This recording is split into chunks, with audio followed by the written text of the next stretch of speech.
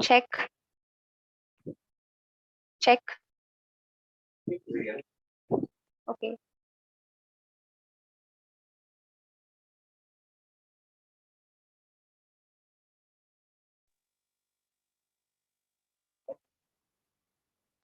A very good morning to one and all present here. I would love to start this by wishing you all a very happy Republic Day.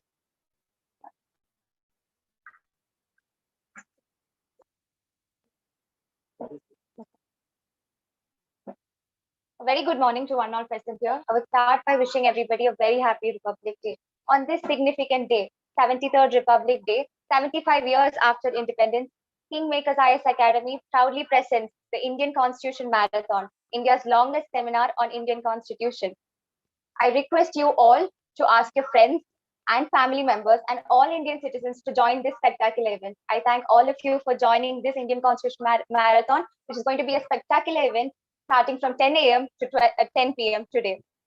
Let us know in the comments below what inspired you from our Constitution and you admire from the Constitution. I now request all of you to join this event and stay with us till the end of the session. I request Mr. Adil Baig, a senior faculty at KingMakers IAS Academy, to inaugurate the Indian Constitution Marathon and brief us about the Indian Constitution.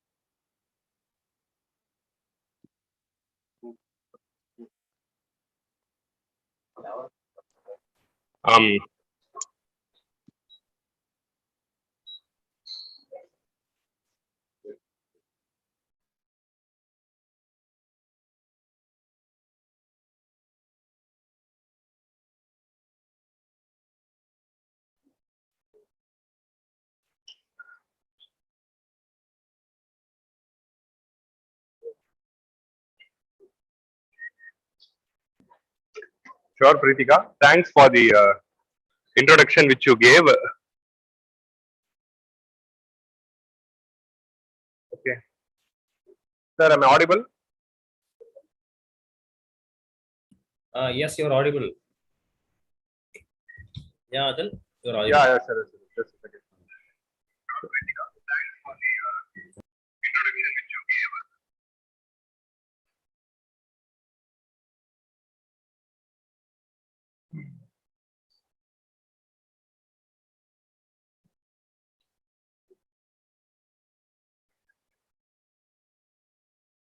So happy Republic Day. So it is a 73rd Republic Day. So it is indeed a pleasure to join in this Republic Day Grand Marathon of Indian Constitution event. So I feel immensely proud to start this marathon event with a spectacular introduction about Indian Constitution. So it's been 72 years of India's Constitution, and for the past 72 years, this Constitution has faced a lot of tussles. It has faced a lot of ups and downs, but still, India as a nation has survived with the utmost integrity, unity, and with the cohesion of all the citizens, with the ideals of unity and diversity. So, at this 73rd Republic Day event, we in KingMakers IAS Academy, in order to commemorate the importance of the Constitution and to commemorate the 75th Independence Day, that is Azadi Ka Amrit Mahotsav, the campaign by the government of India to commemorate 75th Independence Day, we as a contribution of a responsible civil services institute, we are conducting this event of 12-hour marathon. So, in today's session, we will be discussing the entire constitution for 12 hours, starting from 10 a.m. till 10 p.m. and we will be discussing each and every aspect, basic tenets, and all the dimensions of the constitution. We are having a lot of speakers listed, starting from the officers of government of India to various other subject experts and faculties of KingMakers IAS Academy. So the event will start in another few minutes. So till then, I request all the viewers to stay tuned.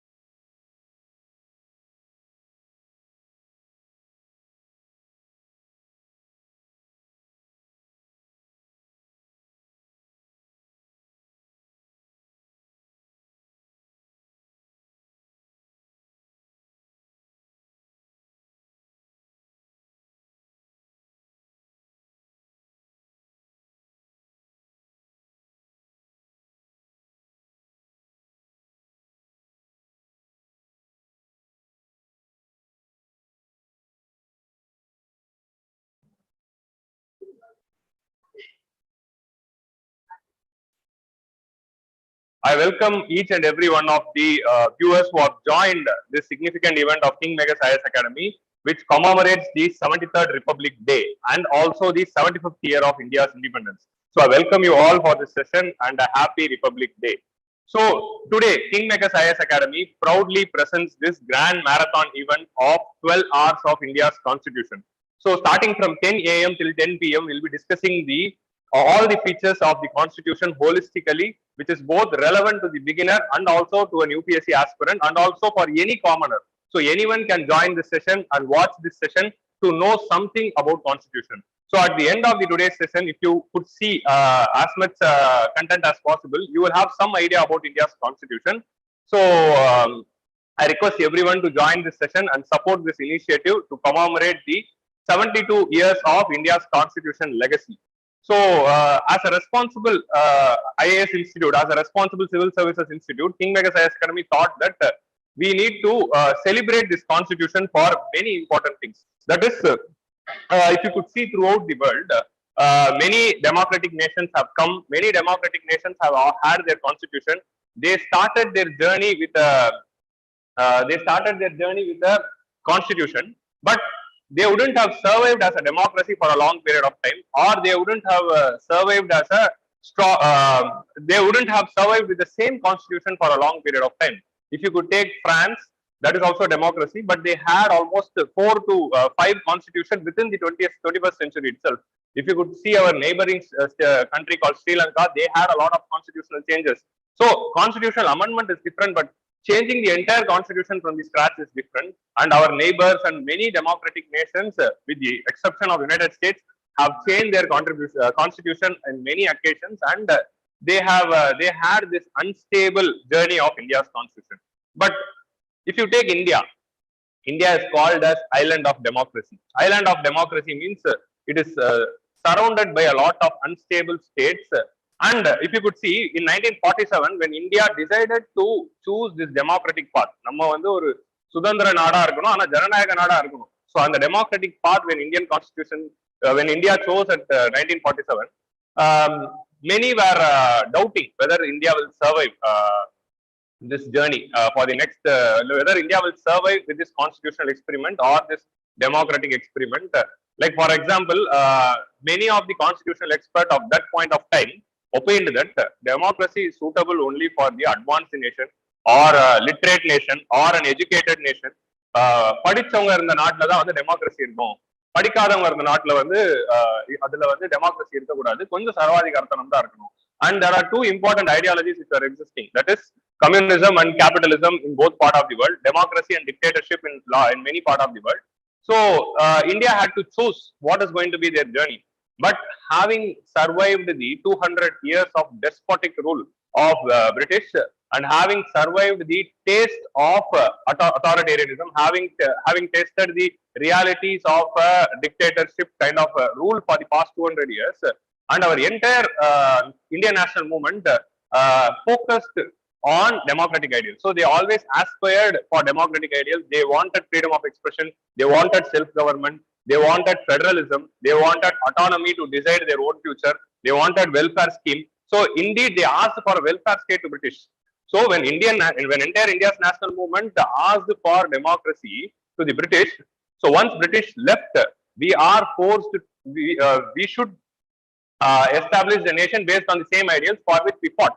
If you could compare a lot of nations at that point of time, when they started their journey after their independence, in the post-Cold War, a lot of nations got independence.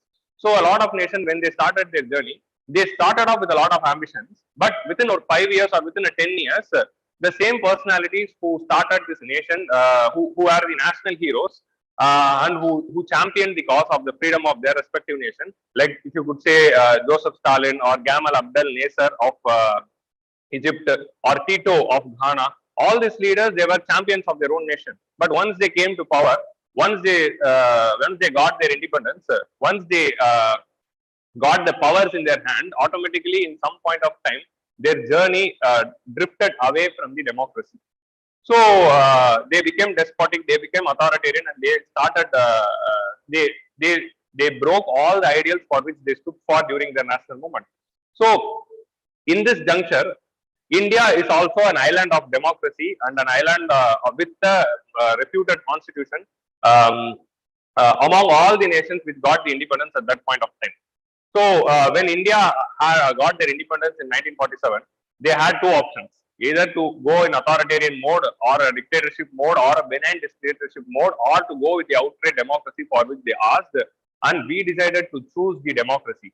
A lot of scholars at international level, they doubted the India's democracy. They said India will not even survive for a decade.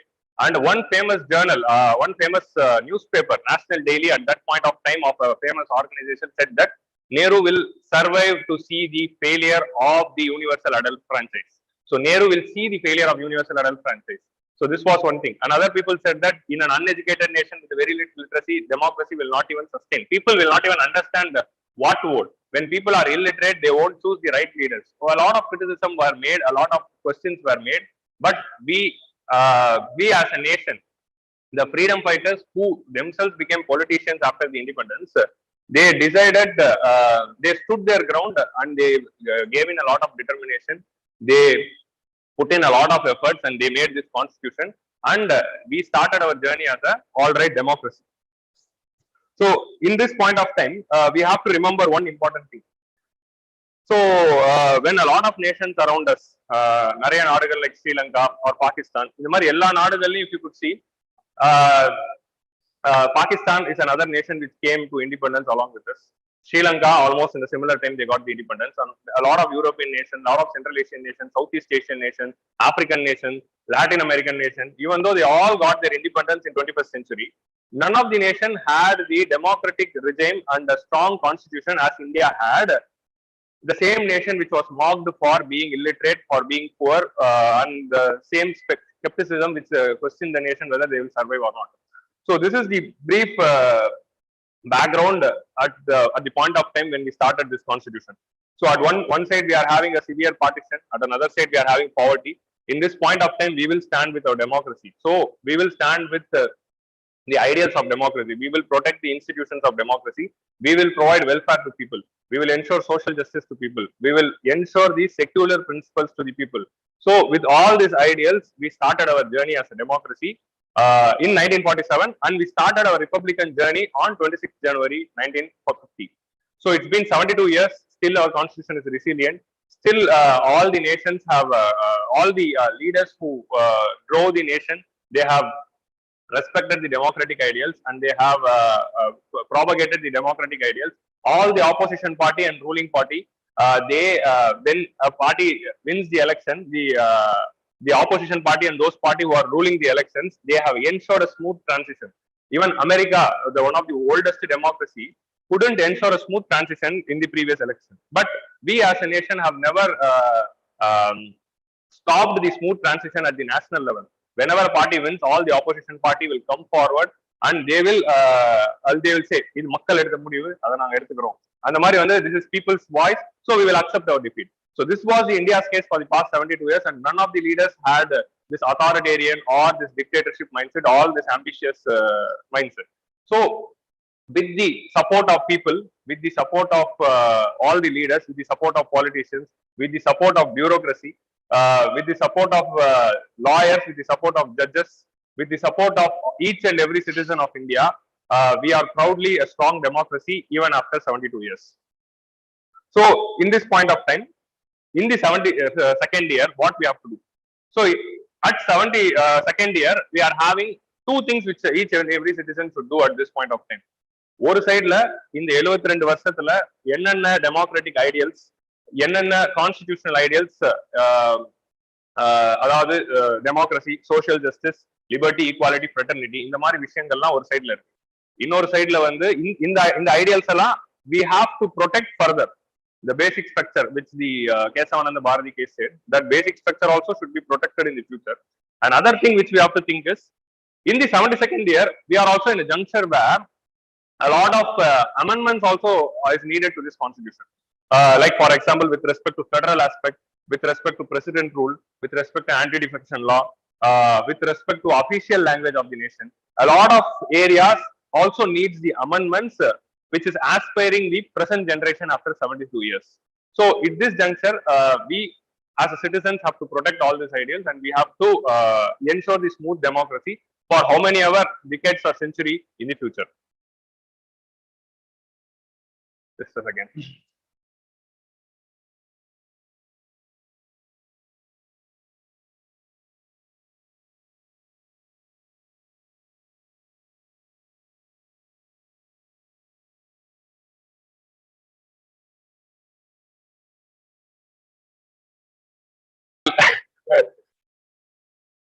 Am I audible?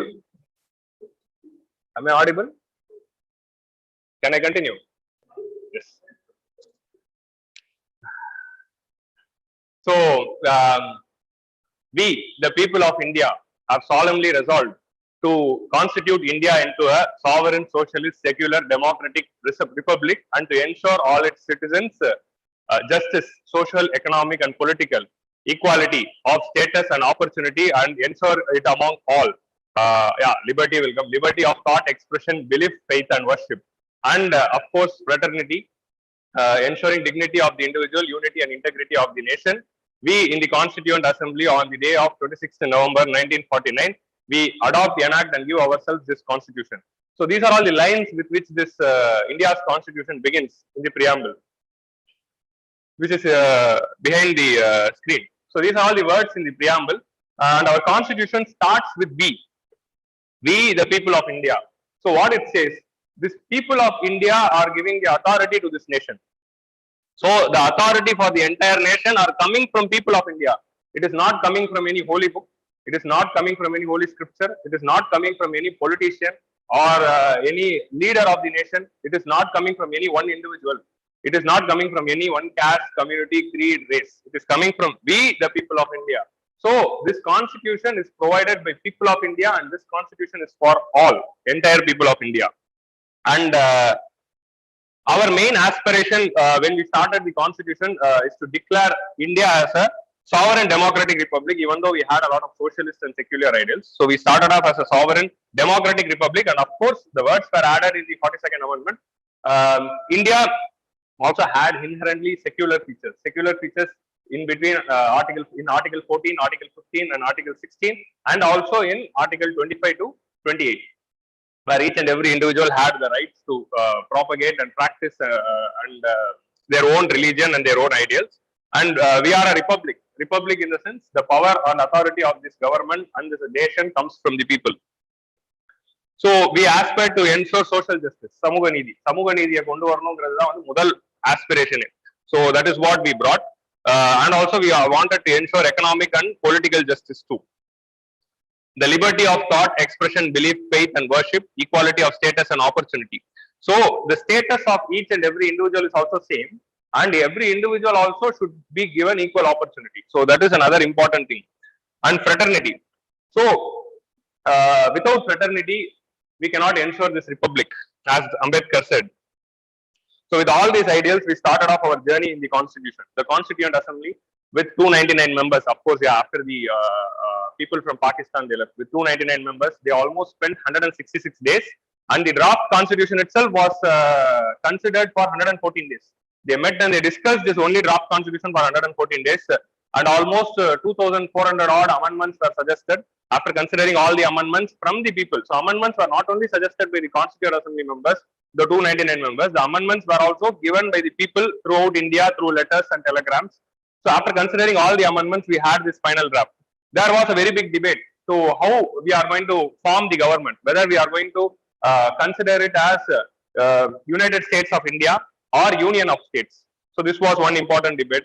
We decided to have Union of States because we are a nation and we are dividing the states for the administrative convenience and not states coming together and forming the government. So we decided to have it as a India, the Bharat, that is Union of States. So this was one big important debate. The second important debate was whether to have a parliamentary form of government or a presidential form of government. So number one, we were familiar with the parliamentary form of government. So in Charter Act of 1853, brought in this preliminary parliamentary structure.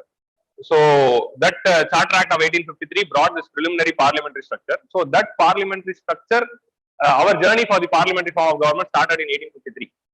So from that point onwards, we were familiar to, we are representing the elected representatives, electing the elected representatives, having deliberation in the parliament, and we are also exposed to bicameralism. We are exposed to this cabinet form of government where the Council of Ministers will be responsible to the legislature from Montagu Chelmsford reforms, and this parliamentary form of government was tasted with Indians themselves in 1937 when Indian National Congress ruled for 28 months, where Indian National Congress showed to the world what Congress is capable of. This Congress started off with a lot of journey, and they showed what Congress was capable of when they were given powers. They, with whatever power they were having, they brought in a lot of reforms in the 28 months. So, since we are familiar with this parliamentary form of government, we chose to be a parliamentary form of government. And and another important reason why we chose parliamentary form of government is the diversity of the nation. So one is familiarity, another is diversity. So India as a nation with so many diverse people, so many diverse community, religion, race, and linguistic diversity is very huge in India. So if this is the, so if you want to accommodate this much diversity, presidential form of government will not be a suitable thing. You need representatives from every class to be represented in the parliament, and that parliament should be above rather than the Council of Ministers. So that's why we chose parliamentary form of government, to respect this diversity. So there was this debate whether to go into parliamentary or presidential. So we chose responsibility over stability, because presidential form of government is said to have stability, but parliamentary form of government is having responsibility. Council of Ministers are responsible to parliament, but in presidential form of government they are not responsible. Presidential form of government, the executive act independently to their Congress. So we wanted responsibility of the rulers rather than stability, because stability was not our issue. The rulers who are ruling for 200 years never had responsibility. So we chose the responsibility, and that's why we chose parliamentary form of government. This was the first important debate at the in the constitution. The next important debate was whether to have a federal structure or unitary structure, and obviously India with a lot of linguistic diversity, because this linguistic diversity and linguistic based provinces as a concept, it originated in 1920s itself when Indian National Congress rejigged their party based on the linguistic lines, like Tamil Nadu Congress Committee or Andhra Congress Committee or Kerala Trivandrum Congress Committee or Bombay Congress Committee. So all these Congress committees were made in 1920 based on linguistic lines as wished by Mahatma Gandhi. And in Nehru report, we asked for linguistic states. Nehru report, the famous Nehru report of 1929, where Indians showed that they are capable of making a constitution. There was one joke which was made by the Prime Minister of Britain. Indians are, yes, we will give independence, but are you capable of making constitution? Do you know constitution? He gave a command and we made a constitution. That is this Nehru report. So under Motilal Nehru, at that point of time, a lot of leaders came together and they made a model constitution for this nation, with to some extent we had certain consensus. Even though we had many differences, we had certain consensus. So in Nehru report also we supported linguistic provinces. So when so many languages are there, when so many ethnicity is there, we cannot have a unitary form of government, because linguism is stronger than any other feeling. So linguistic alliance is stronger than religious alliance. Linguistic alliance is stronger than ethnic alliance. Linguistic alliance is stronger than the racial alliance or caste alliance. So linguism is a strong feeling, because that is the way through which we are communicating with the family, friends, and the entire world. So that's why we call it a mother tongue. So since linguism is a strong feeling, if we are, that linguistic based identity will be stronger. So if linguistic based identity is going to be stronger, we have to ensure a self-determination for the linguistic group. So that is the reason behind the linguistic states. So this linguism was already there existing, and it was also, and there was an outclash with respect to linguism in the 1937 when Hindi was made the mandatory in education. During the Congress rule itself, there was opposition to the making Hindi as the common language. So that showed that we should be a federal nation with a lot of states. With the two-tier federal nation with sharing of power between union government and state government, and that's why we established 7th schedule of the constitution. So our federalism, our states are not satellites to the center. Our states are not dependent on center for any power. Union government and state government are themselves, they are independently stronger and independently sovereign in their own list of 7th schedule. So this was the case of our federalism. So this feeling of diversity ensured that federal nation will be a right thing to go forward. So that is one thing. So this was one debate, and we came into conclusion. So there were innumerable debates throughout the constitution. Each and every provision of the constitution has a days-long debate. Each and every important provisions of the constitution has a days-long debate. I think so. I saw in a library, on the shelf வந்து இவ்வளவு பெரிய book வந்து ஒரு 13-14 இருக்கு. என்னன்னு கேட்டா அதான் constitution assembly debates அப்படின்னு ஒரு புக் இருந்தது. அண்ணா லைப்ரரியில தான் பார்த்தேன். ஷெல்ஃப் ஃபுல்லா இவ்வளவு குண்டு புக் ஒரு 14 இருக்கு. That is constitutional assembly debate. That much amount of debate has gone behind making this constitution. So after all this deliberation, with the consensus among the people, we brought this constitution and we gave it ourselves on 26th of November, which is also the constitution day. So this was the origin point. So if you could ensure one thing, this constitution was not top down. It was not given something like a top down thing, a small group of people determining it and imposing it on all. It was brought based on consensus through, because constituent assembly represented each and every segment of the population. Drafting committee also had a representative. So Indian National Congress was a dominant player, but drafting committee was led by a person who opposed to the Indian National Congress, that is Mr. Ambedkar. So that was the democracy which was existing at that point of time. If you could see, Congress had the brutal majority in the Constituent Assembly. Of course, yeah, Muslim League and Communist and all the sections of the society were represented. But still, the drafting committee was headed by the person who opposed Indian National Congress throughout his journey. So this is the democratic ideal. So with the consensus of this level only, we brought the constitution. So whenever we are studying constitution, if you are having any questions regarding any provisions of the constitution, one good thing is to refer the Constituent Assembly debates. Even the judges of the Supreme Court, they refer to the debates to take decision with regarding to any provision during the course of judicial review, whenever, because the Supreme Court is being given the provision. So with all these debates and consensus, we brought this constitution. This constitution, now let us see the salient features of the constitution. So this was the basics idea about the constitution. The salient features of the constitution, of course, yeah, all the UPSC aspirants know those 15 points which is given in the Lakshmikan. So actually, all those 15 points would be you should know by heart. That is very important. So India's constitution consists of, when the constitution was brought, we had almost 395 articles with 22 parts and 8 schedules. So this was the start. But now, how many articles we are having? Almost 438 articles with 25 parts and 12 schedules. So this is the present thing. And one important thing, we are having almost 105 amendments. So initially when I started the speech, I said one point. என்னதுன்னா, எல்லா நாடுகள்லயும் வந்து கான்ஸ்டியூஷனே மாத்திருக்காங்க. 4-5 வாட்டி கான்ஸ்டியூஷனே மாத்திருக்காங்க. கிரான்வில் Austin அப்படின்னு ஒருத்தர் இருப்பாரு. அவர் வந்து பயங்கரமா criticise பண்ணிருப்பாரு. இதெல்லாம் கான்ஸ்டியூஷனா, இதெல்லாம் எதுவும் எந்த ப்ரொவிஷன் படிச்சாலும் அந்த கிரான்வில் ஆஸ்டின் அப்படிங்கிற பர்சனாலிட்டி வந்து கிரிட்டிசைஸ் பண்ணுவாங்க. என்னையா குவாசி ஃபெடரல், இது சரியில்லை, அது சரியில்லை, அது சரியில்லைன்னு வரும். When Sri Lanka decided to make the constitution, they wanted இப்போ நமக்கு when we decided to make, we had Mr. Rao and Mr. Ambedkar who led the drafting process. When Sri Lanka wanted to make the constitution, they invited this Granville Austin to make the constitution. So he made, and he was the person behind designing the Sri Lanka's constitution, which was scrapped after 5 years. But Indian constitution is existing for the next 72 years. So that is the joke which the history has to say to Granville Austin. But of course, yeah, as a constitutional expert, he gave the genuine criticism only. But still, this is the way our Indian constitution survived in this journey.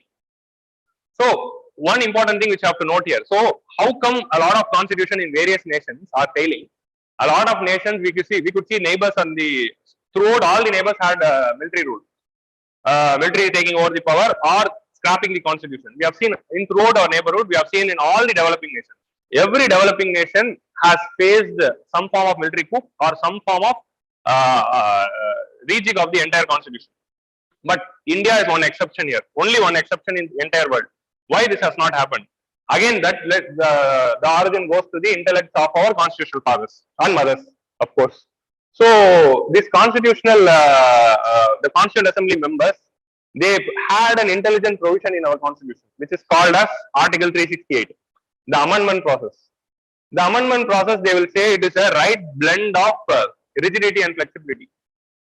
So why constitutions are being scrapped throughout the world? Because the amendment amendment there is this problem. So that's why it is being scrapped. But நம்ம ஊர்ல it has survived strong mainly because of the blend of rigidity and flexibility. For certain simple things, you can easily amend the constitution. If you want to change the name of Orissa to Odisha, you can change it. If you want to change Madras to Tamil Nadu, you can change it. No need to do any constitution amendment. You can do it just if you want to increase the number of judges of the Supreme Court, you can do it with simple majority. There are certain features which you can do with a special majority. That is with 2/3 member present and voting and 50% of the total membership of the house. So only with the special majority you can pass certain features like DPSP or fundamental rights or any crucial features. And there are certain features which touches the federal principles, which touches the powers of the state government, which touches the powers of the Supreme Court and High Court. There are many features which needs the ratification of the states. So it is bringing in the aspirations of everyone. Like for example, if you want to change the name of the state, you don't need special majority or ratification of the state. You can do it simply. So அது அந்த மாதிரி ஒரு தேவை இருக்கும்போது அந்த மாதிரி சிம்பிளா ஒரு ப்ரொசீஜர்.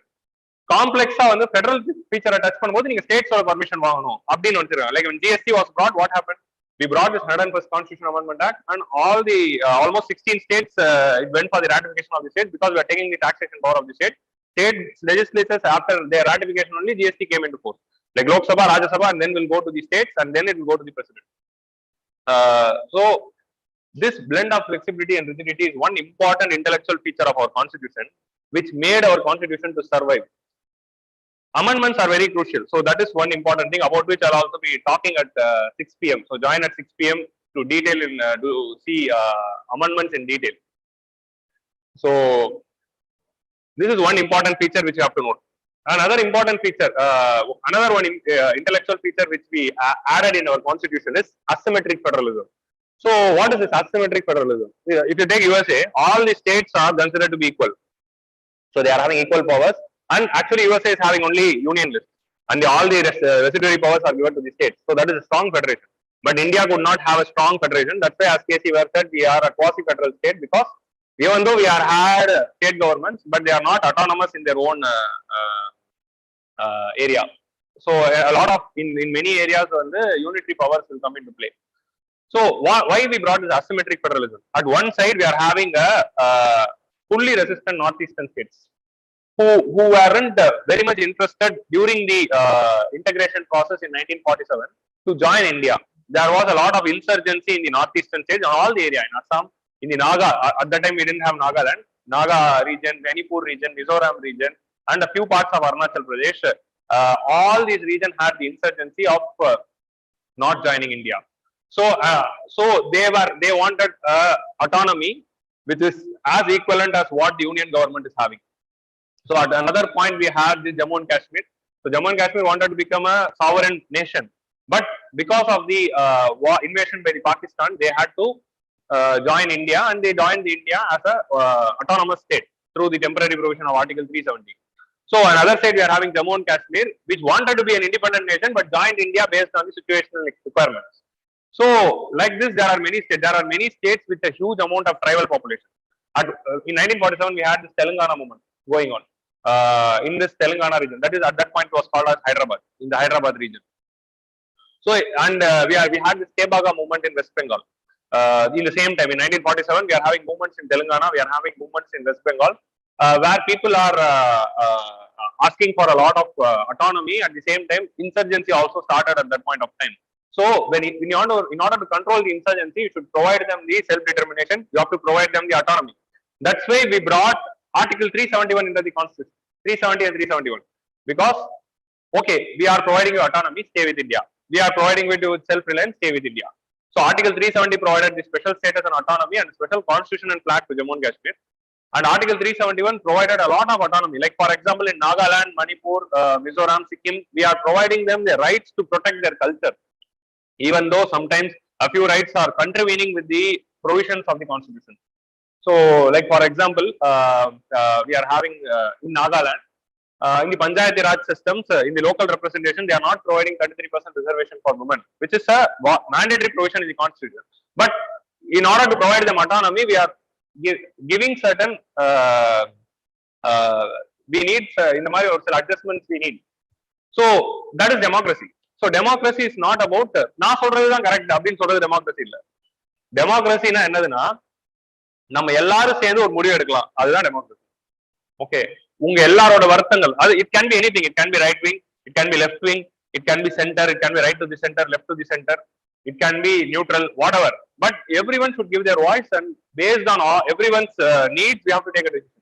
It's not that நான் சொல்றதுதான் ரூல், அதை ஃபாலோ பண்ணலாம் அப்படின்னு சொன்னா that is not democracy. So on that lines only, democracy is about, Obama gave a famous statement, democracy means compromise.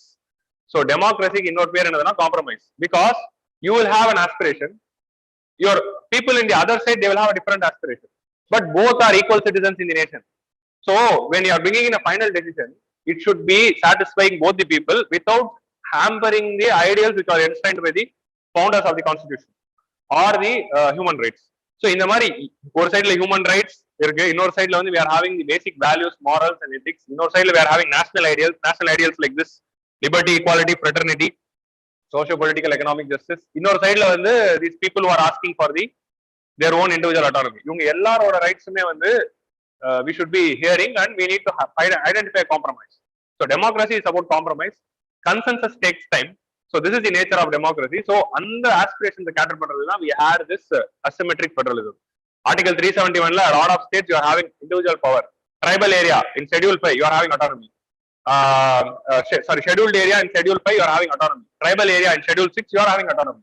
So the autonomy given for the scheduled area and tribal area and for the 371 states, 370 Article 371 states is higher than what the rest of the states are having, like Tamil Nadu or Kerala.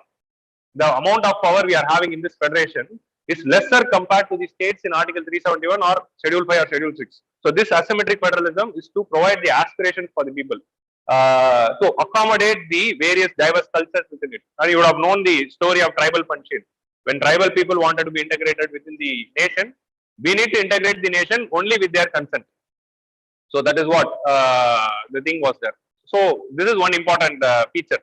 Asymmetric federalism, if you could see, it might sound எதுக்கு இந்த மாதிரி unequal treat பண்றீங்க, but you need to treat unequally in order to accommodate everyone. So that is the principle of equity. So that is what our constitution through asymmetric federalism is also ensuring. So this is one important feature which you have to note down. Another important feature which was ambitious when it was said and the entire world laughed was Article 326, which talks about the universal adult franchise. So everyone above 21 years of age can vote. Yeah, of course, 61st Amendment only made it 18. So at that point of time, it was 21. So when we said that anyone above the age of 21, both male and female, without any educational or economic criteria, we are giving vote to everyone. A lot of the nation were laughing. Even நான் தான் பழமையான டெமோக்ரஸின்னு மாறு தட்டிக்கிறேன், நான் தான் ஐ அம் தி oldest டெமோக்ரஸின்னு சொல்றேன். America also didn't have universal adult franchise in 1947 when India brought. So that is the colored people were not having the voting rights. So only after Martin Luther King, Malcolm X, இந்த மாதிரி நிறைய பேருடைய மூவ்மெண்ட்னால தான் வந்து we had the voting power for the colored people in 1964. 1964ல தான் அமெரிக்காலே universal adult suffrage. But we had a universal adult suffrage in 1950, and we conducted a nationwide election in 1952, one of the largest democratic exercise at that point of time, because at that point of time India had 30 crore people. 30 crore people, almost voting power was there with some 19 crore, I think, roughly, I'm not sure. So with 19 crore people, we conducted an election which is the highest at that point of time.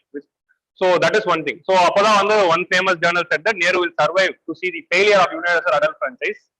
But even after 72 years, we are successfully conducting universal adult franchise, and we had smooth transition throughout. Of course, political instability will come. Without instability, there is no stability. But we have survived this constitution for 72 years. So that is one important feature. Providing universal adult franchise without educational or gender discrimination or any caste discrimination or racial discrimination is a very big achievement of India's constitution. And of course, it has been reduced to 18 now.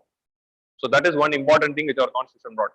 Another important feature which our constitution brought was there was a criticism that India's constitution is a borrowed constitution.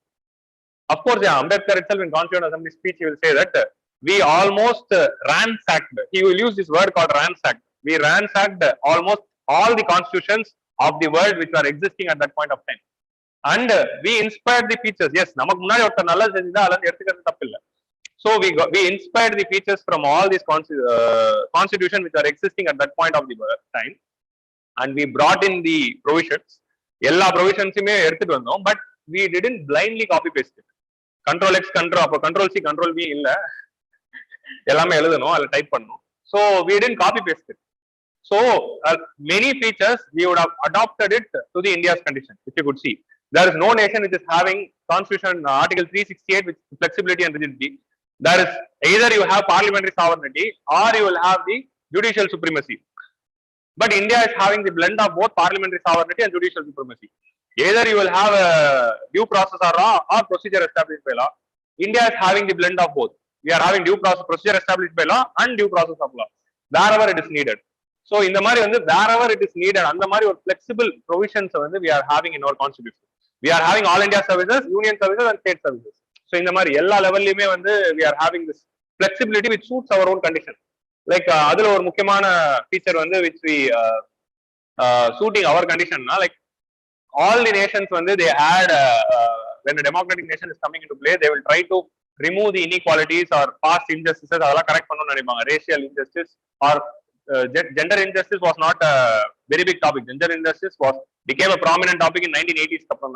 But racial injustice, adha the entire world பேசிட்டு இருந்தாங்க. Like அதே மாதிரி India what was the injustice which was existing for the past 2000 years? That is caste injustice. So injustice in the name of caste was existing, and untouchability will abolish in any form. So article 17 is the most prominent part of the constitution which abolishes the untouchability, and article 331 which provided and article 331 and in DPSP we are having article 46 which all ensured that the oppressed community who suffered these injustice of the caste inequalities should be abolished, and they should be treated equally.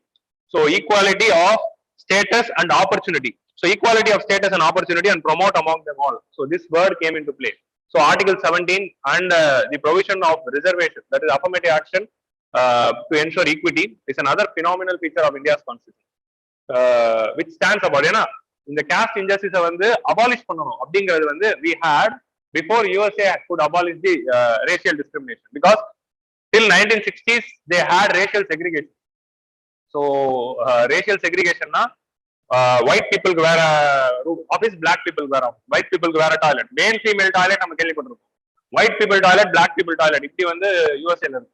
So அந்த மாதிரி எல்லாம் இல்லாம in untouchability in any form should be abolished, and no one should be denied entry in the public places based on caste as a reason அப்படின்னு article 15 ல you will have this provision: religion, race, caste, sex or place of birth.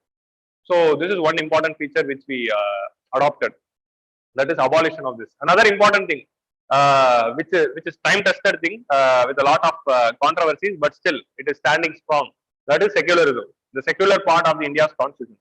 Of course the word secular which was added only in 42nd amendment da 42nd amendment da add பண்ணாங்க, but without even adding we had secular feature between article 25 to 28. So everyone are given rights. So in preamble itself we'll have, you are having liberty to have your own thought, expression, belief, faith and worship. So providing the religious rights and treating all religions equally. And if you could note one thing here, na sonnala secularism was there in USA, secularism was there in Europe. நம்ம secularism கண்டுபிடிக்கல. Of course ancient India had secularism, நம்ம secularism கண்டுபிடிக்கல. But when we brought secularism in our constitution, we brought a positive form of secularism which is different from the western form of secularism. So இதுதான் borrowed constitution அப்படிங்கிற அந்த வேர்டை சொல்லக்கூடாது.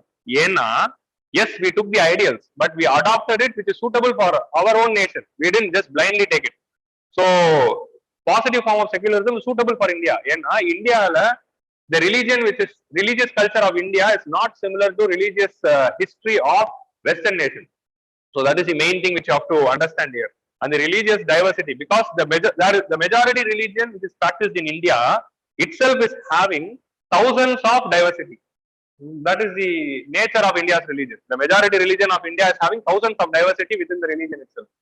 So this thing, it is not a homogeneous religion. The majority religion of India is a heterogeneous religion, and we are having many other religious minorities.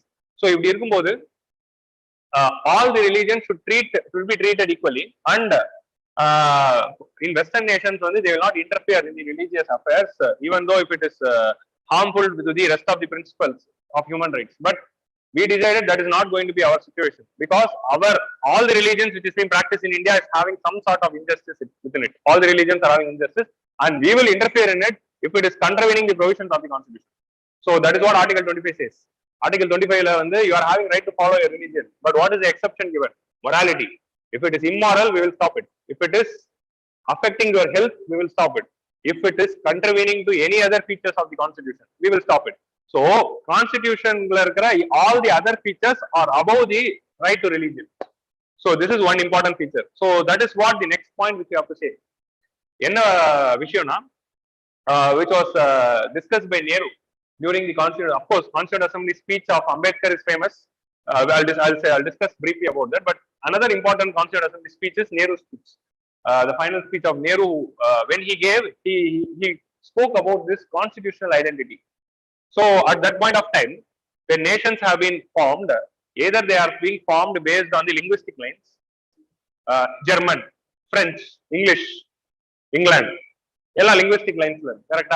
Germany, France, Portugal, Spain, all the nations are based on linguistic lines, and nations are in religious lines. Pakistan or Indonesia, we are having all the Gulf nations.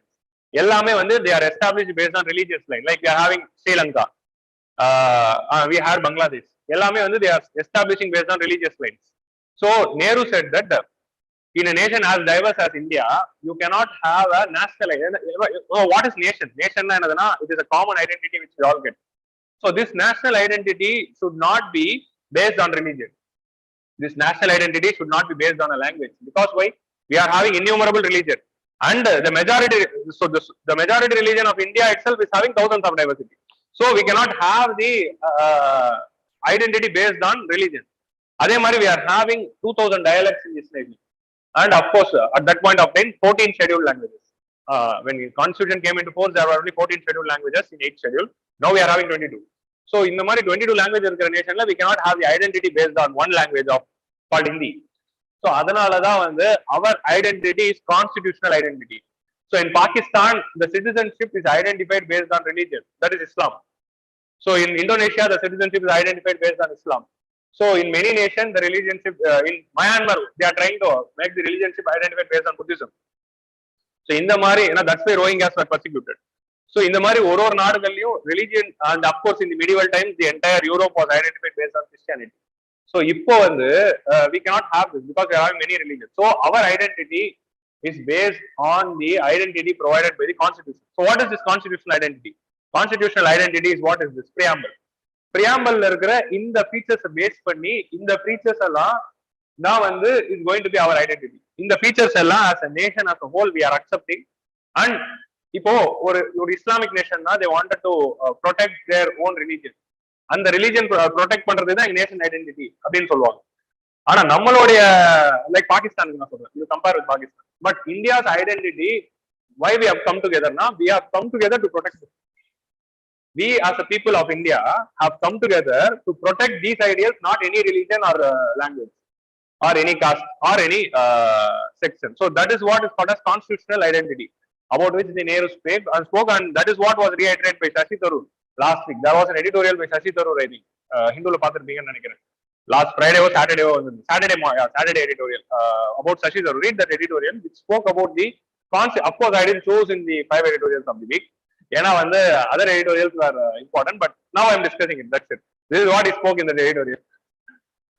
We chose constitutional identity. So we, as a people of India, we are identifying ourselves based on India's constitution of liberty, equality, fraternity, and justice, liberty, equality, fraternity, and justice. We are identifying ourselves.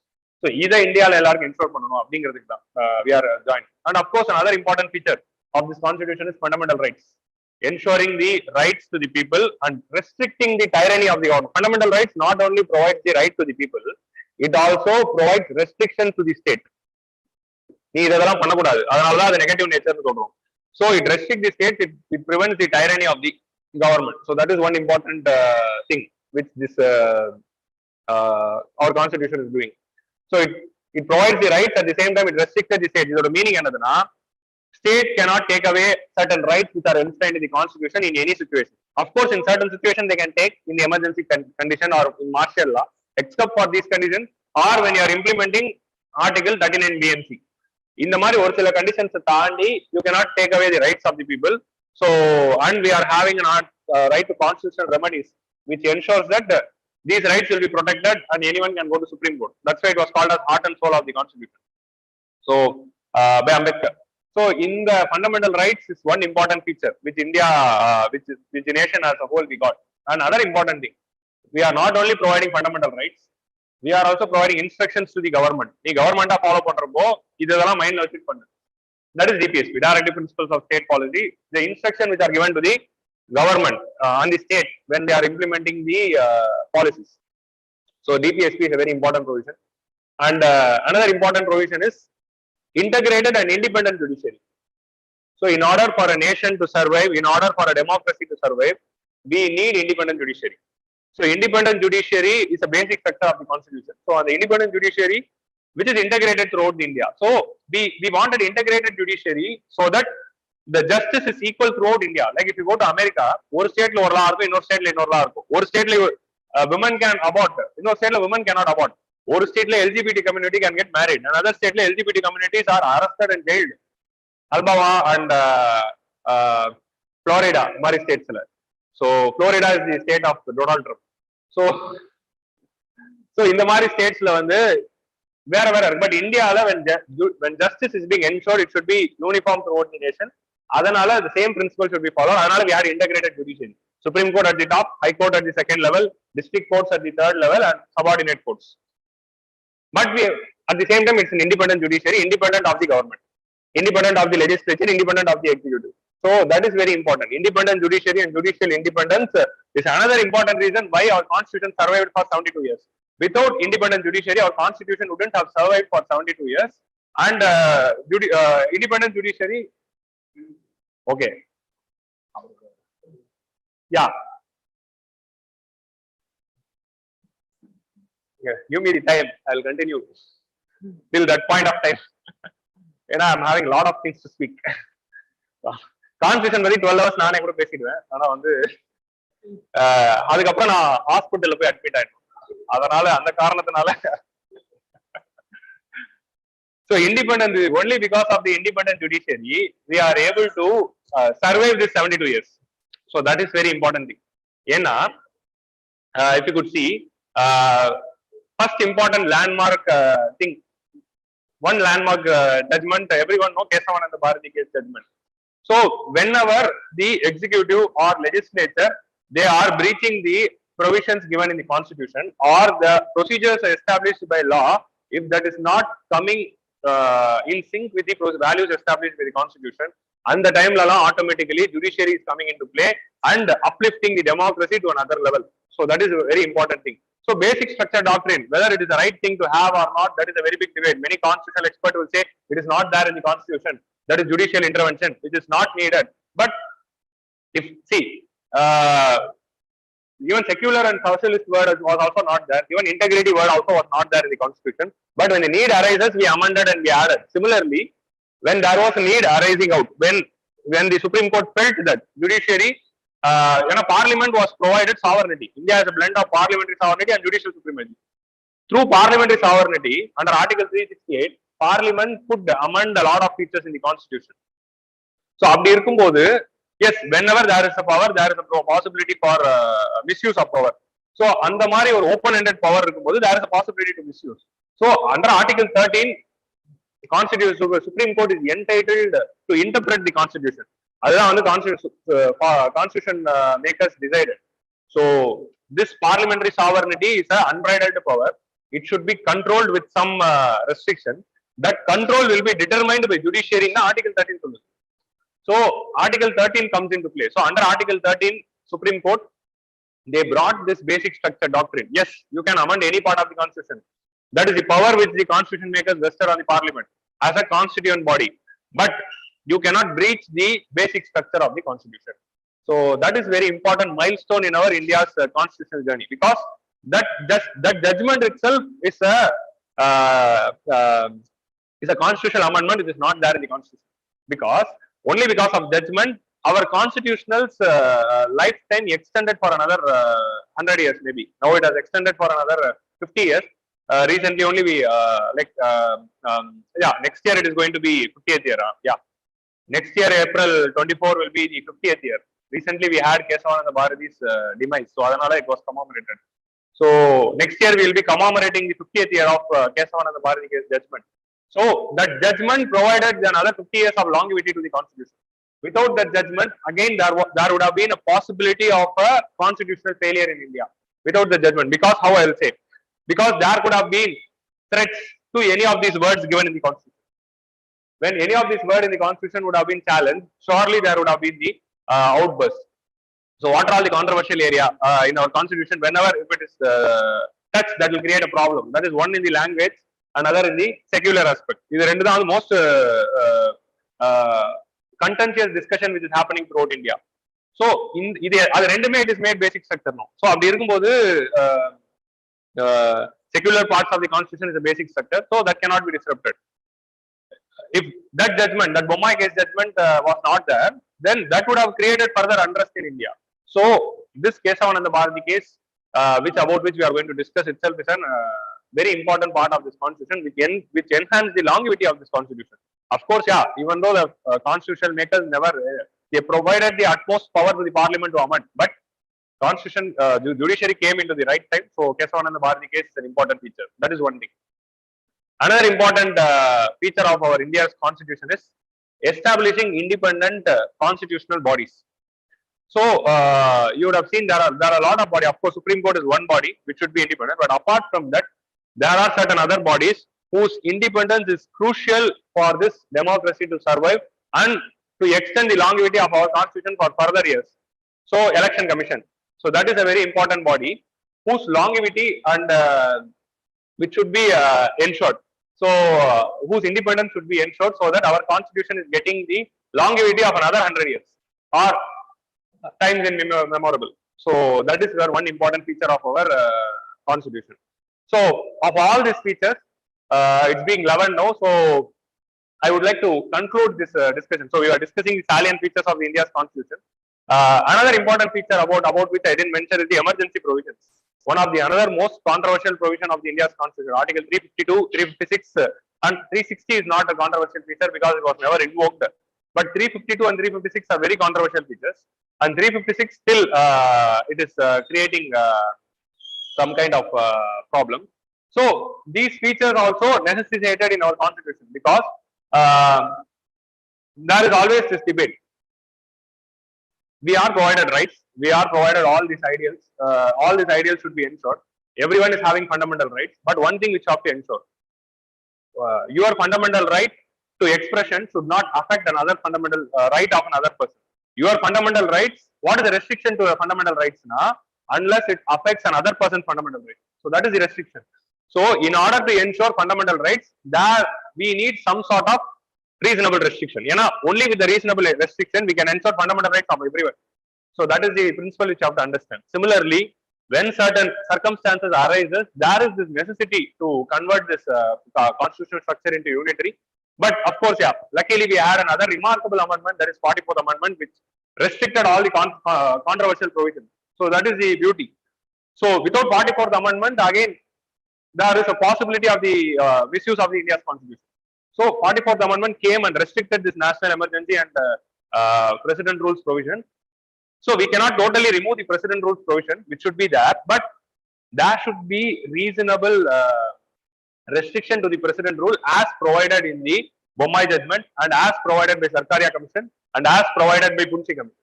So that is what is needed. We cannot remove the President rule provision directly from the Constitution, but we need amendments which is on the lines of Sarkaria Punchi Commission recommendation. So that is what another important feature. Like we took this emergency provision from other constitution, German constitution, but we adopted it for our own necessities. So that is the beauty of our constitution making process. So finally, I would like to conclude by one. Without this mention, I cannot talk about the constitution. Without mentioning one name, I cannot end the discussion about constitution. That is Bhimrao Ambedkar, who's the who's also considered to be father of the constitution and chairman of the drafting committee. So why Bhimrao Ambedkar's name is coming again and again whenever the constitution is being discussed means when the constitution was adopted, that person single-handedly explained each and every provisions of the constitution. ஏன் இந்த provision இருக்கு, ஏன் இந்த provision வேணாம் அப்படிங்கிறதுக்கு வந்து ஒரு ப்ரொவிஷனுக்கும் single-handedly he gave explanation for hours and hours and hours. He also was suffering from some ill health. இந்த டிராஃப்டிங் ப்ராசஸ்ல அவருக்கு நிறைய உடம்பு சரியில்லாம போச்சு. அதையும் மீறி டாக்டர்ஸ் அண்ட் நர்ஸை வீட்டுக்கு வச்சுக்கிட்டு he was working. So all the provisions of the constitution, whenever the Supreme Court or any people are having doubt with respect to provisions of the constitution, the one best thing to refer is the Constituent Assembly speech. If you go to Constituent Assembly speech, one name which is coming for the most number of times, that is going to be Ambedkar, because he gave explanation to each and every provisions, and listening to Ambedkar's speech will give you the clarity for the necessity for each features. So Ambedkar, when this constitution was going to be adopted, before the vote on 26th November, when we were voting, the previous day on the eve of the 26th November 1949, Ambedkar gave a famous speech in the Constituent Assembly. So that is a very famous speech, and which each and every citizen of India should read. So read the final speech of Dr. Ambedkar, which he gave in the Constituent Assembly. So on the speech, Ambedkar gave 5 important warnings. So on the 5 warnings, citizens should remember whenever we are dealing with the Constitution. I'll give the 5 warnings briefly, and I'll end the session. The first warning is this constitution is a good constitution or a bad constitution. It is not decided by the nature of the constitution. It is decided by the people whom you are electing. Okay. So if you are electing good people, it will be a good constitution. If you are electing bad people, it will be a bad constitution. So elect right people. So this is first warning is giving. Which political party? So obviously we experience the taste of the political parties during the British era. So we are going to follow the political party culture, multi-political party culture. So which political party யாரு கையில இந்த constitution நீங்க கொடுக்க போறீங்க? ஏன்னா even though it is going to be persons, MLA and MP, ultimately political party is going to have the control. Choose those political parties which is not giving priority to religion and language, which is giving priority to ideals mentioned in the constitution. Choose those parties which is giving priority to these ideals rather than those party which is giving priority to religion and language and race or caste. Race, caste, religion, language prioritize பண்ற party choose பண்ணாதீங்க. Choose the parties which are giving respect to these ideals. So this is another important thing. This ideal means preamble I'm just showing. So this is second warning which is giving. Third warning, that is a famous quote: Bhakti in religion will lead to the salvation of soul. Bhakti in politics will lead to degeneration and destruction. Bhakti in politics will lead to degeneration and destruction. So don't have hero worship. Avoid hero worship in politics. Politics is not about charisma. Politics is not about hero worship. Politics is about ideals given in the constitution. Politics is about morals. Politics is about we the people, not I am the person. So don't do hero worship in the politics. Bhakti in politics will lead to degeneration. The next warning which Ambedkar is giving is each fraternity. So we are bringing political democracy.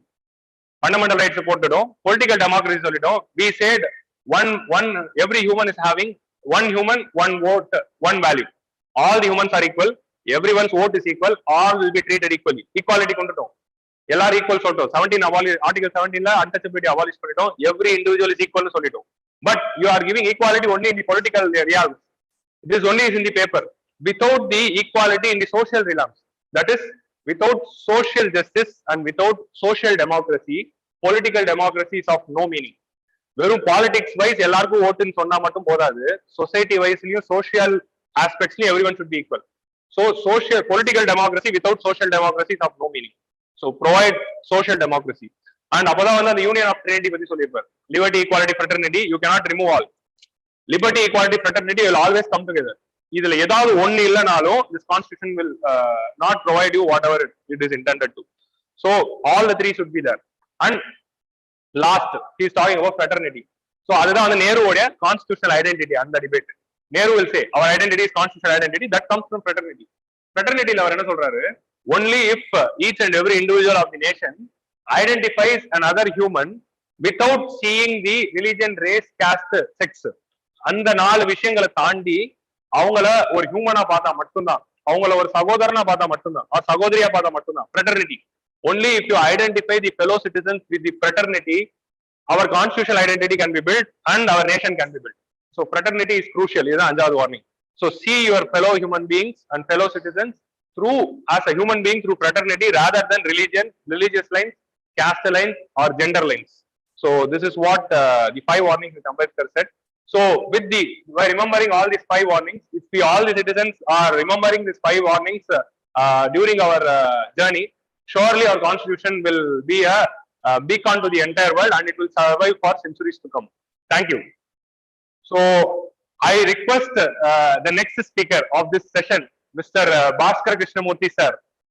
So Bhaskar Krishnamoorthy sir is a former income tax officer. So now he is a famous journalist. He is working in the, he has written a lot of articles in the famous newspapers. So now we are having sir who is going to discuss about fundamental rights. Welcome sir.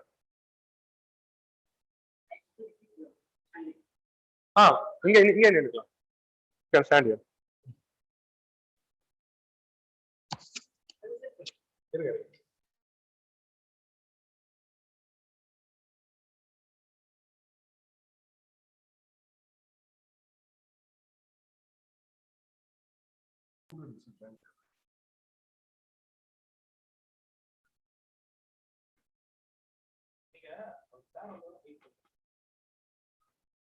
Thank you, Adil sir, for that speech. You gave an elaborate idea about the Constitution. It was very insightful and enriching.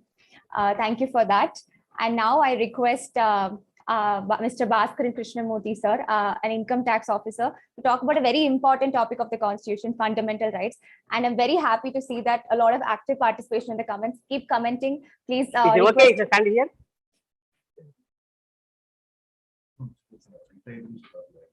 Yeah. Yes, sir. Thank you. Please do start, and we're very happy to have you here, sir. Thank you.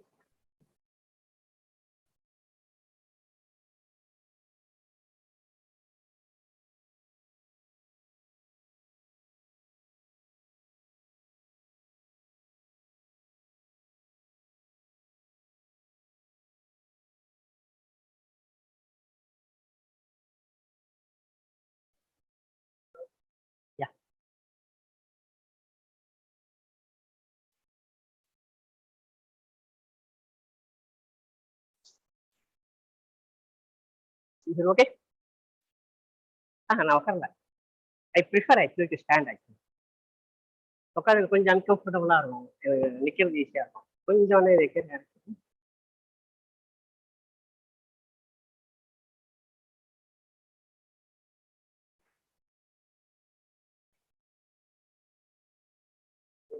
Okay.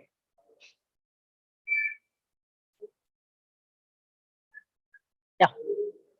Let me start. Okay. Vanakkam, namaskar, good morning. I'm so happy to welcome you to this marathon session on Indian Constitution.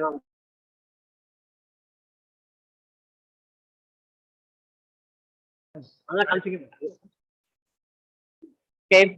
Vanakkam, namaskar, good morning. Welcome to the marathon session on the Constitution of India. And today, so happy to be a part of this truly extraordinary event.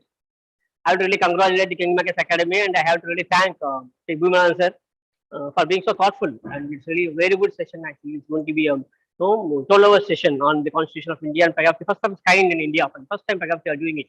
So a marathon session on the Constitution of India by itself actually is giving me so much of a beautiful thought, a beautiful energy. Actually. So I'm really so thankful about it. And before I start off, let me share my happy but Republic Day wishes to all of you. Okay, it's all about fundamental rights, part 3 of the Constitution. And part 3 has 24 articles. It starts from Article 12 and it goes up to Article 35. From Article 12 to 35, we have got some 24 articles in part 3 under fundamental rights. But of these 24 articles, I will tell you, my friends, actually it starts basically effectively from Article 14 and goes only up to Article 30. Okay, and rest are okay, it's all there actually in the part. But again, actually the most effective part actually starts with Article 14 and goes up to Article 30. Like Article 12 and 13 actually it talks about something else. Okay, we'll come to it later on. And before we go deeper into it, let me tell you something, my friends. It's all about the basic values and how they are being implemented. in a truly democratic republic. It's all about it. Okay, let us get into it. Article 12. It gives the meaning of the state. State means what? Because actually, time and again, we'll come across this phrase: the state shall not deny. It is there in the in the constitution in the third part. So the constitution says actually Article 14 will say actually the state shall not deny. In some other area, it will say actually the state shall provide. Okay, so what does it mean actually the state by the word state? What is the meaning of the state? Actually, Article 12 says, and it's an inclusive explanation. It's not a definition. I tell you, there's so much of difference between a definition and an explanation, right? So Article 12 gives an explanation to the word state. The term state includes government and parliament of India, it says. And then the government and legislature of each of the states. And then local authorities and others. So all these organizations come under the term state. Why should it be like this? I tell you, my friends, it's going to be more like a discussion. Okay, I'm not here to take any lesson on the Constitution of India. It is not supposed to be the purpose of this session. It's more like a decision. No, it's more like a discussion. Okay, what exactly state means? Article 12 says, the term state includes. So there may be so many other things as well. Why it should be inclusive explanation? That also we come to see. Okay, the state includes government and parliament of India. What it really means?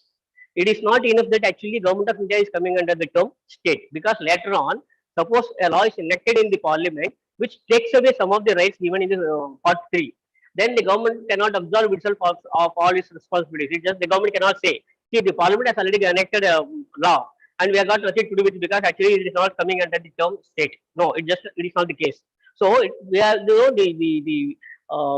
when actually the constitution was drafted, people are so meticulous, thanks to great scholars like Baba Sahib Dr. Ambedkar ji. So what it says, government and parliament of India, which means that even the parliament by any law cannot take away any right that is given there in part 3. That's what it means, government and parliament of India. Of course, then government and legislatures of any of the states. Okay, we have so many state legislatures. Even the state legislature cannot pass any law which is in contravention of the anything in contravention of anything said in part 3. This is okay. And then local bodies, we know about Gram Panchayats, municipalities, corporation, or any local body authorities. Actually, they don't have any right to take away anything that is given there in part 3. And of course, there is a term called others. Why it should be that? Is most important thing actually. I tell you, my friends, actually I will insist upon this fact that actually whenever we go through the constitution, it is always important that actually we go through the notes given there under each article. So under Article 12, we will see that actually there are so many Supreme Court judgments. I will tell you very interesting actually. State includes state electricity boards. It is given that in one of the judgments of Supreme Court. Suppose electricity board does something, and later on should not say that actually we do not come under the term state. It is not the case, because the Supreme Court judgment says actually even the electricity boards are coming under the term state for the purpose of fundamental rights. Then again, there's another interesting interesting case where even Delhi Stock Exchange is coming under the term state, which means that actually there's quite a long list is there actually given under the Article 12, which means that actually state also includes some of the organizations that are controlled by the government. Okay, what is meant by control of the government? Again, there is another question actually. What should be the control? Where actually we say it is really controlled by the government. Then again, there is a Supreme Court ruling which says that actually it should be pervasive. The control should be pervasive and not simply regulatory. What it means actually? Pervasive means actually it is existing in almost every sphere of activity of the organization. So the control is almost complete. It is totally controlled by the government. Where it is so, where actually the control is pervasive by nature, then that organization also comes under the term state. We need to understand the meaning of the term state, because actually time and again we come across this phrase: the state shall not deny, the state shall provide. So we need to know what are the people who come under the term state. Okay, this is all about 12. Okay, let us not be too academic. Okay, let us move on to the next one. Article 13. And Article 13 is very simple. It says actually anything which is in contravention of anything said in part 3 shall be void. Very simple. Let me put it in very simple terms. Okay, we have enacted a law which is in violation of fundamental right. Okay, any of the fundamental rights, then this law becomes void. I think it is enough. I think I need not explain more actually on this. So Article 13 says any law which is in contravention of anything said in 43 that is under fundamental rights shall be void. It will not be legally binding on anyone. It is void. So no law can be enacted which takes away any of the rights given under 43 under the title fundamental rights in the Constitution of India. This is what actually Article 13 says. This is over. Now we are seeing two articles. Article 12 which is explained the term state, and Article 13 which says actually no law which is in contravention of fundamental rights shall be void. This is over. Then we'll come to Article 14. Okay, Article 14 is very important. Actually, it's talking about equality before law. Here, the article says, Article 14 says, the state shall not deny any person of equality before law. This is what Article 14 says. The state shall not deny to any person equality before law. Here again, I tell you friends, there is one particular term which is very, very important for the purpose of Article 14. Again, for the purpose of Article 20 as well. Article 21 as well.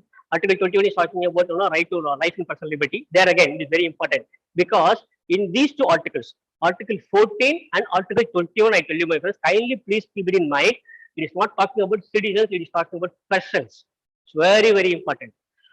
State shall not deny any person an equal opportunity before law. Okay, an equality before law, which means that he need not be a citizen of India. Again, I tell you, the Constitution is giving this fundamental right to every citizen in India and every person in India. So the state shall not deny to any person equality before law. It means that the person who is seeking this right need not be a citizen of India. Again, when you come to Article 21, again it says actually no person shall be deprived of his right to life or personal liberty except according to procedure established by law. This is what Article 21 says. Article 21 says no person shall be deprived of the right to his life or personal liberty except according to procedure established by law. Here again, it is very clear. The article says it is person. No person shall be deprived, which means that he need not be in citizen of India. That is why actually time and again we come across a lot of cases where actually we can see even a foreigner filing a case against the government of India or against some other authority and it goes up to High Court or Supreme Court. It is mainly because actually the Constitution is giving this right to every person in India. So let us be very clear. Article 14 and Article 21 are very, very special because it goes beyond the term of citizen. It is giving this fundamental right to every single person who is there in India. Kindly keep it in mind, my friends. Because most of the times actually we believe that actually the Constitution of India, particularly the Part 3 fundamental rights, is all about the citizens. It's all for citizens of India. No, it goes far beyond that. It goes far beyond that. In how many countries actually do we have the Constitution like this? Just think about it. Can you give so many examples where actually the Constitution is giving equal right to every person there in the country? So here it is. So Article 4 says the state shall not deny to any person equality before law. It's very, very important. Suppose a foreigner has something and he is being charged for some crime or offense, and then he has got every right to go to move the court and get his justice here done. Okay, this is very, very important. Okay, this is all about Article 14, and then we will come to Article 15. It's very simple. And there will be no discrimination. It's prohibiting discrimination. Article 15 is all about prohibiting discrimination by the state. Okay, it says actually the state shall not discriminate against any citizen. Now you see, it is not person, it is citizen. The state shall not discriminate any citizen only on the grounds of religion, caste, race, sex, or place of birth, or any of them. Right? Okay. They are given 4 or 5 or 6 where actually the state shall not discriminate against anyone, and it is applicable to citizens. Again, please note, whenever we go through the Constitution, particularly when you go through the Part 3 of fundamental rights, we have to see whether the article is for the citizen or for the person. Person means actually it transcends the theory of citizen. Actually, it is applicable to every person. Right? Okay. Here we are talking about Article 15. It says actually the state shall not discriminate against any citizen purely on the grounds of religion, caste, race, sex, and place of birth. Okay, it's very clear. We will not go deep into it, and then we go to Article 16 is very, very important. Article 16 is about giving equal opportunities in matters of public employment. This is what is most important thing. And I tell you, my friends, actually those who are preparing civil service examination, they have to be very careful because actually time and again, Article 16 and Article 19 and Article 21. These three are actually most important articles in the Constitution of India, particularly when we come to writing competitive examinations, particularly civil service examinations. These three articles are very, very important, my friends. 16, it is about giving equal opportunities, in matters of public employment. And again, what are the important here? What are the important points that we have to look at? It's very important. Actually, it says there will be equal opportunity in matters of public employment. But again, there naturally a question arises. If everybody is given equal opportunity, if the constitution says that actually every citizen shall have equal opportunity, how come there is actually reservation for backward communities or reservation scheduled castes and scheduled tribes? So there are so many reservations. How come it is there? This is a very good question, but actually the answer lies in the constitution itself. The constitution itself is giving the answer itself. Okay, so we need not go out anywhere. This says actually, because I tell you, my friends, we have to keep it in mind. Okay. Equality, the theory of equality can apply only with equals, those who are equals. Okay, you cannot treat the unequals equally. It's very important. Please keep it in mind. Unequals cannot be treated equally. Only the equals have to be treated equally. Unequals ought not to be treated equally. This was Supreme Court says. Okay, they ought not to be treated equally. Which means that, okay, I tell you my friends, it was a small example.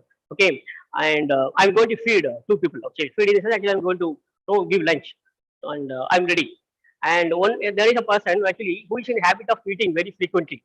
Every half an hour, every 1 hour, actually keeps eating, and he is not at all hungry. Okay, he is coming to my home. Okay, I'm going to give him food.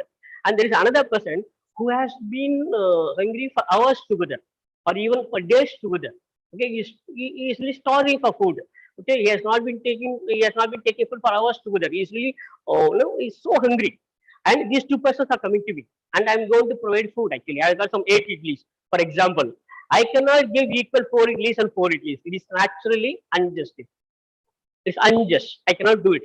So this is what says actually the principle of natural justice is very important here, which means that actually you cannot treat two persons who are unequal equally. You cannot treat them equally because there is inequality inherent in them. Okay, so someone is not at all hungry; he is already fully fed, and his stomach is full. He does not want so much food. Whereas there is another person who is really starving for food for hours or for days together. When I'm going to distribute 8 idlis or 8 dosas, actually, I cannot treat them equally and give 4 and 4. No, this is unjust.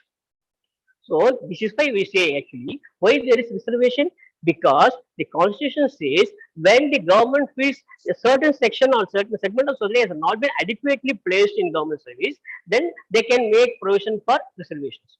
So reservation does not go against the principle of equal opportunities. It in fact strengthens the principle.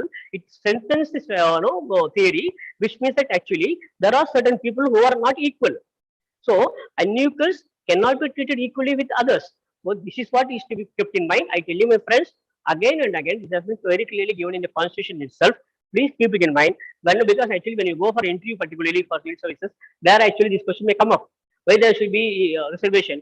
When the constitution says there is equal opportunity, there will be equal opportunities in the matters of public employment. Yes, equal opportunities among the equals. There cannot be equal opportunity among the unequals. So to set things right, to get rid of the the disadvantages of inequality, we have brought in the theory equal reservation, and then actually people are brought to equal status. So this is very important with regard to Article 16. Of course, Article 17 and 18 are also important. Actually, it consists about abolition of untouchability. In sense, actually, I'm talking about the complete examination. Very, very important again. So, abolition of untouchability comes under Article 17, and abolition of titles comes under Article 18. Okay, but with regard to the complete examination, perhaps there will not be so many questions over there. But again, I tell you, it's very important, particularly Article 17, because actually, as Mahatma Gandhi very rightly said, actually, untouchability is a crime, and untouchability has been abolished. It has been officially abolished, and Article 17 says it has been abolished. Okay, so Article 18, abolition of titles. Then Article 19, the most important thing I tell you, my friends, is Article 19. People say this is the soul actually of Part 3, and Part 3 is said to be the soul of the Constitution. So Article 19 is very, very important. It talks about right to freedom. All citizens shall have the right. This is what it says. All citizens shall have the right to freedom of speech and expression, and so many other freedom as well. Okay, to run a business, to run employment, to travel freely all over the countries, all over there. So it is all about right to freedom. And I tell you, my friends, 19 is very, very important. But I tell you, personally, I am firmly of the opinion that 19.1 should always be read with 19.2. I am very, very firmly of this opinion. Sorry, some people may differ again. I tell you, my friends, this has been my stand all along. 19.1 and 19.2 should always be read together. I am very particular about it. What is 19.2? It says the state can enact law which can impose reasonable restrictions on the right to freedom. This is very, very, very important, my friend. As a pure Gandhian, I really say hats off to the drafters of the constitution. This is very important. 19.2 is meant to be claimed with 19.1. This is very important. I tell you why. Because 19.1 actually is giving the right to freedom, but it should not be unfettered. There has to be some change, there has to be some bondage, there has to be some restrictions. Otherwise, particularly in a country like India, where actually democratic, republic is actually taken for a ride, you need to have certain restrictions. Otherwise, it's going to be very dangerous. Okay, it is like actually running a car at 200 plus kilometers speed without a brake. It is not at all advisable. It is not at all good. There has to be a brake. There has to be a brake. But see, you have been given a ultra modern vehicle where actually you can ride the vehicle at 200 plus or 250 plus or 300 plus on the road. Again, there has to be a brake. It is not all about giving the accelerator.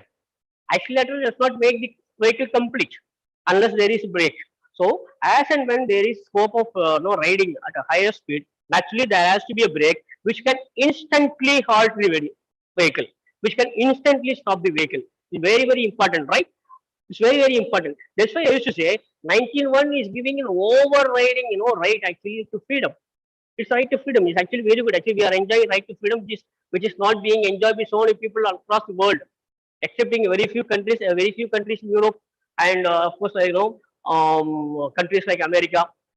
Except in very few countries, in so many countries, people do not have so much of freedom as we have here in India. It is all coming to us from Article 19, particularly 19.1.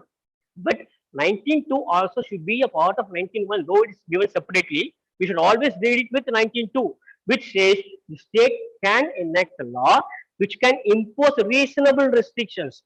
Here again, the debatable point is not on the word restrictions. The debate should be on the word reasonable. What is reasonable? We have to see.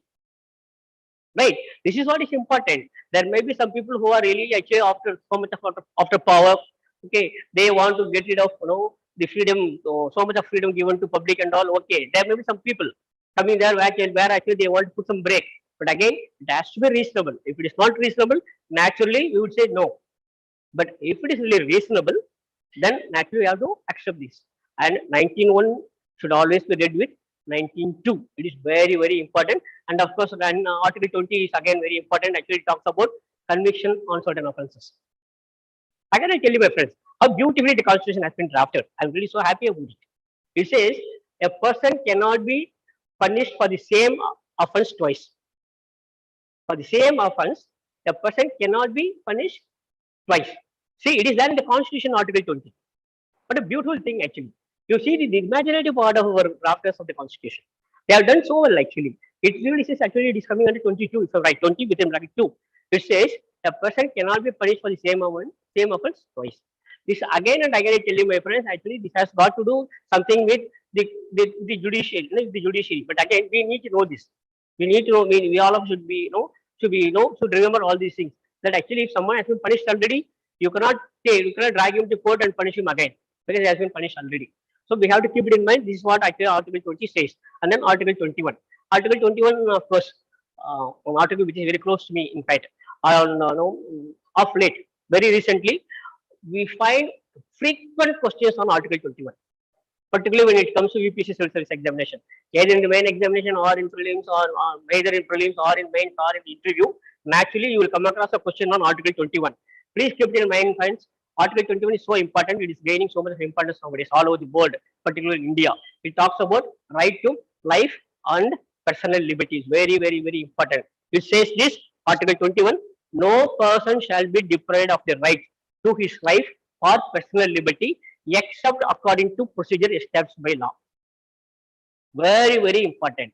Now, are you able to see the difference between 19 and 21?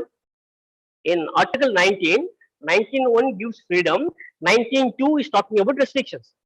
This is what is all about Article 19. But when you come to Article 21, there are no two different clauses. In a single sentence, they bring the restriction also. Single sentence. It cannot be, it cannot be separated. An inseparable part of the article. So Article 21 is a single sentence article. Like Article 1, India, that is Bharat, shall be Union of States. Single sentence, a single sentence article. Article 21 is again a single sentence article, which is very, very important. It says, no person shall be deprived of the right to his life or personal liberty, except according to established procedure established by law. Very important. Which means that this right is there very much. It is fundamental right. But there could be a procedure established by law which can restrict this freedom. It is very much a part of the article itself. It is not a subclass. It is not a provision. It is not an explanation to article, my friends. Article 21 is so important because nowadays people are talking so much about personal liberty. Personal liberty does not come on a platter. Let us be very clear about it. Article 21, yes, it gives freedom. It gives freedom to life and personal liberty, but with the condition that except according to procedure established by law, it can be deprived. If there is a set procedure which takes away, which is a legal procedure already established, which takes away the right to personal liberty, yes, the Constitution allows it. Let us be very clear. I think there cannot be any debate over this. But time and again, I come across a lot of debates that is taking place in the electronic media and everywhere else, even on social media, across the across the country, even across the globe. People are talking so much about personal liberty. I tell you, my friends, the Constitution is very clear. Kindly keep it in mind. Because why I'm taking so much of time? Because actually, I feel this is the most important article nowadays in the Constitution, where I expect a definite question on it, either in prelims or in mains or in the personality test and interview. Naturally, people ask, do you think personal liberty is unfettered? Do you think actually personal liberty is needed? Do you think the Constitution is giving you the right to personal liberty? There may be so many other questions, and I'm not giving you my opinion. I'm telling you what the Constitution says. Okay, kindly keep this article. Although it's only single sentence article, keep it in mind. Keep it by heart. You need to know this article by heart. I repeat it again. No person shall be deprived of the right to his life or personal liberty except according to procedure established by law. This is very, very important, right? This is all about Article 21. 21A, we know it is right to education. Right to education is very, very important thing. Very recently it was added, and I know you know about it. And right to education, perhaps it is not very frequently lost. Because it is actually, there is a controversy. Everybody is for it. Okay. Why there is so much of debate on certain articles, and there is no debate at all on certain various articles? Why? Because actually they accept it. There just cannot be any debate, right or not? There just cannot be any debate. When Article 21 say actually there is a fundamental right of school education to every child, then naturally everybody accepts it. So when everybody accepts and there is no debate, actually rarely you will not come across so many things. And particularly when you go for competitive examination, when you go for personality test, naturally you will not have any question on those articles where actually it is accepted. Everybody accepts, yes, we need it. Okay, so Article 21A may not be of so much of interest to you in the competitive examination, but it means so much to the society at large. But the society is needed. For competitive examination, it may not be needed so much. But for the society, I tell you, of all the articles that are talking about fundamental rights, actually 21A is the very best one, which ensures education to children up to the age of 14. So 21A is very important from the context of the societal interest, whereas actually for the point for the purpose of competitive examination, it will not be so much of importance. Then I jump over to Article 30 because my time is running out. So Article 30. Article 30 is all about the right to run minority education institutions. We come across so many things actually where actually minorities are running education institutions, and there are two kinds of minorities recognized by the Constitution of India. Article 30 says minority on the basis of religion and on the basis of language. So the education institute could be of a minority education institution where actually it is religious minority or linguistic minority. they can run educational institutions, and it has been accepted there by Article 30, which says that actually minority educational institutions, minority community they have got a right to run educational institutions. It is given there by Article 30. And after 30, I tell you, my friends, from 31 to 35, actually nothing much really. Article 31 has been scrapped, if you like. It is not there. It has been repealed. It is not there. 32 is all about actually, saving of certain laws. Suppose there is a law actually which says actually they will take away the land for some purposes for the government actually. Suppose they want to bridge, they want to construct a bridge. Okay, suppose they are bringing some metro water, metro rail project. So they want some land. They can take away the land from the individual. No, actually, it will not go against anything said in the part 3, because it is not in contravention. You will not take it as something in contravention or something violating the part 3. So it says actually there are certain laws which actually are exempt from all these things as saving of laws. This is all about Article 32, and Article 33 is very important. Constitutional remedies. Constitutional remedies with regard to fundamental rights. 34 and 35 procedural things. Okay, how to make amendments and all those things. So beyond 30, actually there is nothing much. Now we have seen that actually there are only certain articles which are very, very important, like 14, 15, 16, 19, so 21.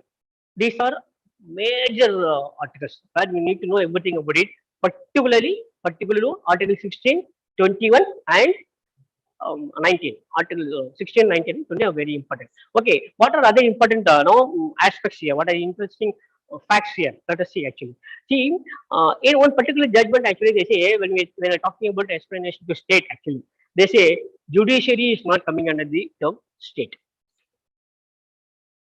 Whenever actually we come across the term state in part 3, it says the state shall not deny to any person.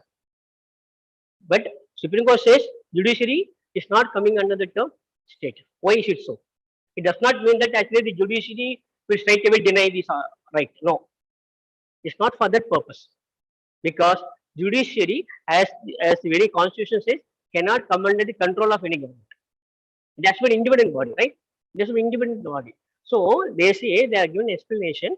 State does not mean judiciary, or judiciary does not come under this term state. It does not mean that the judiciary can take away the rest given in part 3. Very important. Are you able to understand what is it? Are you able to understand what is it? Supreme Court says judiciary does not come under the term state. Okay, I accept. Because it has to be independent body. Okay, see, all of us know actually the very laws refuge for a common man in a democratic country should be the judiciary. So it has to be independent. So it cannot come under the term state. I can understand, but it does not mean that it can take away the rights given that in the constitution.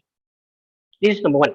And number 2, most important thing that we have to observe here is that actually there are 2 different types of rights. As I started earlier, actually, in the very beginning of my say, actually, there are certain rights which are given by the state, or there are certain rights which the state shall not deny to any person, right?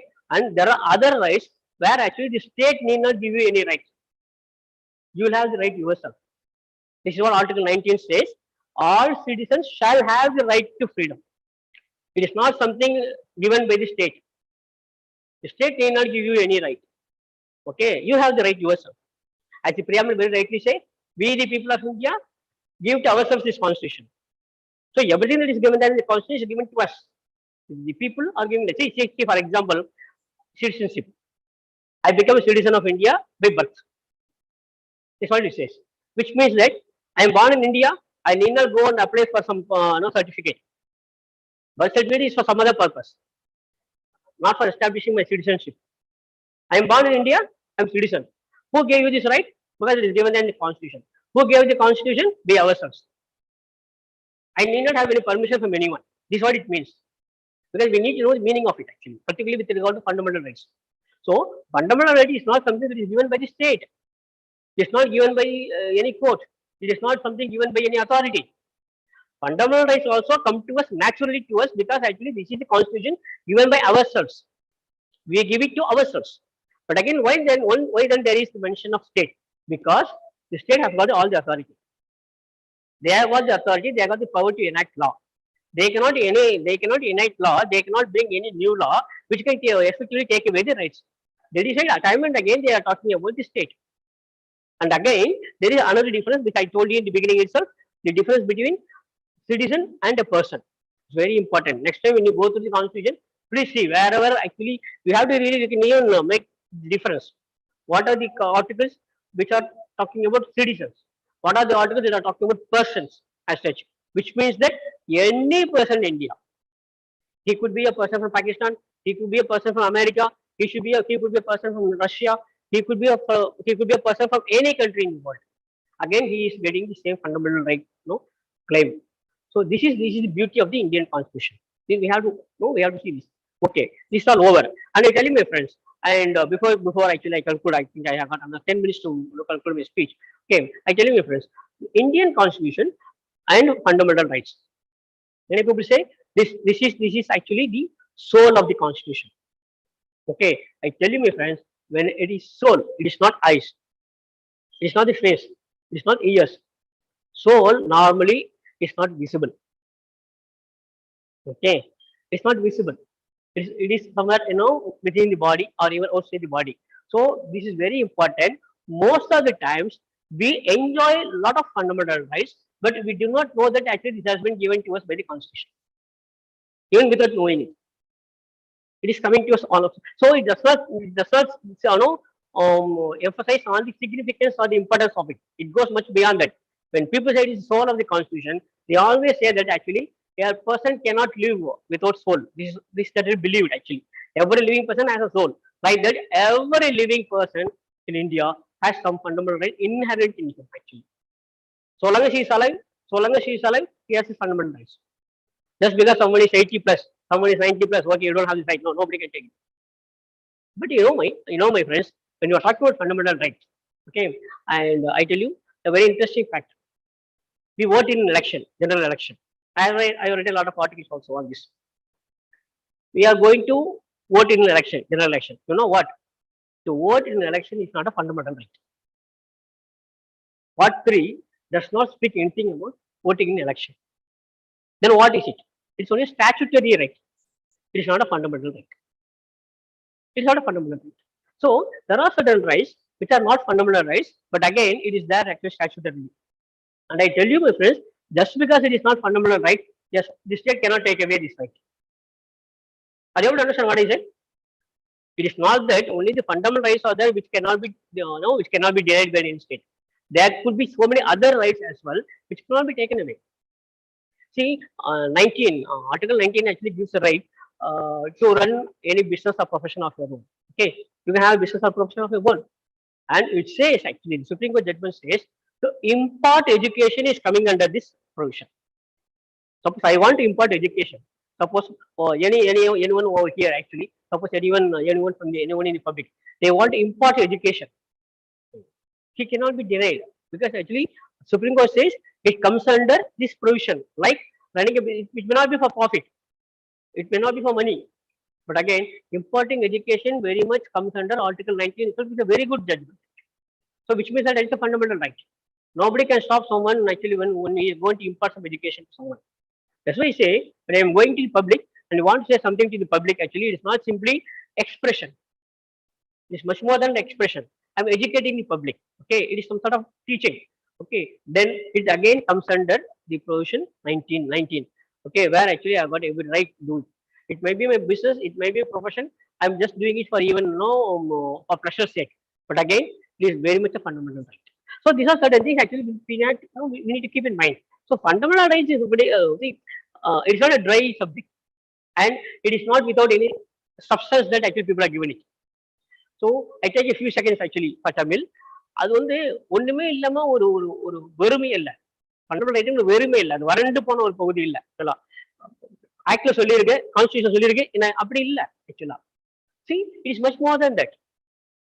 You don't want anyone to implement fundamental rights. Okay, and I tell you, my friends, very beautiful thing actually. The Constitution, particularly Part 3, gives you the right, and it is not only giving you the right, it is also giving you the right to claim the rights. It's most important thing. Most important thing.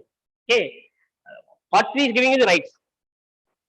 It does not end there actually.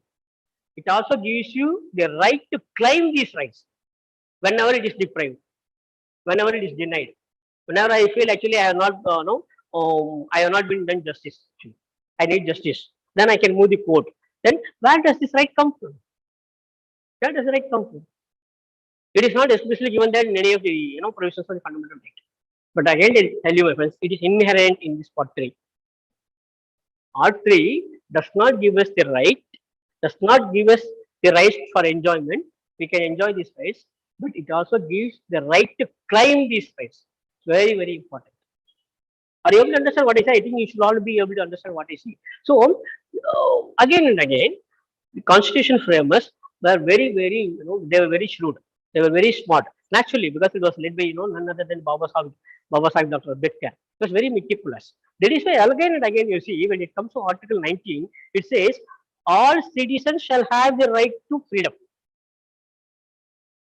Here, it does not say the state shall provide freedom. No. What it means, it is with me. I will have the right myself. And it is applicable to all citizens. It's applicable to all citizens. That is why we need restrictions. I have got freedom because it is not given by the state. It is not given by the law. It is not something given by the court. It is not something that I have taken from somewhere. The moment I am the citizen here, I have got the right. It's inherent. So naturally, there has to be restriction. Nobody can come and tell me actually you should not speak. Same way, I should not say that I can speak because I have got right. In between, there should be a balance. The balancing act is beautifully done by Article 19.2. This is where actually we need the state. See, 19.1 does not talk about the state. All citizens shall have the right to freedom. It's all about the citizens. It's all over. But there has to be a controlling body, there has to be an authority who can impose certain restrictions. Otherwise, I can go and talk any nonsense thing and actually all the people will put to hardship. That should not be there. My right to freedom must not be detrimental to right of freedom of some other. You should not hurt others. You should not wound others. Then in this case, who will do it? Someone has to do it, no? It cannot be done by my neighbor. I can't expect, I can't rely upon somebody else who can do it. So the only reliable authority is the state. The state has to impose certain restrictions. I tell you that is why the state can impose reasonable restrictions, and they give actually some 5 areas where they can impose restrictions. One is when it affects the public decency, public moral. When it goes against the integrity of the nation, when it actually endangers the security of the nation, okay, they can impose. So they give certain 4 or 5 conditions where actually you think actually this is in danger. Particularly with regard to, because actually we see a lot of news items coming out now actually. When the social media is put to use by someone purely in a very indecent way, then someone has to get in. Okay, someone has to impose restrictions. Okay, and who is there to judge whether something is decent or not? This is where actually the reasonable, that word reasonable comes. This is why actually so many cases are coming up before the High Court or the Supreme Court. Then the learned High Court or the Supreme Court will decide whether it is really reasonable or not. But again, it is needed. When it comes to morality, when it comes to public decency, particularly, naturally we need to have restrictions. I tell you, my friends, Article 19, particularly 19.1, is very, very effective so long as 19.2 is really effective. This is very important. And 19.2 will be effective so long as the state acts in a truly democratic way. So, which means that the effective operation of 19.1 lies in the effective democratic functioning of the state. This is what I wanted to say. Where the state is really truly democratic, it's okay. I tell you, my friends, actually, one beautiful example actually. We know the financial year starts from April 1. It goes up to March 31. Right? Financial is normally from April 1 to March 31. Why should it be like this? It could be like calendar year. It can also start from January 1 to December 31. So many countries are following it actually. In fact, I have written a lot of articles on it. You know what? For the past 150 years, committees after committees after committees formed by the government have given recommendation that actually you should start from January 1. Financial year should start from January 1. But it is not taking part. No, it is not, it is not seeing the light. So it is approved. In 1954, in the Congress All India session, the then Prime Minister Jawaharlal Nehru himself spoke for the need to change the financial year. We are talking about how democratically we are functioning. Okay. The all-powerful Prime Minister of India in 1954, Jawaharlal Nehru spoke for the need to change the financial year. It should not be April 1. Of course, his idea was to change it to July to June, from July 1 to June 30. But somehow he wanted to change the financial year. The Prime Minister himself spoke in the Congress session. Can you believe it? It could not come into effect. It was rejected by the cabinet. This is how actually our democracy worked. Can you believe it? The Prime Minister himself says we are going to change the financial year. I am of the opinion that it should be changed. But the cabinet all of a sudden in the next week itself actually says no, you cannot change it. This is how actually a leader should be. This is how a leader should be. Truly democratic. Okay. If we have a leader like Pandit Jawaharlal Nehru, where actually they go by the democratic principles, then we just need not worry about 19.2 at all. Why people are so concerned about reserve restrictions? We are not here to talk about politics, okay? Politics is not our area here. So, the state has the power to pass reserve restrictions, and the state should be in the hands of people who believe in democratic values. Then 19.2 will not be a problem. But 19.1 will always be a problem. I tell you this. 19.1 will always be a problem because it gives so much of freedom to everyone. Because as I told you earlier, it's an inherent right. If it is an inherent right to freedom, then naturally you cannot expect all the 130 crore people to be so reasonable. They cannot expect all of them to be so well balanced. They have to be right or wrong, that is different. But they may not have the same, same amount of maturity of thought where actually they would think before they speak. They would think before they write. No, you cannot expect them. So this is the very big danger. 19.1 is the boon. 19.1 is the very best part of the constitution. 19.1 is the very, very benevolent article, the most benevolent article.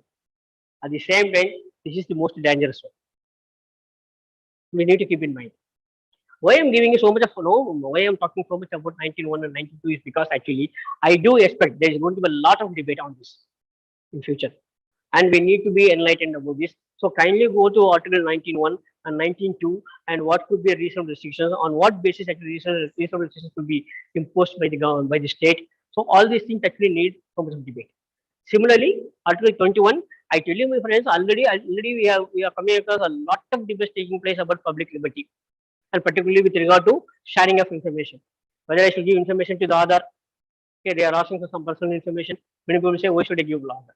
Why should I link other with something else? Why should I link my PAN with something else? This is different, and other cannot be used for so many purposes. Actually, it is not meant to be, basic document. So many things are happening, taking place in India, and we need to know what Article 21 says. It's very important, I tell you, my friends. There are 3 articles. I tell you again, Article 16, Article 19, and Article 21. These 3 articles will really have a lot of debates and discussions again and again all over the country for the next few decades at least. So I tell you, my friends, please give some attention to fundamental rights. And before I wind up and before I conclude, actually, there are only 3 points I want to tell you, my friends, when it comes to fundamental rights. Number 1, how you look at it from the point of view of the competitive examinations. It's very important. And for competitive examination, I tell you, almost every single article is important. Every single article is important, but particularly I would say these are very important. 14, 15, 16, coming to 19, 21, 21A, and of course 30. These are the articles which are very important from the point of view of competitive examinations for all the 3 levels: prelims, mains, and personal interview. These are the important things. And if you are really interested in knowing more about fundamental rights, kindly go through the notes given under each article. It's very important. Notes are very important. Every single article will have note actually. And I tell you, my friend, I want to tell you, Dr. Ambedkar Law University has brought out a very good Bare Act of the Constitution Act. And my suggestion would be to go through the Bare Act. Don't go through the notes or explanations or any other book. No. Sincerely, I tell you, my friends, kindly go through the Bare Act, the Constitution of India. It's so simple to understand. There could be hardly some 1 or 2 words here and there where actually we will not be able to we are not able to know the meaning of it. Otherwise, it's very simple. The Constitution is very simply drafted actually. It's very important. There are 3 areas, as I told you earlier: fundamental rights, preamble. Preamble is very important. Actually, it was here. Actually, we the people of India have solved Constitution India is to the sovereign social democratic republic of India and to secure all its citizens, all these things. Okay, I am not here to tell you what I know by heart. Okay, no, the preamble is very important, and how the applicability of preamble. And actually, there was one particular judgment where actually it says preamble is very much part of the constitution. It's all important. So the preamble, fundamental rights, and third one is naturally all the provisions with regard to central, state and central will be more or less same. So most of the articles that are coming under the coming under caption state central would be of so much of interest, would be of so much use to you when you are coming to Constitution of India. Okay, so these are three areas: the preamble, fundamental rights, and the central, and of course the notes, particularly in part 3. At each article you will have notes, and I want to know, you can just see this is the book actually. So I'm using it for so many years, so that's why it is so bad actually. Don't mistake me. So this is the book actually, the Constitution of India, the Barak. It is actually it is from the Dr. Ambedkar Law University, the Tamil Nadu Dr. Ambedkar Law University. I tell you, my friends, this is the very best book available in the market actually. And the Constitution is Barak, and they have given beautiful explanations. They have got notes actually, and they have given almost all the Supreme Court judgments over here in 1 or 2 lines. It's really quite interesting. Kindly go through the Barak, and then you will know more about it. And then I tell you, fundamental rights, it's a really very good one. It is soul of the Constitution. It is really the soul of the country as well. And so long as we respect the Constitution, so long as we give the real, we live truly, in true literal spirit of the Constitution. Naturally, fundamental rights is really a boon, which is so good. And telling my friends, I told you earlier, at least 70% of the population of the world do not have these rights. There are so many rights.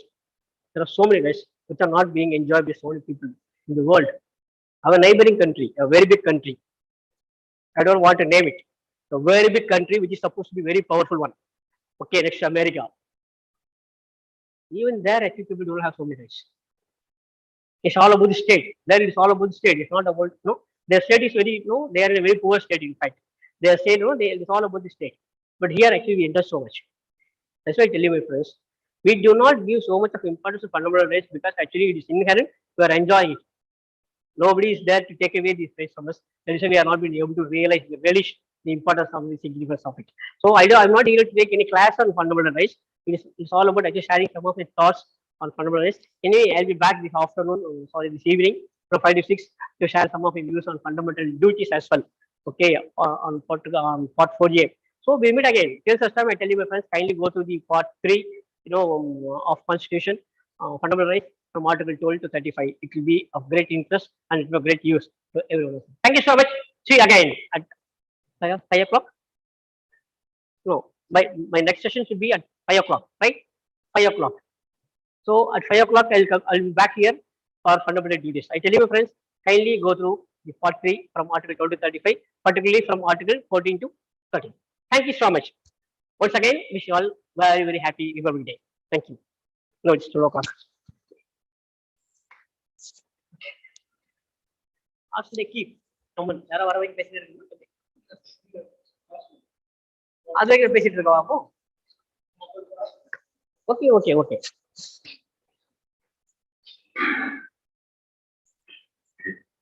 Till the next speaker takes over, perhaps I'll be here for some more time.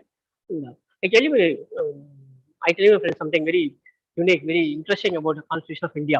Actually, there have been a lot of translations of the Constitution of India in Tamil as well, but many times actually it does not convey the very exact meaning as it is given in the Constitution in its original form in Hindi or English. So we need to always compare the Constitution of India in English with our local language. Okay, so it's very important because, for example, I tell you, the Constitution says there shall be a President of India. The Constitution says an article, there shall be a President of India. You know the meaning of it. இந்தியாவுக்குன்னு ஒரு குடியரசுத் தலைவர் இருப்பார் அப்படிங்கிறதான். ஆனா when you see it actually in Tamil version, it says இந்தியாவுக்குன்னு ஒரு தலைவர் இருப்பார் அப்படின்னு அதை போட்டிருக்காங்க. அதனால இதெல்லாம் ரொம்ப பார்த்து இப்பவே நீங்க எந்த ஒரு மொழியிலும் நம்ம கத்துக்கலாம். நம்ம தாய்மொழியில நம்ம படிக்கலாம். தமிழ்ல படிக்கும்போது தயவு செய்து கூடவே இங்கிலீஷ்லயோ அல்லது ஹிந்திலோ என்ன வெர்ஷன் இருக்கு பார்த்துட்டு அது ஒரு கம்பேர் பண்ணிட்டு படிச்சோம்னா ரொம்ப நல்லா இருக்கிறேன். நம்ம தப்பா புரிஞ்சுக்க வேண்டாமே அப்படின்னா வேற ஒண்ணுமே இல்லை. Otherwise it is always good that actually we read things in our mother language. It's very good. Thank you so much. Thank you.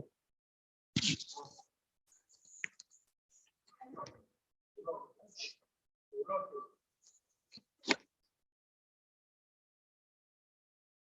thank you, sir. What is this? Very good.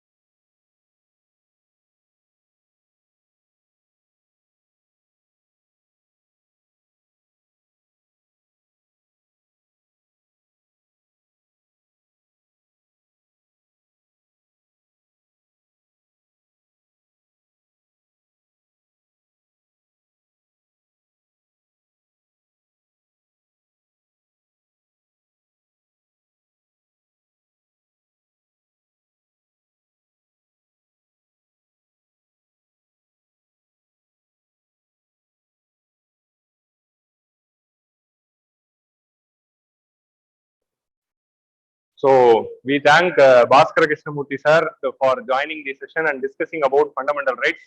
Thank you, sir.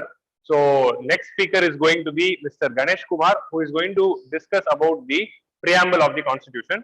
So Mr. Ganesh Kumar will join the session soon. So in the constitutional marathon event, at this juncture, we would like to thank KingMakers IAS Academy's director, Mr.Bhoominathan sir, for conducting such an event and incepting such a concept. So thank you, sir. And we also wanted to thank all the speakers who are joining today. So before going into the next session, I would like to show you all the speakers who are going to talk today. யார் யாரெல்லாம் இன்னைக்கு பேச போறோம் agenda of the day வந்து I'll just show you. Okay.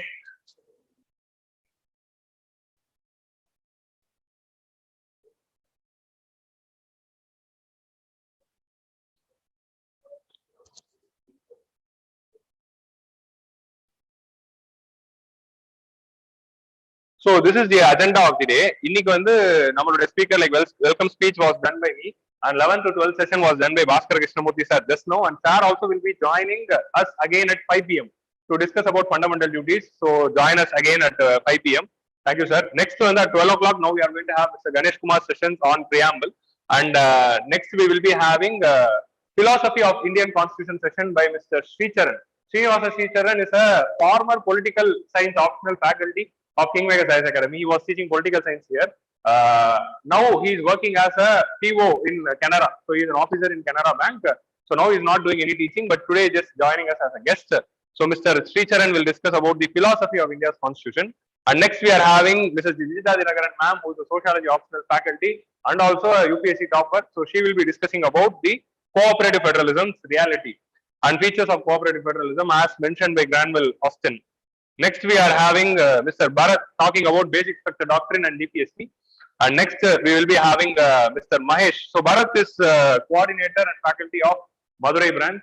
And we will be having Mr. Mahesh, who is the coordinator and faculty and Tamil optional faculty of Trichy branch and KingMakers IAS Academy at 4 p.m. to discuss about Panchayat Raj. At 5 p.m., we are having Bhaskara Krishnamurthy sir for fundamental duties. At 6 p.m., I will be joining again to discuss about the landmark amendments in the Constitution. At 7 p.m., we are having Madhavi madam.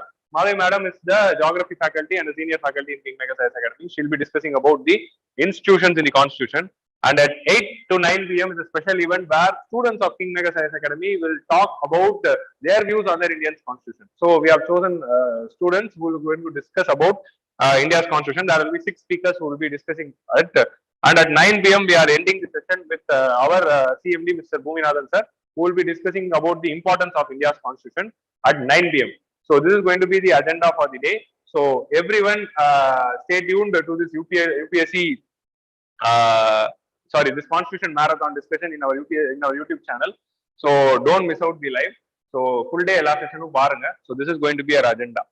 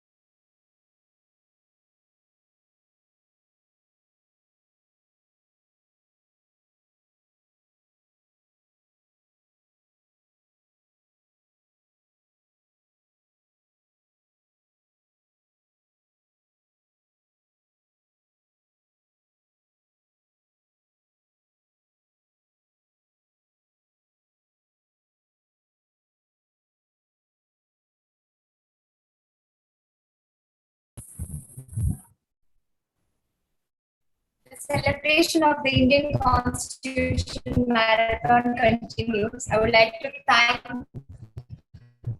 Mr. Baskaran, Krishnamoorthy.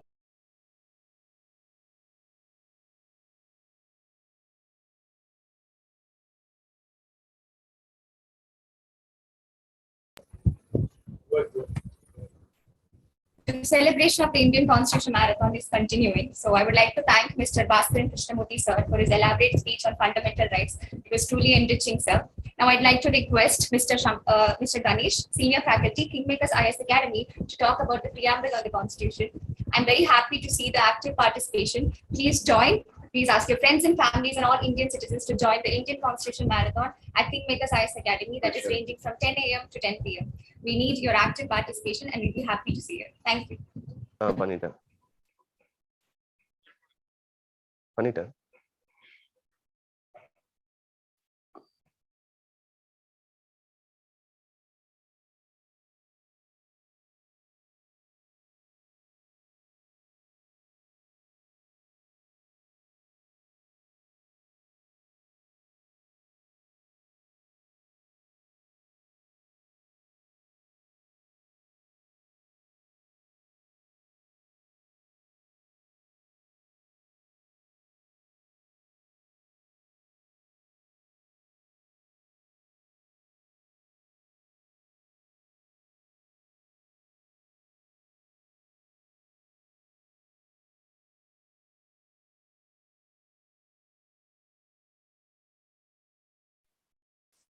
So now we are having Ganesh Kumar sir, who is going to discuss about the preamble of the India's Constitution.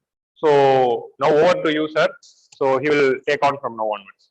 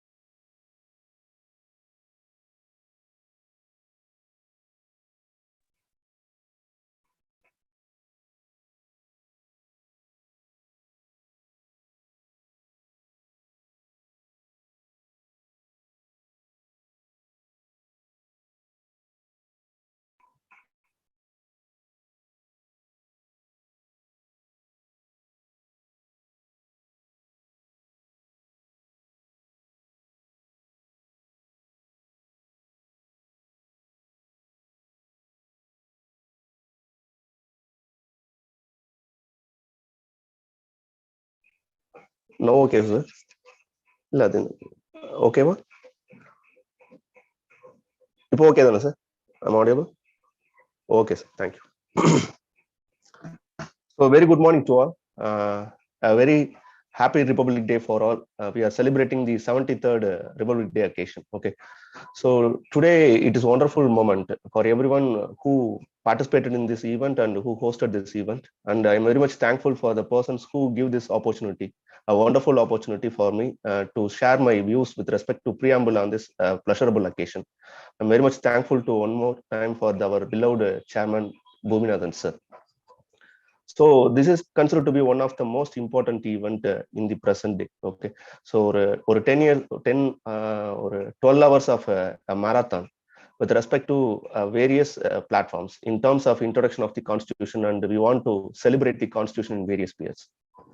So I want to share some of the moment, a small moment with respect to choosing of this topic. Okay, so yesterday our team leaders, okay, who invited me to share some values with respect to constitution, and they give some of the topics with respect to what all wish you have to take the class in such a way. Okay, so selecting the topic is with respect with myself, and he said that a few of the members already selected some of the topics, and I immediately prayed myself that no one will choose preamble. Okay, so he listed some of the topics, and I prayed myself that yaar preamble mattu choose pannira kodadu. I want to share something with preamble. Okay, so for the past 10 years of experience in the civil service field, and I'm holding 7 years of taking classes in the civil service industries. Okay, so one of the most beloved part of the constitution, எப்ப கேட்டாலும் நான் அதை தான் சொல்லுவேன், Okay, உங்களுக்கு பிடிச்ச part with respect to constitution எதுன்னு கேட்டீங்கன்னா immediately I said that preamble. Why preamble is considered to be very important in this present context as well as in the constitution means it has such a huge values and it has certain things which seems to be more visionary in all spheres.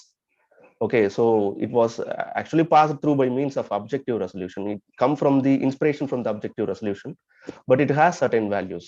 Values அப்படின்னு வரும்போது if you I can see it as a seed.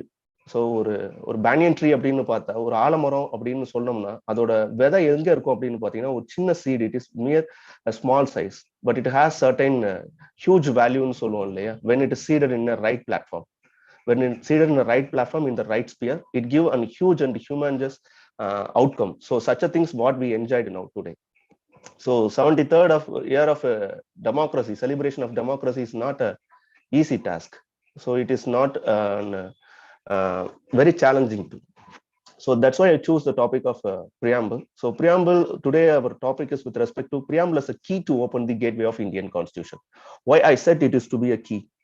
So ஏன் இதை கீன்னு சொன்னோம், ஒரு gateway open பண்றதுக்கான ஒரு key அப்படின்னு சொன்னோம் அப்படின்னா with respect to it has certain aspects. அதுதான் இங்க இருக்கக்கூடிய special importance with respect to preamble.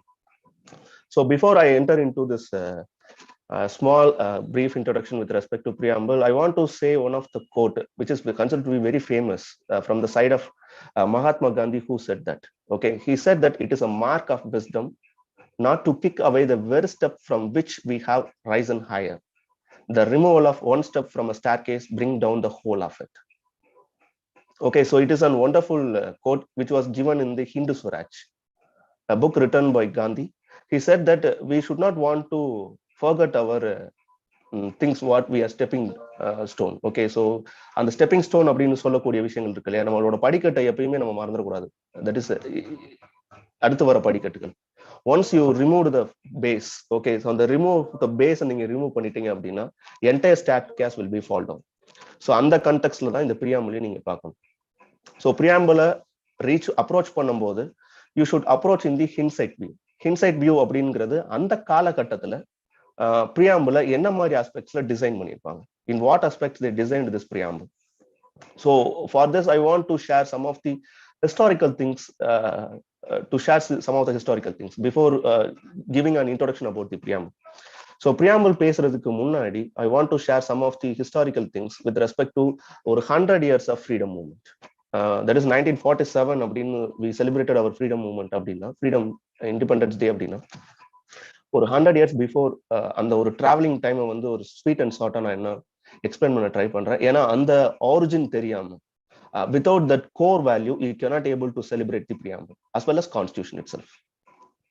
okay, so preamble oda nature o illa preamble oda tanmayavo you cannot able to recognize or you cannot able to celebrate until and otherwise if you are not know the values of the historical things. okay, so we all know that we are colonized for more than 200 years under the British rule. okay, so எல்லாருக்குமே தெரிஞ்ச விஷயம் தான், the British rule, under the British rule ultimate objective of any freedom movement is nothing but we want to celebrate, we want to left over from the colonization. so freedom அப்படிங்கிறது it's nothing but சுதந்திரம்.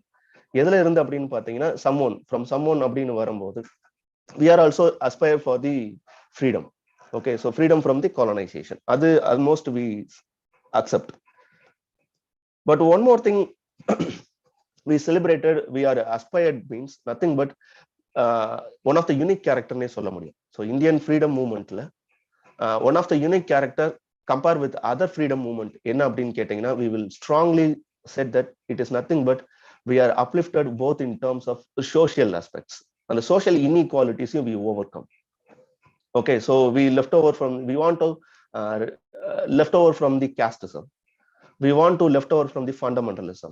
we see in various spheres நிறைய movements மேல பார்த்திருக்க முடியும். social religious reform movements started from Rajaram Mohan Rai until the freedom fighters Mahatma Gandhi and Ambedkar, through by means of Arya Samaj, Brahma Samaj, Satya Shodak Samaj, and Mahatma Gandhi's various movements for the removal of untouchability in various spheres, and Dr. Ambedkar who fight for the upliftment of the socially depressed classes. so one of the unique feature with respect to our Indian constitution or with respect to our Indian freedom movement is nothing but we aspired for, we want to left over from the colonization, that is we want to get an independence in terms of political and civil sphere. And at the same time, we want to left over from the social and economic inequalities. So on the ரெண்டு contextல தான் இதை நம்ம understand பண்ணிக்கணும். In sense, அந்த freedom movement with respect to how it is connected with the preamble as well as with the Indian Constitution. அப்ப unique feature ஒரு விஷயம் என்னன்னு சொன்னீங்கன்னா, அந்த freedom movement it is aspired for the independence. Second thing, it want to also aspire for the social and economic freedom. So that's a thing what we are aspired through from it. So அந்த கண்டெக்ஸ்ட்ல we said that we are many freedom fighters who are fight for the both nations independence as well as for the social independence.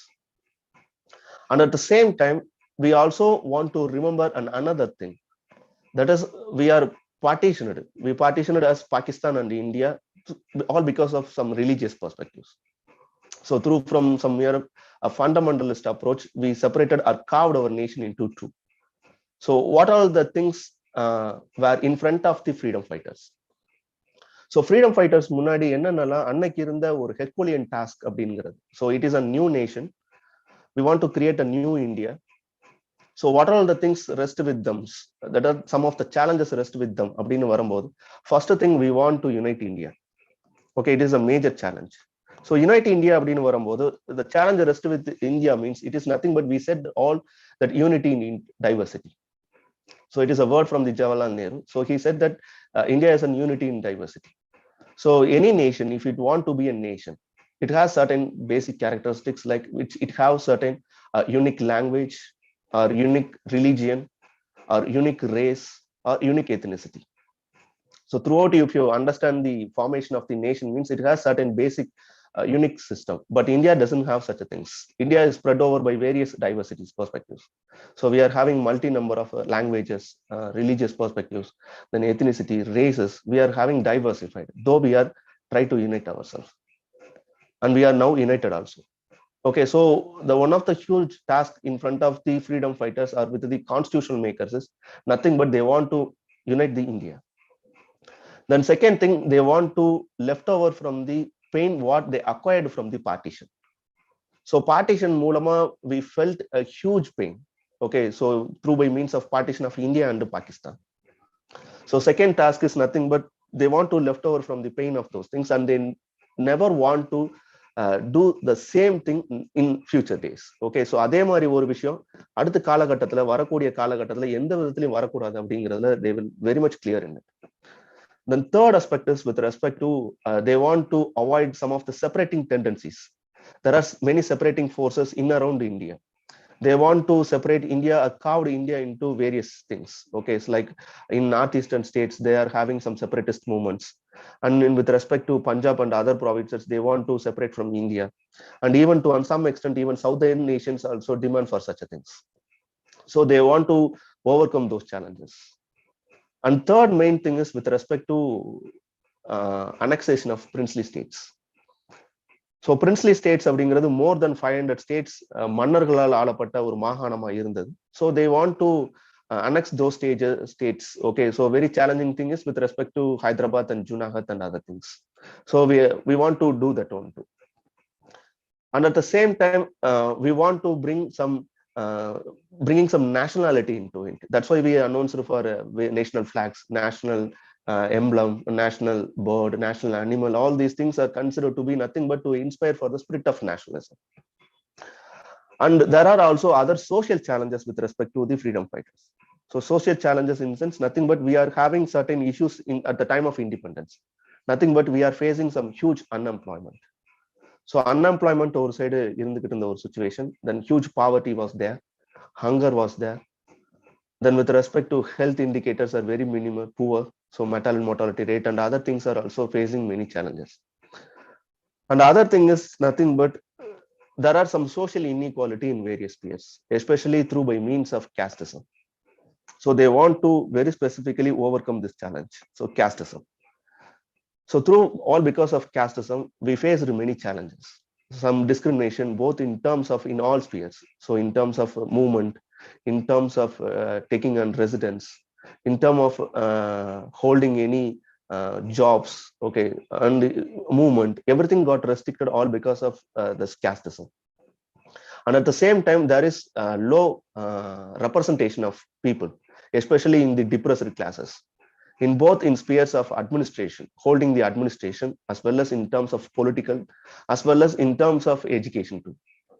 So in all the spheres, the casteism was deeply rooted, and it discriminated, and it left over most of the population from the mainstream aspects, in sense mainstream politics as well as in mainstream administration. So that thing they want to overcome through by means of social challenges. They have the rest with some social challenges. And at the same time, they are having some economic challenges too. Okay, other perspective, in sense, they are having some economic challenges. So in economic challenges, what they are facing means we are having a poor industrialization.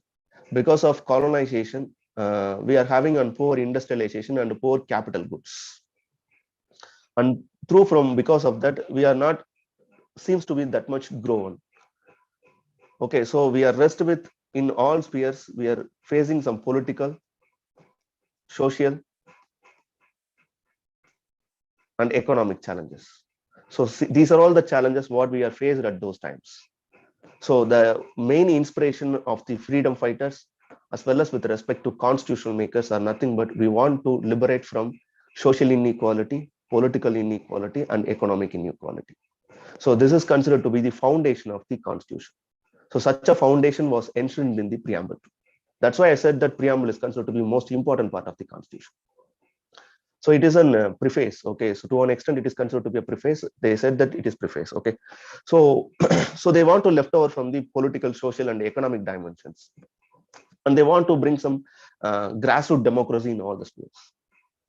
So that's why they in the sphere. Okay, so in this sphere they try to form a new constitutional assembly. Okay, so they try to form a new constitutional assembly through by means of formation of new constitutional assembly in 1946.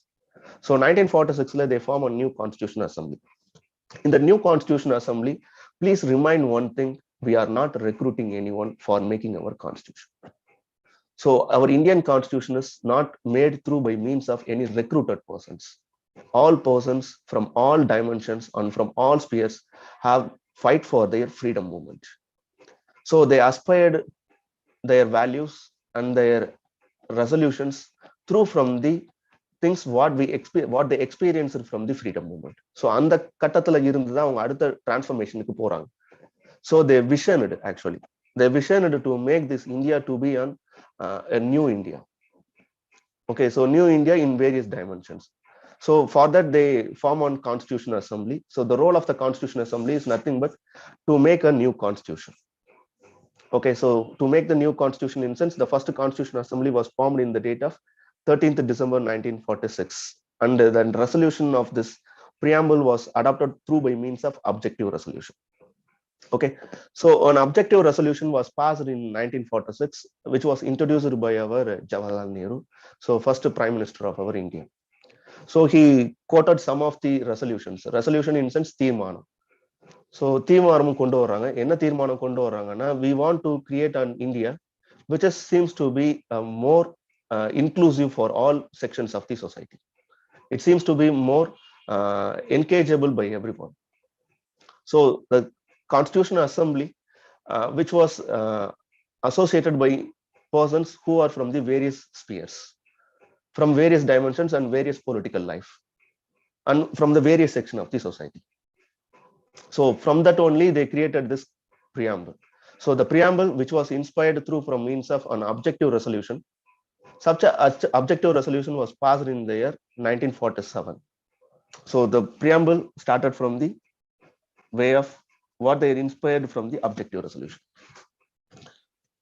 So what the preamble says.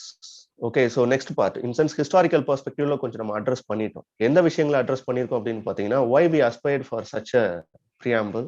So preamble அப்படிங்கிறதுக்கான values என்ன, so எதனால இந்த preamble include பண்ணிருக்கோம் அப்படிங்கிற விஷயத்தை பேசிட்டோம். Okay, so preamble அப்படிங்கிற ஒரு விஷயம் அப்படின்னு பாத்தீங்கன்னா, what is the real meaning of preamble is nothing but it is considered to be the preface of the constitution னு சொல்லுவாங்க. So எந்த ஒரு book, you are taking any book, okay, so irrespective of any book, if you are seen in the front page, there is a preface. So preface in sense what this book going to tell and what are all the things you can get through from reading this book. So things which was listed in the preface of the any book. In such a way, preamble is also considered to be the preface of the constitution. So as I already said, through from reading the preamble, you can understand the nature of the constitution. So just a preamble நீங்க read பண்றது மூலமா you can able to understand the nature of constitution in various dimensions. So in various dimensions, in sense, it hold more than 395 articles plus. Okay, so 395 articles, 12 schedules. So everything is rested with through by means of an seed which was enrooted in the preamble. So preamble அது இருக்கு. அதை நீங்க observe பண்றது மூலமா எதை உங்களால gain பண்ணிக்கிற முடியும்னா what actually the freedom fighters demanded for, what our actually constitutional makers aspire to fulfill or aspire to be a country like this. So எப்படிப்பட்ட நேஷன் வேணும் அப்படிங்கறத they will tell through by means of preamble. So that's why I said it is to be a key. So key அப்படின்னு வரும்போது I said this key is you can use it to open 3 gates actually from my interpretation. From my interpretation, they followed this preamble. Okay, so preamble ஒரு விஷயத்தை அவங்க எடுத்துக்கிட்டதுல இந்த preambleங்கிற கீயை வச்சு you can able to open the 3 gates அப்படிங்கிறது from my interpretation I concluded that. Okay, so first thing, what preamble says to the constitutional makers. Okay, so constitutional makers க்கு preamble சொல்லக்கூடிய விஷயங்கள் என்ன? That is how to make the constitution, that's all. So constitution assembly ன்னு ஒன்னு form பண்ணிருக்கு. Through from that there is a drafting committee. So drafting committee was headed by various persons from various peers. Okay, so it is a guidance to the constitutional makers to how to make this constitution to be inclusive for everyone, and what are all the things we should adopt before making our constitution. Such a things was enshrined in the preamble. Second thing, if you want to understand the nature of the constitution, very especially the philosophical part of the constitution. So the philosophical part of the constitution rests with preamble to fundamental duties. These are all considered to be the philosophical values. So philosophical values in sense தத்துவ கோட்பாடுகள். So if you are neglect the philosophical values from the constitution is nothing, just an administrative document, that's all. If you read from part second of the, okay, so in sense from union territories to other perspectives without reading the preamble to fundamental duties means it is considered to be a mere administrative document like any other. You cannot able to enjoy the liveliness, or you cannot able to set it to be an organic document.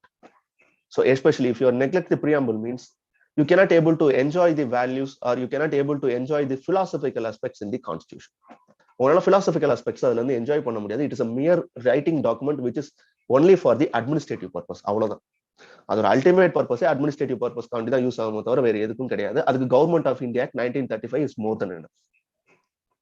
But our constitutional makers want to bring some values into the constitution. That's why they adopted for the preamble. And other things like fundamental rights and fundamental duties and directive principles of state policy. But one thing we want to remember, that if you want to understand the nature of the constitution, first you should know what are all the values listed in the preamble. That's why it is considered to be a guide for all the articles of the Indian constitution. It's said to be a guide. Okay, it is considered to be a roadmap. Through from that you can able to get various things from the constitution. And third thing, with respect to it is considered to be one of the important thing even in the contemporary times.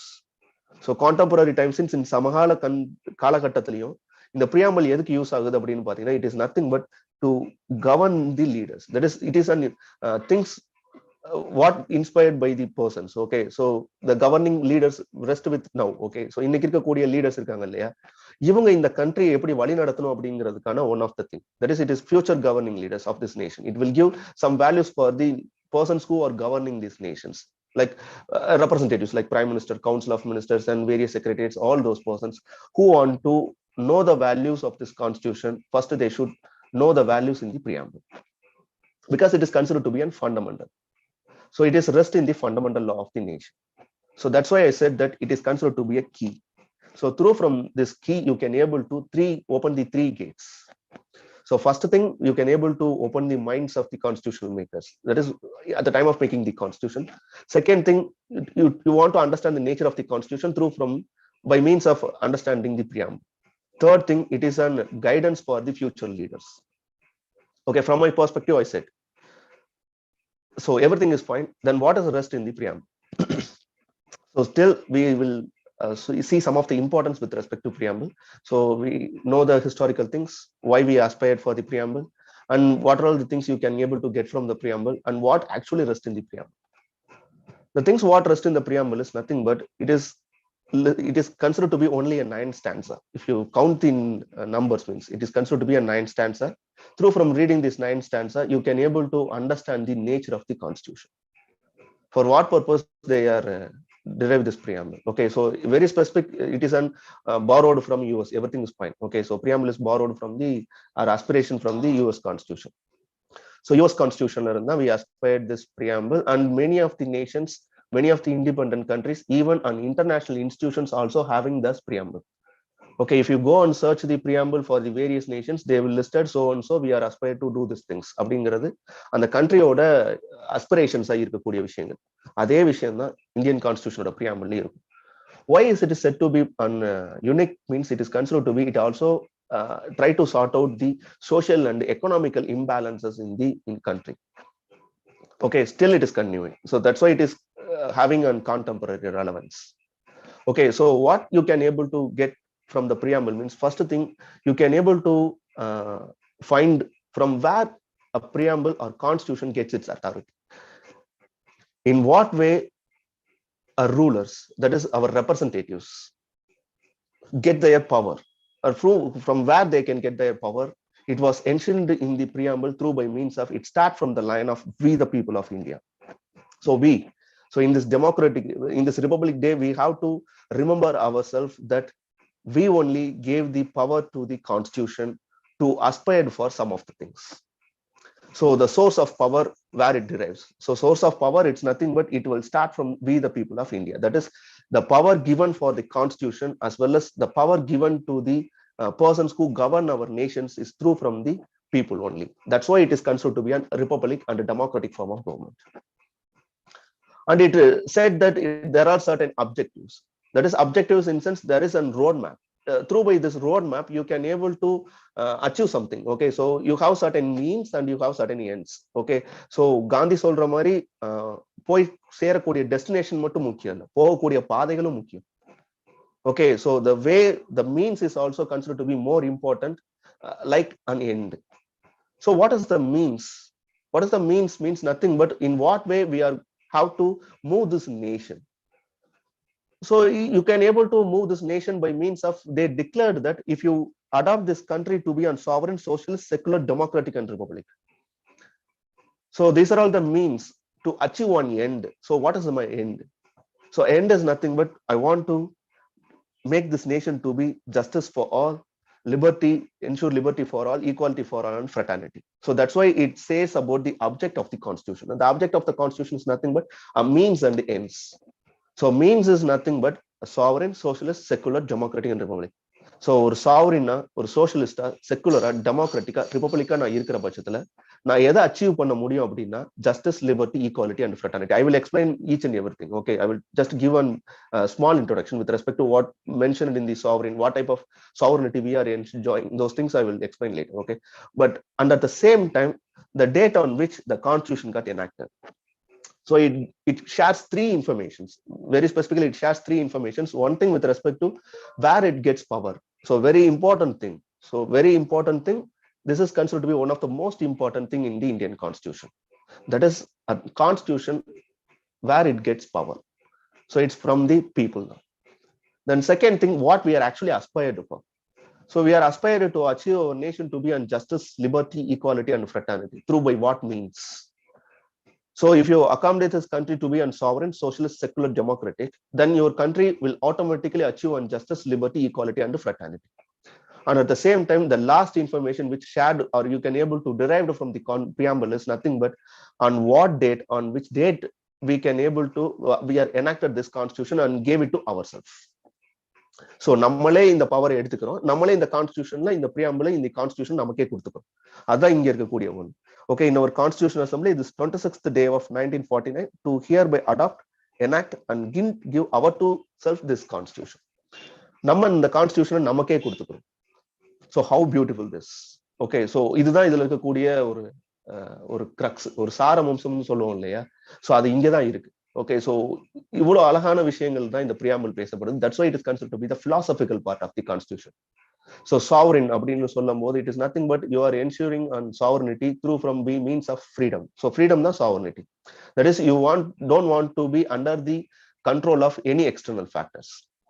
So எந்த விதமான so this before colonization சொல்றோம் இல்லையா, so colonizationக்கு முன்னாடி we are colonization அப்படின்னு வரும்போது we are under the control of someone, but now we are free from someone. That is we are independent. We can make our own policies, we can make our own decisions without interference of others. And at the same time, through by means of sovereignty, we tried that we said to be an independent nation.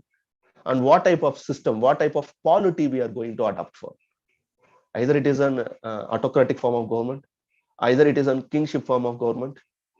Again, Mughal கொண்டு வந்து நீங்க வைக்க போறீங்களா, இல்ல you are going to be an oligarchy form of government? No, it is not. Okay, we said to ourselves that we are sovereign. Now we are independent. Now we can able to decide our polity. எங்களோட அரசியல் அமைப்பை நாங்களே முடிவு பண்ணிக்கிறோம் அப்படின்னு சொல்லும் போது what type of polity we are rest with அப்படின்னு சொல்லும் போது we are rest with in terms of democratic and republic form of government. Okay, we adopted foreign democracy, so for the people, by the people and of the people. So we can select our or elect our own representatives, and through from means of a republic we inspired that the head of the state has only come by means of elected by election. Okay, so head of the state is considered to be a president. The president is elected, okay, in various spheres. He comes from various domains. Okay, so head of the state is considered to be an elected person. Unlike any crown, our king should rule ourselves. So we said to be a democratic and republic form of government, that is a people of our nation will decide who are all the representatives want to govern our nation. So through from sovereignty, we said that we are in independent nation, and through from democratic and republic form of government, we said that we the people will decide our future, and we will settle our polity. And through from other things with respect to one of the unique context of the Indian things. Okay, so அந்த காலகட்டத்துல there are certain things which are very much needed for those times. Okay, so the socialist and secular things which was added in the later part of the constitution, in sense 42nd Amendment Act 1949ல தான் இந்த socialist and secular அப்படிங்கிற ஒரு விஷயத்தை include பண்ணிருப்பாங்க. So why they included socialist and secular things means nothing but through from secularism we said that we are not abide with any religion, and no religion can intervene in the affairs of the state. So that's the value of secularism. The secularism said that in no way the government or state will interfere on the affairs of the religion, as well as religion should not intervene in the affairs of the state. So it is a mutual agreement. But we are adopted for a positive secularism. Positive secularism in sense nothing but a state will intervene in the affairs of the religion if such a religion, through from that religious perspectives, if someone face an inequalities. So if they feel some sort of social inequalities, definitely the state will intervene. If they face some certain religious inequalities, means definitely the state will intervene. So we adopted for a positive secularism, and at the same time we adopted for a socialist principles. Socialist principle in sense nothing but we want to left over from the economic burden. So in sense nothing but we want to avoid on concentration of wealth on few hands. So through from introduction of directive principles of state policy, we gave on guidelines to the nation or to the government how to make on policies. So such a things was inspired from socialist principles, and we adopted for that is ultimately what we are going to try to achieve means nothing but we want to achieve on justice in terms of in all spheres like social, economic and political spheres. So we are left over from social inequality, economic inequality and political inequality at those times. From that we want to create injustice. Justice is nothing but a dignity. Okay, so everyone to be treated equal. So for the treated equal excuse me, we want to adopt some social, economic and political liberty or political democracy. Okay, such a things was ensured in through by means of social and economic democracy was ensured in the fundamental rights of the constitution. That's why it is considered to be a key. ஏன் இதை கீன்னு சொல்றோம்னா, through from reading the fundamental rights from article 12 to 35, you can able to understand what they are aspired through from this. Okay, so sorry, this was instilled in the directive principles of state policy. Sorry, this political freedom you can able to achieve by means of fundamental rights. That social and economic freedom you can able to achieve by means of directive principles of state policy. So if you are want to read fully with respect to philosophical thing, means just refer the preamble and go and read the fundamental rights. You can get a good definition with respect to what are all the philosophical things we are rest with this one. Okay, so social and economic democracy அப்படிங்கிற விஷயத்தை how you can able to achieve means you can able to read through by means of directive principles of state policy. So on the link there is a connectivity for directive principles of state policy and the preamble. Then political, in political instance nothing but a political and a civil liberty. So political and civil liberties are nothing but you have the right to freedom of speech and expression. You can able to ensure your universal adult suffrage. You can practice your own religion and belief, customs and beliefs. Those things are considered to be a political and civil liberty. From this, you can able to ensure through that the justice part is rest with the by reading directive principles of state policy and fundamental rights, which we inspired through from the preamble part. Then liberties of thought, expression, belief, and faith, you can able to understand through by means of reading fundamental rights, especially Article 19 and from 25 to 30 of the Constitution, you can able to derive this. Okay, so liberty of thought, expression with respect to Article 19, belief, faith, and worship with respect to Article 25 to 28, and 29 and 30 are the rights given for the minorities. Then with respect to equality, it was enshrined in Article 14 of the Constitution. So whomsoever you may, the law is above you. So such a things we can inspire from the equality, that is equal protection of law and equality before law. So such a thing was enshrined in the Constitution. That Constitution, it is in preface, in preamble, they states that equality of status and opportunity and promote them among all. So it is nothing but it was enshrined in the Article 14. Then fraternity, it is purposefully designed in our Constitution. Why means to sort out the issues with respect to partition, to sort out the issues with respect to separatism. And we want to be independent in all the spheres. And we want to make a brotherhood feeling. Or sahodharathavata kondu varum. Ena, as I already said, India's nature of nation is on unity in diversity. So how you can able to achieve on fraternity means through by means of dignity. How you can able to achieve on dignity means through by means of ensuring justice. So that is the beauty of this preamble. Okay, so அப்ப அதுக்குள்ளேயே கொடுத்துறாங்க டிக்னிட்டின்னு ஒரு விஷயத்தை emphasise பண்ணிட்டு அந்த dignity எது மூலமா கிடைக்குங்கிறத அவங்களே உள்ள இன்க்ளூட் பண்ணிடுறாங்க. That is through by means of justice. So justice பார்ட்ல if you are ensuring on social, economic and political justice, and if you are giving liberty to that concerned person and you are treating equality in everyone in every sphere means such a person will felt on dignity. Through from dignity we may sort out on inequality. If inequality got sort out, that means we can able to ensure on fraternity.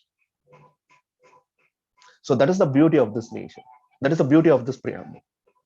And at last, if you are adopted for justice, liberty, equality, and fraternity, this is the ultimate aim of the nation.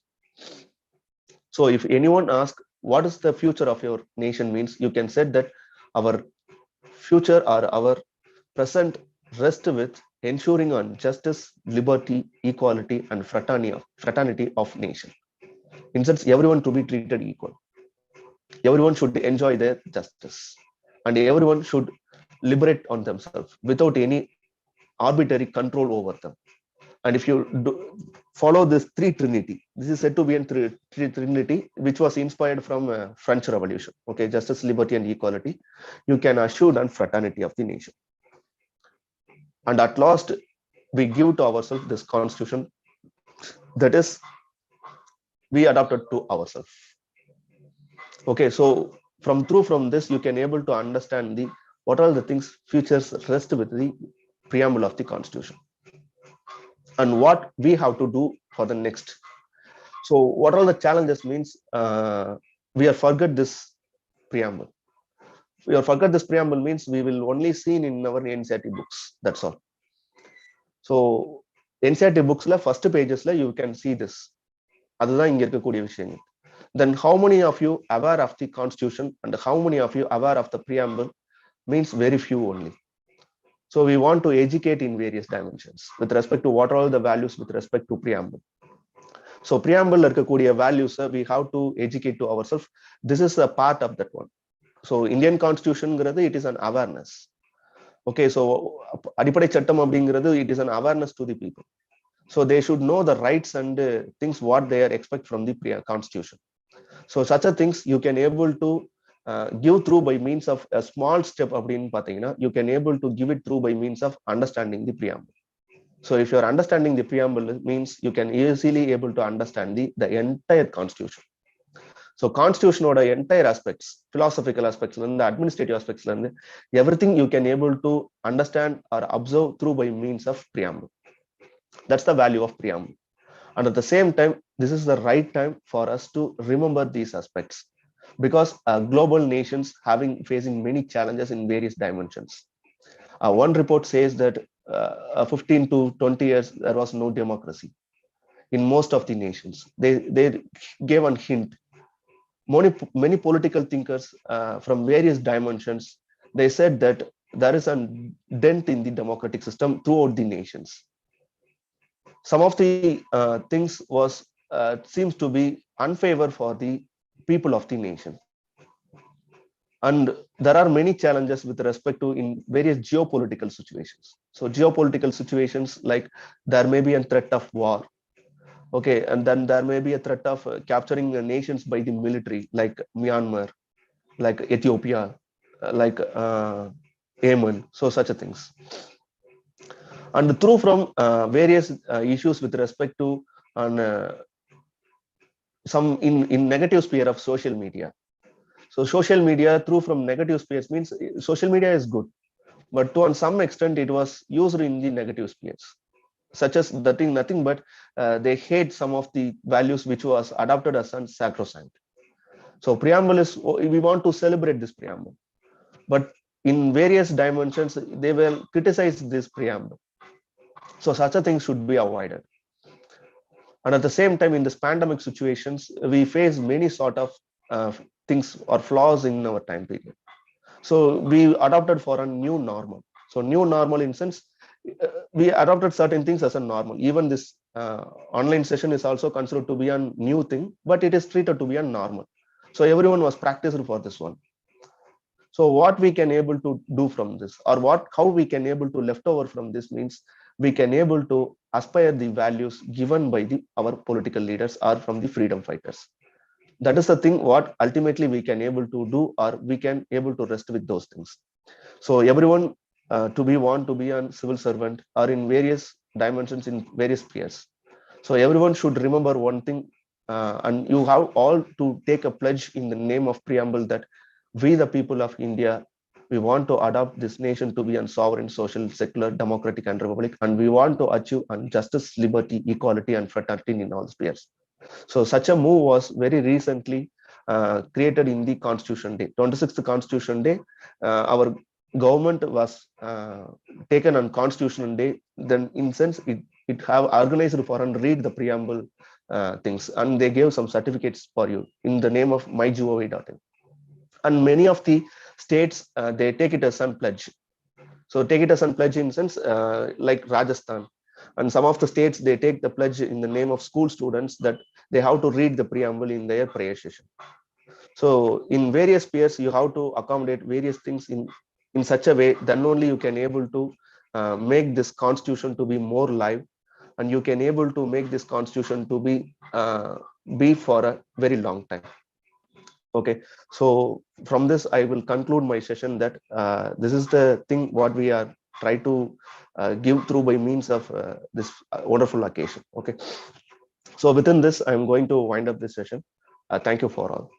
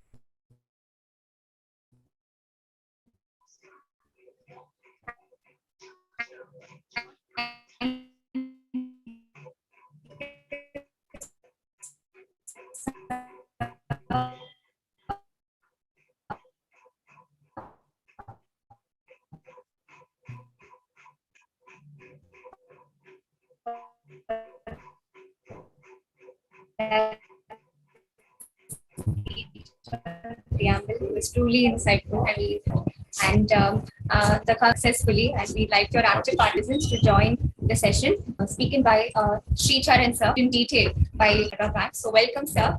We are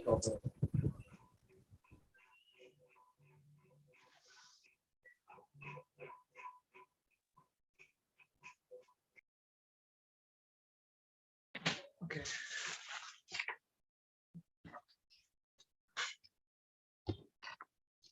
Well, good afternoon, everyone. Team, can you confirm if I'm audible, visuals are right and all? yes, sir. Everything is fine. You can continue. Sorry? Yes, sir. You're audible as well as you're visible. You can continue, sir. Okay, fine then. We'll start now. Fine. So the topic now is the philosophy of the Constitution. So before I start, this is a very beautiful initiative to celebrate our Constitution. So thanks for this initiative. So philosophy of the Indian Constitution. First of all, we need to understand why we need to study the philosophy of something. So philosophy, like we'll break down everything. Okay. So what is philosophy? And to understand what is philosophy, we need to know what are the values. Okay, so everything boils down to a single individual. Value is something which you hold some importance to. Okay, so for example, you see a beggar. Okay, whether to put or not to put some alms to him is based on your value. Okay, so for me, a very able-bodied person, if he is begging, I may not give him alms. I may ask him to go get some good work and do that. Okay, that is because of my values, and that value is guided by some philosophy. So philosophy is that philosophy imparts some values inside the individuals. Okay, so our constitution also has some values which is based on philosophy. Okay, so now we are going to try to decode what is the philosophy of the Constitution. We have preamble, we have fundamental rights, fundamental duties, so many beautiful things in our Constitution. So what are they based on? What philosophy is it based on? And let me also tell you what is the need to understand this philosophy. Okay, so let's take an example. There's a law. That law, for example, let's say we have capital punishment. Okay, so what is the value behind having capital punishment in India? The value behind having capital punishment in India is deterrence, so that people do not make that mistake again and again. So that is the value behind having capital punishment. Like that, in Constitution, it was a very well it was an august gathering of very knowledgeable people of that point of time, who had a wide experience in the freedom struggle, who had grassroots connection. So with all this, they had some values which they thought that we need to pass it on to the future of India, and that is how these values got transformed into law. And hence our Constitution is based on different values. So let us say, for example, I'll give you some example of philosophies. There is socialist philosophy, there is liberalist philosophies, and you have Marxist philosophies and all. And I'll tell you one thing: like, our Constitution cannot be restricted to any single philosophy, any single value. It is a culmination of all the values in different proportions. That it is kind of philosophy in itself. Indian Constitution is a philosophy in itself. So that philosophy is what we are going to decode now. Okay, so now we'll look at this. Laws reflect on values. Whatever laws which are framed in a Constitution, it reflects the values which we cherish. Okay, so now one question will come, that our constitutional fathers who framed the Constitution, they had certain values, but values keep on changing, and that also needs to be accommodated in the Constitution. Once, if you do not accommodate for the changing in values, then the Constitution becomes redundant and the nation doesn't progress. So that may be the case of many countries wherein the Constitution is too rigid to change, and they hold on to the old values and they do not allow it to change. So that results in the breakdown of a constitution. So the very first value of our constitution, which I feel, is that our constitution is open to amendments. Our constitution is open to new values. Our constitution is open for corrections, and it accepts. It doesn't have that ego that I am supreme and you can't amend me. Our constitution is so it doesn't have any ego to amend itself. So that is the reason why it is able to sustain so well, so long. So like Adil had said to you in the morning, our constitution is surviving because it was amendable. It was amendable and it accommodates all the new values. Okay, so this is the basic introduction behind the values and the philosophy behind our constitution and why we need to study that. Okay, so one more reason why I'll tell you why we need to study the philosophy behind our constitution is to understand the intention behind the law. A law sometimes may be properly worded or sometimes may have some small gaps in it, which may be exploited by some people to work against it, to go against it. So that's the reason why we need to understand the intention behind it. So, for example, we have the word secular in our constitution. So that means that government is going to have minimal interference in the lives of the religious life of the people, and the government needs to value it, right? So this value of secularism is the intention behind it needs to be accommodated so that we do not circumpass it and get it nullified. Okay, so that is the reason we study the intention behind it, the values behind it, and that is the reason we study the philosophy behind the Indian Constitution. So first of all, let me tell you the situation in which the Constitution was made. Okay, the Indian Constitution, the time period in which it was framed, you remember that was the time of partition.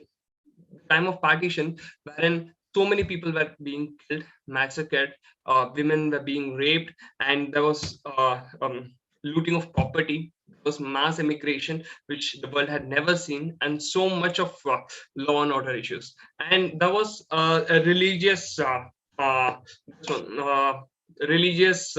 fanatism which was going on, which means that people were hitting against each other because of the religion, because we had one of our neighbor, brother country, Pakistan, which was formed on the basis of religion, but we stayed secular. So this is the time period in which our constitution was being framed. Just imagine the temper of the people who are in the Constituent Assembly. Just imagine how matured they were to keep our country secular. Yes, they didn't make any provisions to make this as a Hindu country or anything. They maintained that decorum that we need to be a secular country in spite of so many things happening which indicate that we may want to go against it. So that is why our constitution is radical. Radical means this, there is a situation and you're thinking far ahead of the situation and doing something. That's called radicalism. So our constitution is one of the most radical constitutions at that point of time.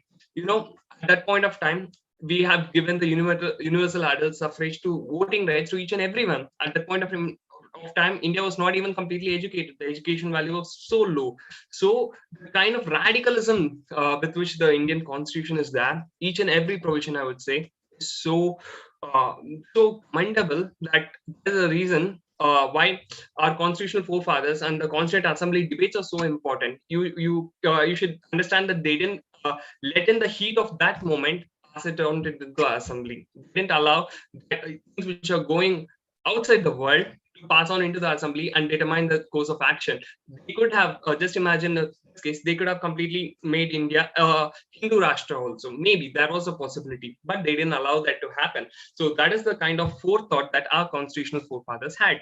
So this philosophy, radicalism, is very, very beautiful of our constitution, which needs to be cherished each and every moment, because we hadn't been in such a situation like that.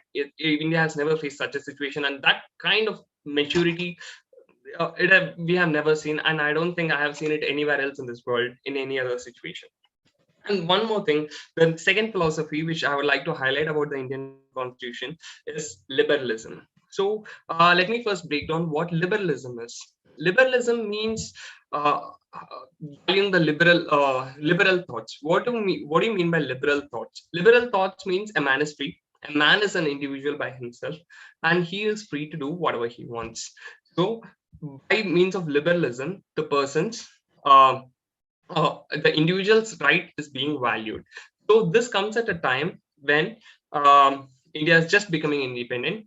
India has so many small princely states. We had a partition going on, and even at that point of time, you are respecting the individual freedom. To be very precise, liberalism is a value which the Indian National Congress holds from for so long. Even in its conferences, it highlighted the value of liberalism. And the epitome of liberalism in the Indian Constitution can be observed in the fundamental rights. In the fundamental rights, it essentially gives the individual right against the government. What do you mean by against the government? It means that an individual, if that right he is deprived of that right, he can hold the government accountable. So he can go to the Supreme Court and tell that my fundamental right is affected, and because of this, I need this to be done. And I have this value. There is no negotiation in this. There is no negotiation in fundamental rights, right? So that is the kind of importance which we give to liberalism, the individual rights which is enshrined in our constitution. And apart from that, liberalism has many small facets which are also valued in the Indian constitution. One more thing is like Indian constitution is very progressive in the sense it was well ahead of its time. As I said, it gave voting rights to women, which many countries were still thinking. I would like to quote here our ex-Prime Minister Pandit Nehru. He told, like, if Indians are not ready for the democracy, we will take democracy to their doorsteps. That was the kind of belief with which the Indian constitution makers had, the belief in the common man of India. Common man of India who was largely uneducated at that point of time. There was a kind of belief in them, and they gave voting rights to women also. Like, why I'm so specific now, at this point of time, it may not look very radical, but at that point of time, it was a very radical decision to give the universal adult franchise or giving the voting rights to women. So it was very progressive at that point of time. And one more thing, an elaboration of the term which I used. Indian constitution is not egoistic. So egoistic in the sense, I said that for the amendments. Now egoistic in the sense that it didn't have that ego that we are a new country, we have fought for freedom, we are such a big country, I won't take any provisions from outside.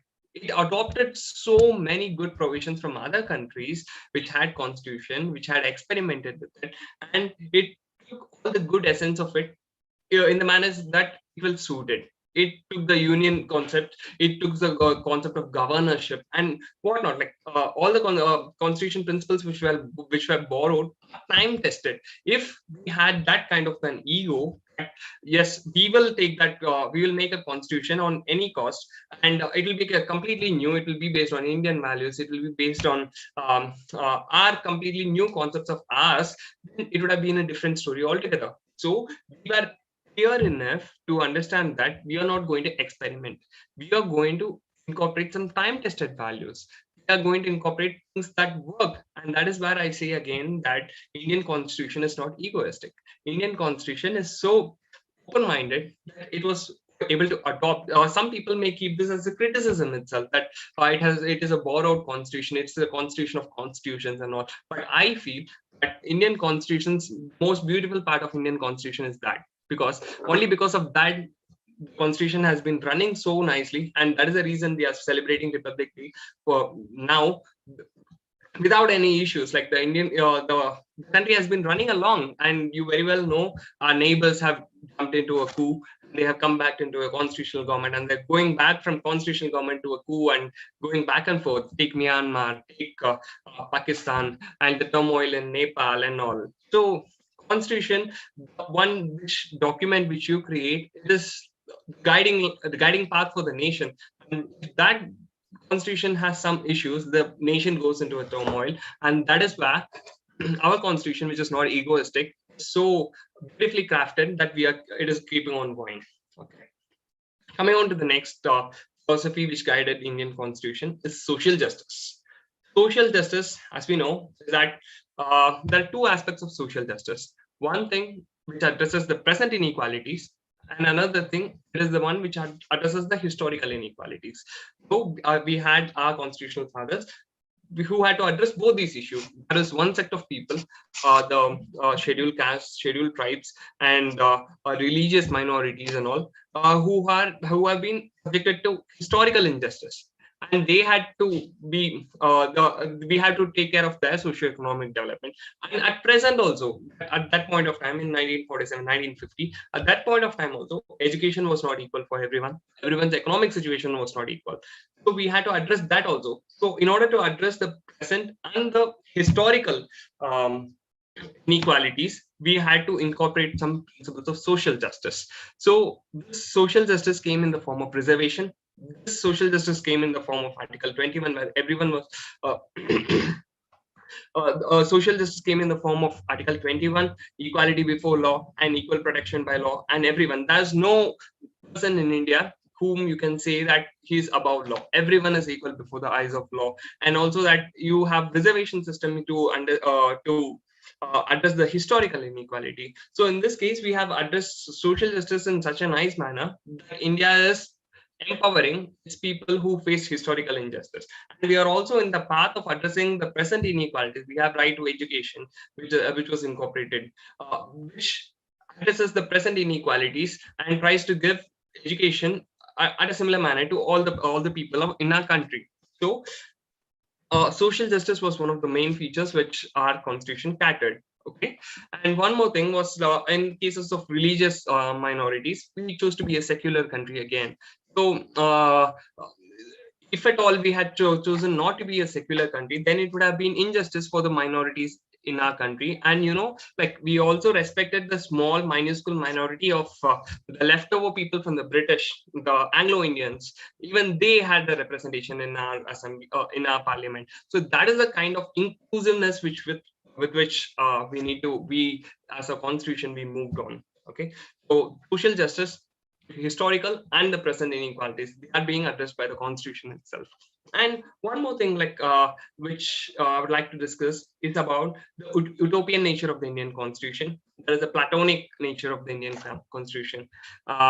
Indian constitution, like you can't imagine a constitution being framed at that point of time where there was chaos all around, and yet you're crafting such a utopian constitution where you give importance to justice, liberty, equality, fraternity, and based on that you're giving universal adult franchise when you don't even have your exchequer is having very little money to conduct an election where everyone could participate. That was a kind of utopian nature, and we had a very beautiful feature of our constitution, which is the DPSP. Which accommodated all these utopian values. We understood again the sense of ego, not having that ego in us. We understand that there are some principles of the constitution which we cannot immediately implement at present. Equal wages, education, protecting of the cow, and the universal uniform civil code, and all other things were not implementable at that point of time. So they were very utopian, but we did not lose sight of them. We did not lose sight of those values which were utopian. Those values also had to be incorporated. Those values were incorporated in such a beautiful manner called DPSP. So we have the DPSP, which serves as a guiding light to the government, and the government is morally obligated to implement those DPSPs at some point of time or other. So we never ever at any point of time lost sight of reaching that utopia. India, I feel like India is always a kind of utopia. You will never see a country like India, which has so much of religious, linguistic, and even evolutionary differences between different countries, different sections of our society. So for managing that kind of diversity, even after having that kind of diversity, we are doing something that is so utopian, and we don't leave any space for the future governments to nullify anything, and hence we put that in the in a column called DPSP, Directive Principles. So we had discussed about this, our constitution being Platonic, and now coming on to this socialism. So socialism is a principle which fascinated most of our constitution makers, especially Pandit Nehru. He was very much inspired by the socialistic ideals of USSR at that point of time, Russia, and the socialistic principles can be found almost in all places of our constitution. Equality of status and opportunity. Even like abolition of titles is the kind of the socialistic principle where you keep in all people's equal. Okay, and we all have this reservations, right to education, women empowerment, and all the other features which are incorporated in the Indian Constitution. They cater the socialistic principles of our founding fathers, and also we are a sovereign, socialist, secular, democratic. So we have it listed in the preamble itself. Okay, and towards the end of this discussion, we'll also be discussing about how socialist we are and how good it is going, and whether we are doing any justice to it or not. Okay. And another feature of our constitution is that we are inclusive. At no point of time we left any one, and not a single person was left unaddressed. In our constitution, we had place for the scheduled caste, scheduled tribes. Excuse me.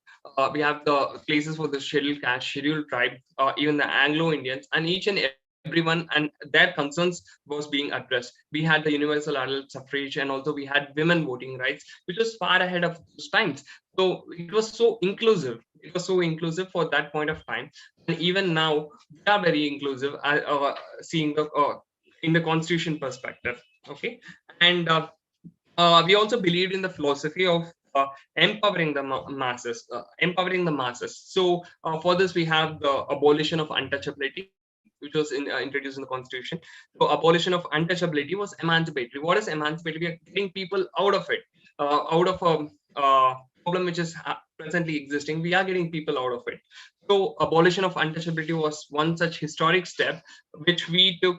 We didn't wait for the Western sanctions or Western world to get out of it. If you remember, like South Africa had this after in the 1990s. So we believed in a philosophy of emancipation. We believed in a philosophy of respecting the individual, his rights, and hence we abolished untouchability. We did not wait for any Western sanction. But nowadays, like you can see, like for example, yoga. We call this as Westernization of Indian culture. So yoga, it is popular in India after it had the Western sanction. So likewise, it was not the case in our constitution. So at that point of time, we had our leaders were so grounded in their philosophy. They had the abolition of untouchability implemented it.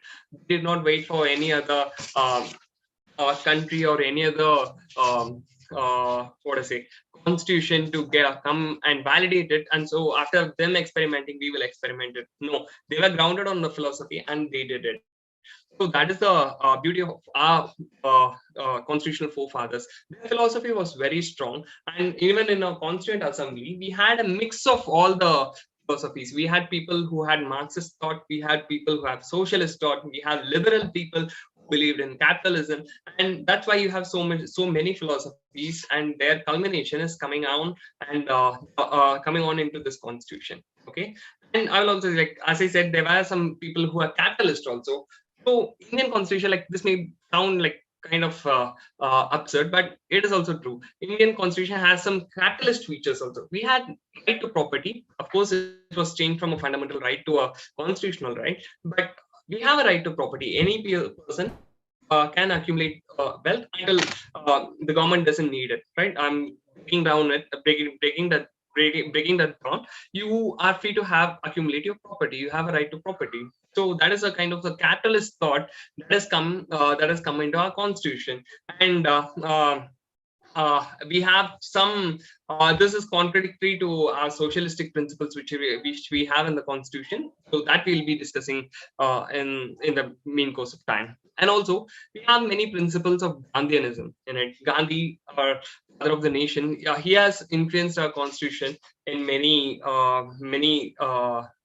angles, I'd say.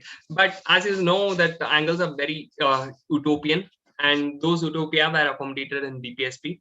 And finally, one thing which came into existence, the Gandhian principle, not at that point of time, but now, is that Panchayati Raj, the implementation of the Panchayati Raj system. So Gandhiji believed in the concept of oceanic circles. He believed in empowering the villages, a village-based economy where each and everyone is empowered, each and everyone is self-sufficient. So we call this the oceanic circles, wherein the power from the center, if you throw a stone inside a pond or an ocean, the ripples go all over.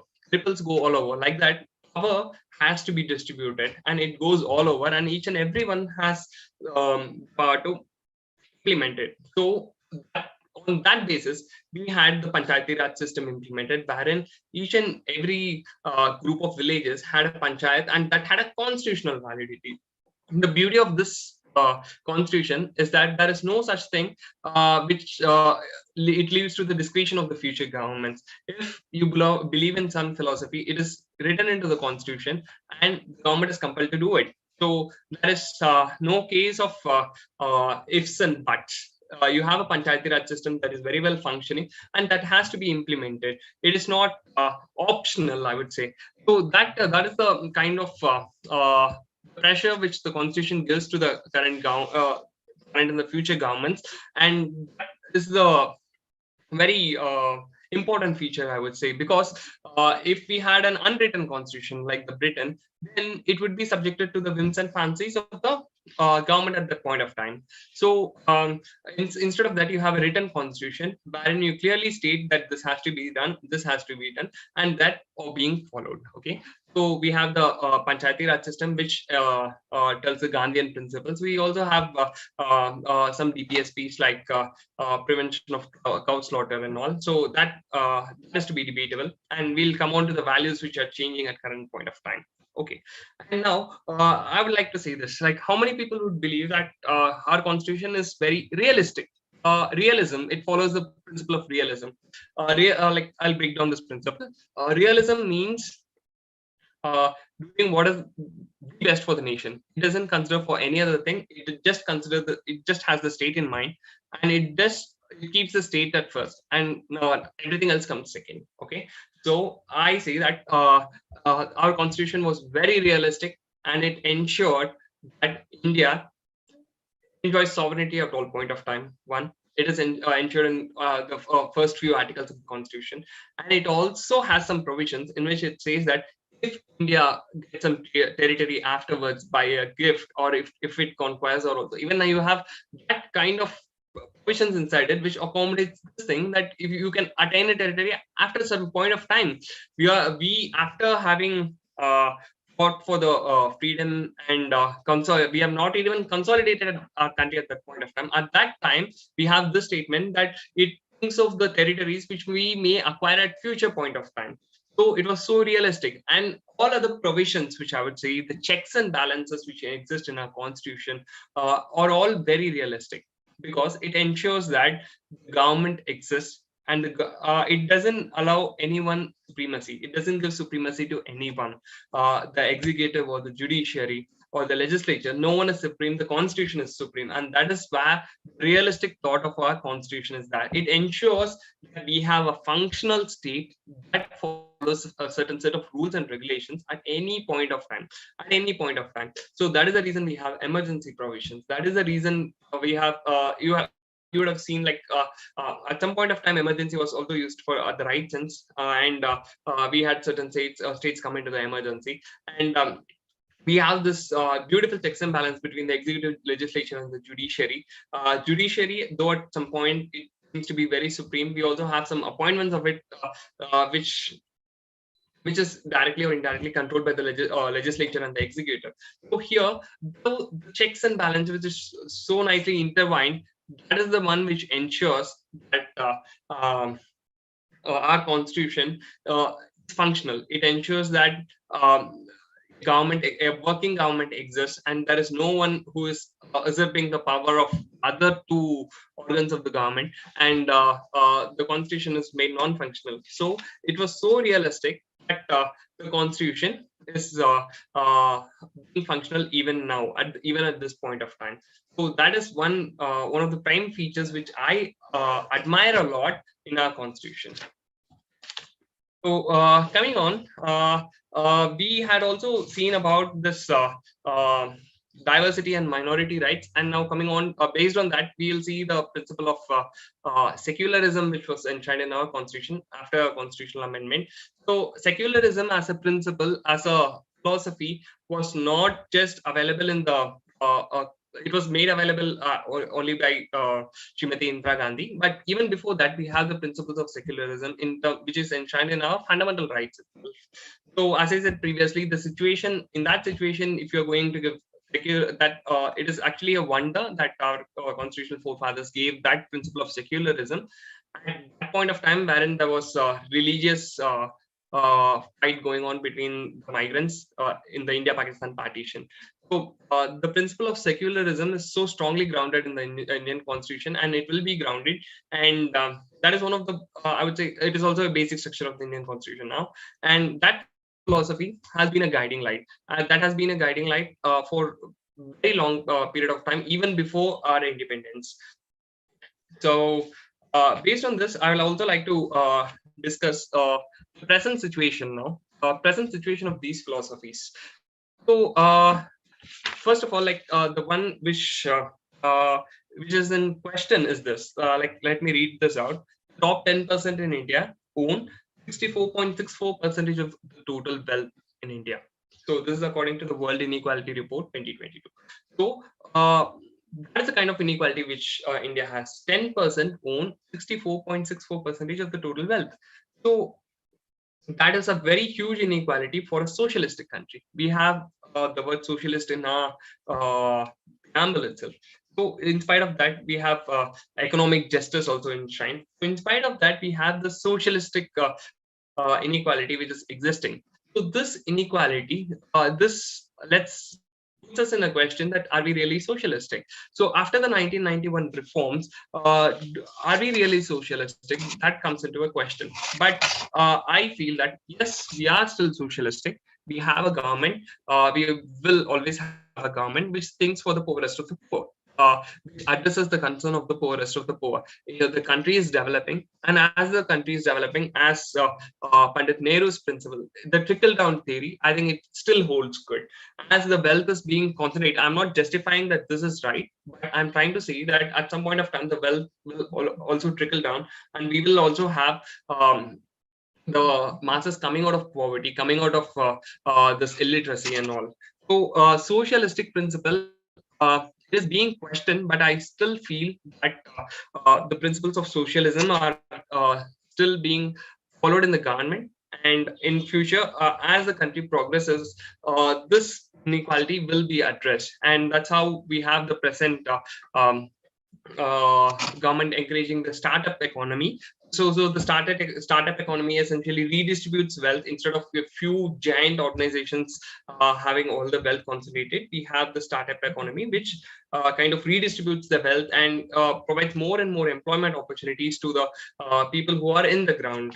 So this inequality, maybe in the future, it also rises for some more time, but I feel like after some point of time, it comes down, given the fact that it is in our constitution, and given the fact that the governments will also have to heed these principles of socialism. Although we have a democratic government, means it has to listen to the masses. So the masses are the ones who have the votes, and the vote will always be for the socialistic principles, because like the masses are not having this much wealth. So that means that they will always like for the redistribution of the wealth.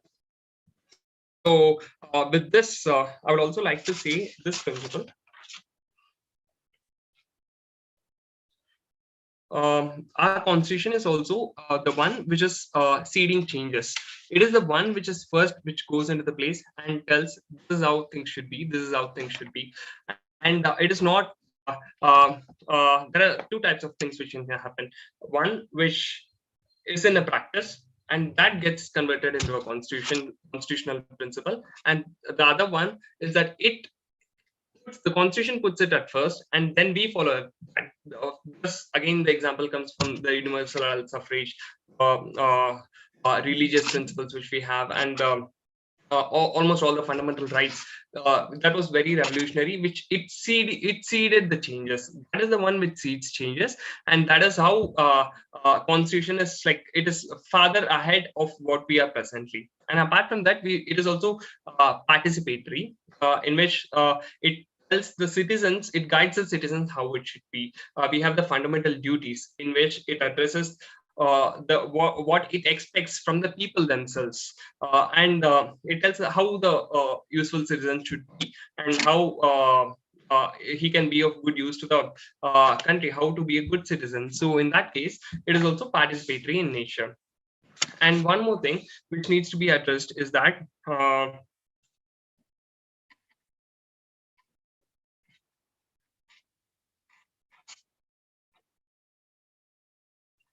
we have this principle of Indian Constitution in which it is allowed to amendment. I had already addressed this in the case of the egoistic principle. We don't have that ego, and we have this principle that our constitution is not very rigid, or it is very easily amendable. It is in between these both principles.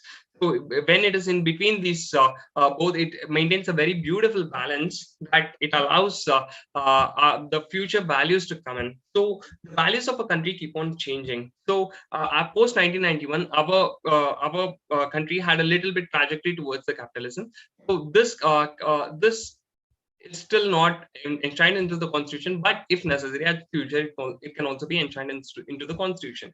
So likewise, this amendability of the constitution, this constitutional amendments, is the one which keeps our constitution going. And based on this, our constitution is a living document, and it will go on forever. That is what I feel about our constitution. So one more thing which I would like to stress upon is the national identity which our constitution creates. It defines India as a union, and it ensures that it creates a national identity for each and every person instead of a specific regional identity. And here I would also like to stress that it doesn't overlook the regional identity of any state or any group of people. It respects the regional identity, while it also tries to create a sense of national identity. So this is India has been a country of countries, as many would say, and here we have a constitution which is trying to create a nation from the scratch, and it is trying to give a national identity to the people of India, to the governments of India. And that is why we are a union of states. We are not we are not United States of India. We are India. We are a union of states. So in the future, I feel that the Indian Constitution needs to be in the same manner in which there are some touchy points in the Constitution which, if amended, it may alter the whole philosophy altogether. For example, the procedure of our constitution. For example, the basic structure of the constitution, secularism, socialism, and all. So, if these principles are not being touched upon, in that cases, I feel that our constitution is very well crafted for the next, say, 1,000 or 2,000 years, until the concept of India exists. I feel that our constitution will exist. So, with these words, I would like to conclude my session. That philosophy of the Indian Constitution is not restricted to a single philosophy. It is a culmination of so many philosophies. That Indian Constitution is a philosophy in itself. Indian Constitution is a right mix of liberalism. It's a right mix of realism. It is a right mix in which it respects the freedom of an individual, while it also ensures that any group doesn't lose its freedom. It respects religion to an extent that it doesn't affect any religion, while it also extends the support to the religions whenever it required. So this philosophy on Indian Constitution is a mix of so many philosophies. This is a philosophy in itself, and this is the wonder which we are celebrating now. And we have this Republic Day, and so years to come together, the philosophy of the Indian Constitution. Long live the philosophy of Indian Constitution, and long live India. Thank you, everyone.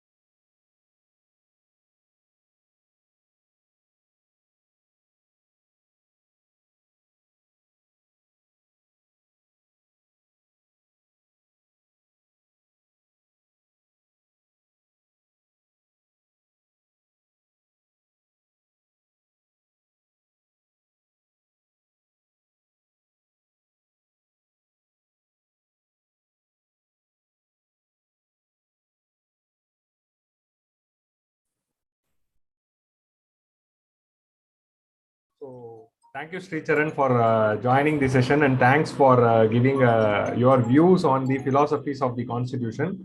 So next session, we are having Ms.Vijetha Dinakaran ma'am, who is going to talk about the cooperative federalism. So importance of cooperative federalism, the reality of the cooperative federalism. So the session will resume shortly. So stay tuned. Thank you.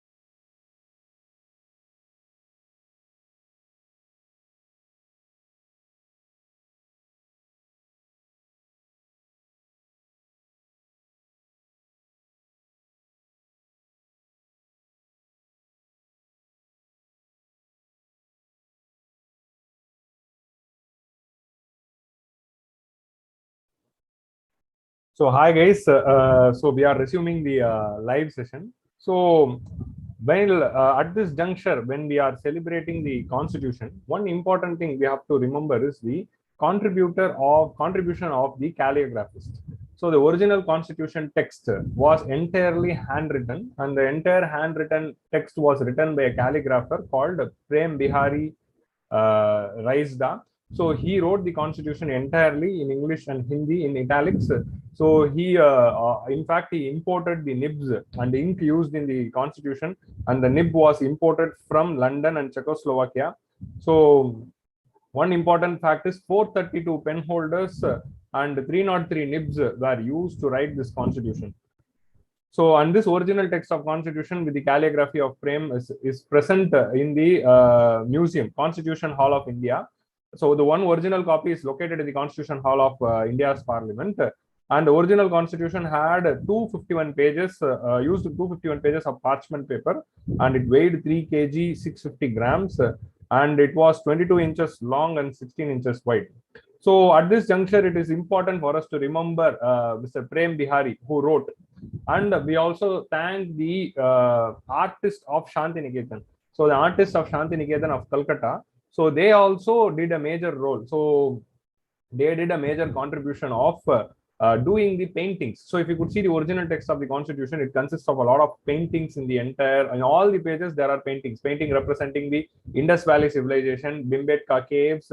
So it represents the Vedic time. It represents Chandragupta Maurya. Then it represents Delhi Sultanate, then it represents Ashoka, then it represents Mughal rule. So everything is being represented as paintings throughout the original text of Constitution, and thanks to the painters of the Shantiniketan. So at this juncture, we would like to thank them. So now we are having our next speaker, Mrs.Vijetha Dinakaran ma'am. She have joined the session. Thanks, ma'am, for joining the session earlier. So it's indeed a pleasure to welcome Mrs.Vijetha Dinakaran ma'am, who is a topper in the civil services, and she is also our sociology faculty. So she is teaching sociology in KingMakers IAS Academy. And welcome, ma'am. So she is going to discuss about cooperative federalism and a reality look. So over to you, ma'am. Yeah, thank you so much, Adil. So I think I'm the host now. Okay.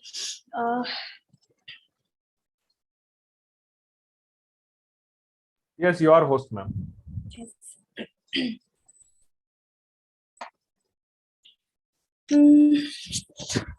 A very good afternoon, one and all who are just who are since morning has joined in this the big marathons which the KingMakers IAS Academy is today is going with the KingMakers IAS Academy on the eve of the 73rd Republic Day, and I am here to just continue this marathon, and I'm Vijeta Dinakaran. I have already cleared this exams, and thanks for this introduction, Adil. Adil is also one of the faculty of here, and he is also such a good faculty for the economics. So thank you for such a great introductions. Good afternoon for all the staff, CMD, Mr.Boominathan sir. Thank you so much to provide this opportunity so that I can also give an interaction on the Republic Day with one and all who are listening it, who are going to listen later, anytime. But I know that this is a great initiative which today the KingMakers IAS Academy has taken, and with the benefit of the future bureaucrats and who now has no dream to become a bureaucrats or become a good, first of all, citizens of India. After having this kind of nationalism kind of activity, which today we have started here, definitely in the futures, many will be coming and are going to be joined as a political leaders and as a bureaucrats as well. So with this, I really want to give my ideas and to share some things regarding the constitutions. So as we know that India is celebrating the 73rd Republic Day, and this 26 January 2022, we are here in the we have crossed that in the struggles of independence, and then the later stages whatever has come, and now we are celebrating in a happily mood this Republic Day. And the celebration of this year are very special, as India is in the 75th year of independence going to be, and it is being celebrated now as Azadi Ka Amrit Mahotsav. For example, since we are celebrating together this 73rd, and we are going to be celebrate 75th Independence Day. So that is why this Republic Day also is become very, very important. And it is one of the Republic Day celebrations we can consider as a marking in the date on which the Constitution of India came into effect, right? So on 26 January 1950. So it replaced the Government of India Act 1935 as the governing document of India, which after the independence also India was taking the guidelines from the Government of India Act in 1935. And what is the importance of Republic Day? First, I would like to tell here, so that the eve will become very important then. So the India became independent in 1947, that is the 15th of August. And before independence, we were in busy schedules, our freedom fighters, we were there in the mindset of to get a freedom, in that the thinking process for having the document in such the country should be governed, that was absent during the time of independence. And even after the independence also, the country did not have the sound constitution.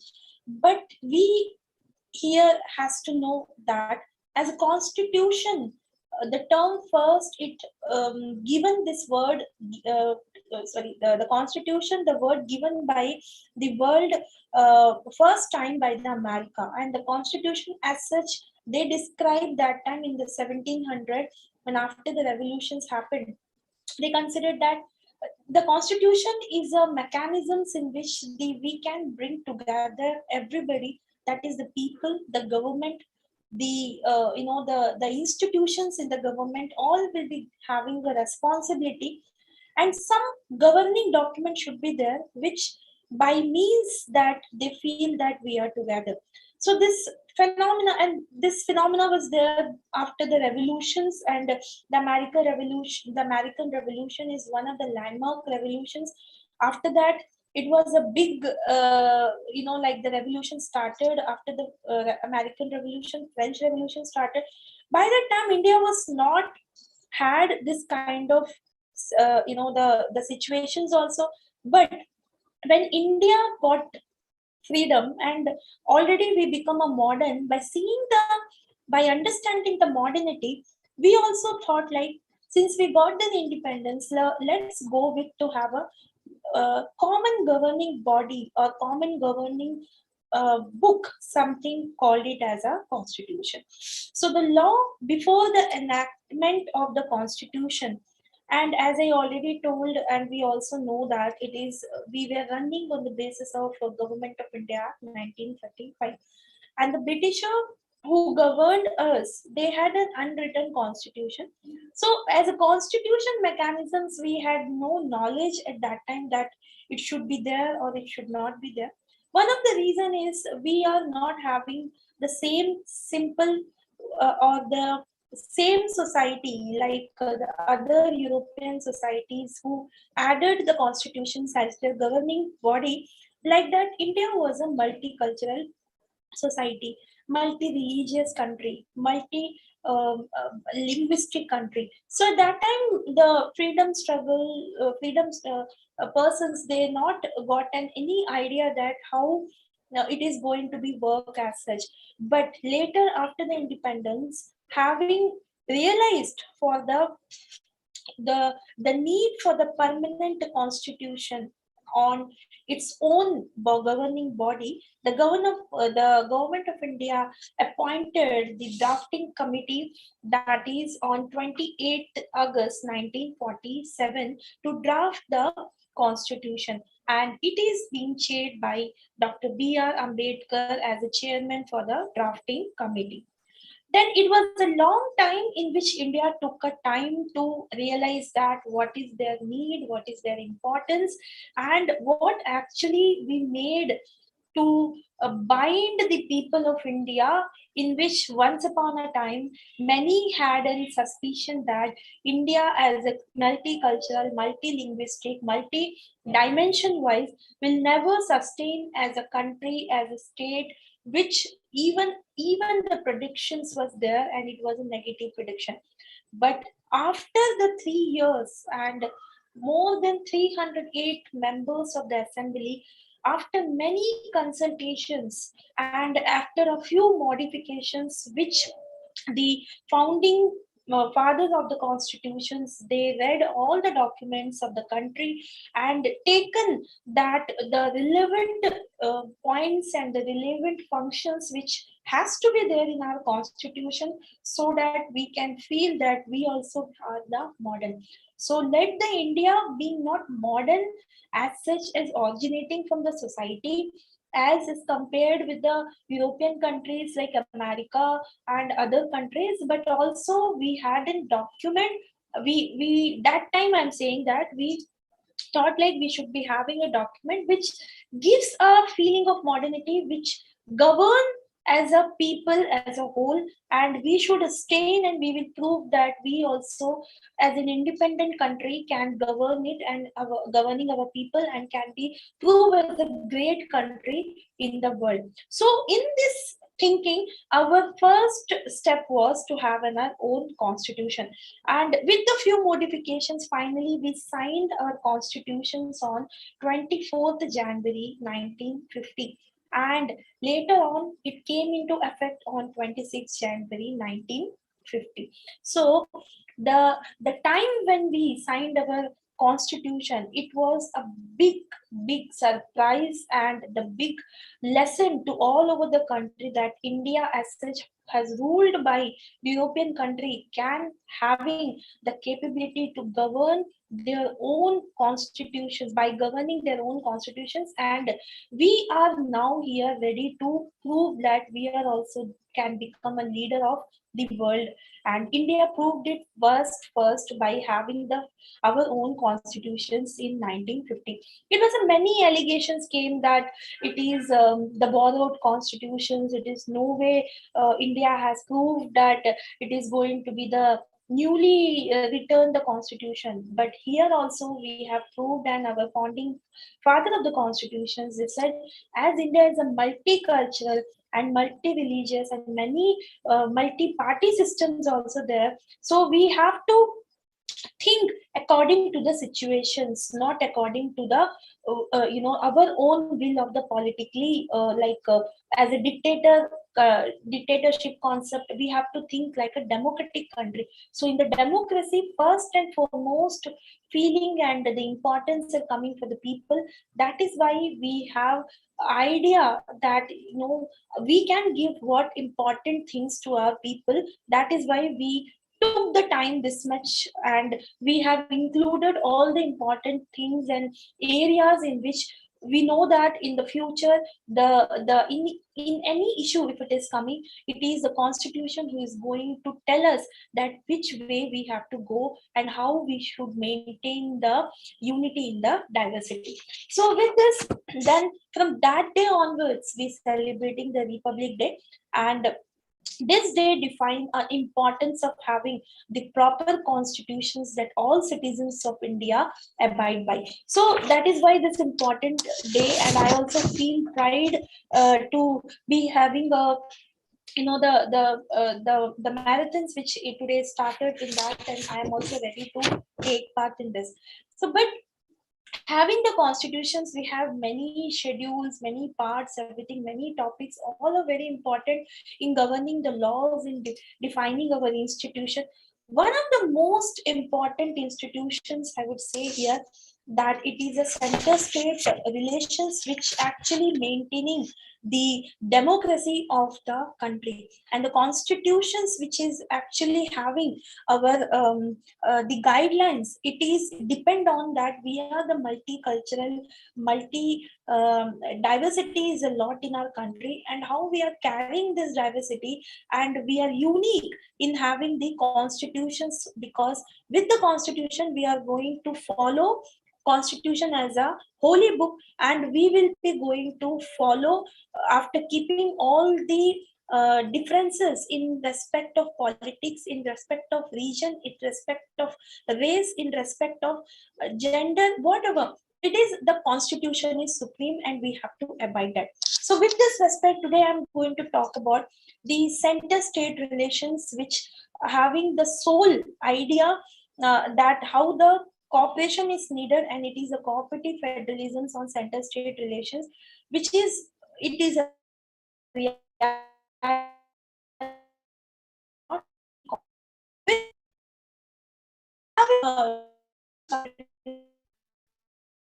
Right down, when we started our when we have written our constitution, the day and the time, that is 1950 to till now, that is 2022, what makes us to be bind together? Okay, so this was the first questions even I asked with me sometimes when we were in the preparations, and later coming generations also will be there in the preparations to become a bureaucrats, to become a political leaders, whatever. But the first and important things, you have to understand the importance of center state relations.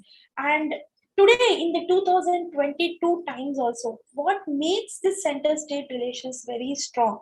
Recently, Niti Aayog's meeting happened, in which our Honorable Prime Minister Narendra Modi has given an objective of $5 trillion of economics by 2024 and $30 trillion by 2030.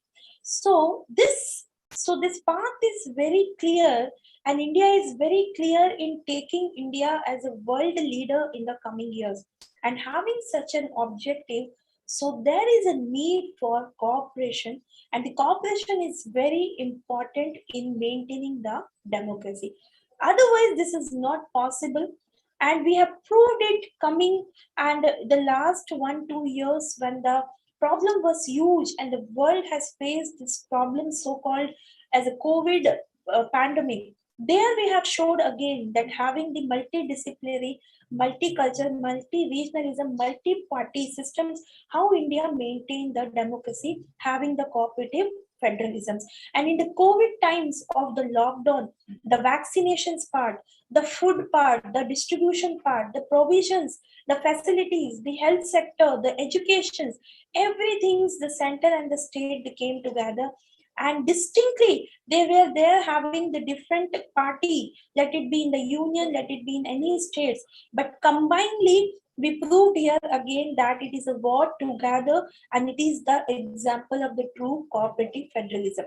So the center and the state came together, and with a lot of difficulties and a lot of adverse environment also, the country reacted and give it back. And the people of India, having this cooperative federalism, they felt it, and with a very shorter time, still we have this today's news also. India is decreasing the cases in COVID-19. Let it become many times the cooperative federalism as a concept in the constitution has showed that how India is maintaining that in the respective of any problem if it is coming, and any world if it is facing, India is ready to face that too with their own stand. So with this, it is one of the example that what is the importance of cooperative federalism. So, but before going enter into the cooperative federalism, in a very layman language, I would here want to speak out here. What do you mean by first federation? So the federation means what, and then what is a cooperative federalism? So federation is a new state of a political system, that is, which is formed through a treaty or an agreement between the various units. For example, if anybody wants to be together, that is called a federation. Through some treaty or through some agreement, we can be combinedly as in state, as a political systems, we can maintain that unity through an federation. And it is a philosophy. We can say that it is an ideology of a political organizations that involves a combinations of the principles of centralizations, non-centralizations, and the power sharing. And the right example of this federation is the American society. And America as a country has given a true federal system to the whole world, in which all the states of America came together with an agreement, and they are being called it as the United States of America. So the federation's term, it came from the European and the Western country. And in the country like India, the spirit of cooperative federalisms we have to maintain, which it should guide the relations between the center and the state on one hand, among the different states and between the states, and even between the states and the Panchayat Raj institutions and the urban local bodies. So we can say that we have in institutions in which federalism as a concept, we have used it as a structure, but with the unitary structures we followed, but as a functional wise, we are maintaining here the true federalism. So that is why the cooperative federalism is a true word. We want to use it here in the context of the India. But this true cooperative federalisms in India, we also have a history of it. So we have taken this concept after the constitutions has been, we have written the constitutions. No, the history of the cooperative federalisms in India is, we have our history. Since the ancient period and the kingdoms or empires have ruled the Indian subcontinent through a federal policy of non-interventions in the local affairs. So the federalism means here the state will get an autonomy to run their businesses, to take their decisions, to have an autonomy in their constitutions. If their own constitution is there, like an American state, they have their own constitution. But in India, we have a history that even we came as a federal policy of non-interventions in the local affairs since the very beginning of the ancient period. And this policy of non-interventions in the local affairs was the practical necessity that time, because the natural diversity of the people of the subcontinent were so great that they could only be made a part of the single empire if no or very little effort was made to impose a locals and the common set of the beliefs. So that is the reason that from the ancient time itself, we are the concept of cooperative federalisms. Without having the name of cooperative federalisms, India has a history to believe in the cooperative federalism. And the successful monarch like Akbar understood the diversities of the subcontinent, and hence he ruled through the policies of the cooperative federalism. So there, and the many rulers comes in India after the Akbar, who followed without knowing the concept of the cooperative federalisms, but they're very much in the idea of the cooperative federalisms. Further, it was a disintegration of Mauryas and Mughals, in partly attributed to centralize the tendencies of monarchs like Jahangirs and Aurangzebs. They also had a cooperative federalism. But indirectly, moreover, after the revolt of 1857, when the British decided to withdraw their interventions measures like Doctrine of Lapse and banned the use of greased cartridges of animal fats, the British were simply conforming to the pattern of government that was already ages old. And then the seeds of cooperative federalism can be traced right from the Regulating Act of 1773, which sets the systems whereby the British government supervised the work of the East India Company, but it did not take power for itself.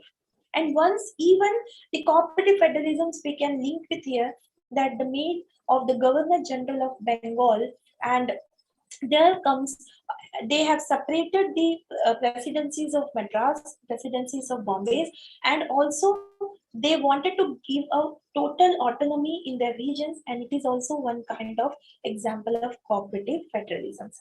Later on, the Government of India Act 1919 provided for the federal India. However, superficials by invading the dual form of government called diarchy. The same was sought to be achieved by the Government of India Act 1935. But from 1946 to 1950, the leaders of India's freedom movement and the founding father of the Constitution had the task of drafting the constitutions, as I've mentioned in the initial time of my speech. And the member of Constituent Assembly aimed to build a united polity out of a highly fragmented and segmented society, which they attempted through the strengthening the union or the federal order by shifting the residual power to it. So in the constitutions, we have directly, indirectly, we mentioned that how we have to follow the cooperative federalisms after our independence and after our constitutions has been drafted and we adopted the constitution. When the constitution was adopted in the year 1950, Sardar Patel, a strong leader, was strongly an advocate of the federal system and played a crucial role in crafting the federal constitution. So the cooperative federalism is an horizontal relationship between the union and the states and shows neither is above the other. It is equally they have to be cooperative for the democratic country like India. An Indian constitution has cooperative the instrument to ensure that this cooperations between the center and the state to ensure that cooperation is necessary for the proper growth of the country. So therefore, the provisions of Indian constitutions, which depicts the core relationship between the center and the state, added some points in the constitutions which clearly define that we are maintaining the cooperative federalism. The first as such in this list is 7th schedule. The 7th schedules, it demarcates the center and the state and the concurrent list based on the principle of subsidiarity, residual power has been kept with the center. So the 7th schedule has been divided equally the powers and responsibilities between the states and the center, and the responsibility and the things which is not being listed under any list of union list and the state list, which is given power to the union to make the laws and amendment on that particular topic. So the 7th schedules here clearly demarcated and showing that the cooperative federalism is most important so that the encroachment of power and authority should not be there between the union and the center. And Article 249 provides authority to the parliament to make a laws on those subjects which are under the state jurisdictions if the resolution passes in the state councils with the 2/3 majority. So whether the question here is that the true federalisms we have, or the in the name of the federalisms we are just maintaining the cooperative federalisms or the conflict federalism. But the 7 schedules has been showed here that we are maintaining here the cooperative federalism. Like that, the second examples I would say here, that is all India service. As we are here, I'm also a bureaucrat as a civil servant. Most important part and the role of all the civil servant having to maintain the cooperative federalisms and to maintain a center-state relations so that the work between the center and the state should be there in the harmony, and the beneficiary section, the people should be getting more importantly, their benefit should be think by all the parties, even in the conflict in the nature. So all India services is an integrated the integrated center state relations, we can say. An integrated judicial systems also has been established along with the this concept of all India service we have, and even the integrated judicial systems is another examples we can say has been established to enforce this both state as well as central law. So all India service provided uniting factors in the cooperative federalisms, and as well as even the united federalisms and the cooperative federalisms we can say as the judiciary also it is maintaining.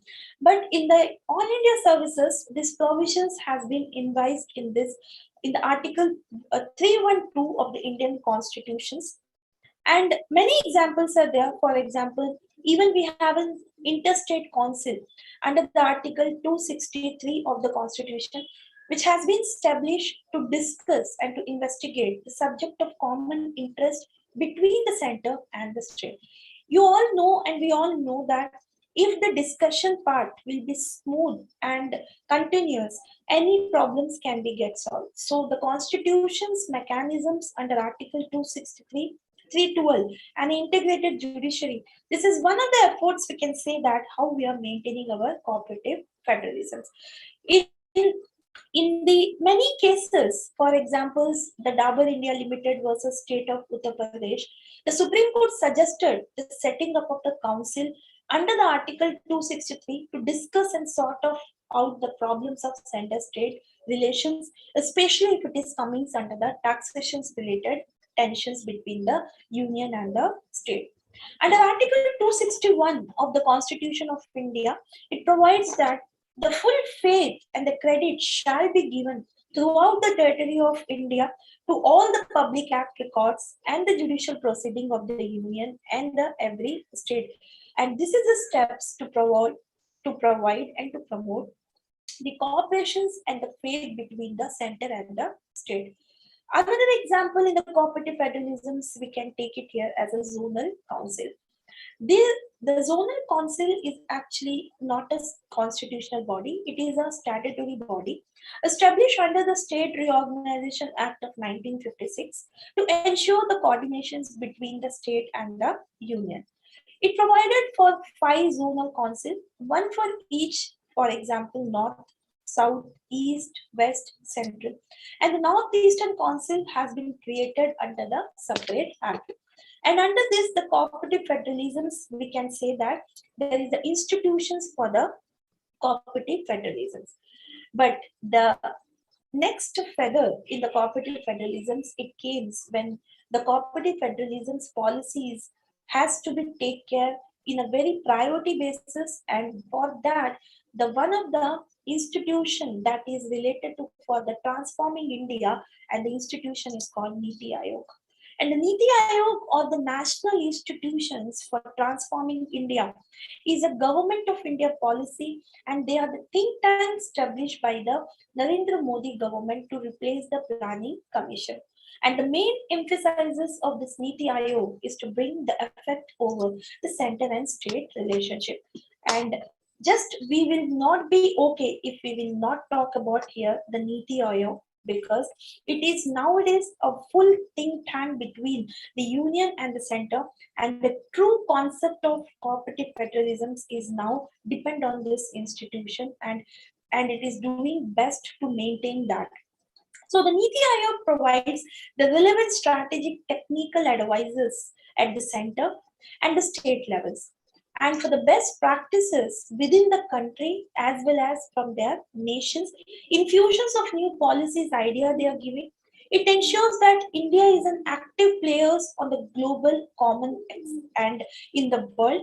And in this way, it will function in the close cooperations, consultation, and coordinations with the ministries of central governments and the state governments together. It will provide the critical, directional, and strategic inputs to the development processes, focusing on the deliberaties and the outcomes. And in this way, moreover, wherever the cooperative federalism's name will be there, the Niti Aayog will be there into maintaining that harmony. Next important in the cooperative federalism institutions, we have to talk about here. It was very difficult every time to maintain this federalism concept, and that too in a very cooperation way. And one of this challenge it came when we introduced the goods and service tax. So GST is a single tax on the supply of goods and services, right from the manufacturer to the consumer. And this GST was passed by the 101 Amendment Bill in 2016, and it came into effect on April 1, 2017. And the main agenda behind the whole concept of GST is that one tax, one nation. Here itself, we are showing that how it is going to be possible. So the one tax and the one nation, when we don't have a one nation as a concept, the cooperative federalism is a mechanism through which we have to bring it in the reality, that is a one tax and one nations as in motto. So the free movement of goods and services will give a flip-flop to the employment opportunity and gives the consumer a wider choice and better practices. And with that, we can say that one of the landmark, again, we proved it here, that how the cooperative federalisms can be maintained in the goods and services tax also with a harmonious way. It is now continuing.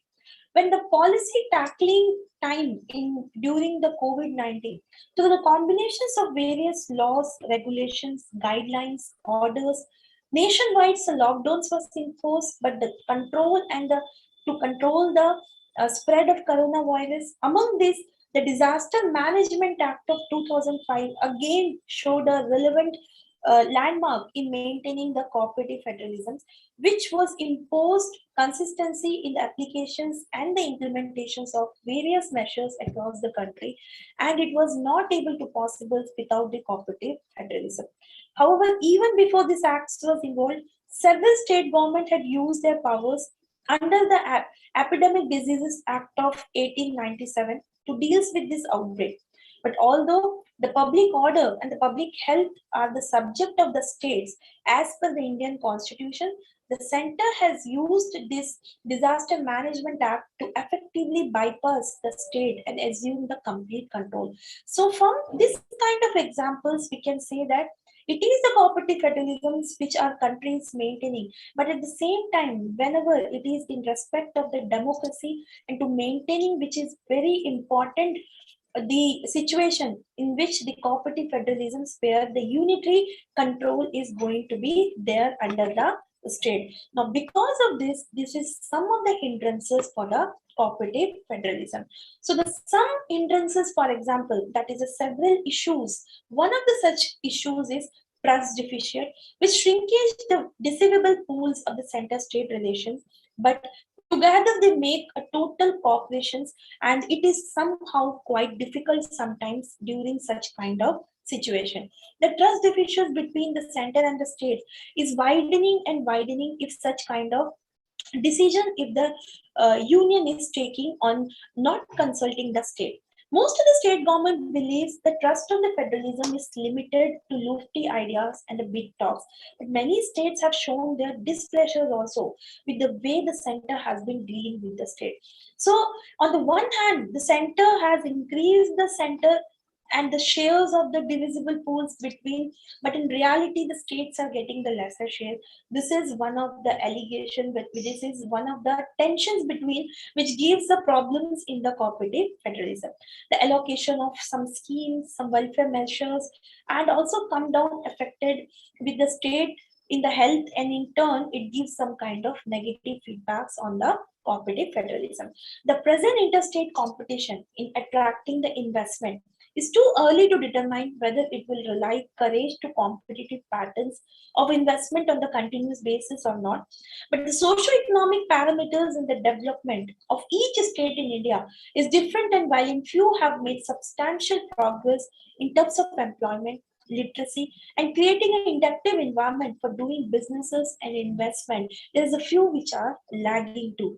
And there are the varied economic patterns of different states, which are deficit states or the backward region or the states under debt, which always will be taken care by the union, but the states has been giving some allegations on the union, which gives some kind of the trust issue between the union and the states, and which gives the hindrances in the cooperative federalism. So the states like West Bengal, Bihar, Odisha, Assam have protested against the uniform approach in funding because of the special situations in which the central government has to provide the special funds to these states, and without the special funding, the states cannot imagine they are participated in the cooperative federalism. Though the states are provided with the financial independence, and it is assumed that all the states would perform uniformly in the process of development, because while some states have a favorable factors like skilled labor, capital, infrastructures, immovable service industries, other states lacking behind. And the oppositions of few well-off states with respect to revenue loss in the implementation of GST system points out that there is a lack of will in participation in the process of cooperative federalism. Now the question here is, what needs the India now to have the cooperative federalisms to be working, and it should be worked in the future also with no issue. Now here comes the topic, the cooperative federalisms along with the competitive federalism. So we need a mix of both the competitive and the cooperative federalism for India to move ahead. So the future for India is a cooperative and the competitive federalism, and the competitive federalisms provide the dynamisms that needs to be unleashed. We need the cooperative federalisms to balance the competitive federalisms as well. So the constitution needed to catch up with the economic to favor integration over granting the sovereignty to provide the and to promote the India as an internal integration. And GST seeks to introduce the concept of one nation's one tax in order to economically unify the country. For the first time, it described it as a full sovereignty, which would bring a big changes in the working of federalisms in the country. And for recently, some proposals also happened. For example, in the recent proposals, which can be there as a hindrances for the cooperative federalism, but at the same time, we have to be positive that it can even develop the more cooperative federalisms relations between the union and the state. And one of the such proposed now, the changes proposed by the Ministry of Personnel and Training on behalf of the Government of India, that is, the ministry has stated that the states are not providing enough number of officers to be appointed centrally. There is a need to change some proposals in the All India, like All India, that is a civil servant in the cadre related issue. So, and it is mandatory for the state as per the union to contribute to the central deputations reserve, and because of this reason there is a shortage of officers at the center.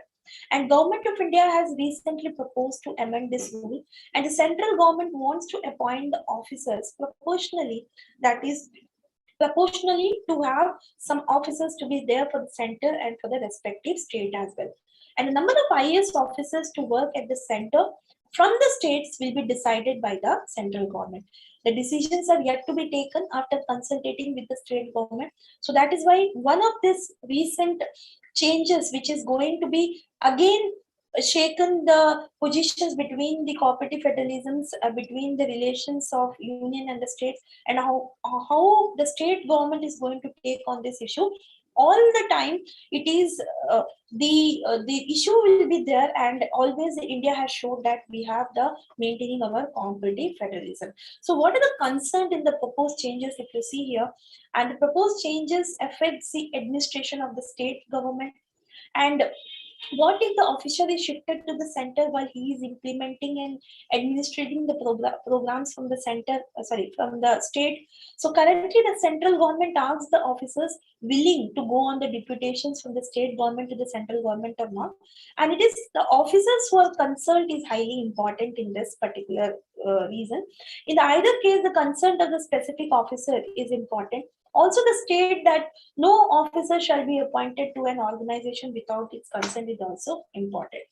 So, though the Constitution provides the adequate power to the center to fulfill its role, yet in actual practice, center can maintain its dynamisms and initiative not through the show of its power, which should be exercised only at the last stored and to demonstrate necessarily, but on the cooperation of the state secured through the process of discussion, persuasions, and the compromises.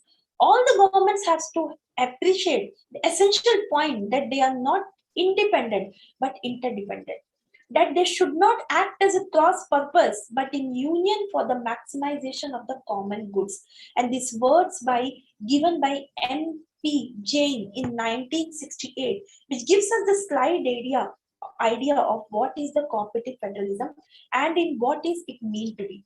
So we have already discussed that what is the corporations and what is the competitive federalisms we have.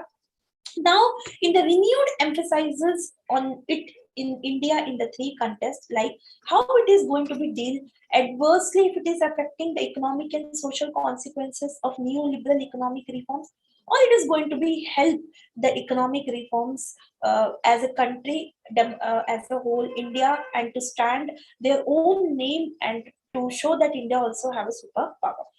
And second is extreme regionalisms we have of the highly fragmented party systems. Since 1989 general elections, somehow the cooperative federalisms are now in the shaken part. Always there is a political systems which gives us some kind of danger sign that the cooperative federalisms, how it is going to be maintained in the Indian democracy.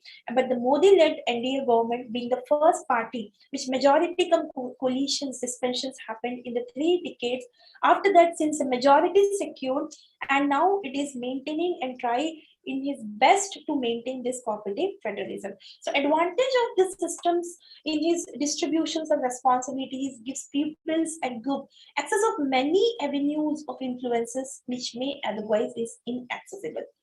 Even in a truly federal state, there may be the several objectives to be achieved that may have a political importance or the ramifications throughout the country. It would be practically impossible for the federal country and the federal government to achieve the national objective without active cooperation from the state government. It is thus a crucial that the federal and the state government are on the same page and should be there at the same wavelength.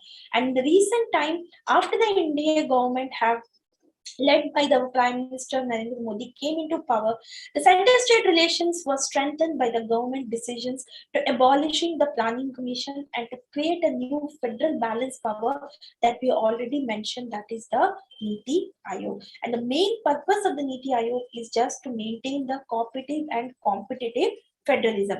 The such kind of initiatives which we have seen now has given the idea of taking the concept of cooperative federalisms in the next stage, where the irrespective of the differences between the political agenda and between the party who is ruling in the union and the state, but it is the people, the resources, and the country, it comes first when it is comes in the democratic system. So with this, we have to say that many difficulties are going to be there, but it is the challenges which gives us more strong. Although the role of the defined in our constitution for center and the states as clearly defined it, but we have that we are the union of state, which means that federations are strong center and the weak state. But sometimes this challenges, it leads to the differences between the union and the state. But taking it as a credit, the state always, there is an example that whenever the time is coming, who is going to be things and who is more important, it's a people, it's a situation, or it's a political ideology, then it comes proof here that all the multi-party systems of India having giving the importance to the cooperative federalism shows that we are really united by the concept of nationalism. And in this nationalism concept, the main role which is playing here, the term giving by the cooperative federalism, the center and the state relations are getting stronger and stronger day by day. We have, because of this, the cooperative federalism. But the reality is now we have to check always in the years of year, whenever the shaking ideology or the shaking situation, if it is coming, it is by the constitutions we are taking the help, and from the constitutions we are getting the idea that how to maintain the cooperative federalisms. And in the future also, let's hope that this is the India is going to maintain that. So with this note, I hope this is going to be the lot of informations you might have got it. And in the later part also, in the coming Republic's day or the Independence Day, whenever, but as a true Indian, this day we should not celebrate it as a day. We should live with this day, because lot of hindrances came, lot of struggle was there to get an independence, to get our constitution to be written, and to take this country as a leader. And it is one of the initiative that time the world, the freedom fighters that did it. Now it is our youth having this responsibility. So let's go together and prove it that India is united by the people, for the people, and always it is by the democratic country. We are always maintaining this. And thank you so much. Jai Hind.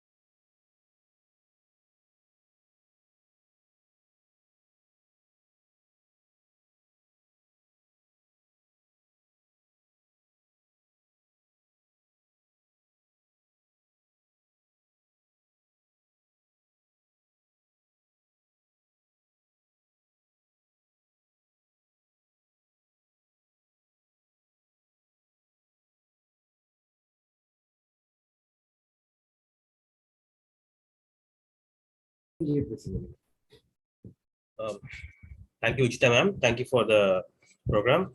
And Vijetha ma'am, you spoke about cooperative federalism on center-state reality. That was really amazing, ma'am. And I'd like to invite Mr. Bharath.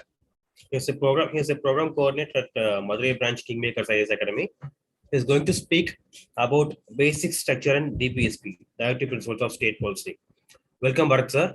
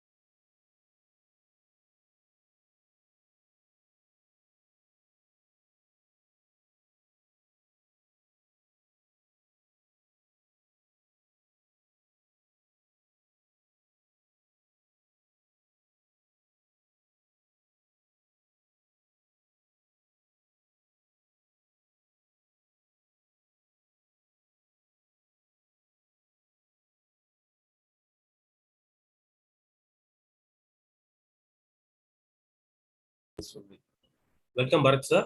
I'd like to invite Mr. Bharath. Mr. Bharath, Program Coordinator of Madurai Branch KingMakers IAS Academy, is going to speak with you. Bharath, I can continue, sir. I request students to share this link with your friends.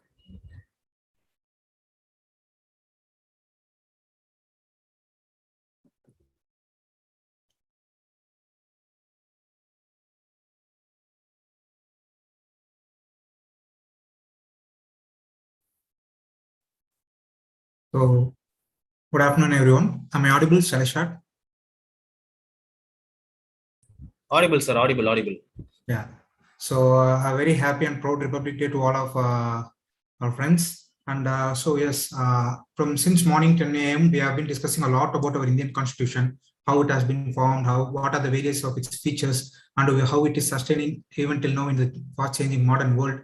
So it is going to be a slight bit of extension of what we have discussed so far only. And my discussion mostly will be focusing upon the directive principles of state policy and the basic structure of our Indian Constitution. So before I step directly into the subject that has been given to me, first of all, I would like to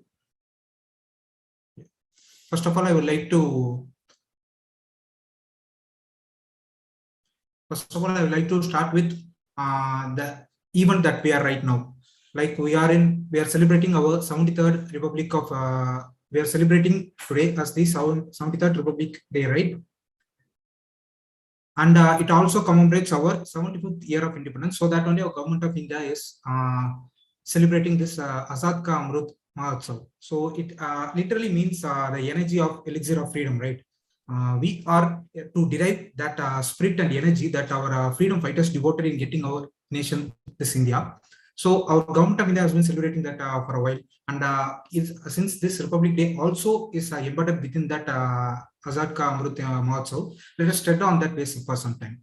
So we all know that we got our independence in 1947 and we become a Republic India only in 1950.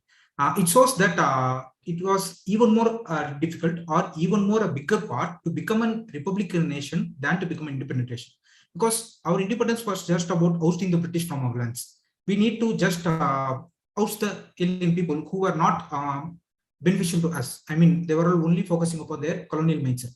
So we want to oust them, and we want to attain independence. That was our main goal till 1947. But even only after that, it took us 2.5 more years to frame what we now refer to as our Indian Constitution. It has been in the development throughout our national struggle also, but still, even when we could achieve the independence, we still required more time to make our Constitution, because such importance, more input was required to shape the nation that we currently know as India. So after our independence, our forefathers of the nation sat together as Constituent Assembly, and they drafted the Constitution, and so and so stories have been frequently discussed this session many times. So not focusing what have been said, I also at the same time put my views upon how our Constitution was made and how is it existing as today. And we as fellow aspirants, and I'm also told that I'm also aware that it is for a general audience also. So Constitution, that what law material that we highly regard as the supreme law of the land, is what driving our nation, right? Even when before starting this preparation, like before entering into the UPSC preparation, many of us would not have been known, or to the general public, if you are listening right now, many of us, we have known about the term Constitution, but we do not know what is the actual meaning or what is the actual significance it holds in our polity. But after being introduced into this vast subject, only we get to know, okay, this is what is driving the entire thing, right? So yes, from that, I need to start with the notion that Constitution is the ultimate magnificent thing upon which our entire Indian polity is resting. Okay, so having said that, our Constitution of India, especially our Indian Constitution, is often referred to as a living document by many. A living document, we all know, like it is just a set of documentation. But by referring it as a living document, we mean that it is kind of a breathing soul, because it imbibes changes and it reflects the society. Because since our inception of the Constitution from 1950, it has various amendments have been made, various views have been put forward into it, and it has been shaped accordingly from time to time. Our constitution is imbibed with inbuilt with the quality of rigidity and flexibility that has made to achieve the today's form of present constitution. But what is more important is that what has to be changed and what not to be changed. Even that thing also we discovered only through the process only. While writing the constitution for first time itself, our forefathers didn't imagine such a scenario would come where the executive or judiciary or legislative or judiciary will come head to head in deciding which to be everlasting, either parliamentary sovereignty or the constitutional supremacy. But they, yes, they were in genius minds who would have predicted such situations also. So they implicitly left some provisions which were found out by the later pioneers in what came out to be the doctrine of basic structure also. So my view and my discussion will mainly hold good regarding the DPSP, commonly we refer to as DPSP, that is the Directive Principles of State Policy and the basic structure of our constitution. So we will be going as a story-like discussion, right? How our constitution has been made right now. So what is DPSP? Like Directive Principles of State Policy, and morning respected Balakrishnan sir also gave a lot of insight regarding fundamental rights. Fundamental rights, like together the fundamental rights only will constitute the soul of the constitution, so and so, right? But what many political analysis also analyzes that only the fundamental rights along with the directive principles of state policy only give the entire core of the constitution, because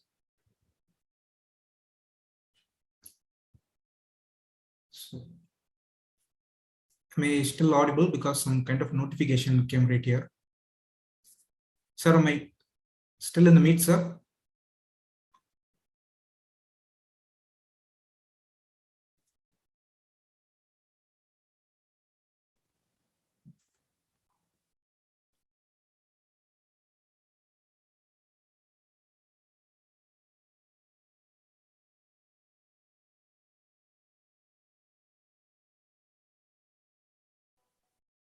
Yeah, sorry for the technical glitch. So yes, as I've been saying, the directive principles of state policy were institutionalized or were developed as the guiding instruments on how the government or the legislature should act upon in its lawmaking and implementation processes.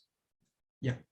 So when our forefathers decided to develop a constitution for us, they were specifically focusing a lot upon each and every aspects. Similarly, when they stumbled upon this particular region of how to direct this legislative and executive process, they kind of took inspiration from, of course, our whole constitution has many inspirations and also many innovations. And the directive policy, state policies, we kind of say it is both an inspiration and both an innovation also, because in kind of inspiration, for this, especially for this particular part of the constitution, we grasped inspiration from our fellow Irish constitution, and also a lot from our previous Government of India Act of 1935 also, because speaking about the Government of India Act of 1935, it had, even though it was a British legislation, of course it was during the later part of their rule, because towards the independence, a lot of the British legislation were focusing more about the Indian development, because we were in that point of history that our Indian leaders were getting a more stronghold on the say of the matters that took place in the later period of our national struggle.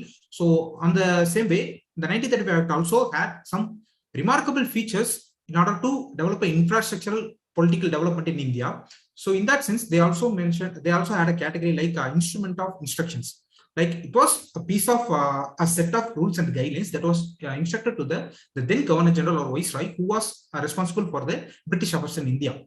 So having the inspiration from the Irish, because the Irish constitution also developed out of the Irish freedom movement against the British people only. So we could resonate some feelings. So those things we tried to imbibe into the constitution that we were making. So through that way only, and also mixing our own cultural importance and our own unique needs, we developed this unique feature for the directive principles of state policy, which is discussed in part 4 of Indian constitution and consists of the articles 36 to 51, all the way immediately after the fundamental rights and preceding the fundamental duties. This essential part of the directive principles of state policy is present.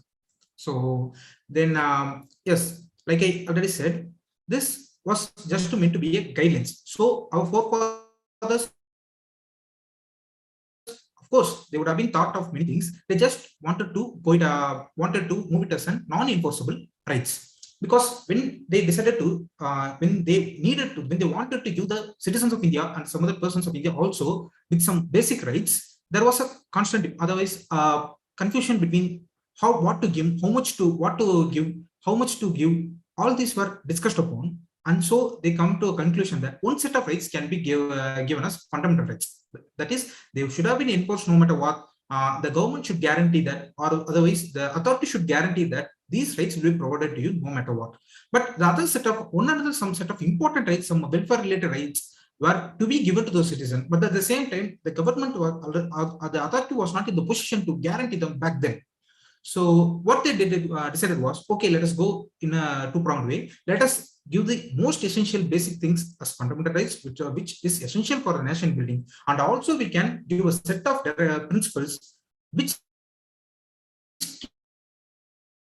should be followed while promulgating laws, so that those rights of the citizens will not be affected. Since we are not in a better position to guarantee that, let's have them as non-guaranteed or non-enforceable for the time being. So that's how the directive principles of state policy evolved. So it is kind of the benefits assured to the citizens, but in a non-justifiable way. Okay, we will be providing it, but we will be providing it no matter what, we will be providing it. But only that you can't claim it in absence. That is what this directive principles of state policy was made a slightly differentiable to fundamental rights in that aspect only. But other than that, you can see a lot of resonating principles for both the fundamental rights and the directive principles of state policy. And yeah, we have discussed about its origin and everything. And if you come to Article 37 itself, it basically explicitly states that so-and-so provisions that are to follow are provided for the guidance of the government, guidance of the legislature and executive, and they have to essentially follow this in their governing procedure. So it is explicitly mentioned, it is both non-enforceable, but at the same time, it has to be followed sincerely, followed mandatorily. So with these instructions and with these developments, the directive principles of state policy was put forward by our forefathers in the form of Part 4 of our Constitution. But what happened since then was the actual governance started. Like, we became a republic in 1950 and we got a general election in 1952. And since then, we have been forming a parliamentary form of government, and it has since been continuing. But during the later stages, especially during the implementation stage, I mean, ground level implementation of these provisions that has been listed in the Constitution, there had been several situations where this enforceability of the fundamental right and the enforceability of the directive principles came in constant clashes. So that will be a very interesting and very essential thing that we have to know, so to see how we crossed all those time and how we are present right now. So before we step into the governance class related fundamental rights and directive principles, let us see a little more in detail discussion about the directive principles itself. Yeah, we know that there are guidelines. So what kind of guidelines? So our forefathers also decided to give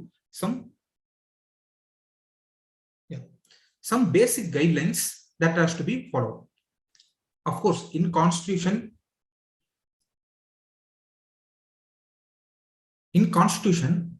frequently, mostly the provisions will be like how they were made. Like, for our understanding, we have been using various authorized persons interpretations also, and similarly, for our understanding of this directive principles of state policy, we have been categorized them depending upon their ideologies. The categorization is not provided in the Constitution, but we have categorized for our better analysis. For our better analysis only. So likewise, these directions that were given and given to the authority from Article 36 to Article 51 is broadly categorized into three categories, right?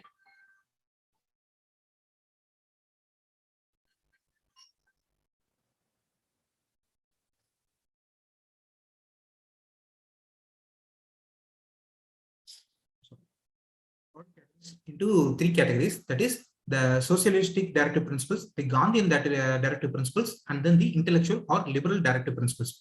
Like the name denotes itself, when our forefathers wanted to give some guidelines, by forefathers I mean the forefathers of the Constitution, the nation builders, like I already said, we are in the time of celebrating the Azad Ki Amrut Mahotsav, but it is like deriving the energy out of the freedom spirit, right? But in our freedom struggle, we were parallelly doing two things. Our forefathers were parallelly doing two things. Of course, it was correlated, but without knowing also, they wanted to get freedom. At the same time, they wanted to build a nation called India. So it was parallelly developing, and as much as we give importance to the freedom fighters, we have to same way, we have to give importance to those leaders that were so much instrumental in developing the region as the Indian nation that we know today. So in that sense, for that matter, various ideologies were present among all leaders, various views were put forward, and among this specific directions that can be included in the constitution were categorized with these ideologies in mind. First of all, the socialist ideology. By socialism, we all know it is a theorem, it is a tendency to promote equality. The socialism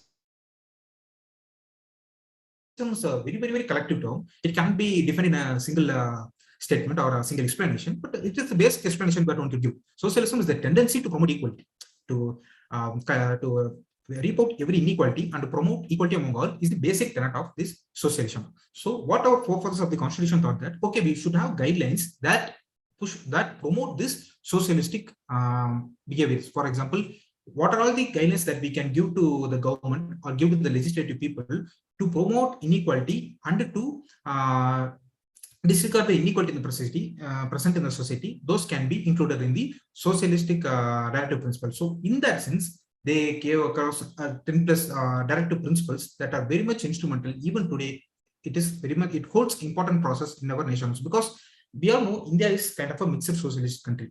We all know it is a stretch a lot towards on socialism, but it is a mixed economy, mixed socialist country. We all know that. And our socialism is defined only about towards the welfare of the people. Like, we also want to reduce inequality so much. We also promote equality so much. Everything have been individually dealt in our constitution. Similarly, one important goal of our government functioning, our constitutional functioning, is that we have to become a welfare state. Now, what is a welfare state? Welfare state is the state which holds itself the responsibility to provide the basic services, like, for example, health, education, everything, basic sectors, basic essentials to the citizens. In many no, because many policing state or non-welfare state, all these responsibilities will be split upon maybe not necessarily the government. Several other factors may also be present in this. But regarding, because we are entrusting the government with the power to rule us, not to, in more than rule, we can use the term administer. So we are giving the government the power to administer us. So the government in itself, it should have the responsibility to provide these basic services to us. So that is what we expect from a welfare state. So in order to make the government and make the legislative people to be the part of welfare state, this socialist directive principles holds very much important in that aspect, because only if you have these tendencies while making laws, you can ensure that you can function as a welfare state in order to develop a welfare society. So in that sense, this socialist directive principles are very much important to build an equality and egalitarian society. Among these most important socialist principles, Article 39 deals with a wide set of features, wide set of provisions that ensures grassroots level social equality. For example, it discusses about equal wage between men and women, and then it discusses about prevention of concentration of wealth, and discuss about equal distribution of wealth, because a nation with 1 crorepati and a nation with hundreds of poor people who don't have money even for food cannot be termed as a equal nation, or it cannot be termed as an ideal nation. So what we need is, we have to redistribute the wealth. At the same time, we should not affect the sentiments of both peoples. So that all these were deliberately discussed in this particular socialist directive principles, and based upon these particular principles that we are speaking about, many important legislation have been made. For example, I take about the Land Ceilings Act. Like, for example, when the Land Ceilings Act was mooted, the only goal was this, right? We have to redistribute the land so that no one gets in excess, no one gets in lesser quantity. So that was the ideal, but of course, it faced many ground level implementation difficulties also. But the basic idea behind that was to share the existing resources. So where this drive came while enacting this legislation, it came from this particular Article 39 directive principle, which guided the legislative and executive departments, executive organs, to make a law and implement which redistributed the wealth that is present among the persons. So this is how our constitution is providing as the basic material. Our legislative people will make laws upon them by not overriding them. So yeah. So we discussed the socialist principles with example of Article 39. Similarly, many important Article 39A of providing legal aid, and then Article 42 of providing human work conditions. All this deals with providing equal living conditions, and of course, some provisions were about living wages also. So all these are mandated to, or these are deliberated to provide an equal living opportunity to all present in our nation. So whatever government law is making regarding this aspect, it should have in mind these things only we are discussing in socialist directive principles. Then another set of directive principles, we refer to them as Gandhian principles. Now, Gandhian ideology or Gandhism, like more popular people will refer it as, is a unique feature that born in this particular region of the world. Like, we came out with some wonderful philosophy that many regions, many countries across the world accepted as their own, and they also took them in their various administrative procedures. But we also implicitly built many Gandhian features in our constitution throughout. But explicitly, we wanted to put the direct words of our Gandhiji itself in the constitution, so that it acts as a moral obligation for the for whatever ruling authority comes to power. So those particular directive principles which holds the Gandhian ideology, we categorize them as Gandhian principles, and we analyze them based on that aspect only. For example, let us discuss about village sufficiency. Just to give me.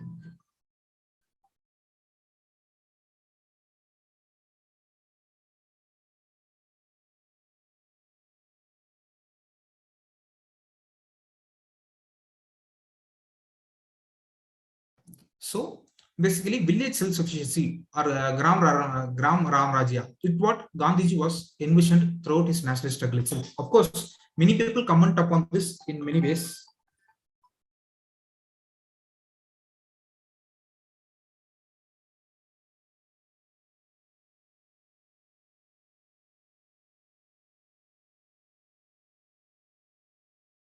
So many people hold different comprehension about the self-sufficiency that Gandhiji promoted, but still our decision makers did not want to completely provide it as a justifiable right also. But at the same time, we could not leave those, because we all know villages are the backbone of India, because most of our population is among rural side, and our agriculture is predominantly rural aspect. So village administration holds important cog in Indian polity. So this eminent philosophy of Gandhiji to make the village sufficiency was included in the directive principle also. So whenever a law comes regarding, whenever law is to be mooted, or whenever a law is to be implemented regarding village administration or village people looking after, it should follow the basic things that have been provided in this section in particular. So likewise, every law that is made or implemented should necessarily follow what is being stated in this guiding principles. That is what we refer to as directive principles of state policy. So many other Gandhi principles also. For example,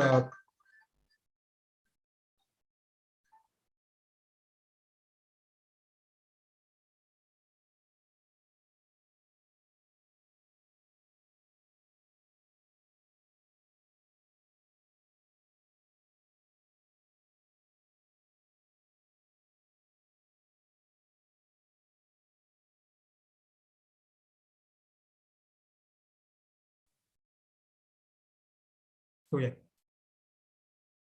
many other ideas of Gandhiji, like for example, the intoxication that he fought very much against, and slaughtering of animals that he fought very much against, and then development of cooperative societies in order to boost the development of the villages and the rural background. All these have been installed in the constitution in the form of Gandhian directive state principles,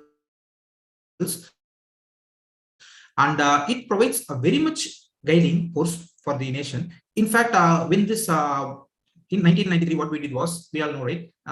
We made our two-tier government into three-tier government. That is, we included local self-government in our administration, and it was touted upon the most important significance given to this particular aspect that we are discussing right now, that is to make the village the center of administration at some level of governance. Okay, so all these laws that have been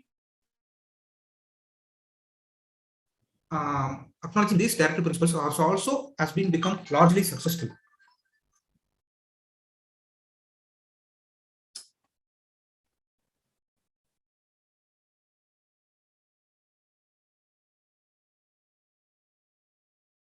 Yeah, so it shows that our directive principles of state policy holds good even for ground level implementation also. So it need not be differently completely enforceable. So let's leave that to future, whether it go to enforced or non-enforced. Let's leave that to future. What we can get out of this itself, they can be implemented. So it is not that they need not be implemented. They can be implemented, and many legislation so that it has been successful while following these directive principles also. So our legislators and our ruling authority should all have this in mind while making any future developments regarding this directive principles. Then we should be talking about the liberal or intellectual directive principles. Okay, our forefathers have listed them in a particular way. We, for our analytical basis only, we split them based upon their ideologies. So liberalism.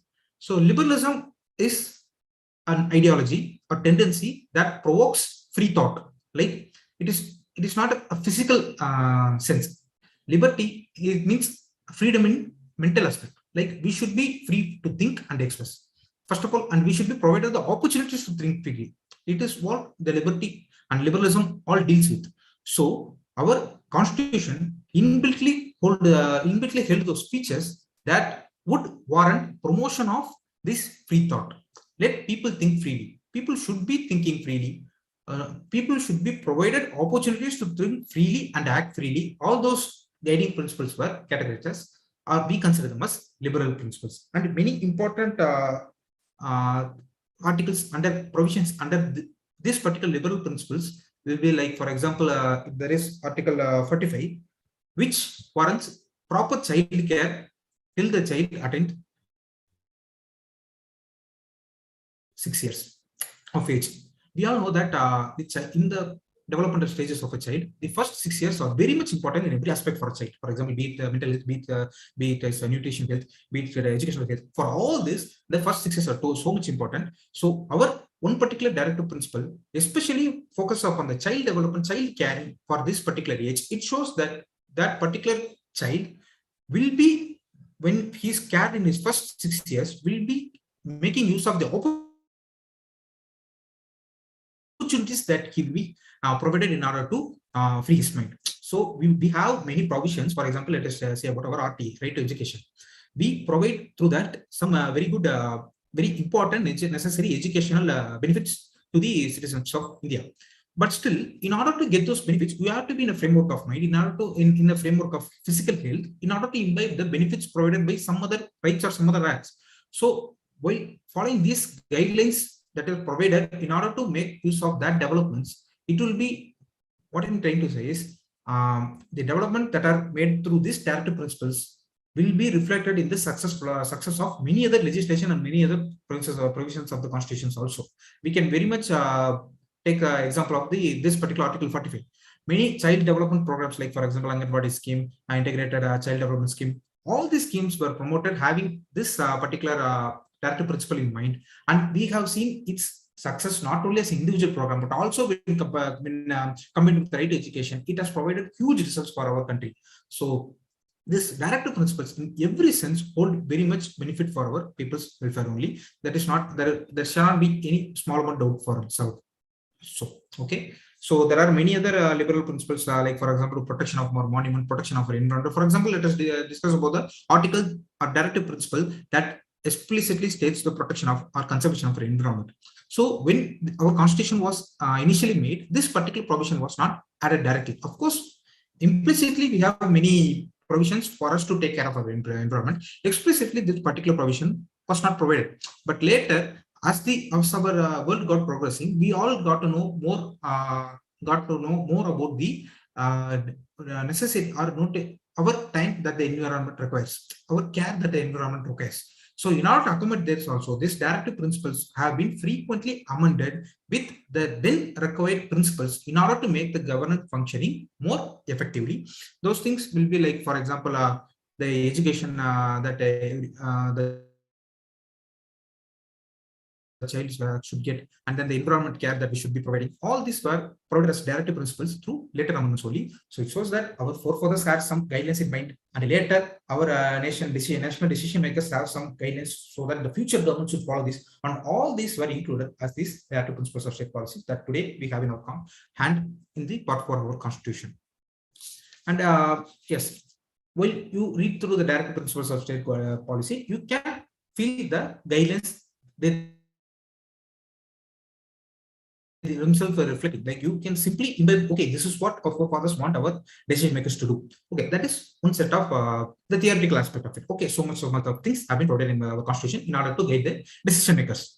But on the other hand, our constitution is so vast. It has some 450 plus articles, and it has numerous of provisions in order to cater each and every particular being in the country. So while such huge number of concepts arise, there is also a possibility that clash among these concepts occur, because if very homogeneous countries like for example, like few respected people before me spoke about the constitution of France being not so rigid and not so successful as we have right in India.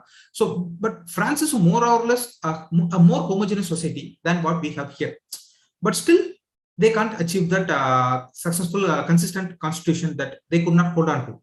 But even though we have such diversity present in our Indian constitution, we had able to sustain this constitution so long, and we are proclaiming it's such a huge success because our forefathers had accommodated the needs of each and every beings of the country in that constitution. So when you accommodate each and everyone in a particular room, there is a possibility that clash among them happens. So similarly, directive principles of state policy faced very much implementational difficulties especially with respect to fundamental rights. So fundamental rights are the minimum guarantees that are provided, minimum assurity that is provided to the people of India that so and so benefits will be provided to you no matter what. And if not provided, you can claim against them. So similarly, directive principles of state policy are so and so benefits will be provided to you for being in India, but still you can't claim it as a right. We will be providing it to you as non-enforceable things. That we are basically mandated to provide you this. You do not claim it. Even in case we fail, also you could not claim is what directive principles of state policy is all about. But fundamental rights we can claim. Now, what comes to the context is that some laws, some governmental laws, some acts of the government can conflict the directive principle. For example, or the vice versa. Some laws that are promulgated in order to implement a particular directive principle can conflict the fundamental right aspect. For example, let us talk about the Land Ceilings Act in as an example. So the previous act that we discussed itself. Land Ceiling Act, as the name implies, like I already said, it was for redistribution of land as a resource. So while our country got independent, or the constitution was adopted for the first time, we also had the right to property as fundamental right. So it was basically our fundamental right. So when we brought in this legislation that warrants equal sharing of wealth, which is being spoken to in Article 39B, it was openly constituting the fundamental right of right to property. So there itself existed a clash between the directive principles and the fundamental rights, but the decision makers of that time were able to smoothly cross over those period in the benefit of the nation by proclaiming that, okay, in order to in order to implement some welfareness that is provided in directive principles, sometimes the fundamental rights have to be abrogated, or if not say abrogated, diluted for that matter. So it also gives us the term that fundamental rights are not absolute, but at the same time, it is like it can't be smooth functioning every time, right? Whenever the conflict arises, sometimes it may be smoothly solved, sometimes it may be legally solved, sometimes it may be morally solved. So whenever through this some years of our existence, multiple times there have been clashes between the fundamental rights on one side and directive principles on the other side, and but we can be happy that, or we can be proud that in all these circumstances, the final verdict was happily accepted by all the decision makers or all the stakeholders of that time. That is one beautiful thing that you cannot find in any other nation happening, right? We are surrounded by neighbors This we can openly state and we can openly be proud of too. Our neighbors were crumbling. The constitution were crumbling at various times. Military rules were happening in many states like Pakistan, a little bit Myanmar, a little bit Sri Lanka. All these countries could not hold on to the constitution, at least at some point of time. But even though India faced such very, very severe clashes between the constitutional provisions itself, our constitution itself had a mechanism to vent out the pressure. Okay, if you have the problem, you can follow this way and get it done. So it is a very beautiful feature of our constitution. So what are all the pressure that has been built due to the clash of provisions within the constitution will find a way to vent itself out through some other provision of the constitution. It is a very good like a DNA-like work, a constant link. Wherever some link is facing problem, another particular provision, another link will be able to solve this problem. So this is how our constitution has been evolving since then, facing so much of struggle also. So yes, like I previously said, these directive principles of state policy were introduced in mind that some rules, some rights have to be provided to those people, have to be guaranteed to the people, but we are not, that is the providers of the right, that is the authority side, are not in a position to enforce it. Like we can't guarantee you, but we will provide you. It was their stance back then, because India was just a newborn country and we were facing many grave realities upon us. And many other world countries did not think at that point of time that India will become what we are today. Because every other nation in particular, even our well-wishers, were expecting us to crumble down. Because it is such a diverse subcontinent. People next door and people next street are so different. Like we find a dialect difference even every 2 towns you cross in Tamil Nadu itself. We face different dialects of people speaking different kind of things, different kind of having different culture. So, and okay, up to a state region we can manage, but when it comes to national integration, it was not expected even by well-wishers to function so smoothly. But we can probably accept that it was due to the unique features that our forefathers of the constitution inbuilt in it, so that they predicted this. Okay, such things will happen. We can leave some things open, so that whenever those things will happen, those problems will occur, we can give the direction to the decision maker of the time, so that with that direction, they will take decision for that problem and include it in the constitution. So what I'm trying to explain is about the basic feature of our constitution. Like, yes, it is going to be smooth transition only. We are speaking about directive principles of state policy. See how it has in fact one of the contestation between the directive principles and the fundamental rights only led to the concept of this basic feature that will come to in some quick time. What I try to explain is this, like no one would have on the paper would have printed this. Okay, it is going to happen like this. Some the government and the parliament and the Supreme Court are going to contest what are to be done. They didn't know exact things who is going to clash with who, but what they knew was this ideology can be using this ideology. So what we can do is let the gate be open for that point of 1947. Let the gate be open. Like we don't know in future such problem will arise, but we don't know solution for that problem. But we are sure that the guidance will be provided right now. You can derive a solution when the time arises, and that's what happened in 1973 in the famous and each and every aspirant would have been knowing about this particular case on the Bharathi case in 1973, where the Supreme Court obviously came with this most significant step in our Indian polity, that is the innovation of doctrine of basic structure. Yeah, we will see in detail about those, but let us go back to the contest between directive principles and the fundamental rights. I gave you one example where the Land Ceiling Act, in fact, for example, it came as a contest, came as a conflict to the fundamental right to property. Similarly, you can't say that the Land Ceiling Act is disadvantages or it is not beneficial to people, because it warrants equal land distribution, equal sharing of.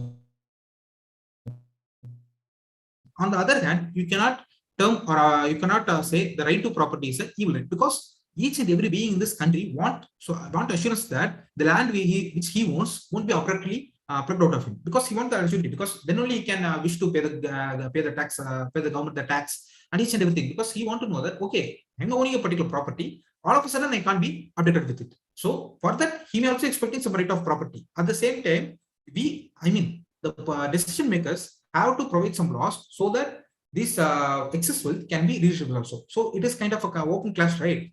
So this is what happened in that particular time. But in those times, I mean, in various stages only, the basic structure finally got evolution. So all these time in this particular thing that what in those time where I am speaking about, actually the Supreme Court upheld that the law that is making the directive principle implicable is what is right for that particular point, because during our independence time we were facing such grave inequality. Like we were just from out of our medieval world, and we just fell into this very big deep hole of British rule in India. So of course it had some benefits out of it, but still on the larger scale, on the larger side, we were completely exploited in that rule only. So while we came just out of it, we were completely 1,000 years backwards. Like this inequality was prevalent in each and every level of society, between peoples, between various classes of people, between various religions, or between various regions of the country. Each and everywhere, this inequality is so obvious that something was to be dealt on that night itself in order to resolve this, or in order to decrease this inequality. In those sense only, the land ceiling acts were made in order to emphasize that particular directive principle. So of course, in that time, the Supreme Court gave the verdict that this particular law holds good because it is supporting the directive principle. But later, in some other places, the opposite happened. Like you can't object a fundamental rights in order to develop, in order to implement a directive principle. So that is what we'll be discussing this next phase. So how this clash between the fundamental rights led to the birth of the doctrine of basic structure. So yeah, like I said, let me go on a story-like basis, because yes, of course, it will be dealing with important events that can be important in exam point of view also. But we can just go back through in time and go back to the particular point of time where these developments are actually going to be made. For example, let us go back to the 1957 Kerala Education Bill case. So even in that particular case at Supreme Court, the law that is going to update the fundamental rights, and the same law is going to implement a particular directive principle. So such a law was contested. Okay, let's go back to, let's analyze and derive the constitutional validity of that particular law. So what the Supreme Court at that particular time in 1957 stated was that the doctrine of harmonious construction, that is, fundamental rights and directive principles are meant to go with each other, not against each other. They are like supplementary rights. Okay, this has to be provided in condition. This has to be provided wherever possible. So in that coexisting phase only, both the directive principles and fundamental rights will be existing. In that sense only, the doctrine of harmonious construction was made. So that issue was thwarted at a basic level. That is, no conclusive solution was given. But what the court stated was, wherever possible, we should promote the harmonious existence between those. So that in that point of time, the Supreme Court felt that if at all we could validate a law regarding it, may be based on fundamental rights, or it may be based on directive principles. Wherever the validation could be possible, we will be going through that side. So what they mean that, like one more thing I forgot about the directive principle. This directive principle, so what it is today's relevance, like our government should essentially follow. So wherever, so it also can act as a check on the government also. It can also work as an active push factor also. Like for example, in order to satisfy this welfare demands, government has to follow some guidelines. Similarly, we can also find some laws that are against this welfare development also, using this principle. Okay, whether it is concurrent with this principle, no, then we can hold them unconstitutional, because they are not going to implement the welfare that we are asking for. So in order to verify a constitutional validity of a particular law also, the directive principles have been throughout be used in our history. So in future times also, whenever validating a constitutional aspect of a law, this directive principles will be hold good as a check sheet. Okay, whether it is warranted in the directive principle, then it can be done. Whether it is not that, I mean, whether it is against what it is mentioned there, then we should be looking once again whether to implement or not. So for such analyzing the validity, the directive principles are still very much used in many important decisions of the Supreme Court. Okay, coming back to our conflicts of fundamental rights and directive principle leading to basic structure. We are at that particular point of time where the directive, the Supreme Court came out with the doctrine of harmonious construction. At that point of time, what it was decided that the whatever holds good should be implemented. Okay, if you say fundamental right is going to be affected, but you say the directive principle has to be implemented, then we can go with this. Or you say that the directive principle is being hindered, but the fundamental right is promoted, then you can go with the promoting or validating aspect. So that is what decided on that particular point of time. Similarly, this was one important step. Then before this itself, in 1951, that is the famous Champakan Durirajan case. Once again, this same issue came to fore. That is, if at all fundamental right is being amended, in order to implement a directive principle, is that good? Is that constitutionally valid? So such kind of discussion started in 1921, 1951, Champakan Durirajan case itself. In that particular case, in that particular hardship, what the Supreme Court verdicted was, if at all such clash occurs between fundamental rights and directive principles, only those rights that are enforcing the fundamental right, only those laws that are enforcing the fundamental rights should be validated, and those promoting in that all the clash against the directive principle, such can be declared unconstitutional. Basically, in that particular case, the particular law that was supporting or promoting a directive principle at the cost of a fundamental right was declared unconstitutional, because constitutional directive principles were considered to be a subsidiary of fundamental rights during that particular point of time. So then the parliament reacted in an opposite way, claiming that no, we have the sovereignty to amend whatever law we wish to be amended, in order to, because we are not under a tyrant government. No government, the various government that has been at our power, ruling over us, had been exceptional or had been not a government. It is like average or okay, above average, but nothing had been against us. No single government that have been ruled till right now is not entirely against the people. Okay, the level of development achieved was maybe higher, low in various cases, but nothing was against the people. So similarly, what we have to understand, both the laws supporting the fundamental rights are both the other things supporting the directive principles are in some way beneficial to the people, but which should be given more preference is what being contested. So then in the 1961 Golaknath case, what happened was that okay, let me say what the parliament reacted before that. So before this, after the Golaknath Samparan case, what the parliament, the next development, what it came forward was with the amendment of after the Golaknath case. For example, in the Golaknath case, the Supreme Court verdicted that once again, fundamental rights can't be abrogated. So on both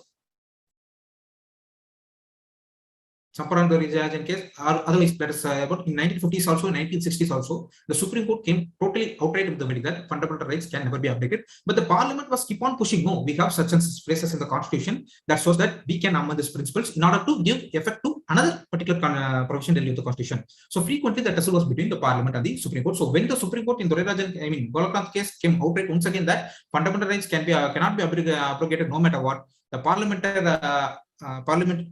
again came out with the 25th Constitutional Amendment Act, which included the most important article 31C into the Constitution, which dealt with two important provisions. One is that those laws that promote the articles 39B and C, that is the core directive principles, that is warranting for equal distribution of wealth, should be assumed as constitutional, and it cannot be considered unconstitutional, so that fundamental rights is affected.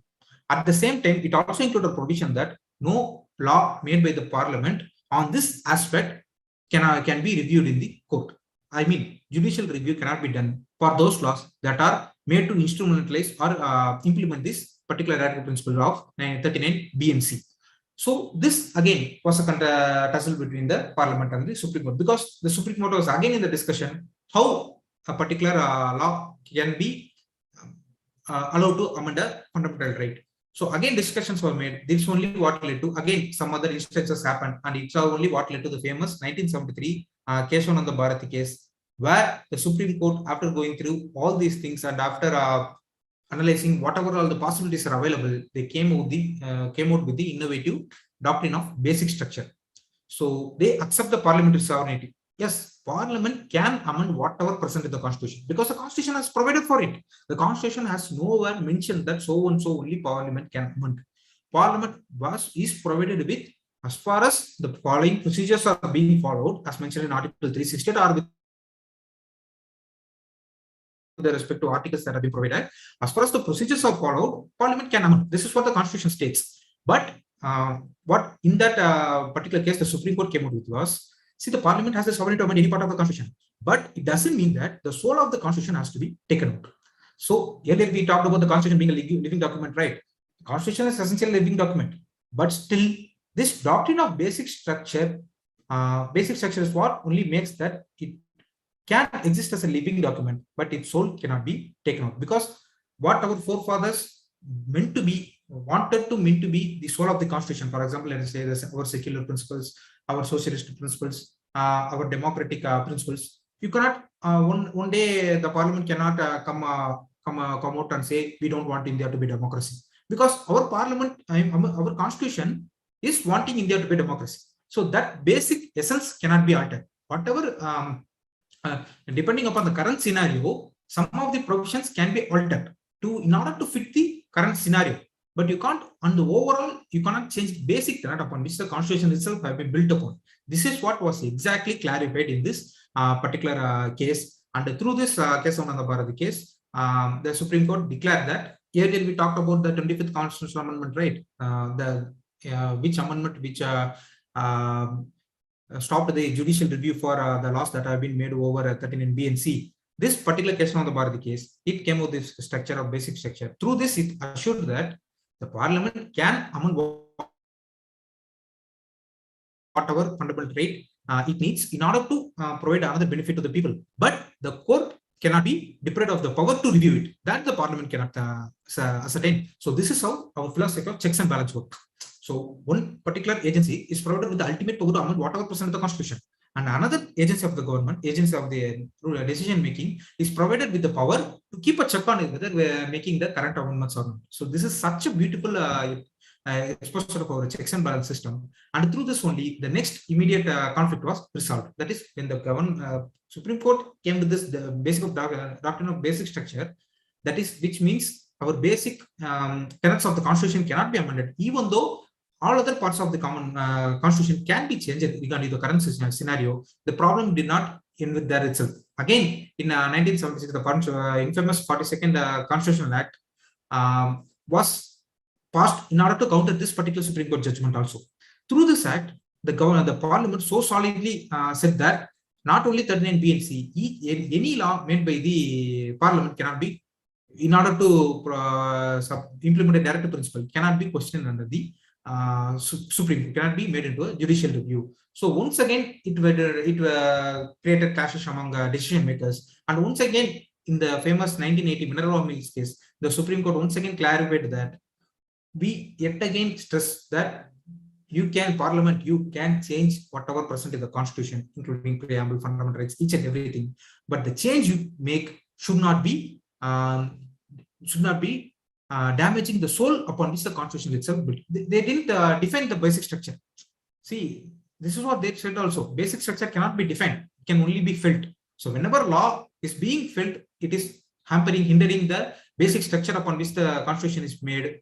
Supreme Court has the power to, through the mineral oil mills case, it once again asserted that Supreme Court has the power to thwart the law as unconstitutional, and it can approve wherever the changes are not changing the basic structure. Those things the Supreme Court can approve wherever the fundamental right or preamble, anywhere the amendments can be made. As far as the basic structure is not touched upon, such changes are valid. This is what the Supreme Court finally came through the mineral oil mills case. It once again emphasized and once again made sure that the case one of the Bharathi cases, brainchild of directive principle, doctrine of basic structure is we should be holding good for the next entire constitutional developments. And it not only that, it also mentions some features.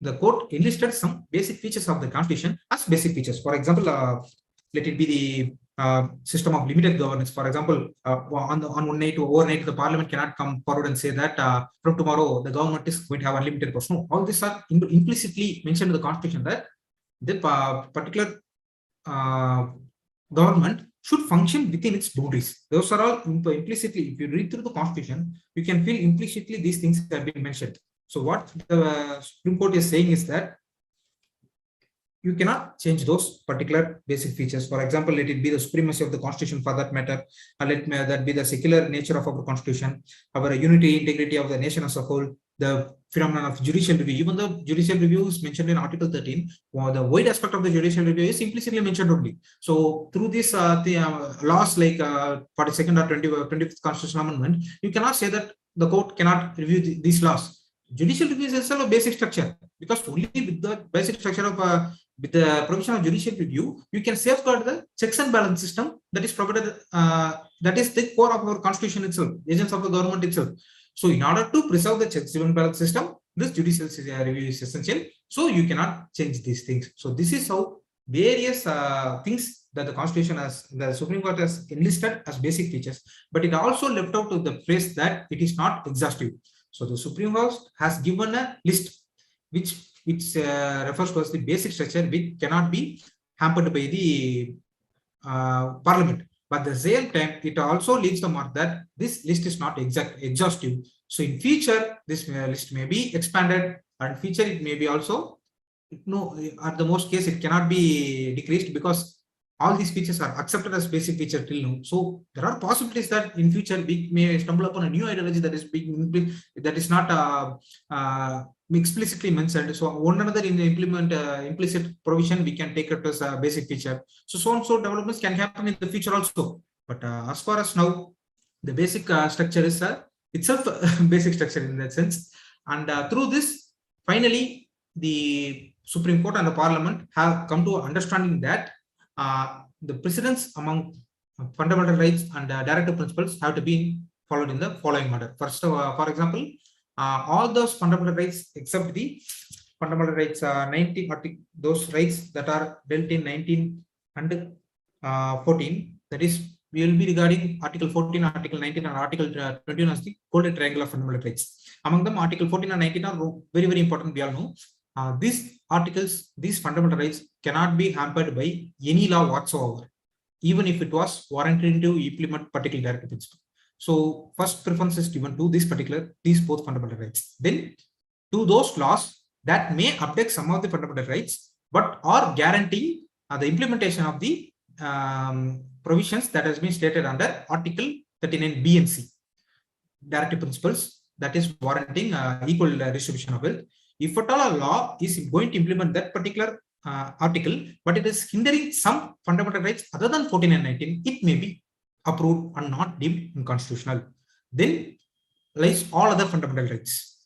Every other fundamental rights. If at all some other direct law supporting some other directive principle affecting some other fundamental right, it cannot be approved, because this is how the present understanding is being made. It is about the conflict between DPSP and the fundamental rights. Apart from this, whatever law that is going to challenge the basic structure, which surely dealt by the Supreme Court as unconstitutional, because that is how we can make our constitution survive with the same soul, but at the same time, it has to be accommodated for the changes to be happen according to the current scenario.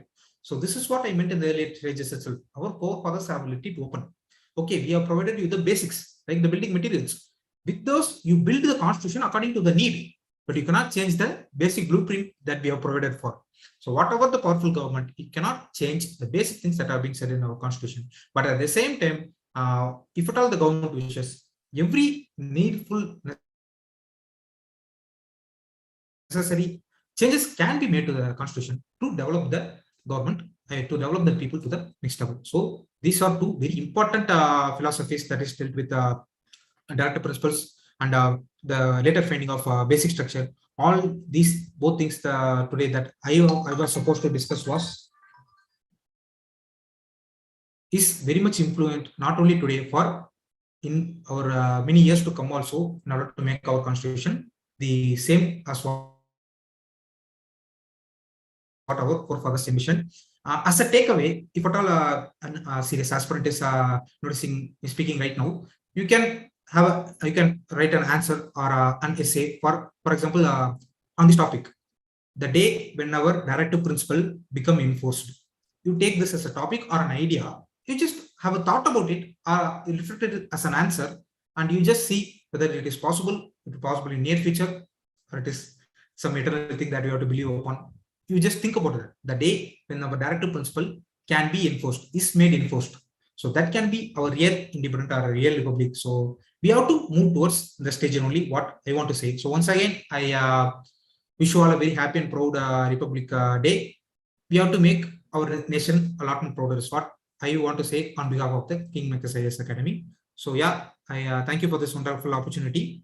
And now I wish my next a lot more experienced faculty to take over the stage. Yeah, thank you.